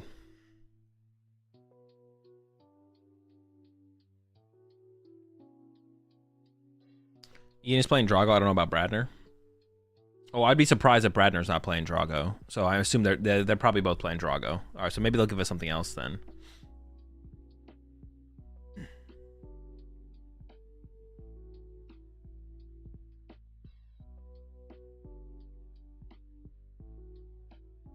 Can we see Lost Box on stream? Probably not, but that's probably because there's none in contention for day 2, not because they're actively avoiding it. Do they actually decide who goes on stream based on decks used? Yeah, it's a mix of wait, it's crazy. Lucas said he clears everyone but G-Sen. Now they're both 8-0. Yeah, now he's about to lose. Who they pick on stream is a mix of how successful they are currently in the tournament. Because, yeah, obviously they're not going to pick someone who can't progress in the tournament. It's how successful they're currently in the tournament, what decks they're playing, and how known they are like the 3 factors for picking someone for stream. So if you're doing really well, and if you're well, no, you could be playing a really weird deck, but if you're not doing very well in the tournament, it doesn't matter. Assuming you're still in the tournament. Like, those 3 factors. Bradner playing Zard. Oh, Bradner's playing Zard. I'd be down to watch that match then for sure. But yeah, it's a mix of all those factors. Actually, you have to actually, I think probably You have to be succeeding in two of those three categories. If you're playing something different or cool, and you're a notable name, they'll put you on stream. If you're playing something different or cool, and you're succeeding really well in the tournament, irrelevant of your name, they'll put you on stream. If you are succeeding really well in the tournament, and you're a notable name, they'll put you on stream. If you're just a mix of any mix of those 2-3 things, as long as you can progress in the tournament, you'll end up on stream. As long as you're not out of the tournament.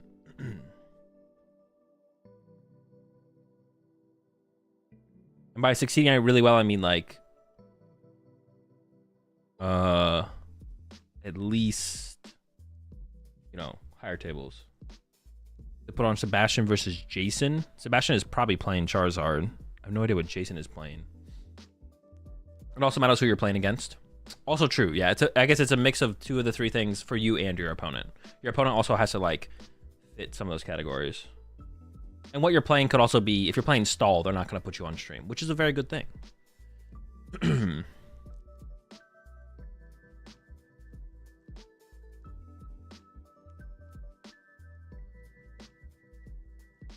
weren't even considering Ian's match? I know, that's kind of crazy. Wait, were these the four, did they put this up to a vote? Or is this just like notable matches and then the match that they're putting on stream? Maybe Jason's playing something pretty crazy. Cause I bet Sebastian is just playing Charizard, but...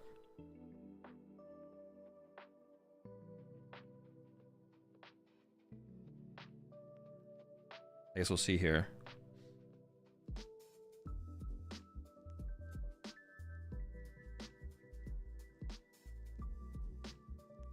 Jason's on Dango. Oh, that's not very exciting. What the heck? Dude, I feel like Zard kind of cooks Dango.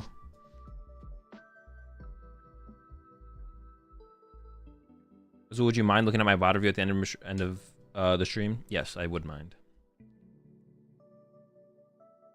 Zard versus Dango is very not exciting. Zard just kind of cooks.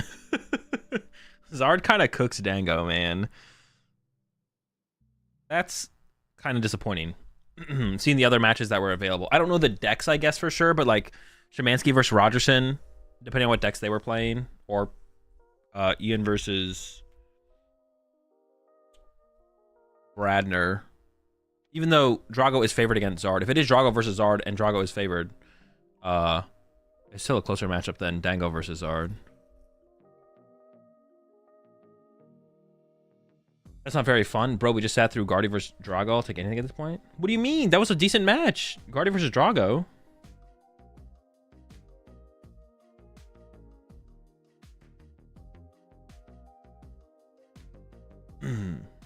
They still do community votes? I'm not sure. Did I see the hot dog guy at the VGC? No, I did not.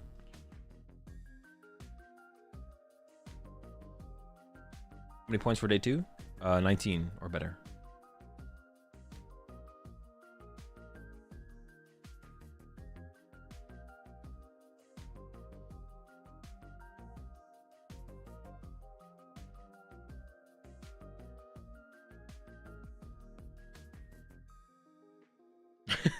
That's pretty good. Unfortunately, a hot dog. Honestly, kind of,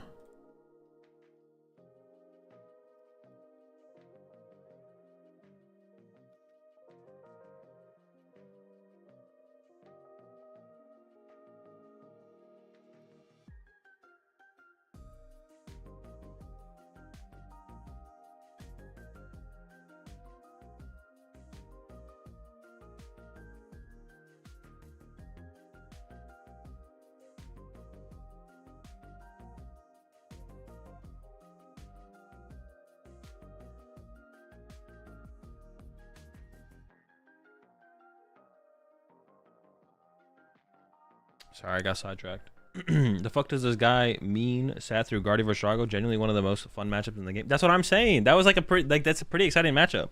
Appreciate the 3 months there. Volt. Drago vs Guardy is pretty hype. It just requires, like, the Guardy player is usually the one who has to work, but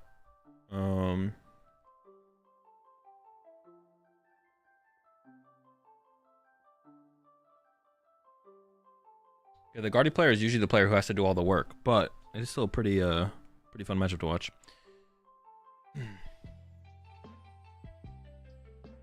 Are those players doing side events, or are they matches going on?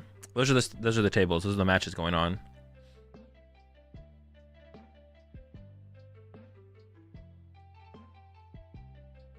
Or maybe we can already see the IDs coming in. Actually, take a look. Oh, I shouldn't have refreshed the page. Actually, we should have just scrolled. Wait, I can do show all. Any reports? Probably no one's reported yet, right?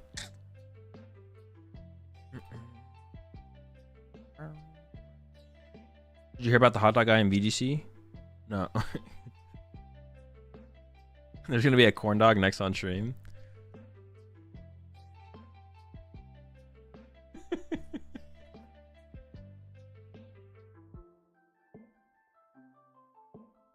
They probably haven't put out the match slips yet? Oh, they probably have. The players are sitting down at their tables. Yeah, these players are setting up, bro. These players are playing. Wait, no, I think they're actively playing. Oh, the match slips haven't been put out yet. I see what you're saying. Yeah, true. You're right. You're not wrong. You're cooking.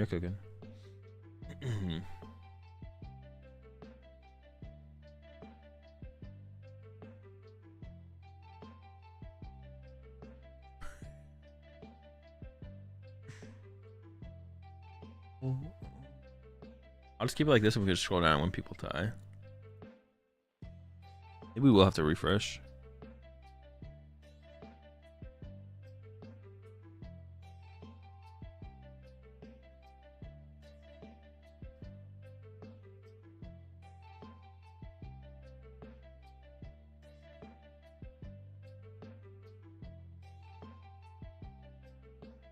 Okay.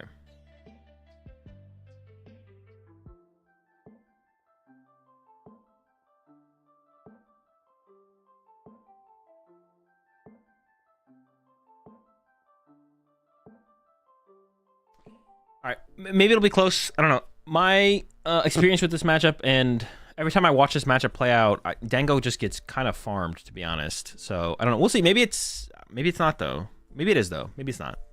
Also, Jason might be playing the Palkia version, and I think that one might actually have a better matchup than Togekiss. The Togekiss might be worse off against Zard.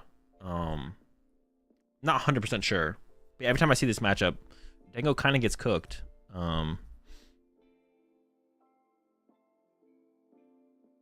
Sebastian using Max Belt again. I think Sebastian was played on Fair Stamp.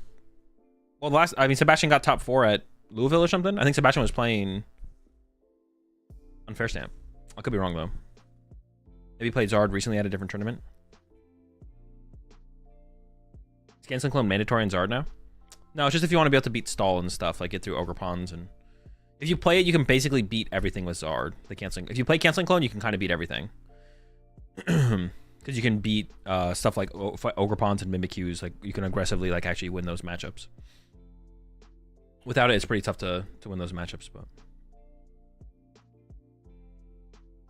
it does give you an out to basically everything, I think, at that point, if you include it.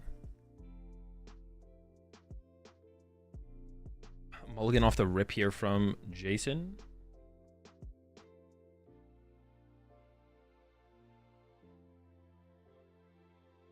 Yeah, this matchup is just tough because you got Radzard, Dusclops, KOs, Togepi, which is just really unfortunate for Togepi. Yeah, Dusclops, KOs, Togepi. You have Briar. You have Radzard. He's got the whole squad, to be honest.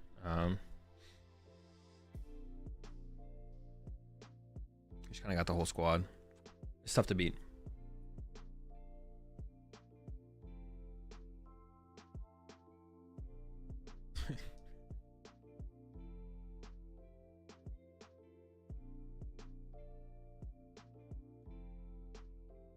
Did Sebastian just ask if he should draw his mulligan before he lays out his prize cards? Oh, okay. Jason does play Dusknoir. I assume there's so I assume it's Togekiss, Dusknoir, Golden Go.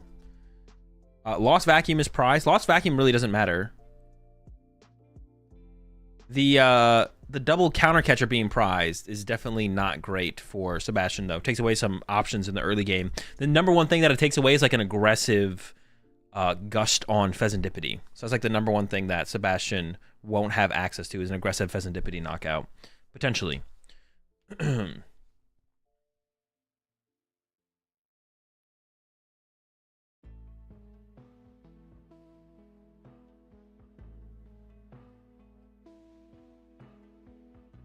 All right, here we go.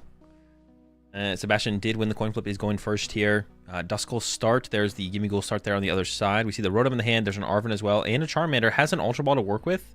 So we could see, with that Mulligan draw, actually, I think we could see Ultra Ball for Pidgey and turn 2 Charizard and Pidgeot here. Play the Ultra Ball, get rid of the Thornton in the fire. Probably doesn't play Pal Pad. Most Charizard players don't play the Pal Pad. So this is going to be it. The Thornton's gone probably for the rest of the game here. Now, because Jason's probably not playing Palkia, doesn't have access to the Greninja attack, is playing Dusknoir. We know that from the Duskull prize, but if it's just a 1-on-1 Dusknoir, the Thornton is probably not going to be that big of a deal. And losing the Fire Energy is probably also going to be fine.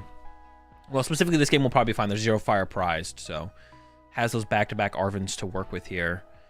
Going for the full prize check. Yeah, Sebastian actually checks the prize cards. I was wondering who it was who I saw do this recently. Sebastian's prize check is really interesting. Sebastian basically puts all the important cards to the front of the deck, all the cards that he deems important to the front of the deck, and checks those, and then checks, goes through and checks some other stuff. But I've never seen anyone actually check prize cards the way Sebastian does. But he puts all important cards in the front of the deck. Everything he wants to know on the first search in front of the deck, checks to see if any of them are prized. And then looks through the rest of the deck for a quick look of, I don't know what he looks for after that, but yeah, we see he checked it pretty fast too. So he's not concerned about finding all 6 prize cards, which you ideally want to know, but you're almost never going to find on your first search. He's just concerned with knowing all the important cards, and I'm sure he'll try and piece together the rest of his prize cards later on. All right, over to Jason. Let's see what Jason can pull off here. But yeah, Sebastian has like potentially a very powerful, oh no. We have a way to get to, oh, I think there's a Pokestop in hand. I think there's a Pokestop in hand. Calm down. It's going to be fine. Honestly, go to prize check. Yeah, it is. It's a very efficient prize check. It's the most efficient prize check I think I've ever seen. And Sebastian's practicing prize checking with a specific deck. I'm sure Sebastian has practiced that. Is also important as well, though. Like once you know the deck you're going to play, practicing your prize checking is important as well. I'm not going to lie. Those sleeves from Jason looking a little old, looking a little dirty. Could definitely use an upgrade. Prize checking diff. Prize checking diff. Now we got pile counting for prize cards. This is really getting out of hand. Pile counting for prize cards. Is it legal to manually rearrange your deck during a search? Never thought about it. Yes, it is. So do you deliberately wear a shirt without anything written on it so they don't make you wear an awkward fitting Pokemon shirt? No. Also, I don't find them to be that awkwardly fitting. All right, thank goodness we have a Pokestop here for Jason. I thought there was a possibility we wouldn't. Surprise, surprise. Oh, okay. Triple. Full hit. Can go get the... Oh, has the Energy Search Pro in hand. But you probably don't want to use it. You'd rather... Because you don't want to get Iono next turn.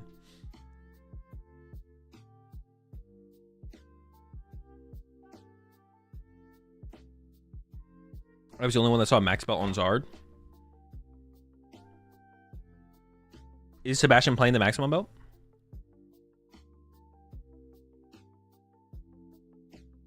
Should be an orb to check this deck so fast. In the Pokemon handbooks states also then a search need to go for a maximum 30 seconds or something. There's like a just kind of a general rule that or there's like an unwritten rule that you get extra time to for your first search of the game. Like, not a bad thing if you take extra time, basically. Or we're not nest balling here as Jason. We're just holding for next turn for like Dippity or something. Not even gonna go for the minor errand running. Just pass. Interesting. Okay. Kept the nest ball as well. Didn't even didn't even go for a Togepi here. Let's see how this plays out. I'm very curious to see what happens from here. Because Sebastian has Candy Zard. I think Sebastian does have Candy Zard, Candy Pidgeot here. There's the Unfair Stamp in the deck. Okay, it is Unfair Stamp. Goes for Defiant Span of Candy.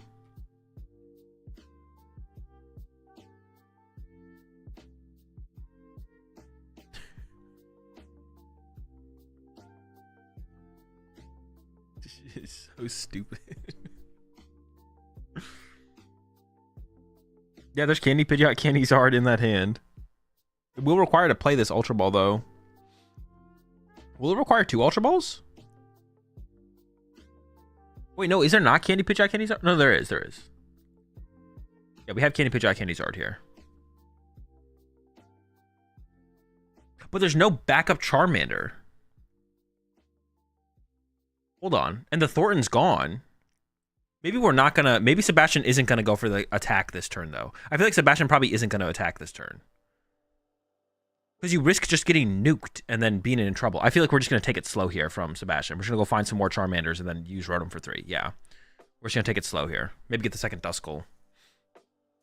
Yeah, we can't risk going in... We could do it. We could go Charizard attack, but it's too risky here for sure. So we're just gonna take it slow. Charmander, Duskull on the way off the Poffin, and then draw 3 more with Rotom and just kind of hang out. Have a good time.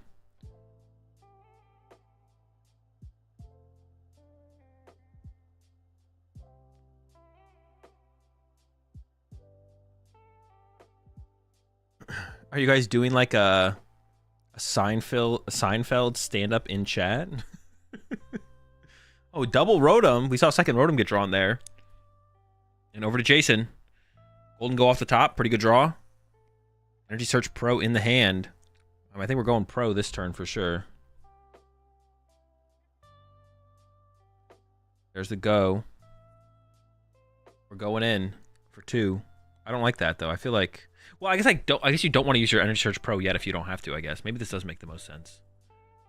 I think we should have hit... the one thing I think we should have done is hit Pokestop first, though. I think we should have probably used Pokestop before we used the go, but...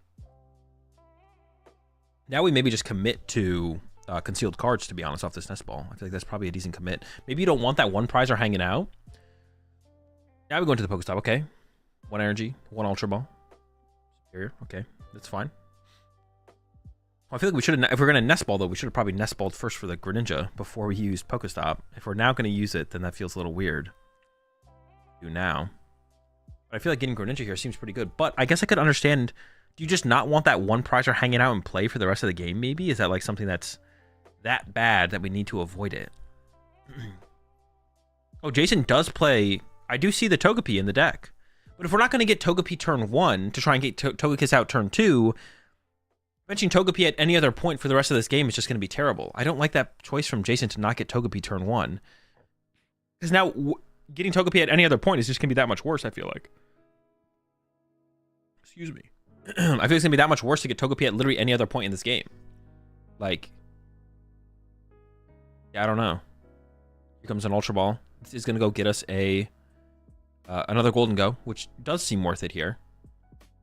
Ending up with a couple more energy. And the discard pile also seems not bad.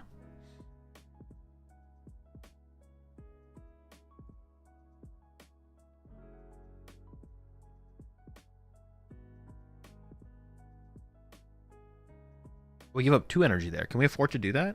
What the heck? Is there 2 energy in hand? Oh, maybe we're committing to the Pro here. You can double cut your opponent's deck. You can cut your opponent's deck. You can shuffle your opponent's deck. Yeah, if you cut... Double cutting your opponent's deck is a shuffle. If you do anything more than a cut, it's a shuffle. And if you shuffle your opponent's deck, they can cut it back. But, well, we got the energy off the Golden Go there. That works. There's a knockout on the Duskull. Okay, once again, Jason playing super conservatively, which is very interesting. Is Greninja prize, though? Is that the reason Greninja is not being taken? Or is Jason actually actively playing around not putting Greninja in play? No, Greninja is prized. Okay. That might be why Jason didn't get Greninja, is because Greninja is prized. But I feel like without... I don't know. It's so weird. Without Togekiss in this matchup, how do you win? Like, I just don't understand how you win if you don't have Togekiss. All right, so Sebastian can go for... a Radzard. Could go Radzard knockout here, which I feel like is generally the play you want to go for in this. Well, maybe not though. You would need 4 energy. It'd be too much at this point. So I feel like maybe you're looking for... I mean, theoretically, you'd go Counter Catcher KO, Gimme Ghoul plus Unfair Stamp, but you could go Unfair Stamp Boss KO Gimme Ghoul. That seems pretty good here, to be honest. And Jason doesn't have a very... does have 2 Golden Goes established, but and still has Energy Search Pro to work with, but is still missing some stuff, I feel like. So yeah, you could go play Boss, Defiance Band. Oh no, we're going into the Arven. Going for the candy. That means we're just punching the active this turn, though, right? Or am I missing something?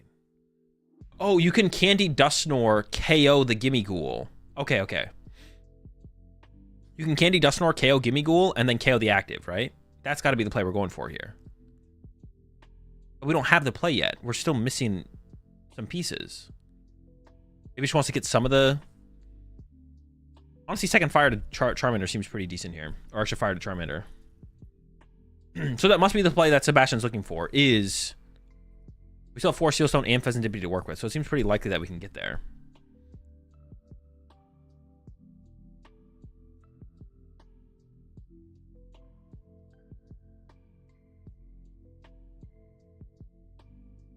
Hey, there's the unfair stamp. We still have 4 Seal Stone and Pheasant Dippy to work with here from Sebastian. I feel like maybe just playing unfair stamp as the first thing we do at the beginning of the turn feels a little bit better. You just need the Klops here. Oh, true. I guess you don't need Dusknoir. I was thinking you want to draw the prize. Well, it kind of feels like you do want to draw the prize card, though, don't you? Don't you want to draw the prize card here? Because then you win next turn, which is Briar Charizard, right?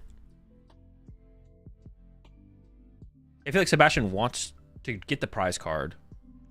Yeah, you want to get the prize card here so you can win next turn with... Well, there's Candy, so we got it. And okay, never mind. It was never a risk. It was never a real risk. We still have Fez and 4 Seal Stone to work with here. Jeez, man, this matchup... Well, I don't like the way Jason played it, though. Like, I want to say this matchup is just terrible. I think it is terrible, but I don't like... Jason needs to play this more aggressively. Jason basically gave up on Togekiss. I mean, Duskull was prized, but Jason was like... But you gotta, like, play for the turn 2 Togekiss and hope that Sebastian doesn't have Dusclops, right? I don't know. I don't think you win this matchup ever straight up by fighting Golden Goes into Charizards and Radzard. You just never win that prize trade. It's never going to happen. Especially with the lists now where you don't have Prime Catcher to aggressively chase 2 prizes around the Radzard and you play so few Gust effects. Like, Sebastian literally isn't even using 4 Seal Stone this turn. It just has game in 2 turns. Just has the Briar. Well, if Sebastian plays Briar, I guess maybe Sebastian doesn't play Briar. It is possible Sebastian doesn't play Briar. I'm assuming Sebastian plays the Briar, but... Man, there's like 0 cards left in that deck as well. Not 0. It's very low. Yeah, I see the Briar. Okay. Briar's in there. So, yeah, this game's going to be over in 2 turns, I think. This one's pretty cooked, I think. Candy, Nor, KO, gimme. I was like, okay. Sebastian was like thinking for a second, so that made me think for a second, but... Night Stretcher in hand, Ultra Ball in hand to find Charizard. We have Quick Search and 4 Seal Stone to work with next turn alongside the Pheasant Dippity draw. Like, this is brutal. He's thinking about going ahead and playing the Ultra Ball. There's a knockout. Goes down to 3 prize cards remaining. Jason's at 4. And only 1 Golden Go in play. My goodness. Another way Sebastian could have played this would be to bench a Duskull this turn. Would have been Night Stretcher for Duskull, so you could go Candy Dusknoir plus Candy Charizard to win. Immediately into the Pokestop here for Jason. It does find a Poffin, which we do kind of need to go get another Gimme Ghoul this turn. We got Golden Go to draw 2 as well. That is a possibility. Plenty of energy in the discard pile. Not quite enough. I think we're a little bit short, but we're close.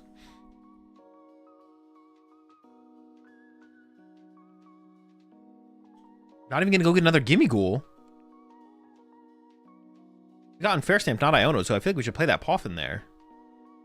I think the Poffin should have been played. We did find ourselves a Irida and a Night Stretcher. Here comes the Poffin. I mean, we can also get Togekiss or Togepi here for sure because there's no threat of the Dusknoir. Not that that would change. Yeah, because the Thornton's gone. Maybe I'm tripping and there's not Togekiss in this list. I think I saw the Togepi, though. Roxanne, Dusknoir, Togepi, Togekiss, yeah. So we should get Togepi here because there's no threat. The Thornton's in the discard pile. And you should play as if Charizard doesn't play Palpad because most don't. So you should get Togepi here as Jason. In case Radzard gets pushed, then you could possibly KO Radzard plus get heads off Togekiss to win the game. There we go.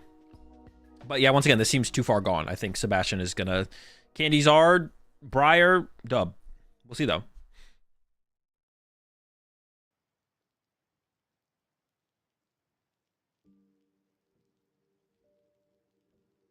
Going back in with the Irida. No water Pokemon to find because the Greninja is prized, but can get a nest ball for a Pheasantipity, I assume, is going to be the play here.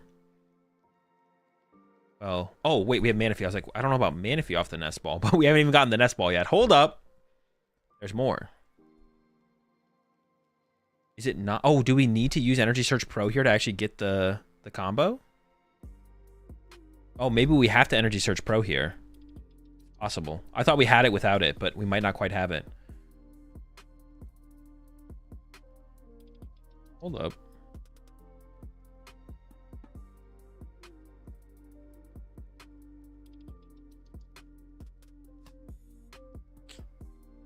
Oh no, Jason definitely just misplayed this. We should have Superior got rid of 2 energy, got in 4 energy, and then Superior gotten rid of Poffin and Manaphy for more energy. Or does this actually end up working out? But we lose the red candy. Now we lost our red candy. Wait, is this just not enough energy? Oh, then Night Stretcher.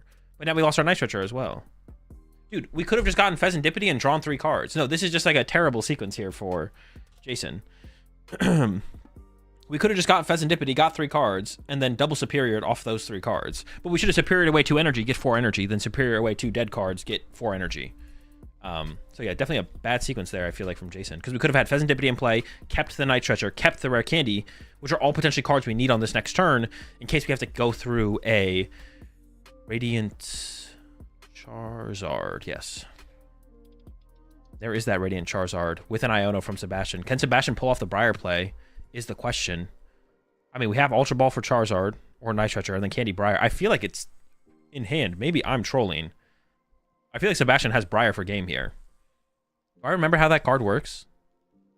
Does Sebastian play Briar? I guess is another question, to be honest. Oh, Sebastian might be out of... No, I don't think Sebastian is out of energy. I think there's one more energy in the deck here for Sebastian. Maybe it's prized?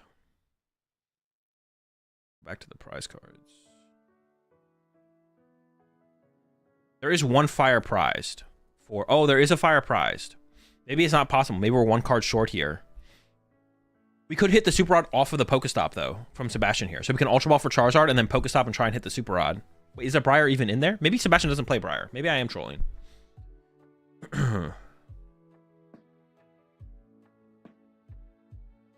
It's possible Sebastian doesn't play the Briar. The Thornton's also gone, Bread. Thornton got discarded turn 1. There's the Pokestop. Oh, we milled the Briar. The Briar is in the deck. We do play Briar. We were just a card short there.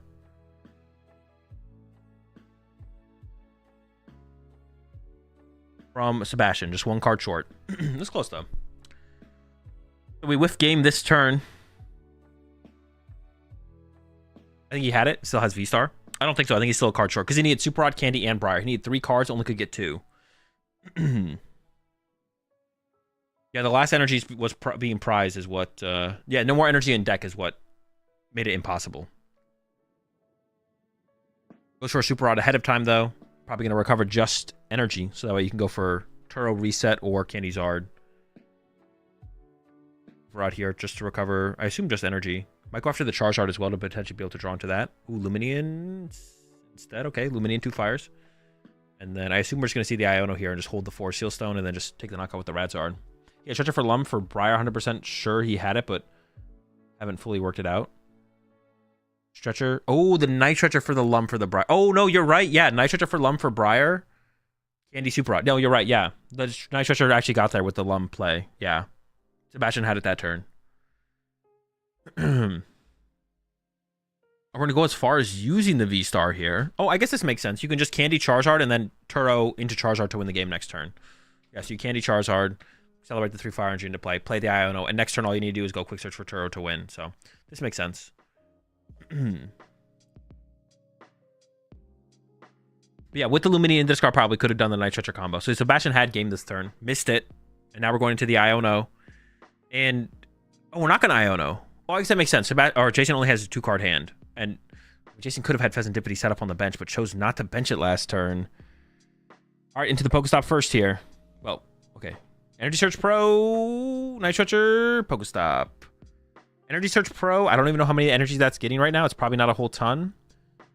It might even be better to Superior it away alongside another dead card. We'll see how many energy are in the deck. We still have concealed cards to work with. We got the Greninja off the prize cards there. And I assume though, if Jason's hand could have been Night Stretcher, Rare Candy, Rare Candy, and then +2 random prize cards. I assume Sebastian would have Ionoed in that situation if there had been a 4-card hand from Jason. There's the concealed cards. Oh, are we there? Night Stretcher for Golden Go. I think we got it from Jason here. We can put Rare Candy Togekiss on top of the deck. Draw into Rare Candy Togekiss, Superior for 4. Oh no, it's not quite enough. We're still short by 1. Oh wait, does the counter catcher work actually? Oh wait, does Jason just have game? No, we need 1 more energy somehow. Can we generate? Oh, you need Pheasantipity, maybe? Counter catcher Pheasantipity, and then Pheasantipity has to draw into Counter catcher Night Stretcher. Counter catcher Night Stretcher does it! Jason has game! That's insane! Oh, we had Nest Ball for Dippity as well. We have Nest Ball for Dippity literally in hand. What the heck? Why did we not have Nest Ball for Dippity?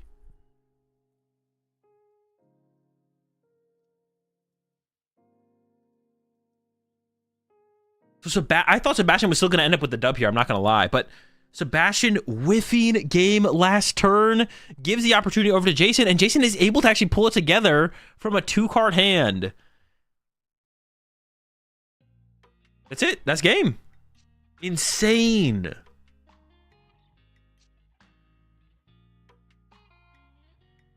All right, there's a concede there from Sebastian. Oh, Sebastian had it too with the Briar. We can go back and look at that hand there from Sebastian on that previous turn to just confirm that Sebastian did have the game on that turn. Go back and take a look. I think Abon was right. Okay, so draw for turn here. We get 3 cards off of the Pheasantipity draw. But we actually could have played this a little bit cleaner here from Sebastian even. We could have gone... Well, hey, let's see what the 3 are.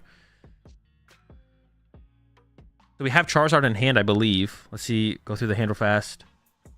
Is there Charizard in the hand? Maybe I'm wrong. I feel like there is. Oh, there's an Ultra Ball. So we can Ultra Ball for Charizard. Night Stretcher for Luminion. Luminion gets Briar. Pidgeot gets Super Rod. Super Rod the fires back to the deck. Rotom gets Rare Candy. Rare Candy, Charizard, Briar, knockout. Sebastian did have game on this previous turn. But I think the thing that Sebastian missed was definitely Night Stretcher gets for Luminion for Briar. Because everything else is pretty apparent in this hand. And we see Sebastian continue to reach for the play by using Pokestop, hoping to hit a Super Rod off the Pokestop, but just didn't see the Night Stretcher for Luminion line. And then we see Sebastian mill the Briar off the Pokestop when the Pokestop happens. So even up to this point, the play is still live. The play is still live. And then the Pokestop gets hit, and then the play dies right here. Well, not right here. Right here. And the play dies right there on that. But up until this point, actually, Sebastian still had the line of Night Stretcher for Luminion, Luminion for Briar. Yeah. Now the play dies, and then goes into the Radzard play, and then, yeah, Jason is able to pull it off on that last turn. Yeah, I thought there was no way Jason was winning this one. I was like, yeah, this one's cooked. This is cooked, but barely able to pull it together on that last turn. Also, through that line, Sebastian ended up giving the counter catcher access over to Jason, which also ended up being a pretty big deal. Why do neither of them look happy?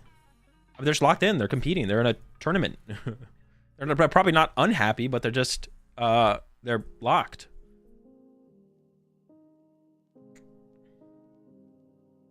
So yeah, Sebastian, a little bit of a throw there. Well, actually pretty big. That's just kind of a throw there from Sebastian. Jason able to capitalize. So Jason avoiding... I still don't know if I like Jason avoiding Togekiss at all points in that way that Jason played it, but it worked out in the end.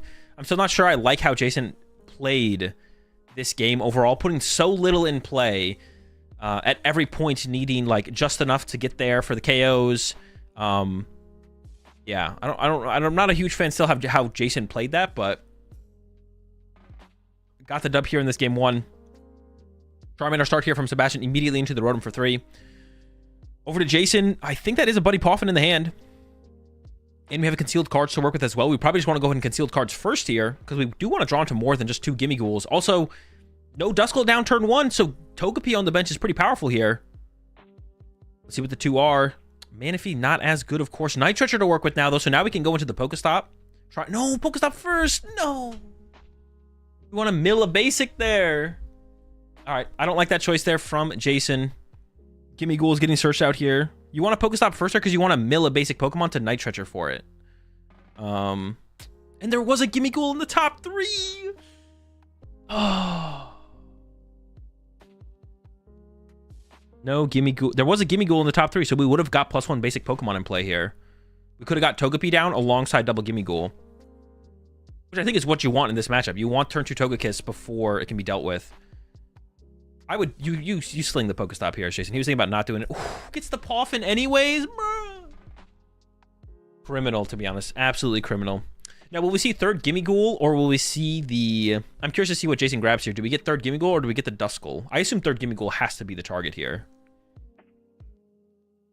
Absolutely never punished.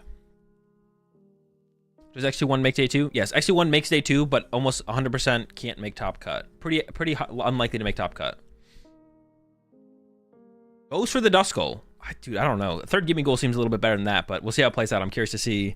I mean, the play potential with the Duskull is huge, is very high. Gets attached to the Gimme Ghoul as well, and then there's the pass over to Sebastian. Jason's hand isn't very good, so Candy Charizard knockout here honestly is pretty strong. But if Sebastian goes for that, Sebastian's giving up on a lot of setup here. So I feel like we're going to see Sebastian go Luminion for Arven, and then Arven for the Poffin to get the Duskull and the Pidgey. Also get access to that for Sealstone or Defiance Band for a future turn. So yeah, I think we're going to see Sebastian playing it slower here. I mean, KO on the Greninja, because we can see Jason's hand looks pretty good, but probably not quite good enough to go for it, so...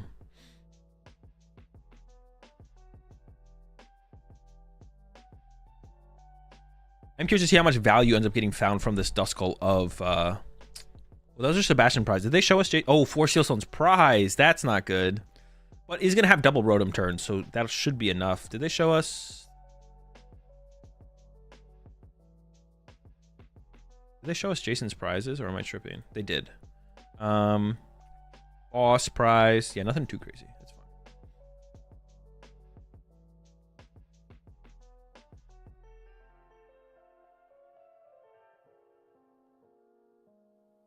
Has to settle for the Defiance Band. Now, this doesn't exactly tell Jason that 4 Sealstone is prize, because it could just be in the hand, of course, but...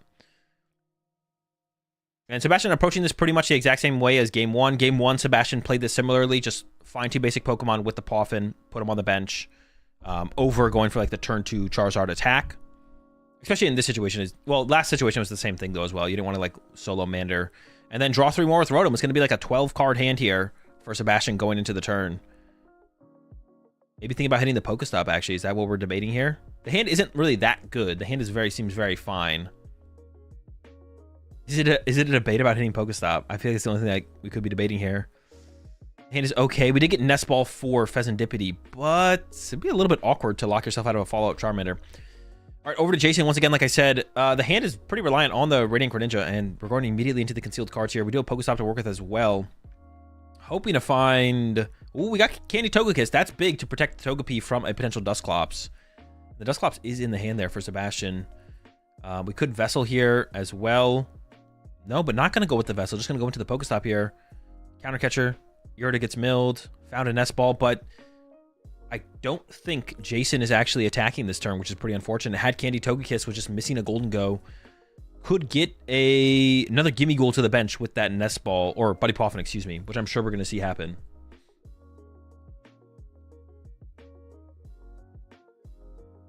Yeah, protects the Togepi. That's a big deal here. And then need to see another Gimme Ghoul here. Otherwise, you could get your Gimme Ghouls wiped off the map. Especially with how big of a hand Sebastian has. Candy Dusknoir plus Boss Candy Charizard isn't that unlikely, especially with the possibility of maybe going for a Pokestop hit. So you gotta get some more protection on your bench here.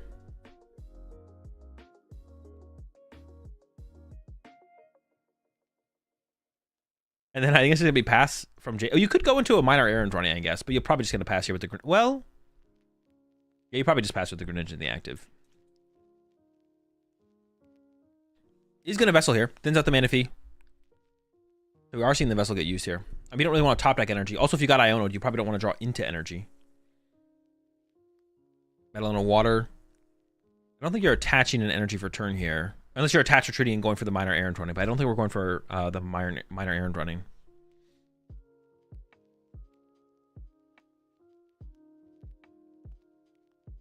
I think Sebastian's going to be looking for a boss KO Togekiss, to be honest. I think you just want to remove the Togekiss from play with a boss knockout this turn. Candy Charizard boss KO Togekiss would be pretty good, I feel like.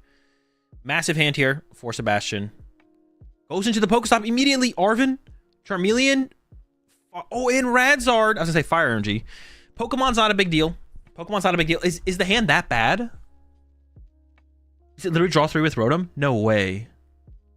Well, Turo up to Luminion actually is probably pretty good here, to be honest. You could even bench another Togepi, or excuse me, Pidgey. Togepi. Might be able to use the Luminion later, but also just removing it as a liability is also good. Here comes another Poffin. Another Duskull could be good, but the Duskull is prized. So if I would say second Pidgey is probably the take, or just fail. Just gonna rock that solo Pidgey. That does give an opportunity for Jason to get Candy Dusknoir and KO the Pidgey, though. I don't know if I like that. From Sebastian. Are you okay with that? Maybe the second Pidgey's in hand? Maybe it wasn't never in deck? Oh, no, but I guess you risk your Charmanders dying as well, though. You could go Knockout Charmander plus... Oh, goodness. Yeah, we could have seen Knockout Charmander plus Candy Dusknoir KO Charmander. That would have been pretty bad as well. I guess that's probably worse, to be honest. So I think we just, like, if the Pidgey dies, the Pidgey dies. Goodbye, Pidgey. Okay, over to Jason again. A lot of back and forth for nothing here from both players. Goes into the... Oh, no, I do like that. I do like that. Ooh, and a really good draw as well. Here we go. Jason's going to start cooking this turn for sure. The time is now. And hit him with... I think you Pokestop first here. And then you Cypher Maniac off the Golden Go. Or... No, I think that's probably how I'd sequence this, yeah. I think I'd Pokestop first. And then you want to... Yeah, Pokestop first here. And then you Cypher Maniac off the Golden Go. Ooh, you could get Candy Dusknoir, Togekiss, KO the... Oh my... That's brutal. That's so good. I think you definitely Pokestop here first. All right, goes with the Golden Go. You gotta Pokestop first. All right, goes with the Golden Go. That's fine. Whatever. I think I am right, but let's slide. Another Golden Go. You could Candy Dusknoir, KO Charmander, flip a coin for Togekiss, and then attack with Golden Go afterwards. Oh, it's so beautiful. So you could play the Cypher Maniac's Code Breaking for Candy plus Dusknoir, mill the Dusknoir, Candy the Dusknoir, Dusknoir KO active. Oh, it's beautiful. It's beautiful, man. Is it there? There's the Dusknoir.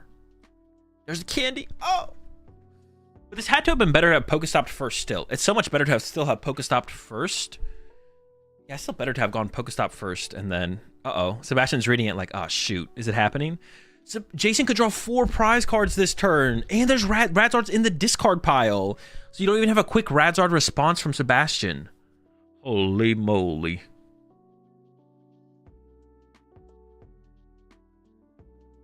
I mean, that's just always the play here from Jason. I don't even think it's like a question of what you do here.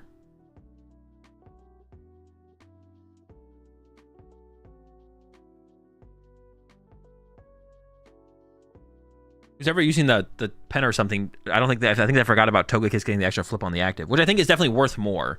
Like it's very possible Charizard can draw. Like with how many cards Sebastian has in hand, honestly, Pidgeot's not that big of a deal anymore. Pidgeot's like a very mid at this point. Pheasantipity plus how big of a hand you have should be enough to get you there. Ooh, the Dippity gets milled here from Jason, but has plenty of Night Stretchers, or has a couple Night Stretchers. I don't even know how many Jason plays, to be honest. There's the Dusknoir, Candy Dusknoir coming in. And it's going to be that KO. It has to be the KO on the active. You want that extra flip. Boom. KO on the active. Togekiss activates. Heads, come on. Give it to him. One time. Oh! All right, it's fine. We got another one coming. Charmander up again.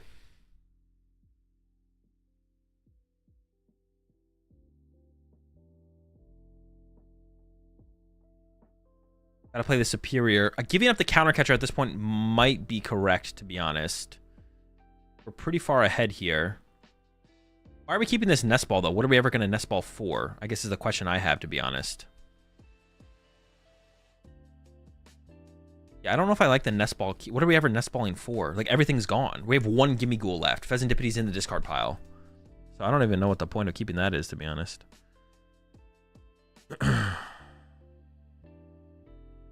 All right, here it comes. Knockout number 2 for the turn. We get a heads here. It's a heads. That's a big 2 prize cards. Yeah, the potential for a Radzard play is a little bit higher. This is so... How do you play this from here, though? Jason has 3 prize cards left. Ooh, I got it. Wait, do I have it? What if we go... We could go... This turn from Sebastian, we could go Radzard, Chase, Togekiss. Radzard, KO, Togekiss. And then next turn, we go play Briar, Dusknoir, the Greninja, knock out Golden Go with Charizard, win, right? As long as Jason doesn't get 2 prize... But if we take away the Togekiss, Jason needs a Gust. So I think that's the play here. Radzard's in the discard pile, unfortunately, for Sebastian. But that is a lot. There's a line there. I feel like that's a line. And there's so many cards in the hand here for Sebastian. Like, holy smokes. Yeah, Radzard, KO, Togekiss.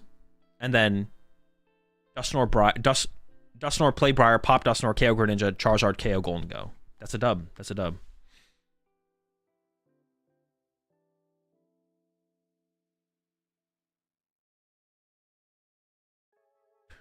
Sebastian has Stretcher in hand? No? I don't know. Is that Pokestop hit? Sebastian's all about this Pokestop. Got some Poffins to get rid of here. Buy Poffins. Gotta go with that Pidgeot. Still missing the Pidge. He didn't shuffle? He didn't shuffle? Uh-oh. He shuffled before Fez. Oh, he nest balled for Fez and just put the deck down and then... Ooh, that could definitely be a penalty. Uh-oh. I mean, hopefully the judges get alerted. Who's casting right now? Into the deck. Yep. There's a Super Rod. There's already Charizard. Would like to see the Charmeleon. Maybe not. No, never mind. Charmeleon's not. You need to rare candy into Charizard this turn, so never mind. You don't need Charmeleon. You don't. I could message Chip, I guess.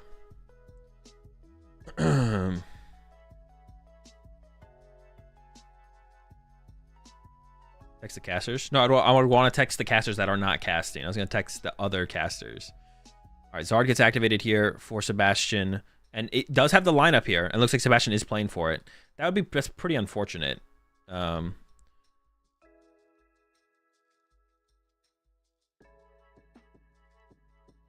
assume someone's monitoring the main chat, though, and people are definitely spamming the chat, so...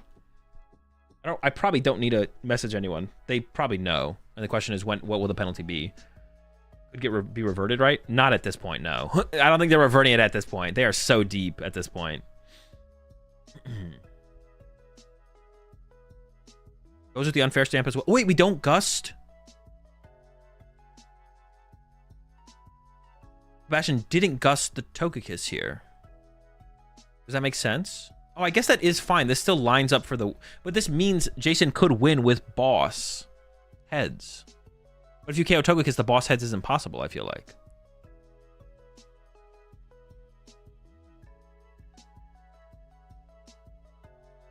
Yeah, I was a big fan of chasing down the Togekiss, but now you could lose to boss heads. I don't know.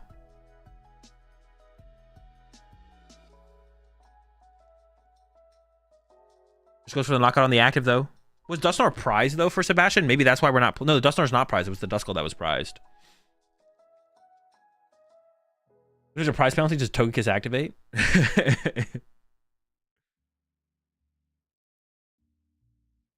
All right, so Jason's hand is okay. Goes for the Night Stretcher immediately. The Pheasantipity is in there.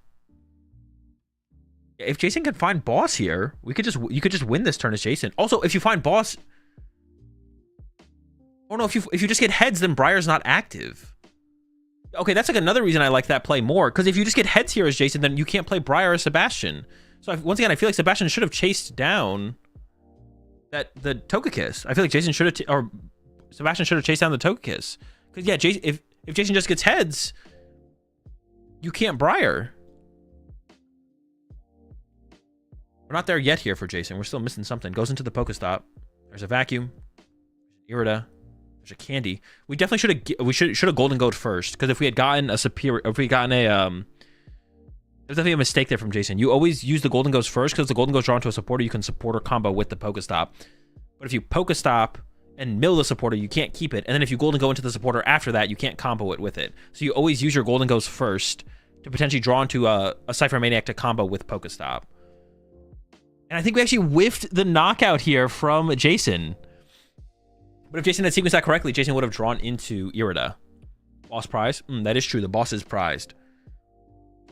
The golden go for 1. Cypher Maniac. But there's nothing to combo it with. I mean, I guess it doesn't really matter at this point for the sequence. But yeah, you should always draw with Lost Vacuum Pokestop, play another Pokestop. Oh, is there a Lost Vacuum in Jason's hand? I mean, if there's a Lost Vacuum in Jason's hand, then we're good to go. I don't think there is, though.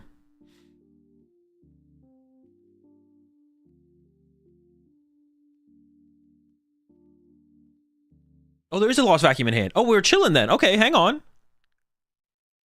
Jason's cooking.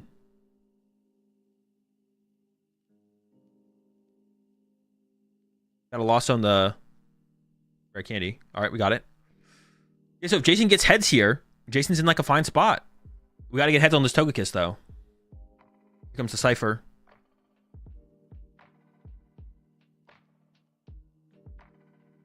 I'm going to go for... We need a Superior as well, I assume. Oh, no, maybe we don't need a Superior. Maybe we just go for a Fodder. Wait. Don't we need a Superior? No, I guess not, because we can use the Energy Search Pro should get us the remaining energy we need. And if it mills in energy, then we have Night Stretcher for energy. So this works for Jason, actually. This works. Don't forget about the other Pokestop. Pokestop hits those two. Plus, does mill that fire energy, but it's fine, because we have the Night Stretcher. Energy Search Pro only gets 1 now. Boom, to the hand. But we have Night Stretcher to recover that other energy, and then we have 4... I mean, I think we have 4 energy in hand. I'm pretty sure we have 4 energy in hand. Please say we have 4 energy in hand. We need 4 energy in hand. No way! Did Jason actually not go for the Superior, and did that actually matter? Dude, we got 7 minutes left. Oh, there's only 3 in hand! Dude. Jason should have just gone for a Superior because of the chance of whiffing. Oh my gosh. Oh, that's such a huge misplay then. I thought there was 3 in hand, so I thought it was fine if we milled 1. We have a Gimme Ghoul in hand, though. We shouldn't Night Stretcher for Gimme Ghoul. We have Gimme Ghoul in hand. Holy smokes. A big mistake here from Jason. But how can... Oh no, Sebastian can capitalize. Sebastian can Briar plus Dusknoir next turn. Yeah, massive mistake there from Jason. Going for the Night Stretcher on the Duskull. I don't know if that makes sense or not. Couldn't tell you. I feel like bench Gimme Ghoul was probably better, but it's going to be a pass. Okay, let's see what Sebastian can do off of this, though. The Radzard is kind of stuck in the active for the turn. Ideally, Sebastian would like to Briar, Hard to Treat the active, and Dusknoir. Oh, wait, Sebastian has game. Yeah, because the Fire Energy is in the deck. So you just Ultra Ball for Dusknoir. Yeah, this is game. Sebastian's got to get cooking, though. Time's dwindling. There we go. Quick search. Grab Fire Energy. Attach to the active. Ultra Ball for Dusknoir. Yep. Boom, Fire. Ultra Ball. Grab Dusknoir. And this is how I would like to have seen Jason play the last game, to be honest. Was just more aggressively. If Sebastian got a DPL, he couldn't Dusk Briar. This is true. Oh, they haven't said anything about that situation either. All right, that's the knockout. When did he not shuffle after the Fez? That's coming up here, right? So there's Nest Ball for Fez. Just watch it through. Get the Fez, puts the deck down. Oh yeah, and then is thinking he's gonna go back in with Ultra Ball here, and is thinking about going back in with Ultra Ball, but is like, actually I want another target for my Ultra Ball, and then doesn't Ultra Ball. I feel like the better play from Sebastian still was the Radzard KO the Togekiss, to be honest, instead of KO in the active. Yeah, and then chooses not to Ultra Ball, and then goes with the Pheasantipity draw. Well, actually, and then draws 3. Yeah, it's tough. I don't know what the end result for that should be, to be honest. Would that be a prize penalty? I'm not sure if it would be. All right. Appreciate the 4 months there, Bunny. Yeah, I'm not sure.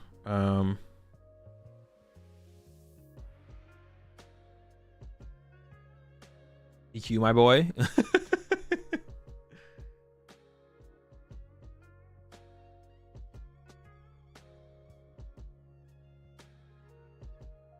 Oh, are they now learning about the lack of a shuffle? Maybe. Yeah, they probably are aware now. Now they are probably aware of the lack of the shuffle on the Pheasantipity search. Yeah, I don't know what this will end up being, because if you give it, is it going to be a 2 prize penalty in this game now? Like, what is even the outcome here? Let's see what the casters say. Sure, everything has happened correctly in this third game. Now we just saw a very Happened in the first game here, rather the second game, after using Nest Ball for Pheasantipity. We'll have to, of course, make sure we figure everything out in this situation, but it looks like we were actually checking back on potentially an...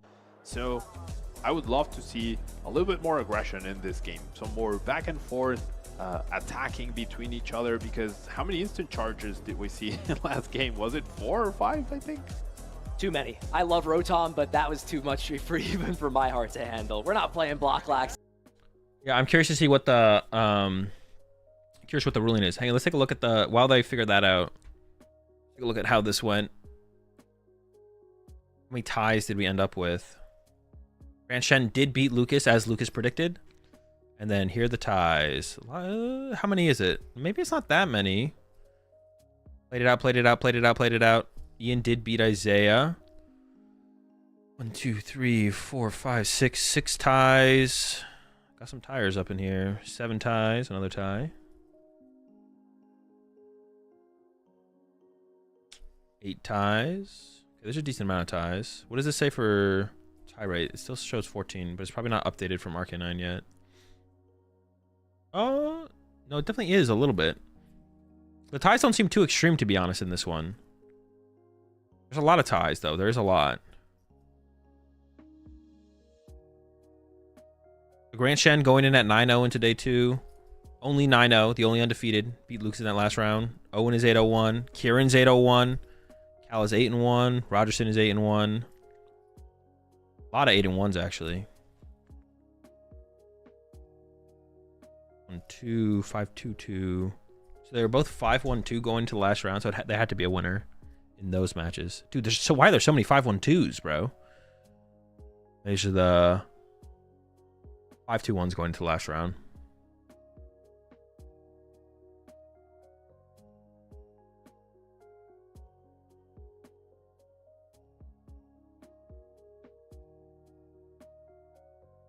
Kamal made it into day 2, 6-1-2. And 6-1-2, if you win out, I think is guaranteed.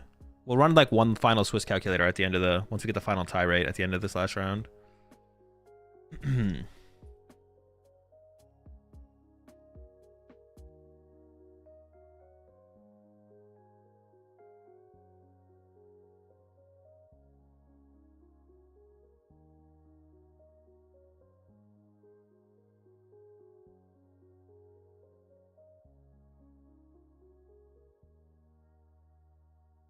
Stefan is 7-1-1.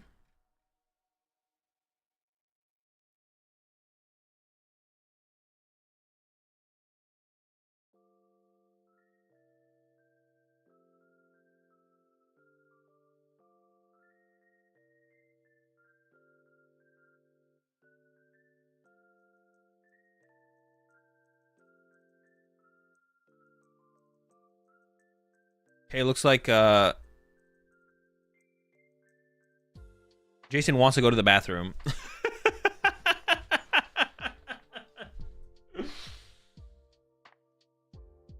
Jason wants to go to the bathroom. Nope, you're not allowed to go. Sit down.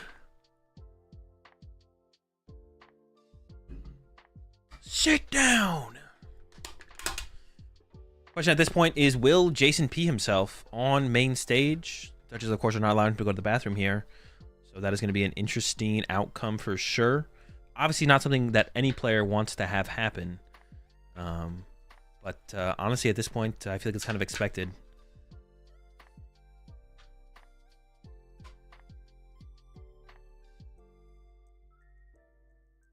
So Sebastian did not seem very happy with the end result. I'm not sure if it's going to be a 2-prize penalty going into game 3, or if it's going to be a game loss. Oh, Jason wanted water. Same difference. Are you really not allowed to go when you're on stream? No. Well, if you had to use the bathroom, maybe. Depends how severe it was. They don't want you to take your headset off because the casters can be heard in the venue. So if you take your headset off, you could hear what the casters are saying, or someone from the crowd is talking or something, and then you could like get like info on like a count in the deck. Like if the casters talk about one thing we haven't seen from Sebastian so far. Sebastian plays for Escape Rope and Iron Bundle. I wonder how if these cards will actually see play in game number 3. And if once Jason finally realizes they exist in Sebastian's deck, how will Jason be able to handle them? So like the casters could be talking about stuff like that. And if Jason hasn't seen the cards yet, then all of a sudden could like get that information, right? So that's why you're not allowed to take your headset off when you're on stage.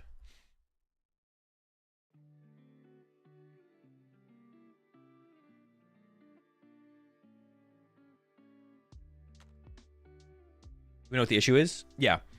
Sebastian used Nest Ball. Was thinking about going back into the deck. Looked at the hand for a little while. Didn't go back into the deck. Didn't shuffle for the Nest Ball and then drew with Pheasantipity. So played Nest Ball. Didn't shuffle. Got Pheasantipity. Looked at the hand for a little while. Was thinking about using Ultra Ball. Didn't use Ultra Ball because wanted more cards to Ultra Ball with. Then went to use Pheasantipity but forgot to shuffle for the Nest Ball that got the Pheasantipity. So used Nest Ball, didn't shuffle, played, and then used Pheasantipity to draw without shuffling. So, but we don't know the result as to what it's going to be. If it's like a retroactive 2-prize penalty, then like theoretically they could say Jason wins because Sebastian used Dusknoir. So then that theoretically would have lost Sebastian the game on the Dusknoir use, but that feels a little weird. Yeah, I'm actually not sure what the result from this is going to be. I'm not sure what the result is going to be. It could be a 2-prize penalty going into game 3. All of it's going to be really bad for Sebastian if there is a penalty. It's possible Sebastian definitely wasn't doing anything malicious. So it's possible they look at it and they're just like, all right, we're just going to give you a warning. We don't think you were doing anything malicious. So we're just going to end up giving you a warning here. And then go from there. We'll see what they say, though. Just unmute the casters. Such as V-Star abilities or attacks and GX abilities and attacks back in the day, all of those 1 per game effects really bring out skillful decision making, right? Of course, there's some extremely powerful ones such as Arceus, Dialga, and Palkia, which are borderline unnecessary for the game. However, there are many that are like, they allow for skillful deck building, skillful use and analysis of each situation so that you time it perfectly and you can get an advantage. You mistime it and then you're going to be in trouble. So all of those one-time use effects, where it's an item, supporter, stadium, energy, ability, whatever it is, they're so cool to add skill to the game.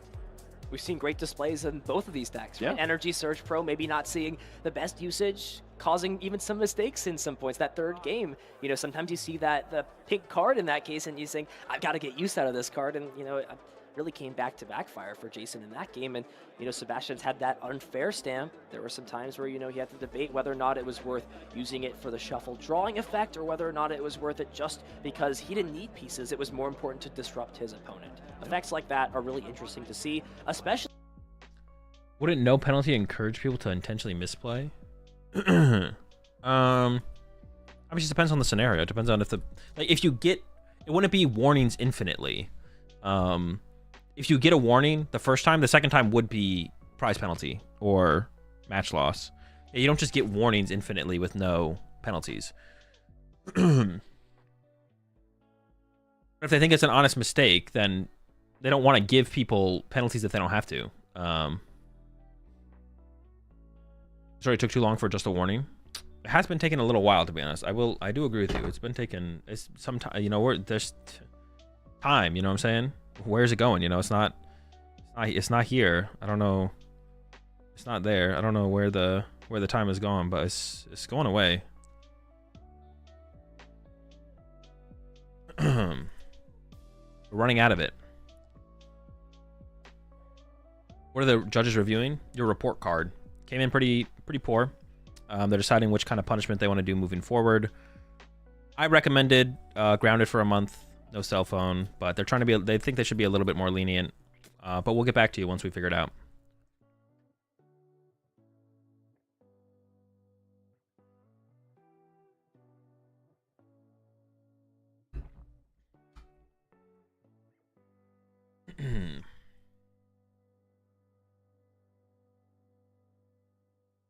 If this was not in stream, there was no penalty.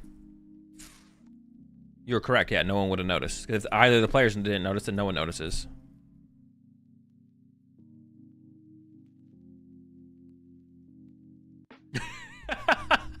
Top deck. Wait, is it a game loss? Oh, no, it's not a game loss.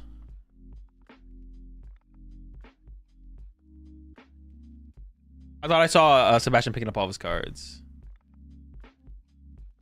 I don't know what they're doing, to be honest.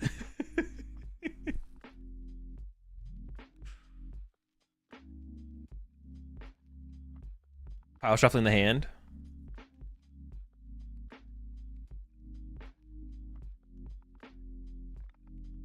And the head judge came up on stage as well, and this is actually taking forever. I don't know what they're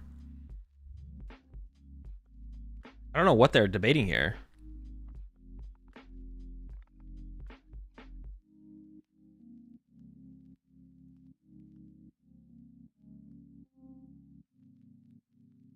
Okay, hold up. Okay, all right, chill.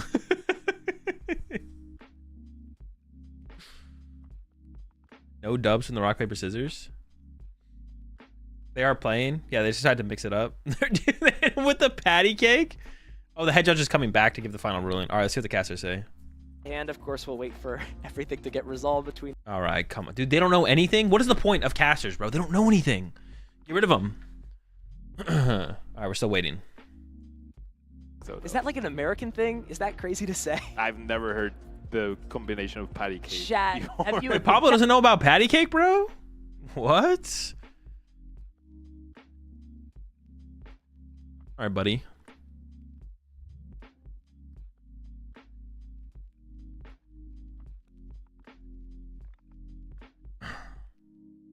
baby, like a child, man. I thought you were gonna ask like, how long ago were you when you were a child? Like you're making fun of how young I am. No, Is I'm that the not point? making fun. I'm asking, at what age do you normally play that? 5 years old, man. Okay. Oh, Pablo was never 5. This makes sense. Pablo spawned in at 6 years old. Than patty cake. That is actually really interesting to think about. Okay. Yeah, I gotta let that one sit here. I never thought I could process that as a potential fact. You know, I guess things have changed. I guess Pokemon is not the only thing that's changed over the past 30 years. Yeah, I think so. Patty cake was invented. we got trade. We got GX attacks. Looks like we're back to the stage here. Enough of rock, paper, scissors, and patty cake. It looks like we are reaching some sort of a resolution here as we focus back into this match. Of course, we are still reviewing what appeared to be an insufficient randomization after a nest ball was played before the script did draw some more cards. So it looks like things have been resolved. We'll get an official understanding of if there are any penalties or, you know, repercussions for either of these players. Let's just go ahead and check right now. Wait, no, we're good. We'll get that informed to see. All right, so there's a 2 prize penalty. So Jason will have the advantage here. Only needs to draw 4 prize cards to win the game. They only have 6 minutes left. Of course, they have the time extension's already applied. They only had like a couple minutes going into the Wawa. But this is where we are. And yeah, we just need to see Jason go with the Togepi and just take a couple knockouts. The game should be over.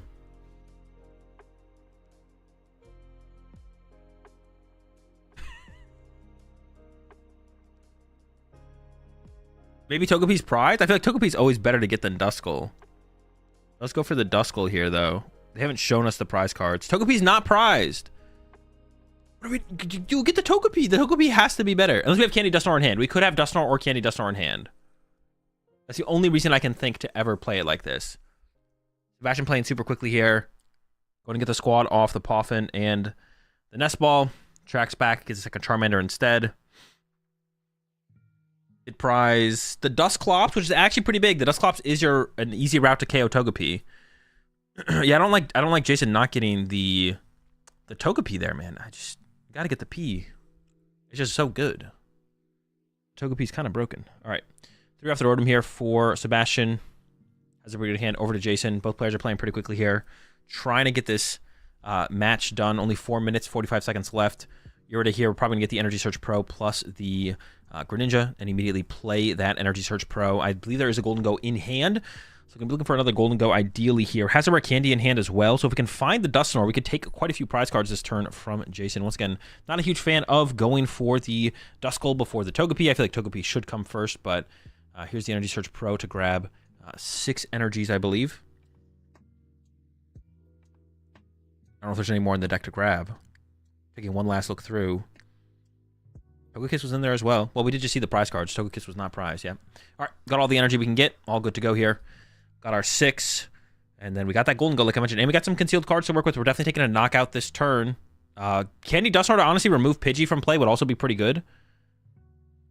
We have 2 Golden Goes in hand. All right, so the hand looking really good here for Jason. Here we go. Concealed cards. What are we looking for? I don't know. Probably an Ultra Ball. Oh, there's a Pokestop. Pokestop's cool. That's chill. Now I think we just hit the Pokestop first here from Jason. We're looking for that Ultra Ball to get Candy Dusknoir. Golden Go coming out first. Here we go. 1, 2. Yeah, I think we always Pokestop first there. We always want to Pokestop first there, I'm pretty sure. Attaches metal to the bench Golden Go. Okay. Can evolve it. We did put that in play last turn. Oh, I think it was wondering if he had attached return yet or not. Once again, I think we should have hit Pokestop first. Still, we should still hit Pokestop first here. Goes into the Golden Go. Okay. Draw 1. And now we should probably still hit the Pokestop. I think just putting the Pokestop in play is just a big deal. Because Sebastian doesn't seem to play a counter stadium. Just having it in play. I guess you don't want to give it to Sebastian, maybe. But I don't think that's correct, to be honest. I think Jason should play more aggressively and actually just put the Pokestop in play there. All right, boss off the prize cards. We see Ultra Ball here from Sebastian. Probably just going to go for that Luminion for the Arven. We have Candy Thing plus Candy Charizard. Pidgeot plus Candy Charizard. And then probably want to find Counter Catcher KO Duskull and take that away from Jason. You definitely want a prize card this turn. You could... I don't even know what else you could do, to be honest. Benches the Duskull. Or Sealstone, Candy, Pidgeot. Quick search. Might just go for the Unfair Stamp, actually, here. We've already played Arven for turn. Is going to go for the Unfair Stamp and play the Super Rod first. Recover the Radzard and the Energy. That seems like it's probably enough value to go ahead and do that right now. Goes for it. Oh, has the Counter Catcher, too. Yeah, Counter Catcher the Duskull. Get rid of that thing. Goes for the Greninja instead. Takes away the draw power. Okay, I don't hate that. I don't hate that. I'm actually not sure which one is better, to be honest, but it seems fine. Oh, no. We definitely should go after the Duskull. Because now Jason could candy out the Dusknoir and then not pop it. And then Sebastian can't get a prize card off of his Dusknoir. Okay, I take it back. Wait, no, does that matter? No, that doesn't matter, actually. Never mind. I take it back. Wait. No, that doesn't matter. Never mind. This is fine. 4, 5. We still have the 4 Sealstone to work with. No Charizard piece. Oh, no. That's not good here for Sebastian. We have 4 Sealstone. But it's going to have to be a run to Charmander and pass, I believe. There's a quick count of the discard pile. Nothing really to check there, though. Future Charmander. I guess not putting the Pokestop in play. Looks like it worked out here for Jason, to be honest. And then there's a draw 3 off the Rotom. Okay, over to Jason. Can we get into the active and actually get a knockout this turn? That's the question. A decent amount of energy in the discard pile will probably just a superior way. We also have the Golden Go draw to work with as well. Concealed cards. The Greninja did live, so we have concealed cards as well to work with. Jason running some numbers right now. What are we cooking? As a Cypher Maniac in the hand. I mean, this should be pretty straightforward. I think you just get Vessel plus... If there's is there energy in the deck actually for the Vessel? Looks for a Superior. I feel like Superior Vessel here. And then you Golden Go for 1 into the Vessel. I mean, we just gotta get cooking. Whatever we go for here, just gotta cook. Candy? Okay, I don't hate that either. Just gotta get some stuff.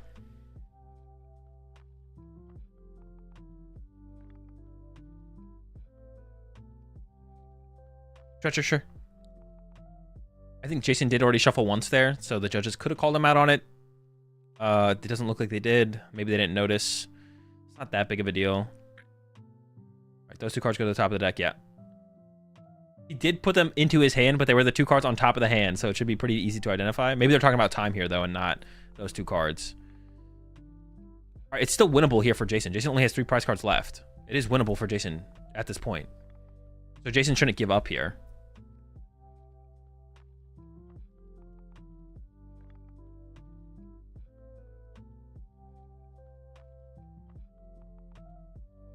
Attach retreat or attach concealed cards? Sure. And then stretcher for 1 retreat, and then golden go for 2, and then golden go for 1.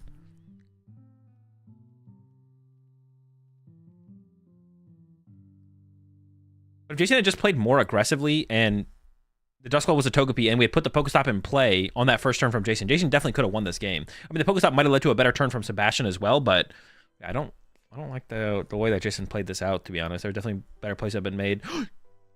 You only draw, dude. Oh my. Oh, it's a mess, man. It's a mess. I mean, I was gonna say I understand Jason not making the best. Like, I understand that, like, when you're at the end of games like this with not that much time left, making mistakes is like I'm not like, it's like not a huge shock when people make mistakes, because like you are like rushed, right? You're being rushed.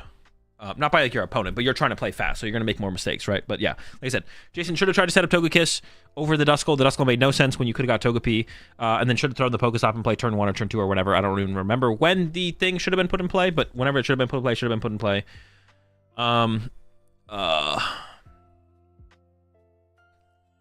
Should have been put in play, and then if we got like Togekiss turn 2, we could have got Togekiss turn 2 if we had put Pokestop in play and hit the Pokestop. Because I think we had a candy in hand, so all we needed was like to mill the Togekiss with a stretcher maybe, or get the Ultra Ball, whatever. Definitely possible.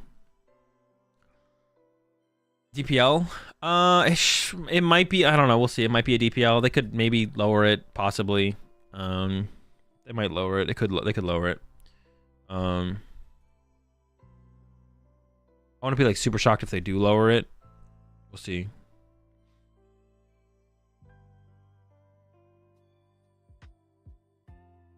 This is a DPL. What happens with Briar? Briar's if they have prize cards remaining, not like less prize cards. It's about prize cards remaining. So Jason still has 5 prize cards remaining. Also, it doesn't matter because Sebastian would be the one like drawing prize cards or whatever. Yeah, you don't like physically draw the prize cards. Doesn't have to be a DPL. Yeah, I don't think it does. I don't think it has to be a DPL. It might be a DPL though. We'll see. All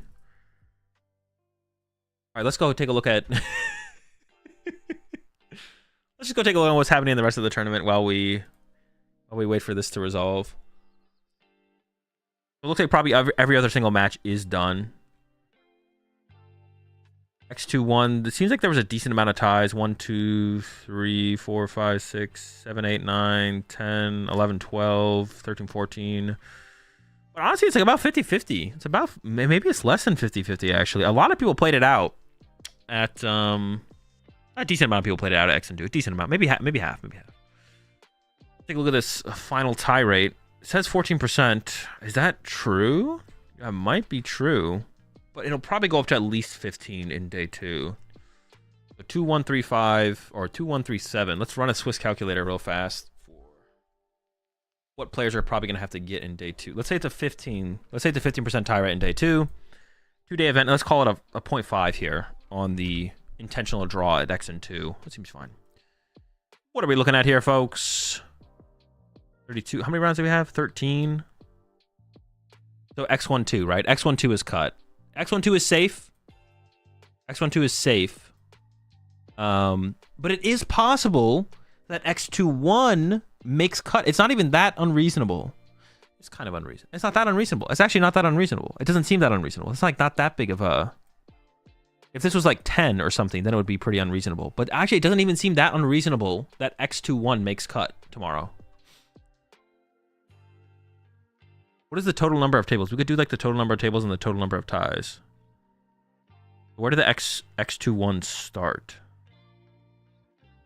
Right here, right? And they ID'd. So it's 1, 2, 3, 4, 5, 6, 7, 8, 9, 10, 11, 12, 13, 14, 15, 16, 17, 18, 19, 20, 21, 22, 23, 24, 25, 26, 27, 28, 29, 30. 30. That's it, right? 30. And then how many ID'd? 1, 2, 3, 4, 5, 6, 7, 8, 9, 10, 11, 12, 13, 14. So it was about 50%. Yeah, 50% tied in the last round on the ID round, in the ID bracket.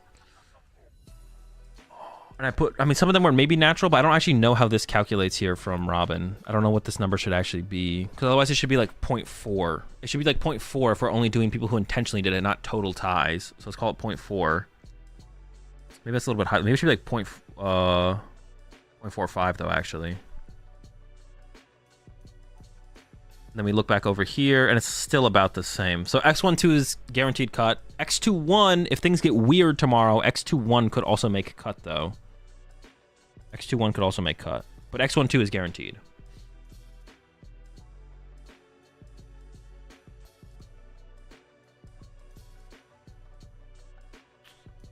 We'll have to see how day 2 plays out though. Wait, did I up the tie rate? Hold up. What did I put this at? 15. Yeah, I did up it. We should probably up it there too. Is there ever a chance more than 16 players make asymmetrical cut? Yes. Up to 32. It is possible, and it's caps at 32 though. It is possible, but it caps at 32. If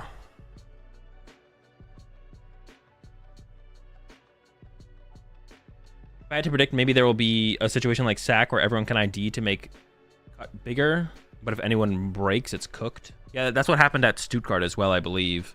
Is people could have ID'd, or people could have played it out to 28 points, but instead a bunch of people ID'd to 26 points or something like that. So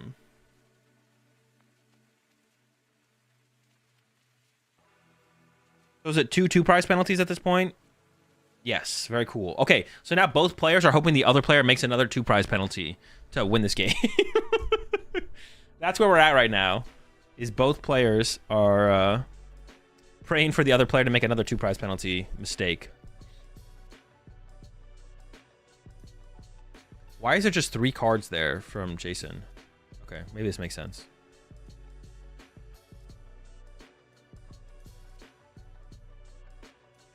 This is a lit new format where if you're low on time, it's just first to 4. We should be able to just opt into this. I mean, you theoretically just agree with your opponent before the round starts, right? Or before the game starts.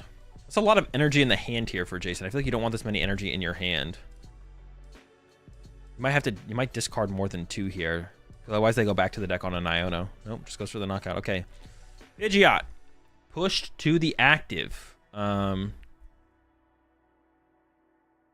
What is the play here for Sebastian?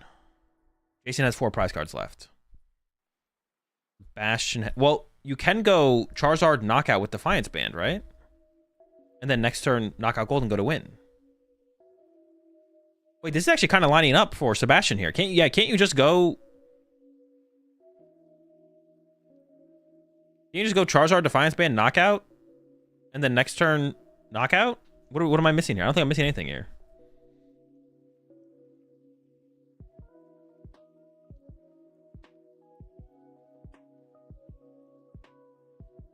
Jason could just KO the Zard. Oh yeah, true. True, Jason. Oh, what if you attacked with Radzard though? What if you went Radzard knockout? Then it would be like Dusknoir plus KO. Oh. Oh wait, what if you went? Could you Dusknoir the Duskull plus Radzard the active?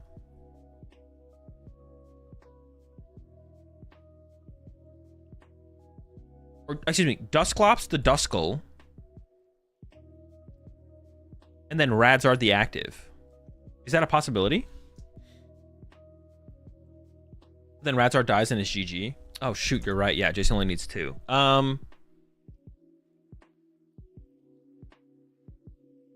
Okay, what if you Radzard the Duskull? Okay, is that the play, to Radzard Duskull? Is that how we minimize the outs here? Is Radzard the Duskull? It looks like Sebastian is just gonna go for Radzard the active here though, which is also just like a reasonable play if you can't get like the full wombo combo.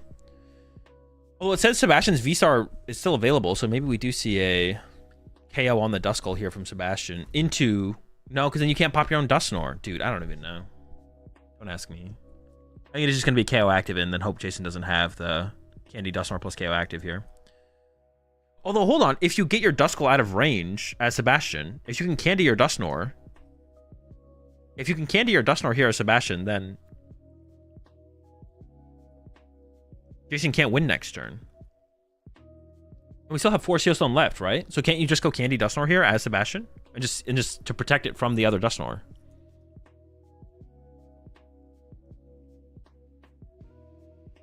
You still boss KO Lum? Yeah, of course, but you just want to take away as many options as possible, right?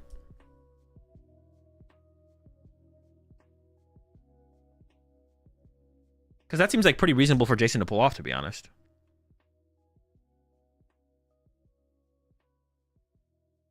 All right, yeah, I think Sebastian sees that, is going to go for that here.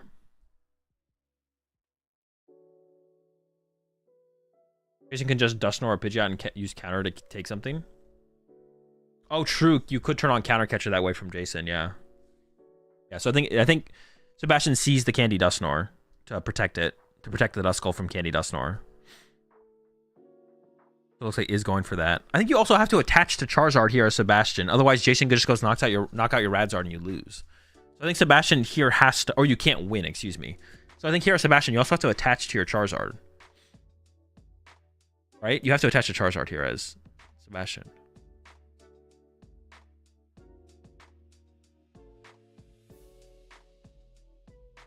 Just not going to do it. Okay, not going to do it. Okay, there's a knockout. There's a push here from Jason. So Jason can win this turn with Pop Dusknoir counter catcher. Let's see what the hand is. There's Candy. And there's Cypher Maniac in hand. So I think Jason has it here. Oh, counter catcher's prized. Oh no, wait, we have boss in hand though. We just drew boss off the prize cards, right? Oh no, when did that boss? Where is that boss? Who is that boss?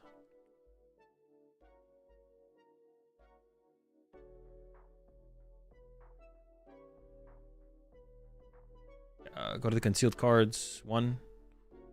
Night Stretcher.